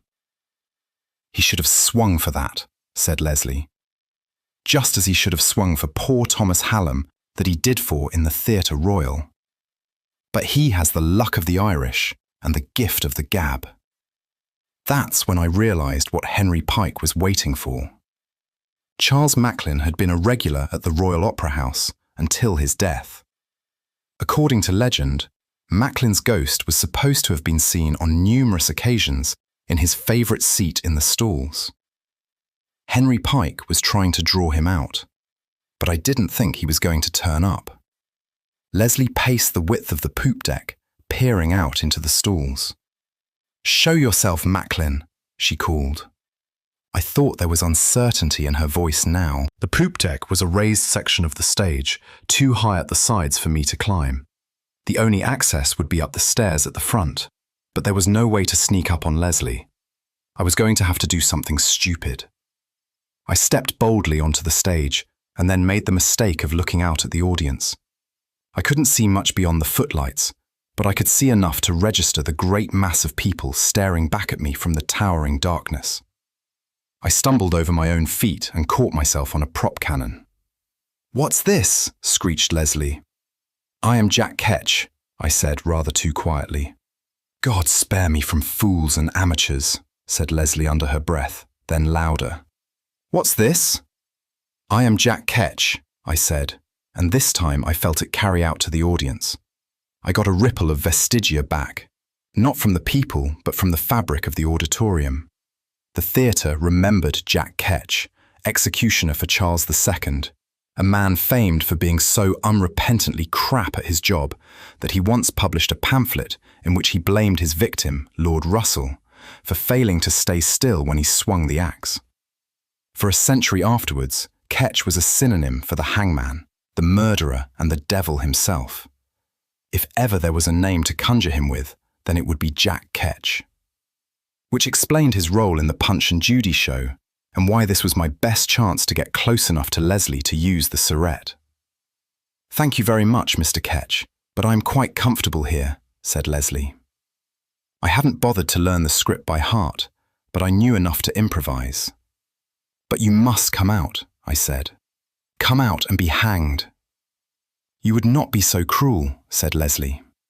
I know for a fact that there was supposed to be a load more banter here, but since I couldn't remember the words, I cut to the action. "Then I must fetch you," I said, and advanced up the stairs to the poop deck. It was hard to make myself look at the ruin of Leslie's face, but I couldn't risk any surprise moves. Her punch face twisted with irritation, presumably because I was skipping lines, but she went on with the show, just as I'd been hoping she would. This was the part where Jack Ketch seizes Punch and drags him to the noose, at which point the wily wife murderer tricks Jack Ketch into sticking his own head through the loop and thus hanging himself. No, sir, they don't make role models for children like that anymore. I readied the surette. Leslie cowered as I approached. "Mercy, mercy," she squeaked. "I'll never do so again." "That much is certain," I said, but before I could inject her, she whirled and thrust Nightingale's cane in my face. The muscles in my back and shoulders locked, and it was all I could do to keep my balance. "Do you know what this is?" asked Leslie, waving the cane from side to side. I tried to say, "It's a stick," but my jaw muscles were locked along with everything else. "As Prospero had his book and staff," said Leslie, "so does your master have both those things, but of those I need only the staff. Being of the spirit world gives one a certain je ne sais quoi when dealing with magic, but what one lacks, sans corporality, is the spark of vitality necessary to facilitate one's desires." Which at least confirmed that Henry Pike had no intrinsic magic of his own, an observation I'd have found more interesting if I hadn't been sodding paralysed and at his mercy. "This is the source of your master's power," said Leslie, "and with his power I can do, well, just about anything I please." She grinned, showing her smashed teeth. "Your line is, 'Now, Mr. Punch, no more delay.'" "Now, Mr. Punch, no more delay," I said, and gestured at the noose. put your head through this loop. The weird thing was, this time I could sense the compulsion, almost as if it was a former, a shape in my mind, but not of my mind. Through there, said Leslie, winking at the audience. Whatever for? Aye, through there, I said. I sensed it again, and this time I was sure. The idea of the shape was external, but the actual shape itself was being formed by my own mind. It was like hypnotism, a suggestion rather than a command. What for? I don't know how, said Leslie, and struck a pose of deep despair. It's very easy, I said, grasping the noose, the rope scratchy against my palms. Only put your head through here.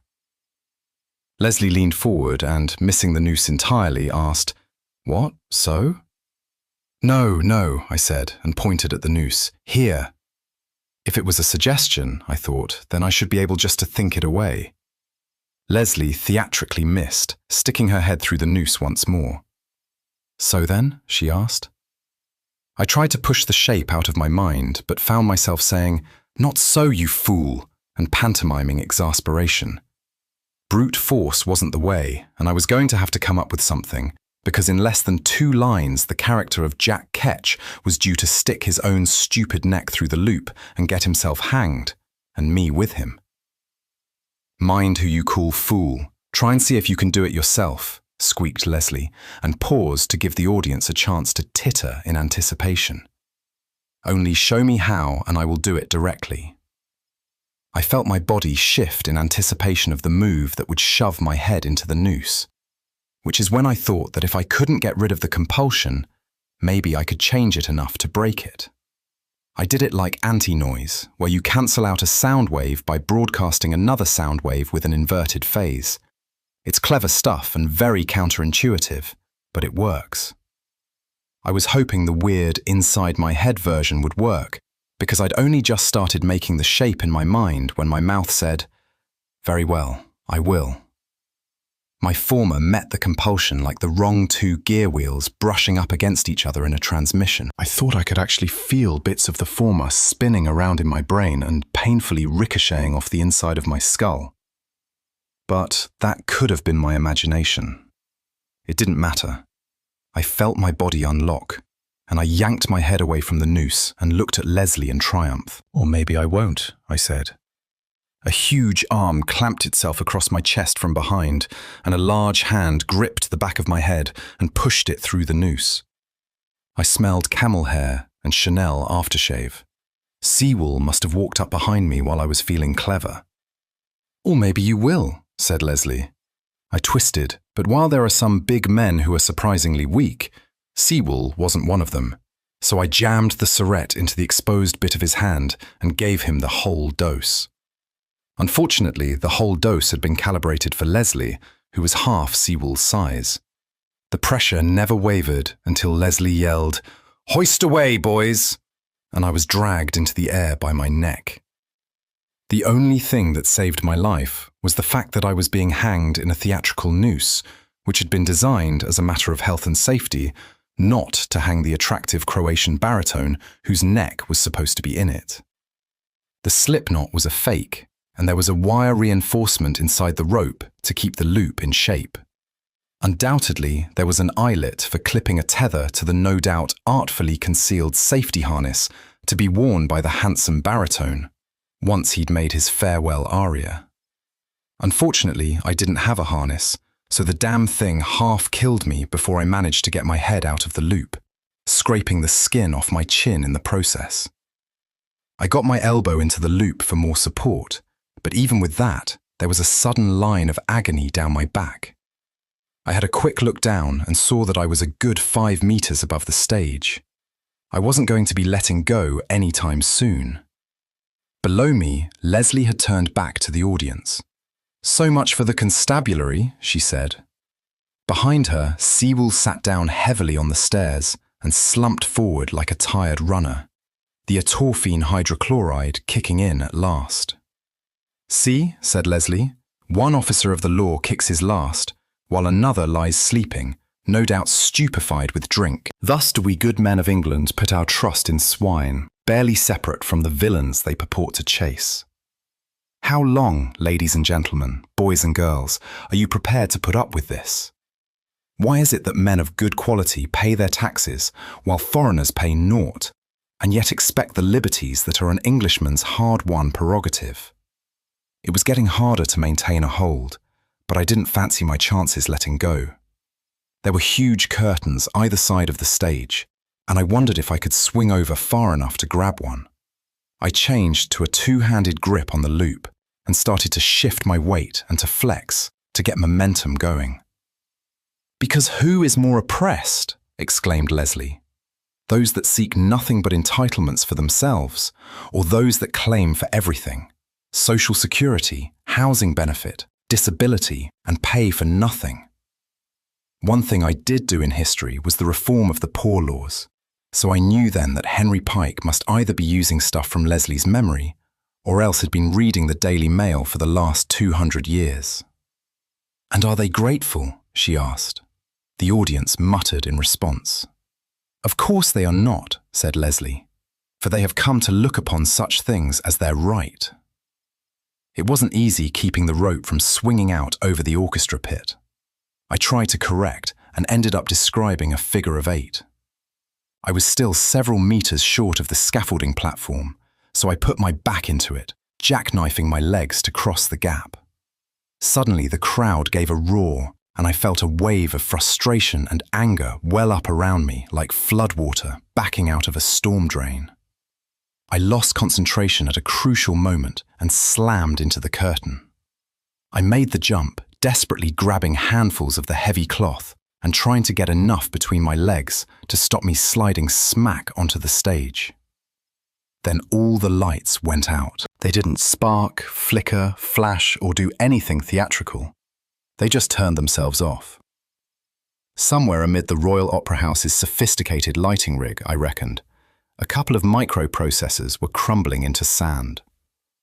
When you are hanging by your fingernails, down is nearly always the right direction, so I did my best to ignore the pain in my forearms and started working my way down the curtain.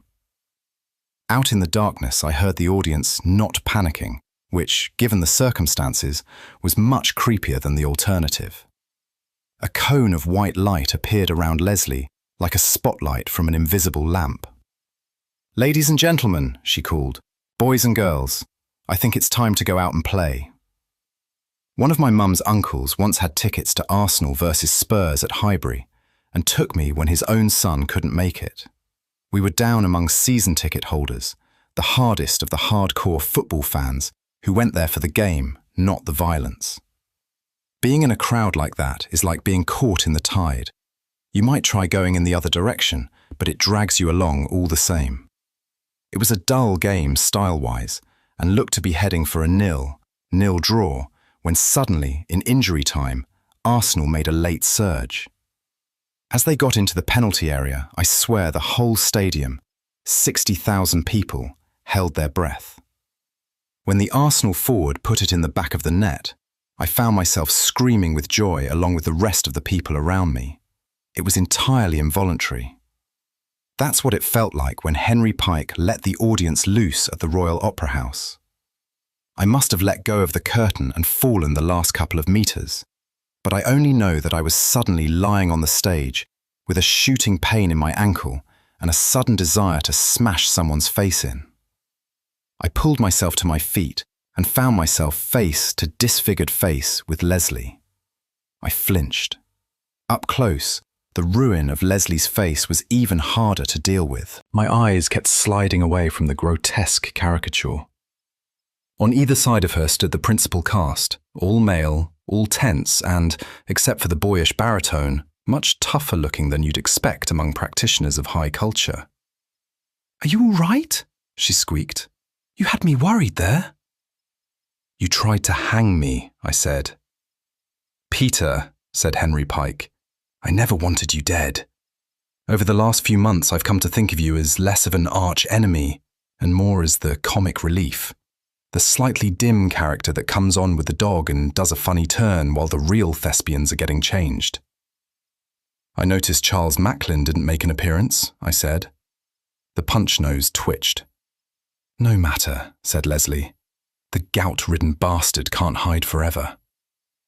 And in the meantime, It was a good question. What are we doing? I asked. We are playing our role, said Leslie. We are Mr. Punch, the irrepressible spirit of riot and rebellion. It is our nature to cause trouble, just as it is your nature to try and stop us. You're killing people, I said.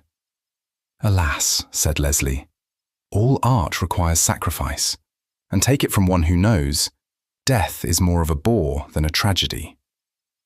Suddenly, I was struck by the fact that I wasn't talking to a complete personality. The way the accent bopped around from era to era, the bizarre switches in motive and behaviour.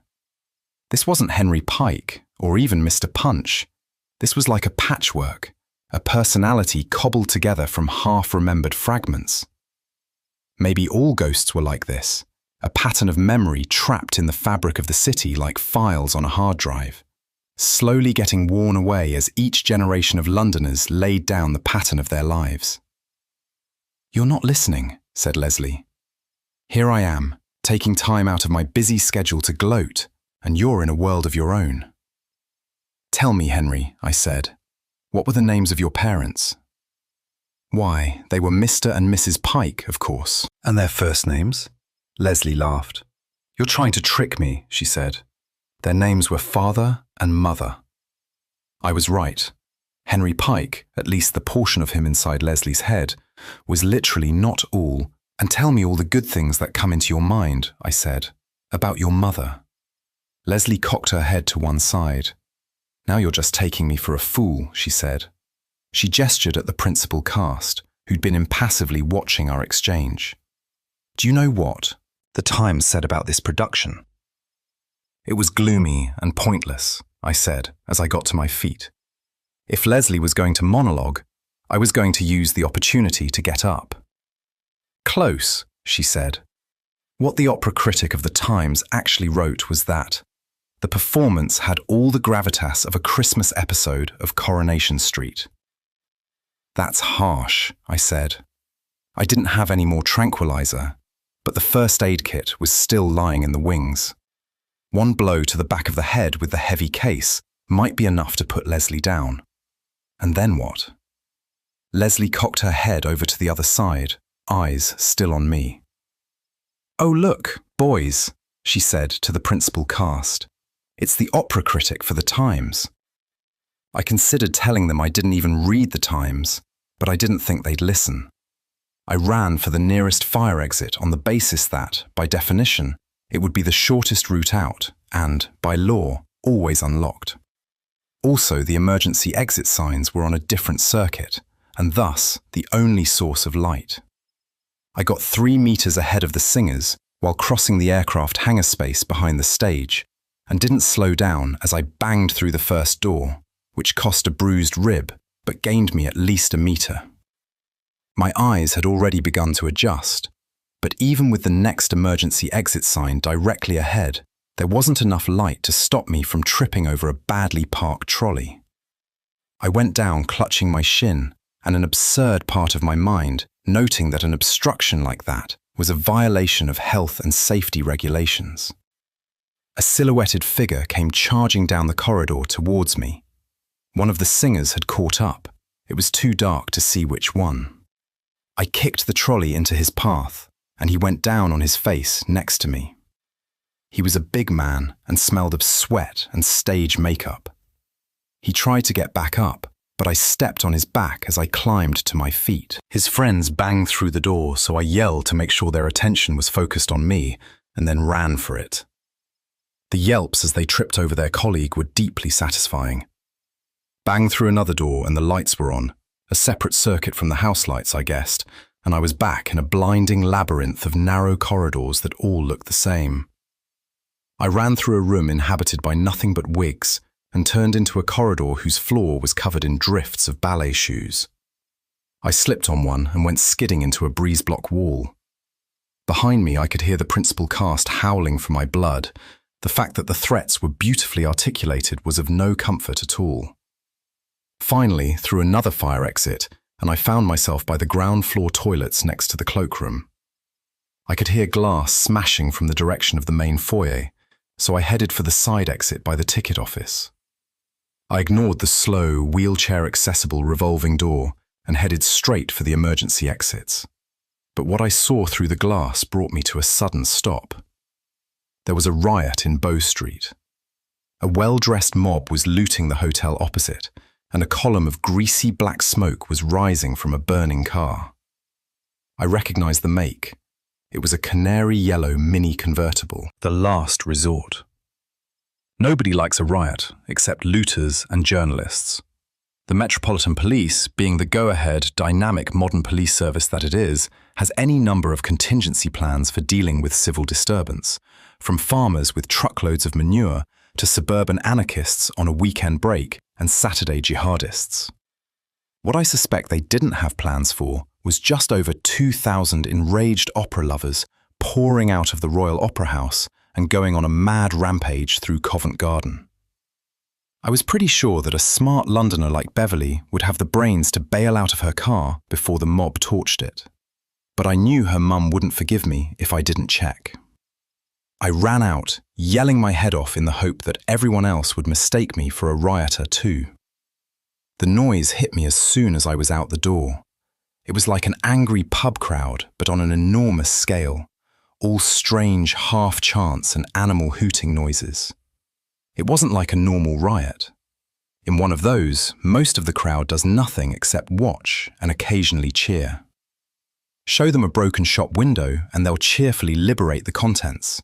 But like most people, they don't actually want to get their hands dirty. This was a mob of ringleaders. Everyone from the suspiciously well-dressed young man to the matron in an evening gown was mad as hell and ready to break something. I got as close to the burning Mini as I could and was relieved to see no sign of anyone in any of the seats.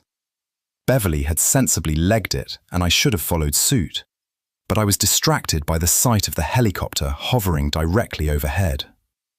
The helicopter meant that GT, the Met's Central Command, had taken direct operational control of the disturbance. This meant that dozens of ACPO rank officers were having their dinner parties, nights in with a DVD, and evenings out with the mistress, interrupted by urgent phone calls by non-ACPO rank officers who were desperate to make sure that they were in no way responsible for anything. I'll bet that GT knew early on that the wheels were coming off the wagon, and that as soon as the riot was over, a grand game of musical inquiries would start. Nobody wanted to be the one without a chair when the music stopped. It was that thought which, ironically, distracted me enough for Deputy Assistant Commissioner Folsom to be able to sneak up behind me. I turned when he called my name and found him stalking towards me. His conservative suit jacket, pinstripe, I saw now that he was close up, had lost a sleeve and all its buttons. He was one of those people whose faces twitch when they're angry. They think they're all icy calm, but something always gives them away. In Folsom's case, it was a nasty tick by his left eye. "Do you know what I hate the most?" he shouted.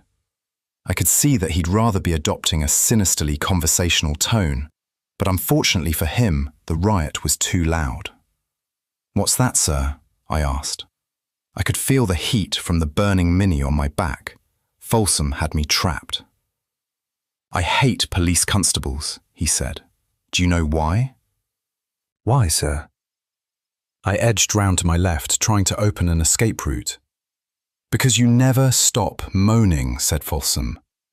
"I joined up in 1982, the good old days, before the pace, before McPherson and quality control targets. And you know what? We were shit. We thought we were doing well in an investigation if we arrested anybody at all, let alone the perpetrator. We got the shit kicked out of us from Brixton to Tottenham, and fuck me were we bent. We weren't even that expensive. We'd let some scrote go for 2 pints of lager and a packet of crisps." He paused, and for a moment a look of puzzlement crossed his face. Then his eyes fixed back on me, and the left one twitched. "And you," he said, and I wasn't happy with the way he said it. "How long do you think you'd have lasted back then? A locker full of excrement would have just been a warm-up. Odds are, A few of your relief would have taken you to one side and explained, in a rough but friendly manner, just how unwanted you were. I seriously considered rushing the guy, anything to make him shut up.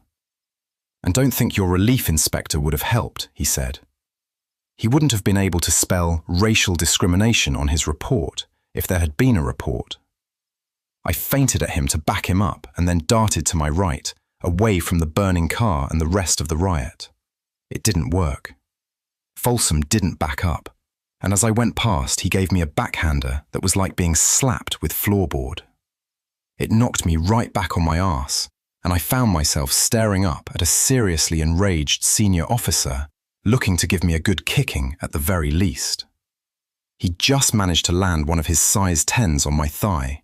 I ended up with a purple heel-shaped bruise for a month when someone clubbed him down from behind. It was Inspector Neblett, still dressed in his impractical uniform tunic, but carrying an honest-to-God wooden riot truncheon of the kind phased out in the 1980s for being slightly more lethal than a pickaxe handle.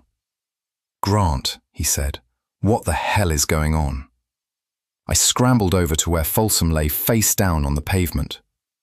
"There's been an irretrievable breakdown in public order," I said, while tugging Folsom into the recovery position. My head was still ringing from his backhander, so I wasn't that gentle. "But why?" he asked. "There wasn't anything scheduled." Riots are rarely spontaneous. Crowds usually have to be assembled and provoked, and a conscientious inspector keeps a weather eye out for problems, especially when his patch contains a riot magnet like Trafalgar Square. The only half-convincing lie I could think of was that somebody had attacked the Royal Opera House with a psychotropic aerosol. But I figured that might raise more questions than it answered, not to mention trigger an inappropriate military response. I was just about to risk the truth that a kind of vampire ghost had put the influence on the entire audience, when Neblett twigged exactly who it was he'd just smacked in the head. "Oh my God," he said, squatting down for a closer look. "This is Deputy Assistant Commissioner Folsom." Our eyes met across the twitching form of our senior officer. "He didn't see you, sir," I said. "If you call an ambulance, we can have him off the scene before he regains consciousness. There was a riot. He was attacked. You rescued him." "And your role in this?" "Reliable witness, sir," I said, "as to your timely intervention." Inspector Neblett gave me a hard look. "I was wrong about you, Grant," he said. "You do have the makings of a proper copper." "Thank you, sir," I said. I looked around.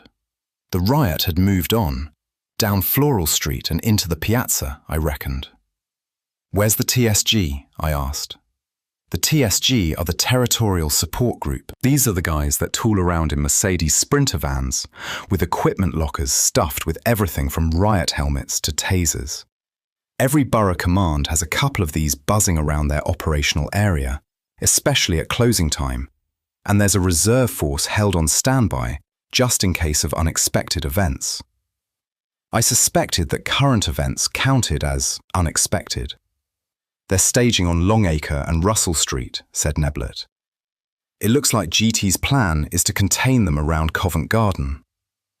There was a crash from the direction of the piazza, followed by ragged cheering.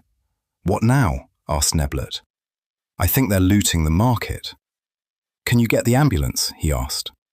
"No, sir. I've got orders to find the ringleader," I said. A Molotov cocktail makes a very distinctive sound. A well-designed one goes crash, thud, whoosh. It's the last, the petrol igniting, that's going to kill you if you let it. I know this because before you graduate from Hendon, you get to spend a fun-filled day having them thrown at you, which was why Neblett and I both instinctively ducked when we heard them smashing into the tarmac less than 15 meters down the road. "It's kicking off," said Neblett. Looking south, I could see a mob of rioters on the crossroads, where Culverhay met Bow Street. Beyond them, I saw flames reflected off blue riot helmets and grey shields. I still had to get Leslie, subdue her, and take her back to Waleed at the UCH. Transport shouldn't be a problem, since half the ambulances in London were probably converging on Covent Garden right at that moment. That just left finding her. I decided to assume that she was still looking for revenge on Macklin, who'd once had a gin shop on Henrietta Street and was buried at the Actors' Church. That meant getting back into the piazza, which unfortunately meant either passing through the exciting civil disturbance to the south or running up Floral Street, which contained God knew what in the way of rioters and really bad things. Fortunately, when they rebuilt the Royal Opera House, one thing they made sure of was that it had a lot of exits.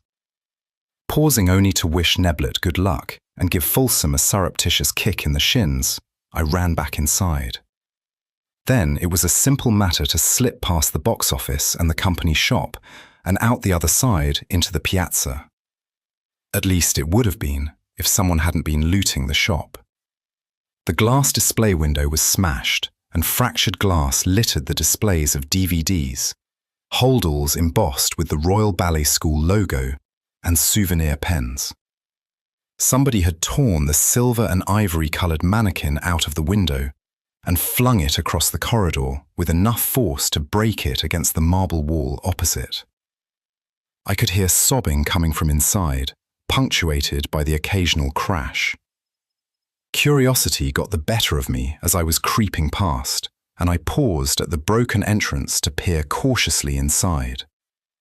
A middle-aged man sat barefoot on the floor of the shop, surrounded by hundreds of clear plastic wrappers. As I watched, he grabbed one of the wrappers and ripped it open to extract a pair of white ballet shoes. Carefully, the tip of his tongue emerging from the side of his mouth, the man tried to slip one of the shoes onto his big, hairy foot. Unsurprisingly, the shoe was too small to fit, no matter how hard the man pulled on the straps, until finally he ripped the seams open. The man held the ruined shoe in front of his face and burst into tears. When he flung them across the shop and reached for another pair, I left him to it. There are just some things that man is not meant to know. The back exit of the Royal Opera House emerges under the colonnade in the northeast corner of the piazza. The paper chase on the left had been gutted, and shreds of coloured paper were blowing across the stone flags and into the square. On the right, the Disney store was being enthusiastically looted, but the Build-A-Bear shop was bizarrely untouched, an oasis of brightly coloured twee and peace. Most of the actual fighting seemed to be down by the church on the west side. That's where I reckoned Leslie would be. I headed for the covered market, reckoning that I could use it as cover to get close to the church. I was halfway there when somebody wolf-whistled at me. It was a proper two-fingers-in-the-mouth whistle and cut right through the noise of the riot. I zeroed in on the second whistle. It was Beverly, staring down at me from the pub balcony on the first floor. She waved when she saw me looking and ran for the stairs. I met her at the bottom. "They burned out my car," she said. "I know," I said. "My lovely brand new car," she said. "I know," I said, and grabbed her arm. "We've got to get out of here." I tried to drag her back towards the opera house. "We can't go back that way," she said. "Why not?" I asked. "Because I think there's some people following you," she said. I turned. The principal cast were back, followed by what I recognized as the orchestra and some people dressed mostly in t-shirts and jeans, who I took to be the backstage crew.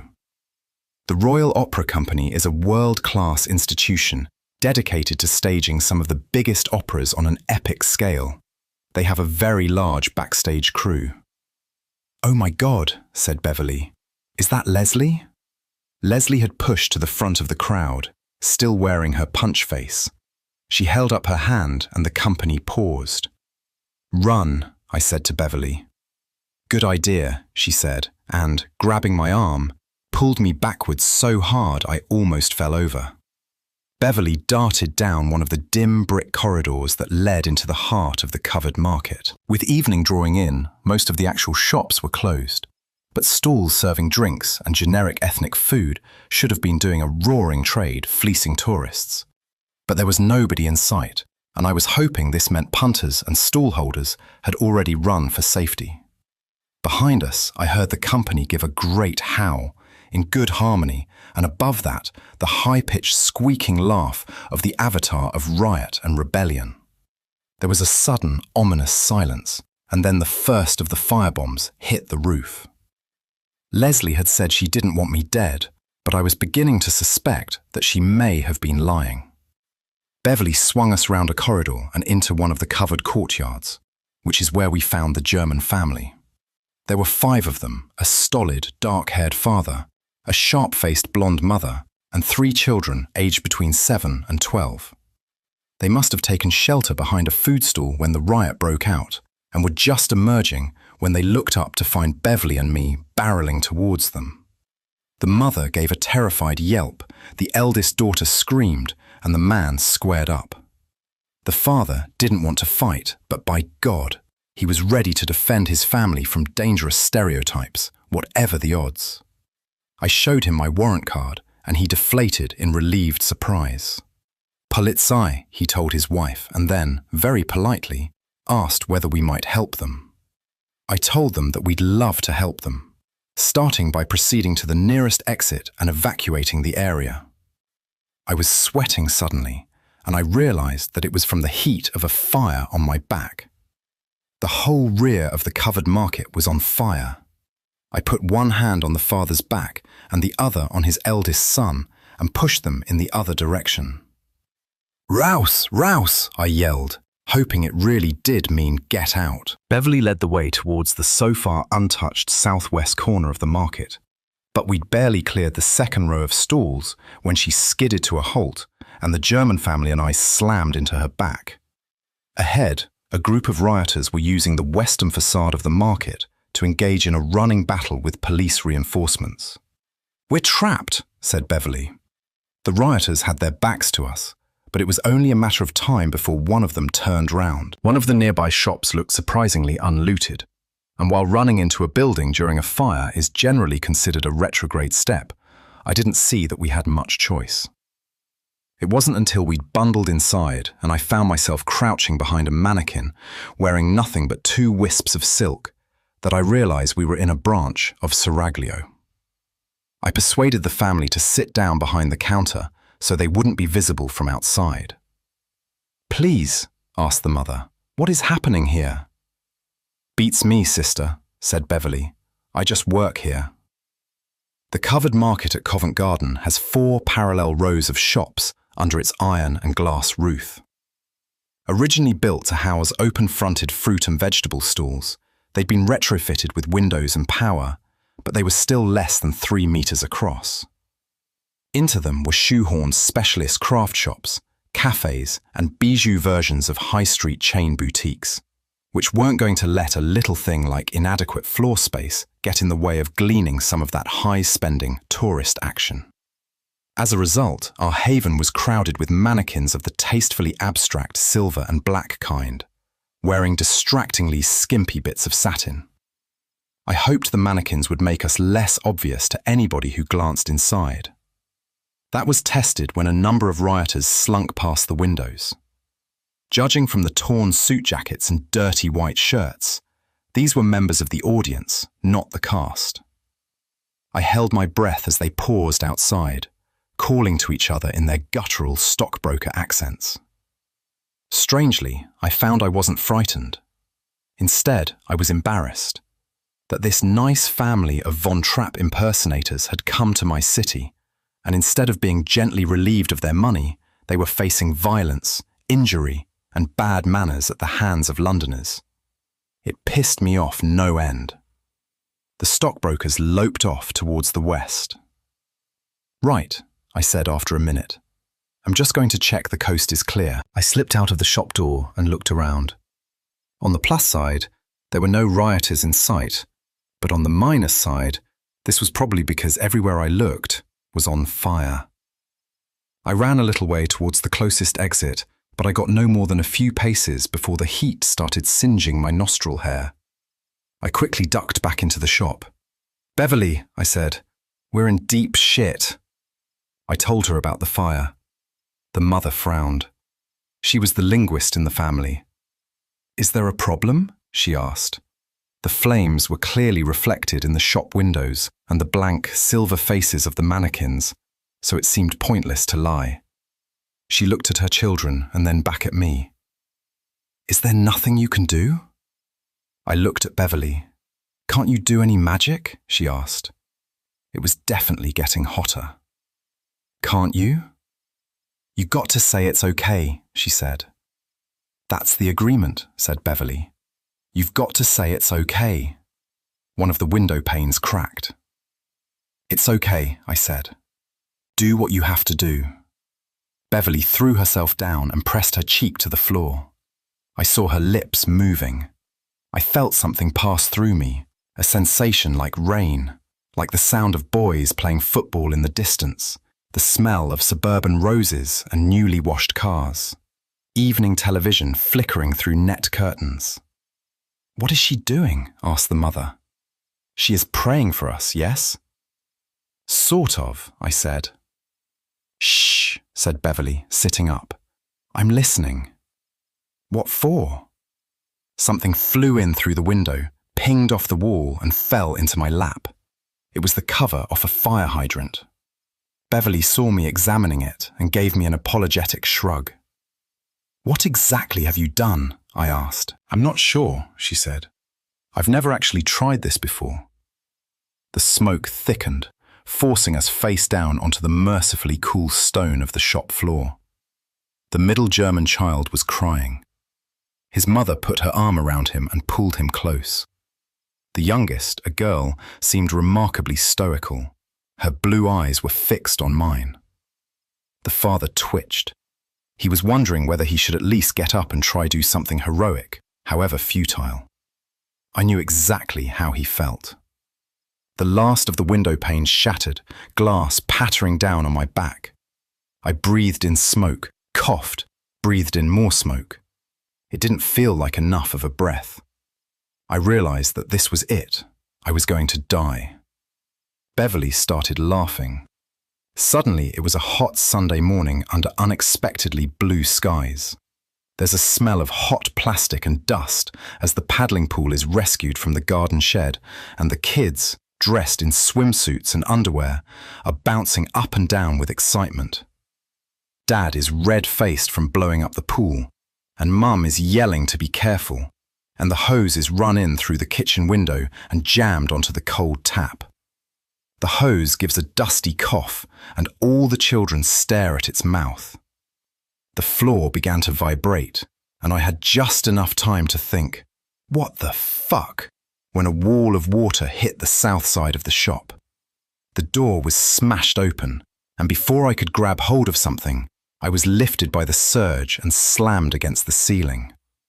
The air was blown out of my lungs by the impact, and I had to bite down on the instinct to draw in a breath. For a moment, the flood cleared enough for me to catch sight of Beverly floating serenely amid the debris before the water drained out of the shop fast enough to slap me into the floor again. The father, with more presence of mind than I'd shown, had wedged himself and his family against the counter.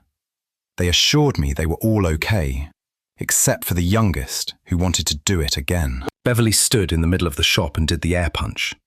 "Oh yeah," she said. "Let's see Tyburn do something like that." Beverly's euphoria lasted long enough for us to get our German family to the nearest ambulance.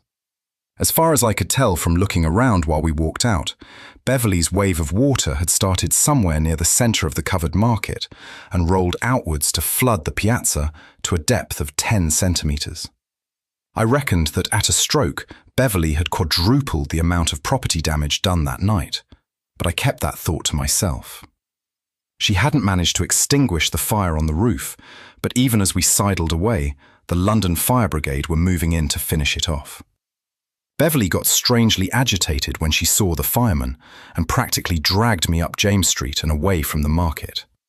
The riot seemed to be all over bar the media witch hunt, and TSG officers in full riot gear stood around in groups discussing baton technique and reattaching their ID numbers. We sat down on the plinth of the sundial column at 7 dials and watched the emergency vehicles roaring past. Beverly flinching every time a fire engine went by. Still soaking wet, we were beginning to chill despite the warm evening. Beverly took my hand and squeezed it. "I'm in so much trouble," she said. I put my arm around her, and she took the opportunity to slip one of her cold hands under my shirt and warm it against my ribs. "Thanks a lot," I said. "Just shut up and think warm thoughts," she said, as if that were hard with her breasts brushing up against my side. "So you burst a few pipes," I said. "How much trouble can you be in?" Those were fire hydrants I messed with, which means the cult of Neptune's going to be pissed. "Cult of Neptune?" "London Fire Brigade," she said. "The London Fire Brigade are worshippers of the god Neptune." "Not officially, no," she said. "But you know, sailors, Neptune, it's a natural fit." "The Fire Brigade are sailors?" "Not now," she said, "but in the old days when they were looking for disciplined guys who knew about water, ropes, ladders, and didn't freak out at altitude. On the other hand, you had a lot of sailors looking for a nice, steady career on dry land. Marriage made in heaven." "Still, Neptune," I said. "Roman god of the sea?" Beverly laid her head on my shoulder. Her hair was wet, but I wasn't complaining. "Sailors are superstitious," she said. "Even the religious ones know you got to have a little respect for the king of the deeps." "Have you met Neptune?" "Don't be silly," she said. "There's no such person. Anyway, I feel bad about the hydrants, but it's Thames water I'm worried about." "Don't tell me," I said. "Worshippers of dread Cthulhu." "I don't think they're very religious at all, but you don't piss off people who can release raw sewage into your headwaters," she said. "You know," I said, "I don't think I've ever seen your river." Beverly turned and made herself comfortable against my chest. "I've got a place off the Kingston bypass," she said. "It's just a semi, but my garden goes all the way down to the water." She lifted her head until her lips were brushing mine. "We could go swimming." We kissed. She tasted of strawberries and cream and chewing gum. God knows where we might have gone after that, except a Range Rover screeched to a stop right by us, and Beverly disengaged so fast I got lip burn. A stocky woman in jeans got out of the Range Rover and marched over. She was dark-skinned, with a round, expressive face that was, on this occasion, expressing a high degree of annoyance. "Beverly," she said, barely registering my presence, "you are in so much trouble. Get in the car." Beverly sighed, kissed me on the cheek, and got up to meet her sister. I scrambled up myself, ignoring the pain from my bruised back. "Peter," said Beverly, "this is my sister, Fleet." Fleet gave me a critical once-over. She looked to be in her early 30s, built like a sprinter, broad-shouldered and narrow-waisted with big, muscular thighs. She wore a tweed jacket over a black polo neck, her hair trimmed down to a thick stubble. Looking at her gave me a weird sense of familiarity, like you get when you meet a minor celebrity whose name you can't remember. "I'd love to get acquainted, Peter, but now is not the time," said Fleet. She turned to Beverly. "Get in the car." Beverly gave me a sad little smile and did what she was told. "Wait," I said. "I know you from somewhere." "You went to the same school as my kids," she said, and climbed back into her Range Rover. The door had barely closed before Fleet started yelling at Beverly. It was muffled, but the phrase, "irresponsible child," was clearly audible. Beverly saw me watching and rolled her eyes. I wondered what it was like to grow up with that many sisters. I thought it might be nice to have someone pick me up in their Range Rover, even if they were going to shout at me all the way home. It's a funny thing about a London riot, but once you're outside the perimeter, nothing seems to be different. On the minus side, Covent Garden had nearly burned down, but on the positive side, there weren't any major bus routes or tube lines affected. It was dark, I was soaked, the Folly was still out of bounds, and I didn't fancy spending another night in that chair in Nightingale's hospital room. I did what everyone does when they've run out of options. I went back to the one place where, when you turn up, they have to let you in. I made the mistake of catching the tube. It was crowded with people heading back from an evening out. Even that late in the evening, it was warm and close inside the coach, but wet, dishevelled and slightly ethnic as I was, I got more elbow room than anyone else. My back and leg hurt, I was tired, and I was missing something. I've never trusted the idea of policeman's gut instinct. I'd watched Leslie at work, and every time she guessed right, it was because she'd spotted something I'd missed, dug a bit further, or thought a little bit harder about a case. If I was going to save her life, I was going to have to do the same. More people got on at Gouge Street. It got hotter, but at least I was beginning to dry out. A guy in tan slacks and an off-the-peg blue blazer took the space by the connecting door on my right, close enough for me to catch the tinny backbeat from his iPod earpieces. I began to feel reassuringly anonymous again. None of the references to revenants I'd read had provided a clear idea of how or why an ordinary ghost gained the ability to suck the magic out of other ghosts. My working theory about ghosts was that they were copies of personalities that had somehow imprinted into the magic residue that accumulated on physical objects, the vestigia. I suspected ghosts degraded over time in the same way that stuff recorded on magnetic tape degrades, unless their signal was boosted with more magic, hence the need to suck it out of other ghosts. We must have picked up a ranting drunk at Warren Street, because after a brief wind-up, he was in full flow by the time we reached Euston. There I was, distracted by a young woman in a pink halter with more cleavage than I thought physically possible, who got on and leaned against the glass partition opposite me. I looked away before she caught my eye and shifted my focus to the nearest advert. I felt the guy in the blue blazer shift position and guessed he was doing the same thing. A white boy with dreads lurched into my little corner of the train, and I caught a whiff of patchouli, tobacco and marijuana. The woman in the halter top hesitated and then moved closer to me. Apparently, I was the lesser of two evils. "The dogs," shouted the ranting drunk from somewhere down the other end of the carriage. This country is going to the dogs. The happy train lurched into movement again. Revenants had to be rare, or there'd be no ghosts left for them to feed on, which brought me back to my question. What made a revenant? Psychological state at the moment of death, maybe. Henry Pike had died a pointless and unjust death, even by the lax standards of the 18th century. But even so, his resentment at Charles Macklin and burning disappointment at the sad state of his acting career didn't seem enough motivation to make him want to force poor Bernard Coopertown to beat his wife to death.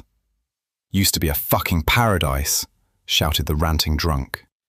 He couldn't be talking about Camden Town, which, despite the markets, had never really aspired to much more than shabby respectability. Camden Tube Station is where the Northern Line splits into the Edgware and High Barnet branches, and here loads of people got off, and even more people got on. We all crushed up a bit more, and I found myself staring at the top of the woman in the halter top's head. She had blonde roots and dandruff. The man in the blue blazer got shoved in from the right, and between them they had me boxed against the door. We all shuffled about, trying to keep our armpits out of each other's faces. Just because it's uncomfortable, there's really no excuse for not maintaining standards or making eye contact. The ranting drunk welcomed everyone aboard. "The more the merrier," he said. "Let's have the whole fucking world in here, why not?" The smell of the white boy with dreads intensified, adding urine and excrement. I wondered when he'd last changed his fake combat trousers. Less than a minute out of Camden Town, the train lurched to a stop. An almost subliminal groan rose from the passengers, especially when the lights dimmed as well. I heard someone chuckling at the other end of the carriage. There had to be something else behind Henry Pike, I thought. Something much worse than a bitter, failed actor. "Of course there is," shouted the ranting drunk. "That would be me." I craned my neck to spot the drunk, but my view was blocked by the white boy with dreads, whose face now had an expression of dumb satisfaction. The smell of shit got worse, and I realized the boy had just relieved himself in his pants. He caught my eye and gave me a big smile of contentment. "Who are you?" I shouted. I tried to get out of my corner, but the woman in the halter top thrust herself backwards and pinned me to the wall. The lights dimmed further, and this time the groan from the passengers was anything but subliminal. "I'm the demon drink," shouted the ranting drunk. "I'm Gin Lane and your local crack house. I'm a follower of Captain Swing, Wat Tyler and Oswald Mosley. I'm the grinning face in the window of the hansom cab. I made Dickens long for the countryside, and I'm what your masters are afraid of." I pushed at the woman in the halter top, but my arms felt heavy, useless, as if in a nightmare. She started to rub herself against me. The carriage was getting hotter, and I began to sweat. A hand suddenly grabbed hold of my backside and squeezed tight. It was the man in the blue blazer. I was so shocked that I froze up. I looked at his face, but he was staring straight forward with the typically bored, abstracted expression of a seasoned traveller. The bleed from his iPod was louder and more irritating than it had been. I gagged on the smell of shit and shoved the woman in the halter top enough to get a view down the carriage. I saw my ranting drunk. He had the face of Mr. Punch. The man in the blazer let go of my arse and tried to stick his hand down the back of my jeans. The woman in the halter top ground her hips into my crotch. "Is this," shouted Mr. Punch, "any way for a young man to live?" The white boy with dreads leaned towards me and with great deliberation poked me in the face with his index finger. "Poke," he said, and giggled. Then he did it again. There's a point where a human being will lose it. Just lash out at everything around them. Some people spend their lives on the edge of that. Most of them end up doing time in prison. Some, a lot of them women, get ground down to that point over years until one day it's, hello, burning bed, and a legal defense of extreme provocation.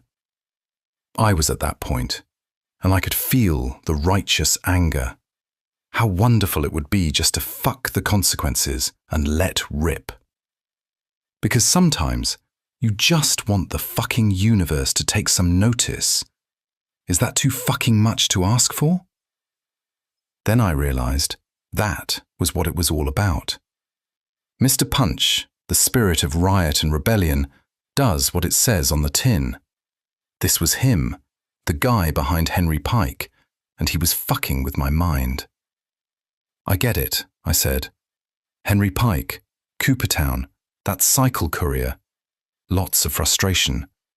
But that's everyone in the big city, ain't it, Mr. Punch? And what percentage actually let you in? I bet you've got a piss-poor success rate. So you can just fuck off out of it.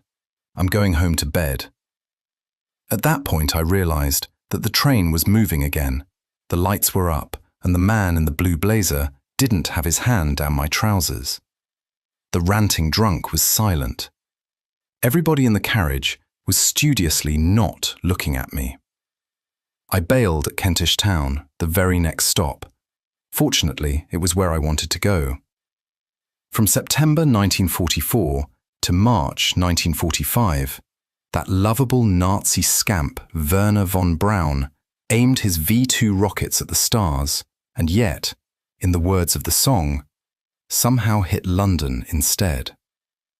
When my dad was growing up, the city was dotted with bomb sites, gaps in the neat rows of houses where homes had been obliterated. In the post-war years, these sites were gradually cleared and rebuilt in a series of ghastly architectural mistakes. My dad liked to claim that the mistake where I grew up was built on a V2 impact site, but I suspect it was probably just an ordinary cluster of German high explosives dropped by a conventional bomber. Still, whatever caused the 200-metre gap in the Victorian terraces lining Leighton Road, the post-war planners weren't going to pass up an opportunity to make mistakes on this scale. Built in the 1950s, the blocks of the Peckwater estate are 6 stories high, rectangular and constructed as a final aesthetic touch of a dirty grey brick that weathered badly. As a result, when the Clean Air Act put an end to the famous London pea supers and they started sandblasting the old buildings clean, the Peckwater estate came out looking worse than it had before. The flats were solidly built, so at least I didn't grow up listening to next door's live docusoap, but they were built on the dubious assumption, so beloved of post-war planners, that the London working class was composed entirely of hobbits. My parents had a third-floor flat with a front door that opened onto an open-air walkway. When I'd been growing up in the early 1990s, the walls had been covered in graffiti and the stairwell with dog shit. These days, the graffiti was mostly gone and the dog shit got regularly hosed into the gutter, which, by the standards of the Peckwater estate, counted as gentrification. I still had my front door key, which was just as well, because when I got there, I found my parents were out. This was unusual enough to give me pause. My dad's in his early 70s and doesn't move about much. I figured it had to be a major occasion, a wedding or a christening, for my mum to dress him up and drag him out of the house. I figured I'd hear all about it when they got home. I made myself a cup of tea with condensed milk and sugar and ate a couple of supermarket own-brand biscuits. Thus fortified, I went to my old bedroom to see if there was room for me to sleep in it. As soon as I'd moved out, and by this I mean about 10 minutes after the door had closed behind me, my mum started using my bedroom for storage. It was full of cardboard moving boxes, each one stuffed to capacity and sealed shut with packing tape. I had to move several off the bed just to lie down. They were heavy and smelled of dust.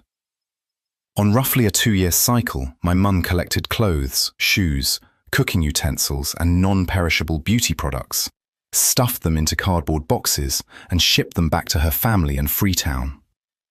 The fact that a great deal of her immediate family had already emigrated to the UK, the US, and, strangely enough, Denmark, never seemed to cause a reduction in the flow. African families are notoriously extended, but from what I could gather, my mum was related to about half the population of Sierra Leone. I'd learned from an early age that anything I owned that I didn't defend was subject to arbitrary seizure and deportation. My Lego, in particular, was the subject of a running battle from my 11th birthday on, when Mum decided that I was too old for such things. In my 14th year, it mysteriously vanished while I was on a school trip. I prized off my shoes, climbed under the covers, and was asleep before I could wonder where all my posters had gone. I woke briefly some hours later to the sound of the bedroom door being stealthily closed and the muffled sound of my dad's voice. My mother said something which made my father laugh and, comforted that everything was all right, I went back to sleep. I woke again, much later, with the morning sunlight slanting through my bedroom window. I lay on my back feeling refreshed, with a solid erection and the vague memory of an erotic dream about Beverly. What was I going to do about Beverly Brooke? That I fancied her was a given. That she fancied me was pretty obvious. That she wasn't entirely human was a worrying possibility. Beverly wanted me to go swimming in her river, and I had no idea what that meant, except Isis had warned me against doing it. I had a strong feeling that you didn't shag a daughter of the River Thames without getting out of your depth. Literally. It's not that I'm scared of commitment, I said to the ceiling. It's just that I want to know what I'm committing to first. Are you awake then, Peter? Said a soft voice outside my door. My father. Yeah, Dad, I'm awake. Your mum's left you some lunch, he said. Lunch, I thought. The day was half done and nothing achieved so far. I rolled out of bed, squeezed past a stack of cardboard boxes and headed for the shower. The bathroom was as hobbit-sized as everything else in the flat, and it had only been by dint of some serious Polish retro-engineering that a power shower was shoehorned into the gap between the sink and the window. It was me that coughed up the cash for it, so I guaranteed I didn't have to duck my head to get it wet. There was a new soap dispenser mounted beside the shower, the kind you find in the toilets of executive office suites, bought or liberated from a cleaning wholesaler. I'd noticed that the toilet paper and bath towels were much better brands than the ones we used when I was living at home. Mum was cleaning a much better class of office these days. I got out and dried myself off with an enormous fluffy towel with "Your institution here" embroidered into the corner. My dad was of the "real men don't moisturize" school of dry skin diseases, and all my mum had was a wholesale tub of cocoa butter. I've got nothing against using cocoa butter. It's just that you end up smelling like a giant Mars bar for the rest of the day. My skin taken care of, I nipped back into my old room, where I cracked open some of the boxes at random until I had a change of clothes. One of my distant cousins was just going to have to go without. The kitchen was a narrow slot that could have been used to train a mess crew for a Trident submarine. It was just big enough for a sink, cooker, and a work surface. A door at the far end opened out onto an equally vestigial balcony, which at least caught enough sun to dry clothes most of the year round. Curls of blue tobacco smoke drifted in from the balcony, which meant that my father was out there having one of his 4 precious daily roll-ups. My mum had left groundnut chicken and about half a kilo of basmati on the cooker. I threw both in the microwave and asked my father if he wanted a coffee. He did, so I made 2 cups using instant from a catering-sized tin of Nescafe. I topped them up with a centimetre of condensed milk to mask the taste. He looked well, my father, which meant that he'd had his medicine sometime this morning. He'd had a reputation for good grooming in the heyday of his career, and my mum liked to keep him respectable. Khaki slacks and linen jacket over a pale green shirt. I always thought of it as empire chic, and it certainly did something for my mum. He looked suitably colonial in the sunlight, sitting on a wicker chair that was almost as wide as the balcony. There was just enough room left for a stool and white plastic end table. I put the coffees down on the table by the pub-sized Foster's Lager ashtray and my dad's tin of Golden Virginia. From our balcony, on a clear day, you could see all the way across the courtyard to the net curtains of our neighbours. "How's the filth?" he asked. He always called the police the filth, although he turned up for my graduation from Hendon and seemed proud enough of me then. "It's not easy keeping the masses down," I said. "They keep fighting and nicking stuff." "That's the sad condition of the working man," said Dad. He sipped his coffee, put the mug down and picked up his tobacco tin. He didn't open it, just placed it on his lap and rested his fingers on it. I asked whether Mum was okay and where they'd been the night before. She was fine and they'd gone to a wedding. He was hazy as to whose, one of my many cousins, a definition that could range from the child of my aunt to a guy who wandered into my mother's house and didn't leave for 2 years. Traditionally, a good Sierra Leonean wedding should last several days, as should a funeral. But in deference to the hectic pace of modern British life, the expats like to keep the celebrations down to just a day, or 36 hours, tops, not counting preparation time. As he described the music, he was hazy on the food, the clothes, and the religion. My dad opened his tobacco tin, took out a packet of Rizzlers, and with great care and deliberation made himself a roll-up. Once it was finished to his satisfaction, he put the tobacco, Rizzlers, and the roll-up itself back in the tin, sealed it up, and replaced it on the table. When he picked up his coffee, I saw his hand was trembling. My dad would leave the tin on the table for as long as he could stand it before picking it up and putting it on his lap. Then he might remake his roll-up, or, if he couldn't stand it any longer, smoke the damn thing. My dad had the early stages of emphysema. The same doctor who supplied him with his heroin had warned him that if he couldn't stop smoking, he should at least keep it down to less than 5 fags a day. "Do you believe in magic?" I asked. "I once heard Dizzy Gillespie play," said Dad. "Does that count?" "It might do," I said.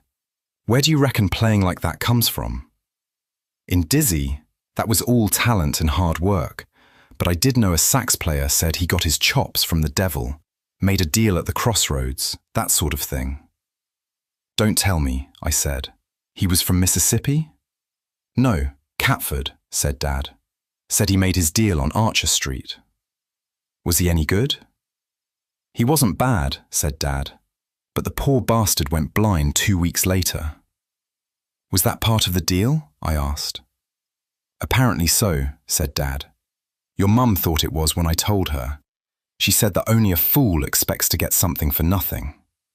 That sounded like Mum, whose principal saying was, if it doesn't cost something, it isn't worth anything. Actually, her real principal saying was, at least to me, don't think you've got so big that I can't still beat you. Not that she ever beat me, a deficiency that she later blamed for my failure to pass my A-levels. Numerous university-bound cousins were held up as shining examples of discipline through physical violence. My dad picked up his tobacco tin and put it in his lap. I picked up the mugs and washed them in the kitchen sink. I remembered the groundnut chicken and rice in the microwave. I took that out to the balcony, ate the chicken but left most of the rice. I also drank about a litre of cold water, which is a common side effect of eating my mum's food. I seriously considered going back to bed. What else was there for me to do? I stuck my head out onto the balcony to ask my dad if there was anything he needed. He said he was fine. As I watched, he opened his tin, took out the roll-up and put it in his mouth. He took out his silver-coloured paraffin lighter and lit the fag with the same deliberate ceremony with which he had rolled it. As he inhaled for the first time, there was a look of bliss on his face. Then he started coughing. Nasty wet coughs that sounded like he was bringing up the lining of his lungs. With a practiced twist, he snuffed out the roll-up and waited for the coughing to subside. When it had, he put the roll-up back between his lips and lit up again. I didn't hang about. I knew how it went on from, I love my dad. He's a walking caution. My mum has 3 landlines. I picked one up and called my voicemail service. The first message was from Dr. Waleed. Peter, he said, just to let you know that Thomas is conscious and asking for you. The broadsheets called it May Madness, which made it sound like a tea dance.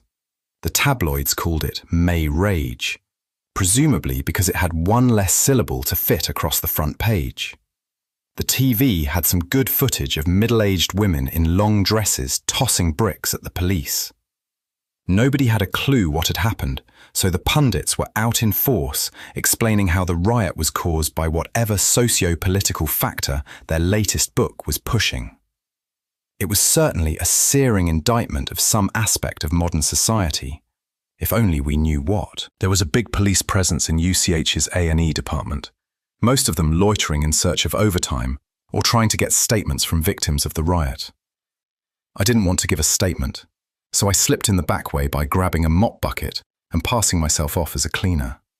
I got lost in the upper levels looking for Dr. Waleed, before stumbling onto a corridor that looked vaguely familiar. I opened doors at random until I found Nightingale's. He didn't really look any better than last time. Inspector, I said, you wanted to see me. Before, he said. Really? When? War. Before, he said. Really? When? War. Which war was that? I asked. Nightingale grimaced and shifted in his bed. Second, he said. The Second World War, I said. What were you in? The Baby Brigade? To have enlisted even in 1945, Nightingale would have had to have been born in 1929, and that's if he'd lied about his age. How old are you? Old, he whispered. Turn century. Turn of the century, I asked, and he nodded. You were born at the turn of the century, the 20th century. He looked as if he was in his bluff mid-40s, which is a neat trick when you're lying half dead in a hospital bed with a machine that goes ping at regular intervals. You're over 100 years old. Nightingale made a wheezing sound that alarmed me for a moment, until I realized that it was laughter. Is this natural? He shook his head. Do you know why it's happening? Gift horse, he whispered. Mouth. I couldn't argue with that.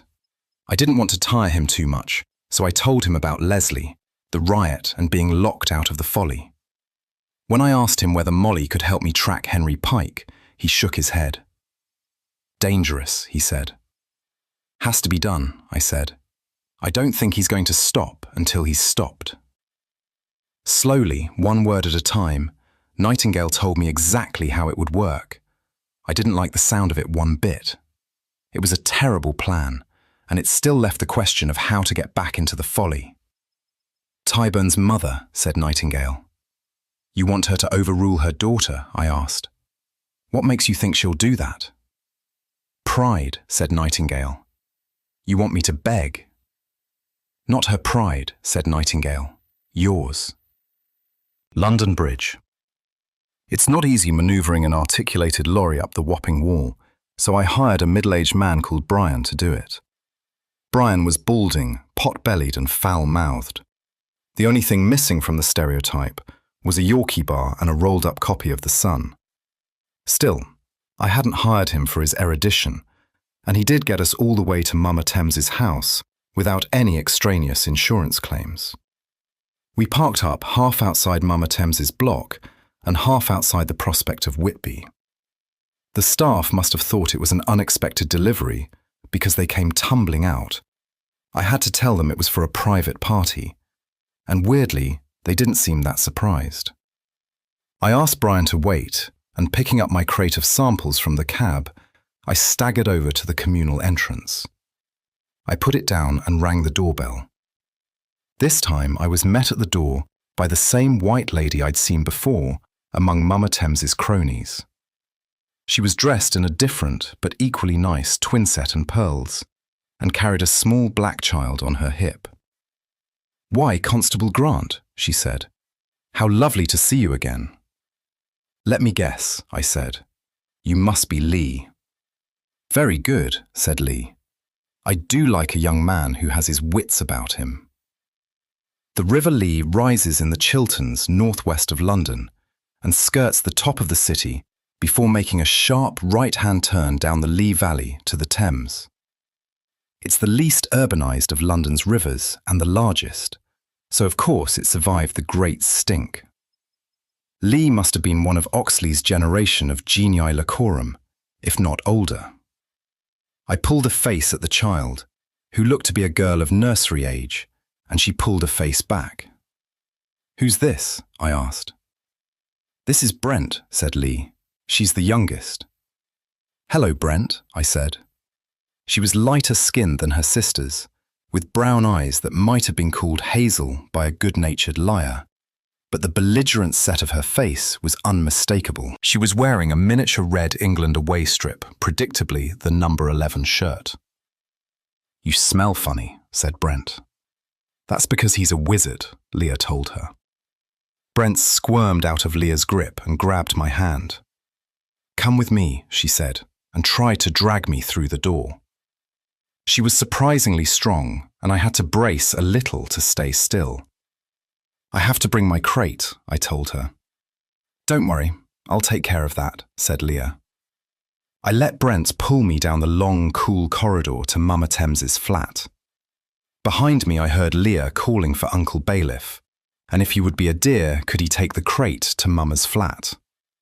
According to Dr. Polidari, genii locorum behave as if the imperatives of ceremony are to them as necessary as meat and drink is to man, and furthermore claim that they anticipate such events with miraculous facility, so that they are always appropriately attired, and if surprised or somehow prevented, show signs of great distress.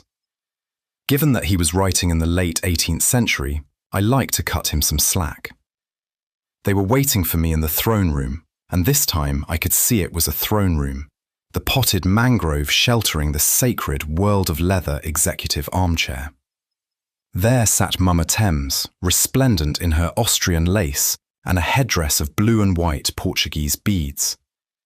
Behind her were arrayed her attendants in batik lappers and headscarves, and on her left and right hands, forming an aisle down which I had to walk, stood her daughters. I recognized Tyburn and Fleet on my left, standing with a pair of teenage girls wearing thin braids and cashmere jumpers. Beverly was on my right, looking underdressed in lycra shorts and a purple sweatshirt. When she was sure I was looking, she rolled her eyes. Beside her stood an amazingly tall and slender woman with a fox face, electric blue and blonde extensions, and elongated nails painted in green, gold, and black. That, I guessed, was Ephra, another underground river, who was clearly moonlighting as the goddess of Brixton Market. I noticed that it was North London rivers on the left and South London rivers on the right. Brent let go of my hand, essayed a curtsy in the direction of Mama Thames, and then spoiled the effect by skipping over and hurling herself into her mother's lap. There was a brief pause in the ceremony as the little girl squirmed her way into a comfortable position. Mama Thames turned her full gaze on me, and the undertow of her regard drew me closer to her throne. I had to fight a strong urge to throw myself on my knees and bang my forehead on the carpet. "Constable Peter," said Mama Thames, "how nice to see you." "It's nice to be here. As a token of my respect, I've brought you a gift," I said, hoping that it was going to arrive before I ran out of pleasantries. I heard clinking behind me, and Uncle Bailiff arrived with my crate. He was a heavy-set white man with a No. 2 skinhead and a faded tattoo of SS lightning bolts on his neck. He set the crate down before Mama Thames, gave her a respectful nod and, with a pitying look at me, left without a word. One of the cronies stepped forward to pluck a bottle from the crate and show it to Mama Thames. "Star Beer," she said, "the core product of the Nigerian breweries PLC, available in the UK from any good stockist, and in bulk if your mum knows someone who owes someone a favour." "How much has he got out there?" asked Fleet. "A lorry load," said Lee. "How big a lorry?" asked Mama Thames without taking her eyes off me. "Big lorry," said Brent. "Is it all Star?" asked Mama Thames. "I put in some Gulder," I said, "some Red Stripe for variety, a couple of cases of Bacardi, some Appleton, Cointreau, and a few bottles of Baileys." I'd liquidated my savings doing it, but as my mum says, nothing worth having is free. "That's a handsome gift," said Mama Thames. "You can't be serious," said Tyburn. "Don't worry, Ty," I said. "I threw in a couple of bottles of Perrier for you." Someone sniggered, probably Beverly. "And what can I do for you?" asked Mama Thames. "It's a small matter," I said. "One of your daughters feels that she has a right to interfere in the business of the Folly. All I ask is that she steps back and lets the proper authorities get on with their jobs." "Proper authorities," spat Tyburn. Mama Thames turned her eyes on Tyburn, who stepped before the throne. "You think you have a right to meddle in this?" she asked. "Mum," said Tyburn, "the Folly is a relic, a Victorian afterthought from the same people who gave us Black Rod and the Lord Mayor's Show. Heritage is all very well and good for the tourist industry, but it's no way to run a modern city." "That is not your decision to make," I said. "And you think it's yours?" "I know it's mine," I said. "My duty, my obligation, my decision." "And you're asking—" "I am not asking," I said, pleasantries over. "You want to fuck with me, Tyburn, you had better know who you're messing with." Tyburn took a step back and recovered. "We know who you are," she said. "Your father is a failed musician, and your mother cleans offices for a living. You grew up in a council flat, and you went to your local comprehensive, and you failed your A-levels. I am a sworn constable," I said, "and that makes me an officer of the law.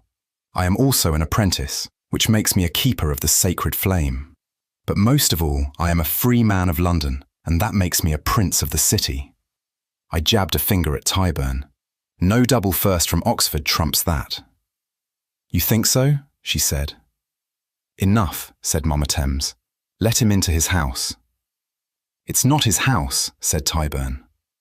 "Do as I say," said Mama Thames. "But Mum—" "Tyburn!" Tyburn looked stricken, and for a moment I felt genuinely sorry for her, because none of us is ever grown up enough that our mothers don't think they can't beat us. She slipped a slimline Nokia from her pocket and dialed a number without taking her eyes off mine. "Sylvia," she said, "is the commissioner available?" "Good. Could I have a quick word?" Then, having made her point to her own satisfaction, she turned and walked from the room. I resisted the urge to gloat, but I did glance over at Beverly to see if she was impressed with me. She gave me a studiously indifferent look that was as good as a blown kiss. "Peter," said Mama Thames, and beckoned me over to her chair. She indicated that she wanted to tell me something private. I tried to bend down with as much dignity as I could, but I found myself, much to Brent's amusement, on my knees before her. She leaned forward and brushed her lips against my forehead. For a moment, it was as if I stood high up on the middle cowling of the Thames barrier, looking east over the mouth of the river. I could feel the towers of Canary Wharf rising triumphantly at my back, and beyond them the docks, the White Tower, and all the bridges, bells and houses of London town. But ahead of me, over the horizon, I could feel the storm surge, the fatal combination of high tides, global warming and poor planning, waiting. Ready to drive a wall of water 10 meters high up the river and bring down the bridges, towers, and Uncle Tom Cobley and all.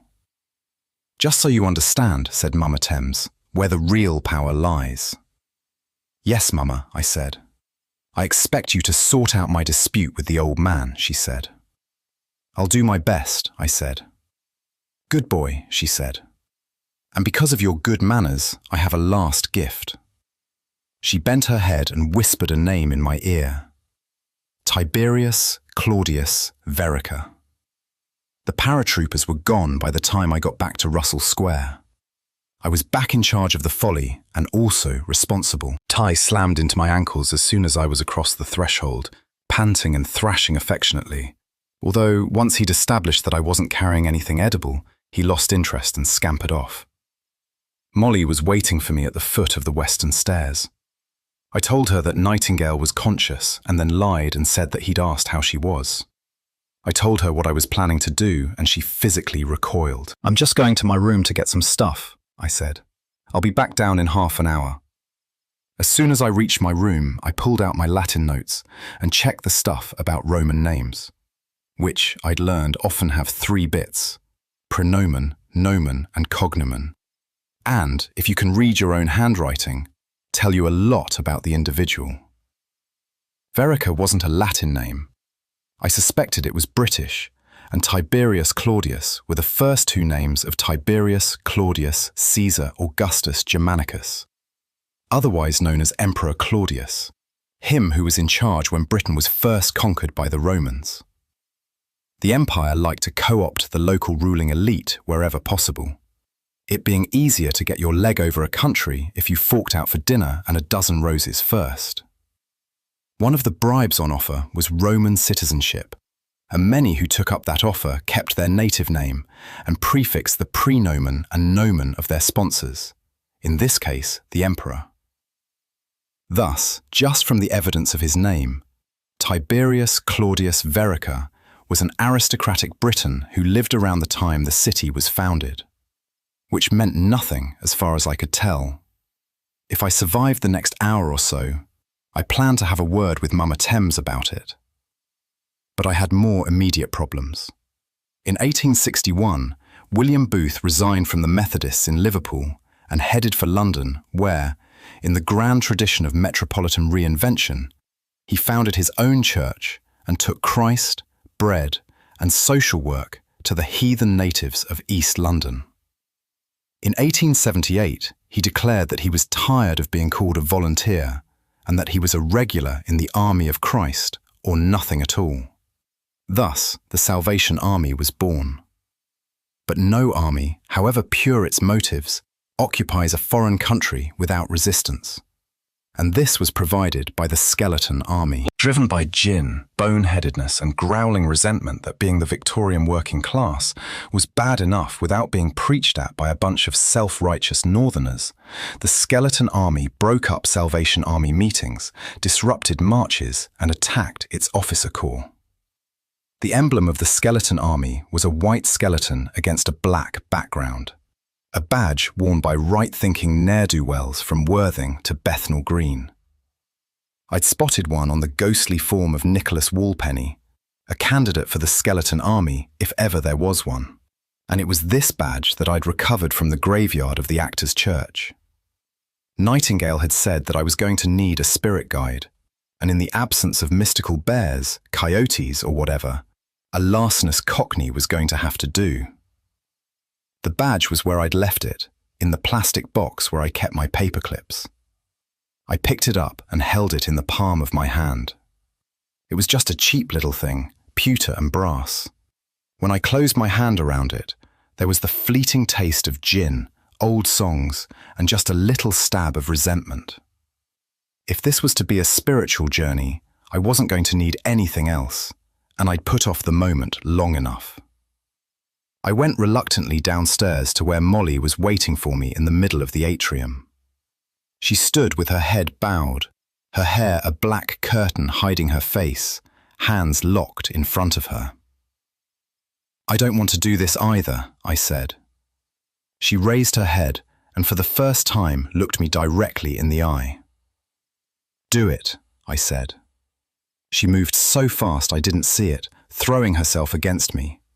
One arm snaked around my shoulders and grabbed the back of my head, the other went around my waist.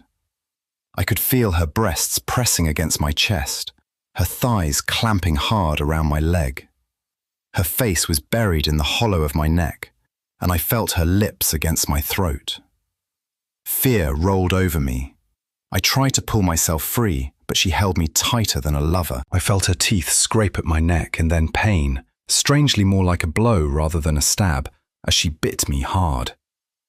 I felt the action of her swallowing as she sucked at my blood, but I also felt the connection with the tiles beneath me and the bricks in the walls, the yellow London clay. And then I was falling backwards into daylight and the smell of turpentine. It wasn't like a VR or a how you imagine a hologram should work. It was like breathing vestigia, like swimming in stone. I found myself in the Folly's own memory of the atrium. I'd done it. I was in. The atrium looked largely as it should, but the colours were muted, almost sepia in tone, and there was a ringing in my ears like the sensation you get when swimming near the bottom of the deep end. Molly was nowhere to be seen, but I thought I caught a glimpse of Nightingale, or at least the imprint of Nightingale on the stone memory, making his way wearily up the stairs. I unclasped my hand and checked that I was still holding the skeleton badge. It was still there, and when I closed my fingers back around it, I felt it tug, very gently, towards the south. I turned and made my way towards the side door in Bedford Place, but as I crossed the atrium floor, I was suddenly aware of a vast darkness beneath my feet. It was as if the solid black and white tiles had been rendered transparent, and through them I could glimpse a terrible abyss, dark, bottomless, and cold. I tried to move faster, but it was like walking into a violent headwind. I had to lean forward and push hard to make progress. It wasn't until I'd carefully steered myself through the narrow servants' quarters under the east stairs that I wondered whether, this being the realm of ghosts after all, I might just walk through the walls. After knocking my forehead a couple of times, I just opened the side door like a normal person. I stepped out into the 1930s and the stink of horses. I knew it was the 1930s because of the double-breasted suits and gangster hats. The cars were nothing but shadows, but the horses were solid and smelled of sweat and manure. There were people walking on the pavements. They looked perfectly normal, but for an abstracted look in their eyes. I stepped in front of one man as an experiment, but he just walked around me as if I were a familiar and inconsequential obstacle. A sharp pain in my neck reminded me that I wasn't here to sightsee. I let the skeleton badge tug me onwards down Bedford Place and towards Bloomsbury Square. Above, the sky seemed strangely ill-defined. Blue at one moment, cloudy the next, and then gritty with coal smoke. As I travelled, I noticed that the clothes on the passers-by changed. The ghost cars vanished completely, and even the skyline began to alter. I realised I was being drawn back in time through the historical record. If I had guessed right, then Nicholas Walpenny's badge would not only take me to his Covent Garden haunt, but to the point in time when he started haunting it. The most recent book on the subject I could find had been from 1936, and written by a guy called Lucius Brock. He'd speculated that vestigia were laid down in layers, like archaeological deposits, and that different spirits inhabited different layers. I was going to Walpenny in the late Victorian era, and he was going to lead me to Henry Pike in the late 18th century, and Pike, whether he wanted to or not, would reveal his last resting place. I'd made it as far as the top of Drury Lane when the Victorian era drove me retching to my knees. I'd been getting used to the pervading smell of horse shit, but the 1870s was like sticking your head into a cesspit. It may have been vestigia, but it was strong enough to heave my imaginary lunch into the filthy gutter. I tasted blood in my mouth and realized that some of that was my own, no doubt fueling whatever occult shit Molly was doing to keep me here. Bow Street was crammed with enormous carts and high-sided vans drawn by horses the size of decent family hatchbacks. This was Covent Garden at its height, and I expected Walpenny's skeleton badge to lead me down Russell Street to the piazza, but instead it pulled me to the right, up Bow Street, towards the Royal Opera House. Then the carts changed shape, and I realized that I was too far back in time and that something had gone wrong with Plan A. As if being cleared for the start of the next scene, the heavy carts vanished from outside the opera house. The sky dimmed and the street became dark, lit only by torches and oil lamps. The ghost images of gilded carriages drifted past me, while bewigged and perfumed ladies and gentlemen promenaded up and down the steps of the old Theatre Royal. A group of 3 men caught my eye.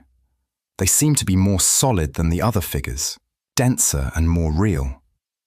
One of them was a large, elderly man in a big wig who walked stiffly with the aid of a stick. This had to be Charles Macklin. The light clung to him as if he were being singled out for a close-up. No prizes for guessing who by. This, I assumed, was going to be a reenactment of the infamous murder of Henry Pike by the dastardly Charles Macklin and, right on cue, enter Henry Pike, in velvet coat and a state of high emotion, his wig askew and an outsized stick in his hand. Only, I recognized the face. I'd first seen it on a cold January morning, and it had introduced itself as Nicholas Walpenny, late of the parish of Covent Garden. But no, not Nicholas Walpenny, it was Henry Pike. It was always Henry Pike, right from the start, from the portico of the Actors' Church, making the most of his chirpy Cockney impression.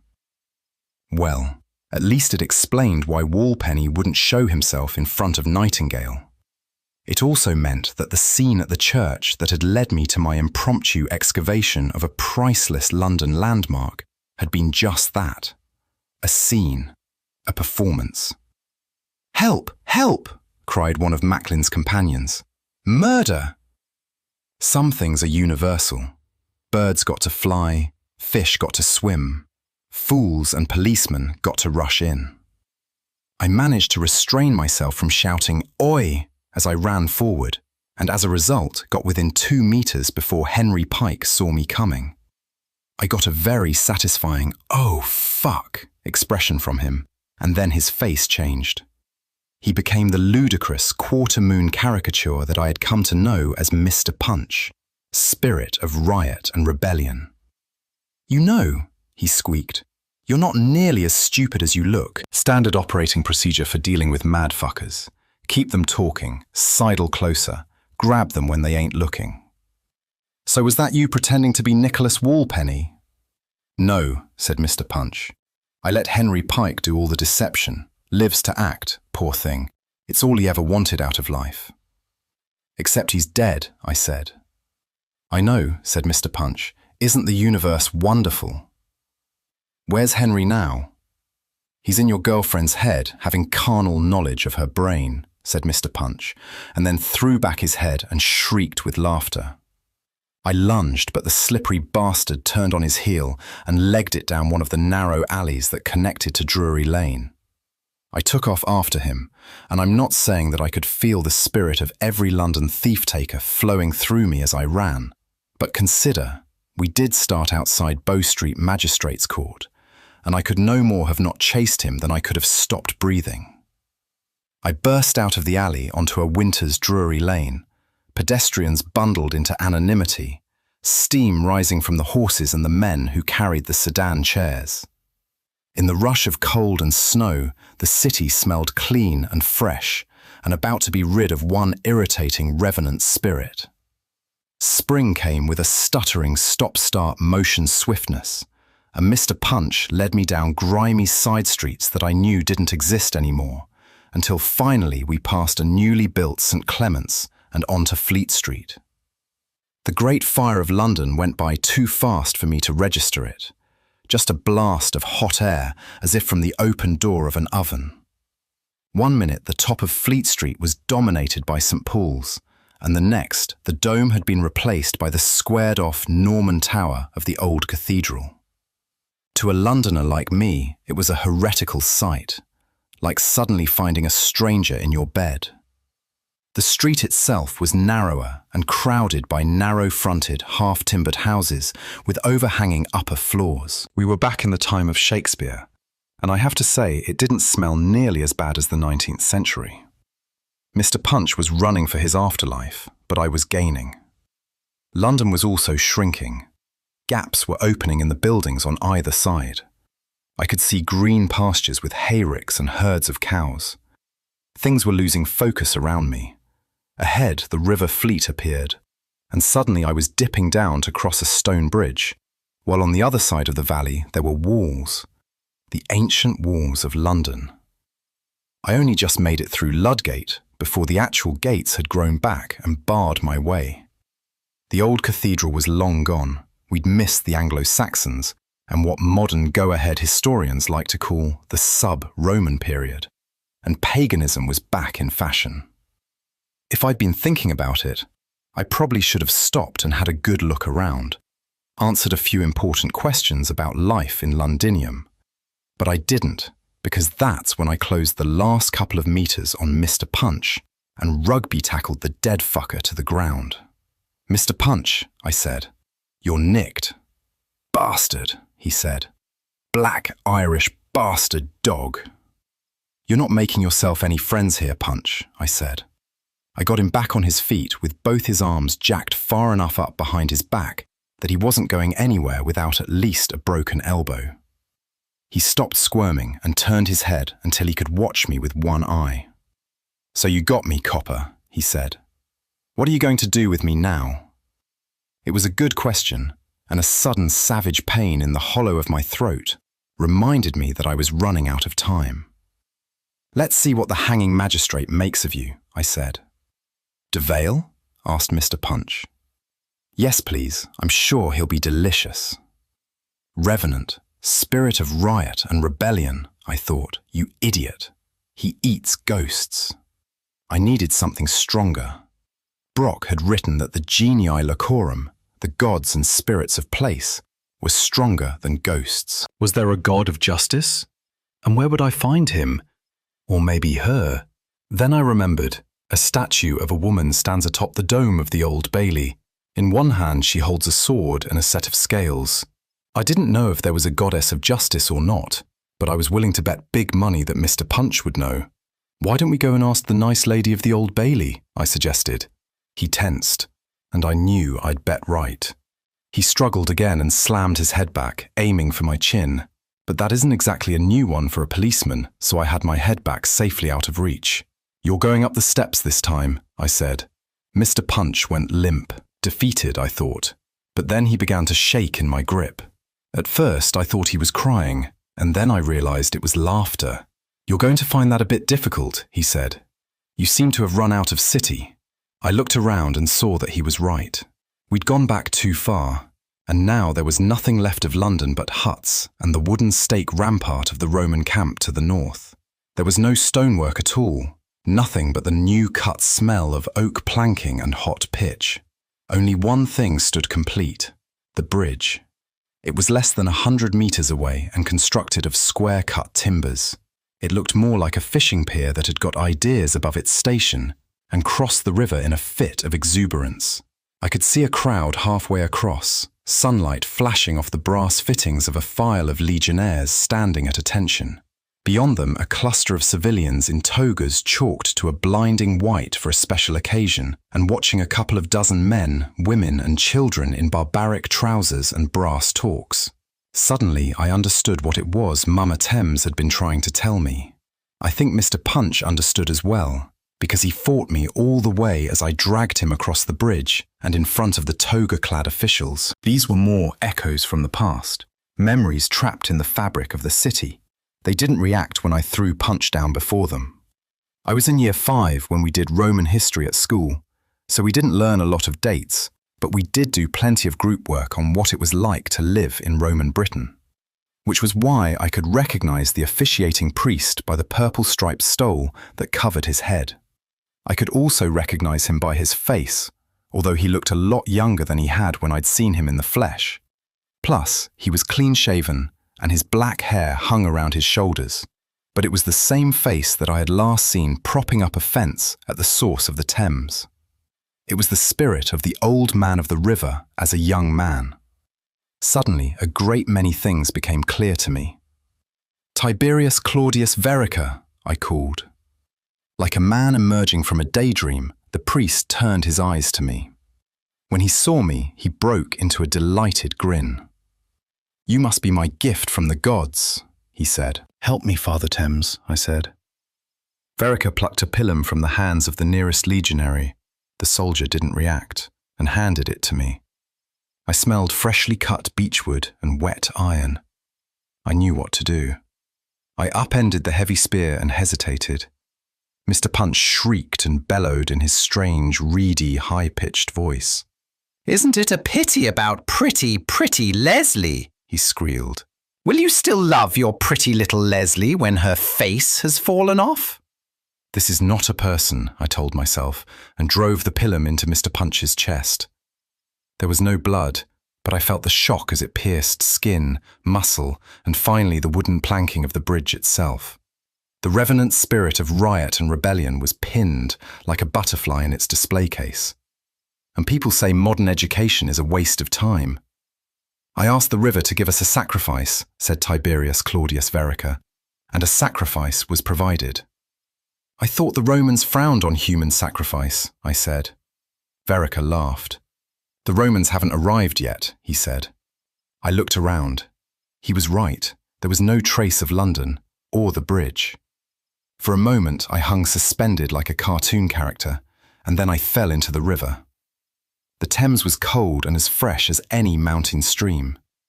I came up feeling horribly wet and sticky. There was blood smeared over my chest, and I'd wet myself at some point, probably when she'd bitten me. I felt drained and voided and numb.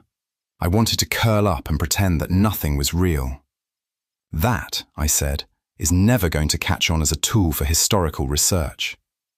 Somebody was retching, but amazingly, it wasn't me. Molly was hunched over, her face turned away and hidden by her hair, vomiting blood onto her nice, clean tiles. My blood, I thought, and climbed to my feet. I was light-headed, but I wasn't falling over. That had to be a good sign. I took a step towards Molly to see if she was okay, but she flung her arm in my direction, palm out, and made violent pushing gestures, so I backed off. I found myself sitting down again without any memory of wanting to. I was short of breath and I could feel my pulse racing in my throat, all symptoms of blood loss. I decided that it would be a good idea to have a little rest, and I lay back down on the cool tiles, all the better to maintain the blood flow to my brain. It's surprising how comfortable a hard surface can be when you're tired enough. The rustle of silk made me turn my head. Molly, still crouching, had turned away from the slick pool of red vomit and inched towards me. Her head was tilted to one side, and her lips were drawn back to reveal her teeth. I was just about to tell her that I was all right really, and didn't need any help, when I realized that was probably not what she had in mind. With a disturbingly spider-like motion, Molly swung one arm over her head and down until her hands slapped on the tiles in front of her face. The arm tensed and dragged Molly another few centimeters towards me.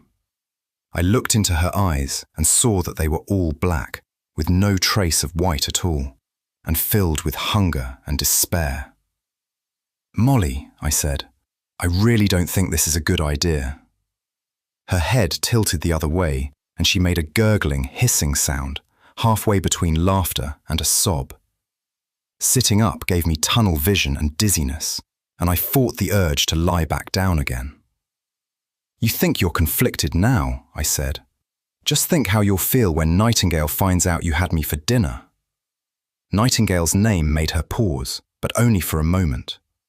Then her other hand swept over her head and slapped down right next to my leg. I snatched it away as best as I could and managed to gain a meter in separation. This only seemed to aggravate her, and I watched as she drew her legs up under her torso. I remembered how fast she'd moved when she first bit me, and wondered if I'd even seen her coming. Still, I wasn't about to sit still and let her take me without a fight. I started putting a fireball together, but the former was suddenly slippery and impossible to imagine. Molly snorted and her head twisted on its side, as if her neck had become as flexible as a snake. I could see the tension building in the curve of her back and the hunch of her shoulders. I think she could sense me trying to do magic, and didn't think she was going to give me a chance to succeed. Her mouth opened too wide and displayed too many pointed teeth, and the squeaky little mammal in my ancestry started my legs scrambling in a mad attempt to propel myself backwards. A brown shape smelling of damp carpet streaked past me and came to a halt, claws skidding on the tiles between Molly and me. It was Toby in full primeval circle of the campfire, man's best friend. Oh, that's why we domesticated the sodding things mode. Barking at Molly so hard his front paws were bouncing off the floor. To be honest, Molly probably could have leaned forward and bitten Toby's snout off, but instead she flinched backwards. Then she leaned forward again and hissed. This time Toby flinched, but he kept his ground in the long tradition of small, scrappy dogs that are too stupid to know when to back down. Molly reared back on her haunches, her face a mask of anger, and then, as if a switch had been pulled, she slumped down on her knees. Her hair fell back down to cover her face, and her shoulders shook. I think she might have been sobbing. I dragged myself to my feet and staggered towards the back door. I was thinking that it was probably best to put temptation out of harm's way. Toby came trotting after me with his tail wagging. I bounced off the door jamb and found myself outside in the sunlight, facing the wrought iron staircase that led up to the coach house. I contemplated the stairs and thought that I should have fitted a lift, or at least got a bigger dog. I knew something else was wrong when Toby wouldn't come all the way up the stairs. "Stay, boy," I said, and he dutifully sat on the landing and let me do the heroics. I considered walking away, but I was just too knackered to care. And besides, this was my space with my flat-screen TV, and I wanted it back. I stood to one side of the door and pushed it open with my foot before gingerly peering around the jamb to see who was there. It was Leslie, waiting for me on the chaise longue, holding Nightingale's cane across her knees and staring into space. She glanced over as I slipped in. "You killed me," she said. "Can't you just go back to wherever it was you came from?" "Not without my friend," she said. "Not without Mr. Punch. You've murdered me." I slumped down in the easy chair. "You've been dead for 200 years, Henry," I said. "I'm fairly certain you can't murder someone who's already dead." If you could, I thought, the Met would have a form for it. "I beg to differ," said Leslie, "though it must be said that I have proved a failure on both sides of the veil." "I don't know," I said. "You had me fooled." Leslie turned and looked at me. "I did, didn't I?" she said. I could see the thin, pale lines of stretch marks around the bridge of Leslie's nose, the fine tracery of broken blood vessels that started around her mouth and climbed like a winter vine to her cheeks. Even the way she spoke was different, the words slurred by broken teeth and Henry Pike's need to keep the mouth closed to hide the damage. I had to suppress the anger that seemed to boil up through my chest, because this was a hostage situation, and the first rule of the hostage negotiator is never get emotionally involved. Or perhaps it was, don't kill the kidnapper until the hostages are released. It was bound to be one or the other. Looking back, I said, it seems the more remarkable to me that you never slipped up once. You never suspected? Asked Leslie happily. No, I said. You were utterly convincing. A female role is always a challenge, said Leslie, and a modern woman doubly so. It's too bad she has to die, I said. I want you to know that nobody was more surprised than I to find myself occupying this vessel, said Leslie. I blame it on the Italian Piccini, a passionate race. They have to incorporate lust into all their endeavours, even their religious works. I nodded and looked interested. Despite being plugged in, the TV and DVD standby lights were dark. Leslie had been sitting there long enough to drain all my electronics, and if they were gone, then surely Leslie's brain was going to be next. I had to get the last remains of Henry Pike out of her. That's how it is with a play, said Leslie. The scenes and acts being so much more ordered than in the humdrum world. Unless one takes care, one can be swept away by the genius of the character. Thus, Pulcinella made fools of us both. But you'd rather Leslie lived, I asked. Is this possible? She asked. Only if you agree, I said. Leslie leaned forward and took my hand. Oh, but I do, my boy, she said. We can't have it be said that Henry Pike was so ungracious as to inflict his own sad fate upon an innocent. I really did wonder, when he said that, if he had any inkling of the trail of death and misery he'd left behind. Perhaps that was a function of being a ghost.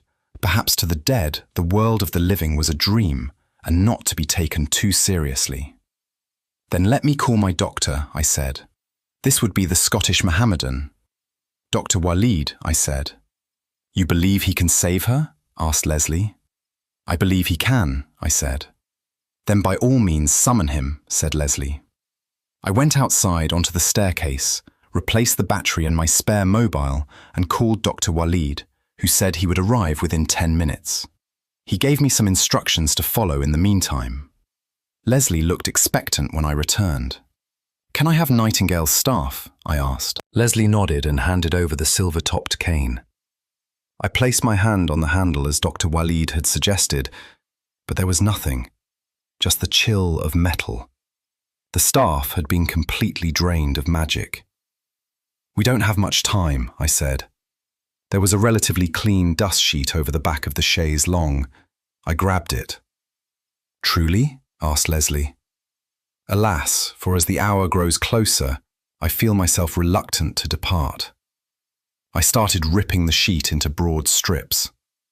Can I speak to Leslie directly? I asked. Of course, dear boy, said Leslie. Are you okay?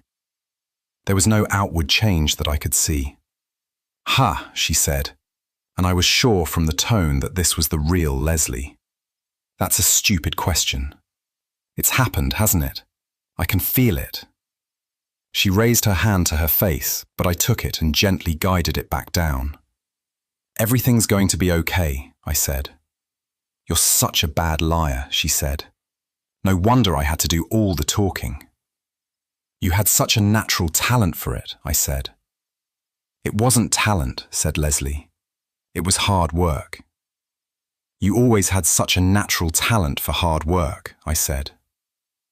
Bastard, she said. I don't remember them telling me when I joined that there was a risk my face might fall off.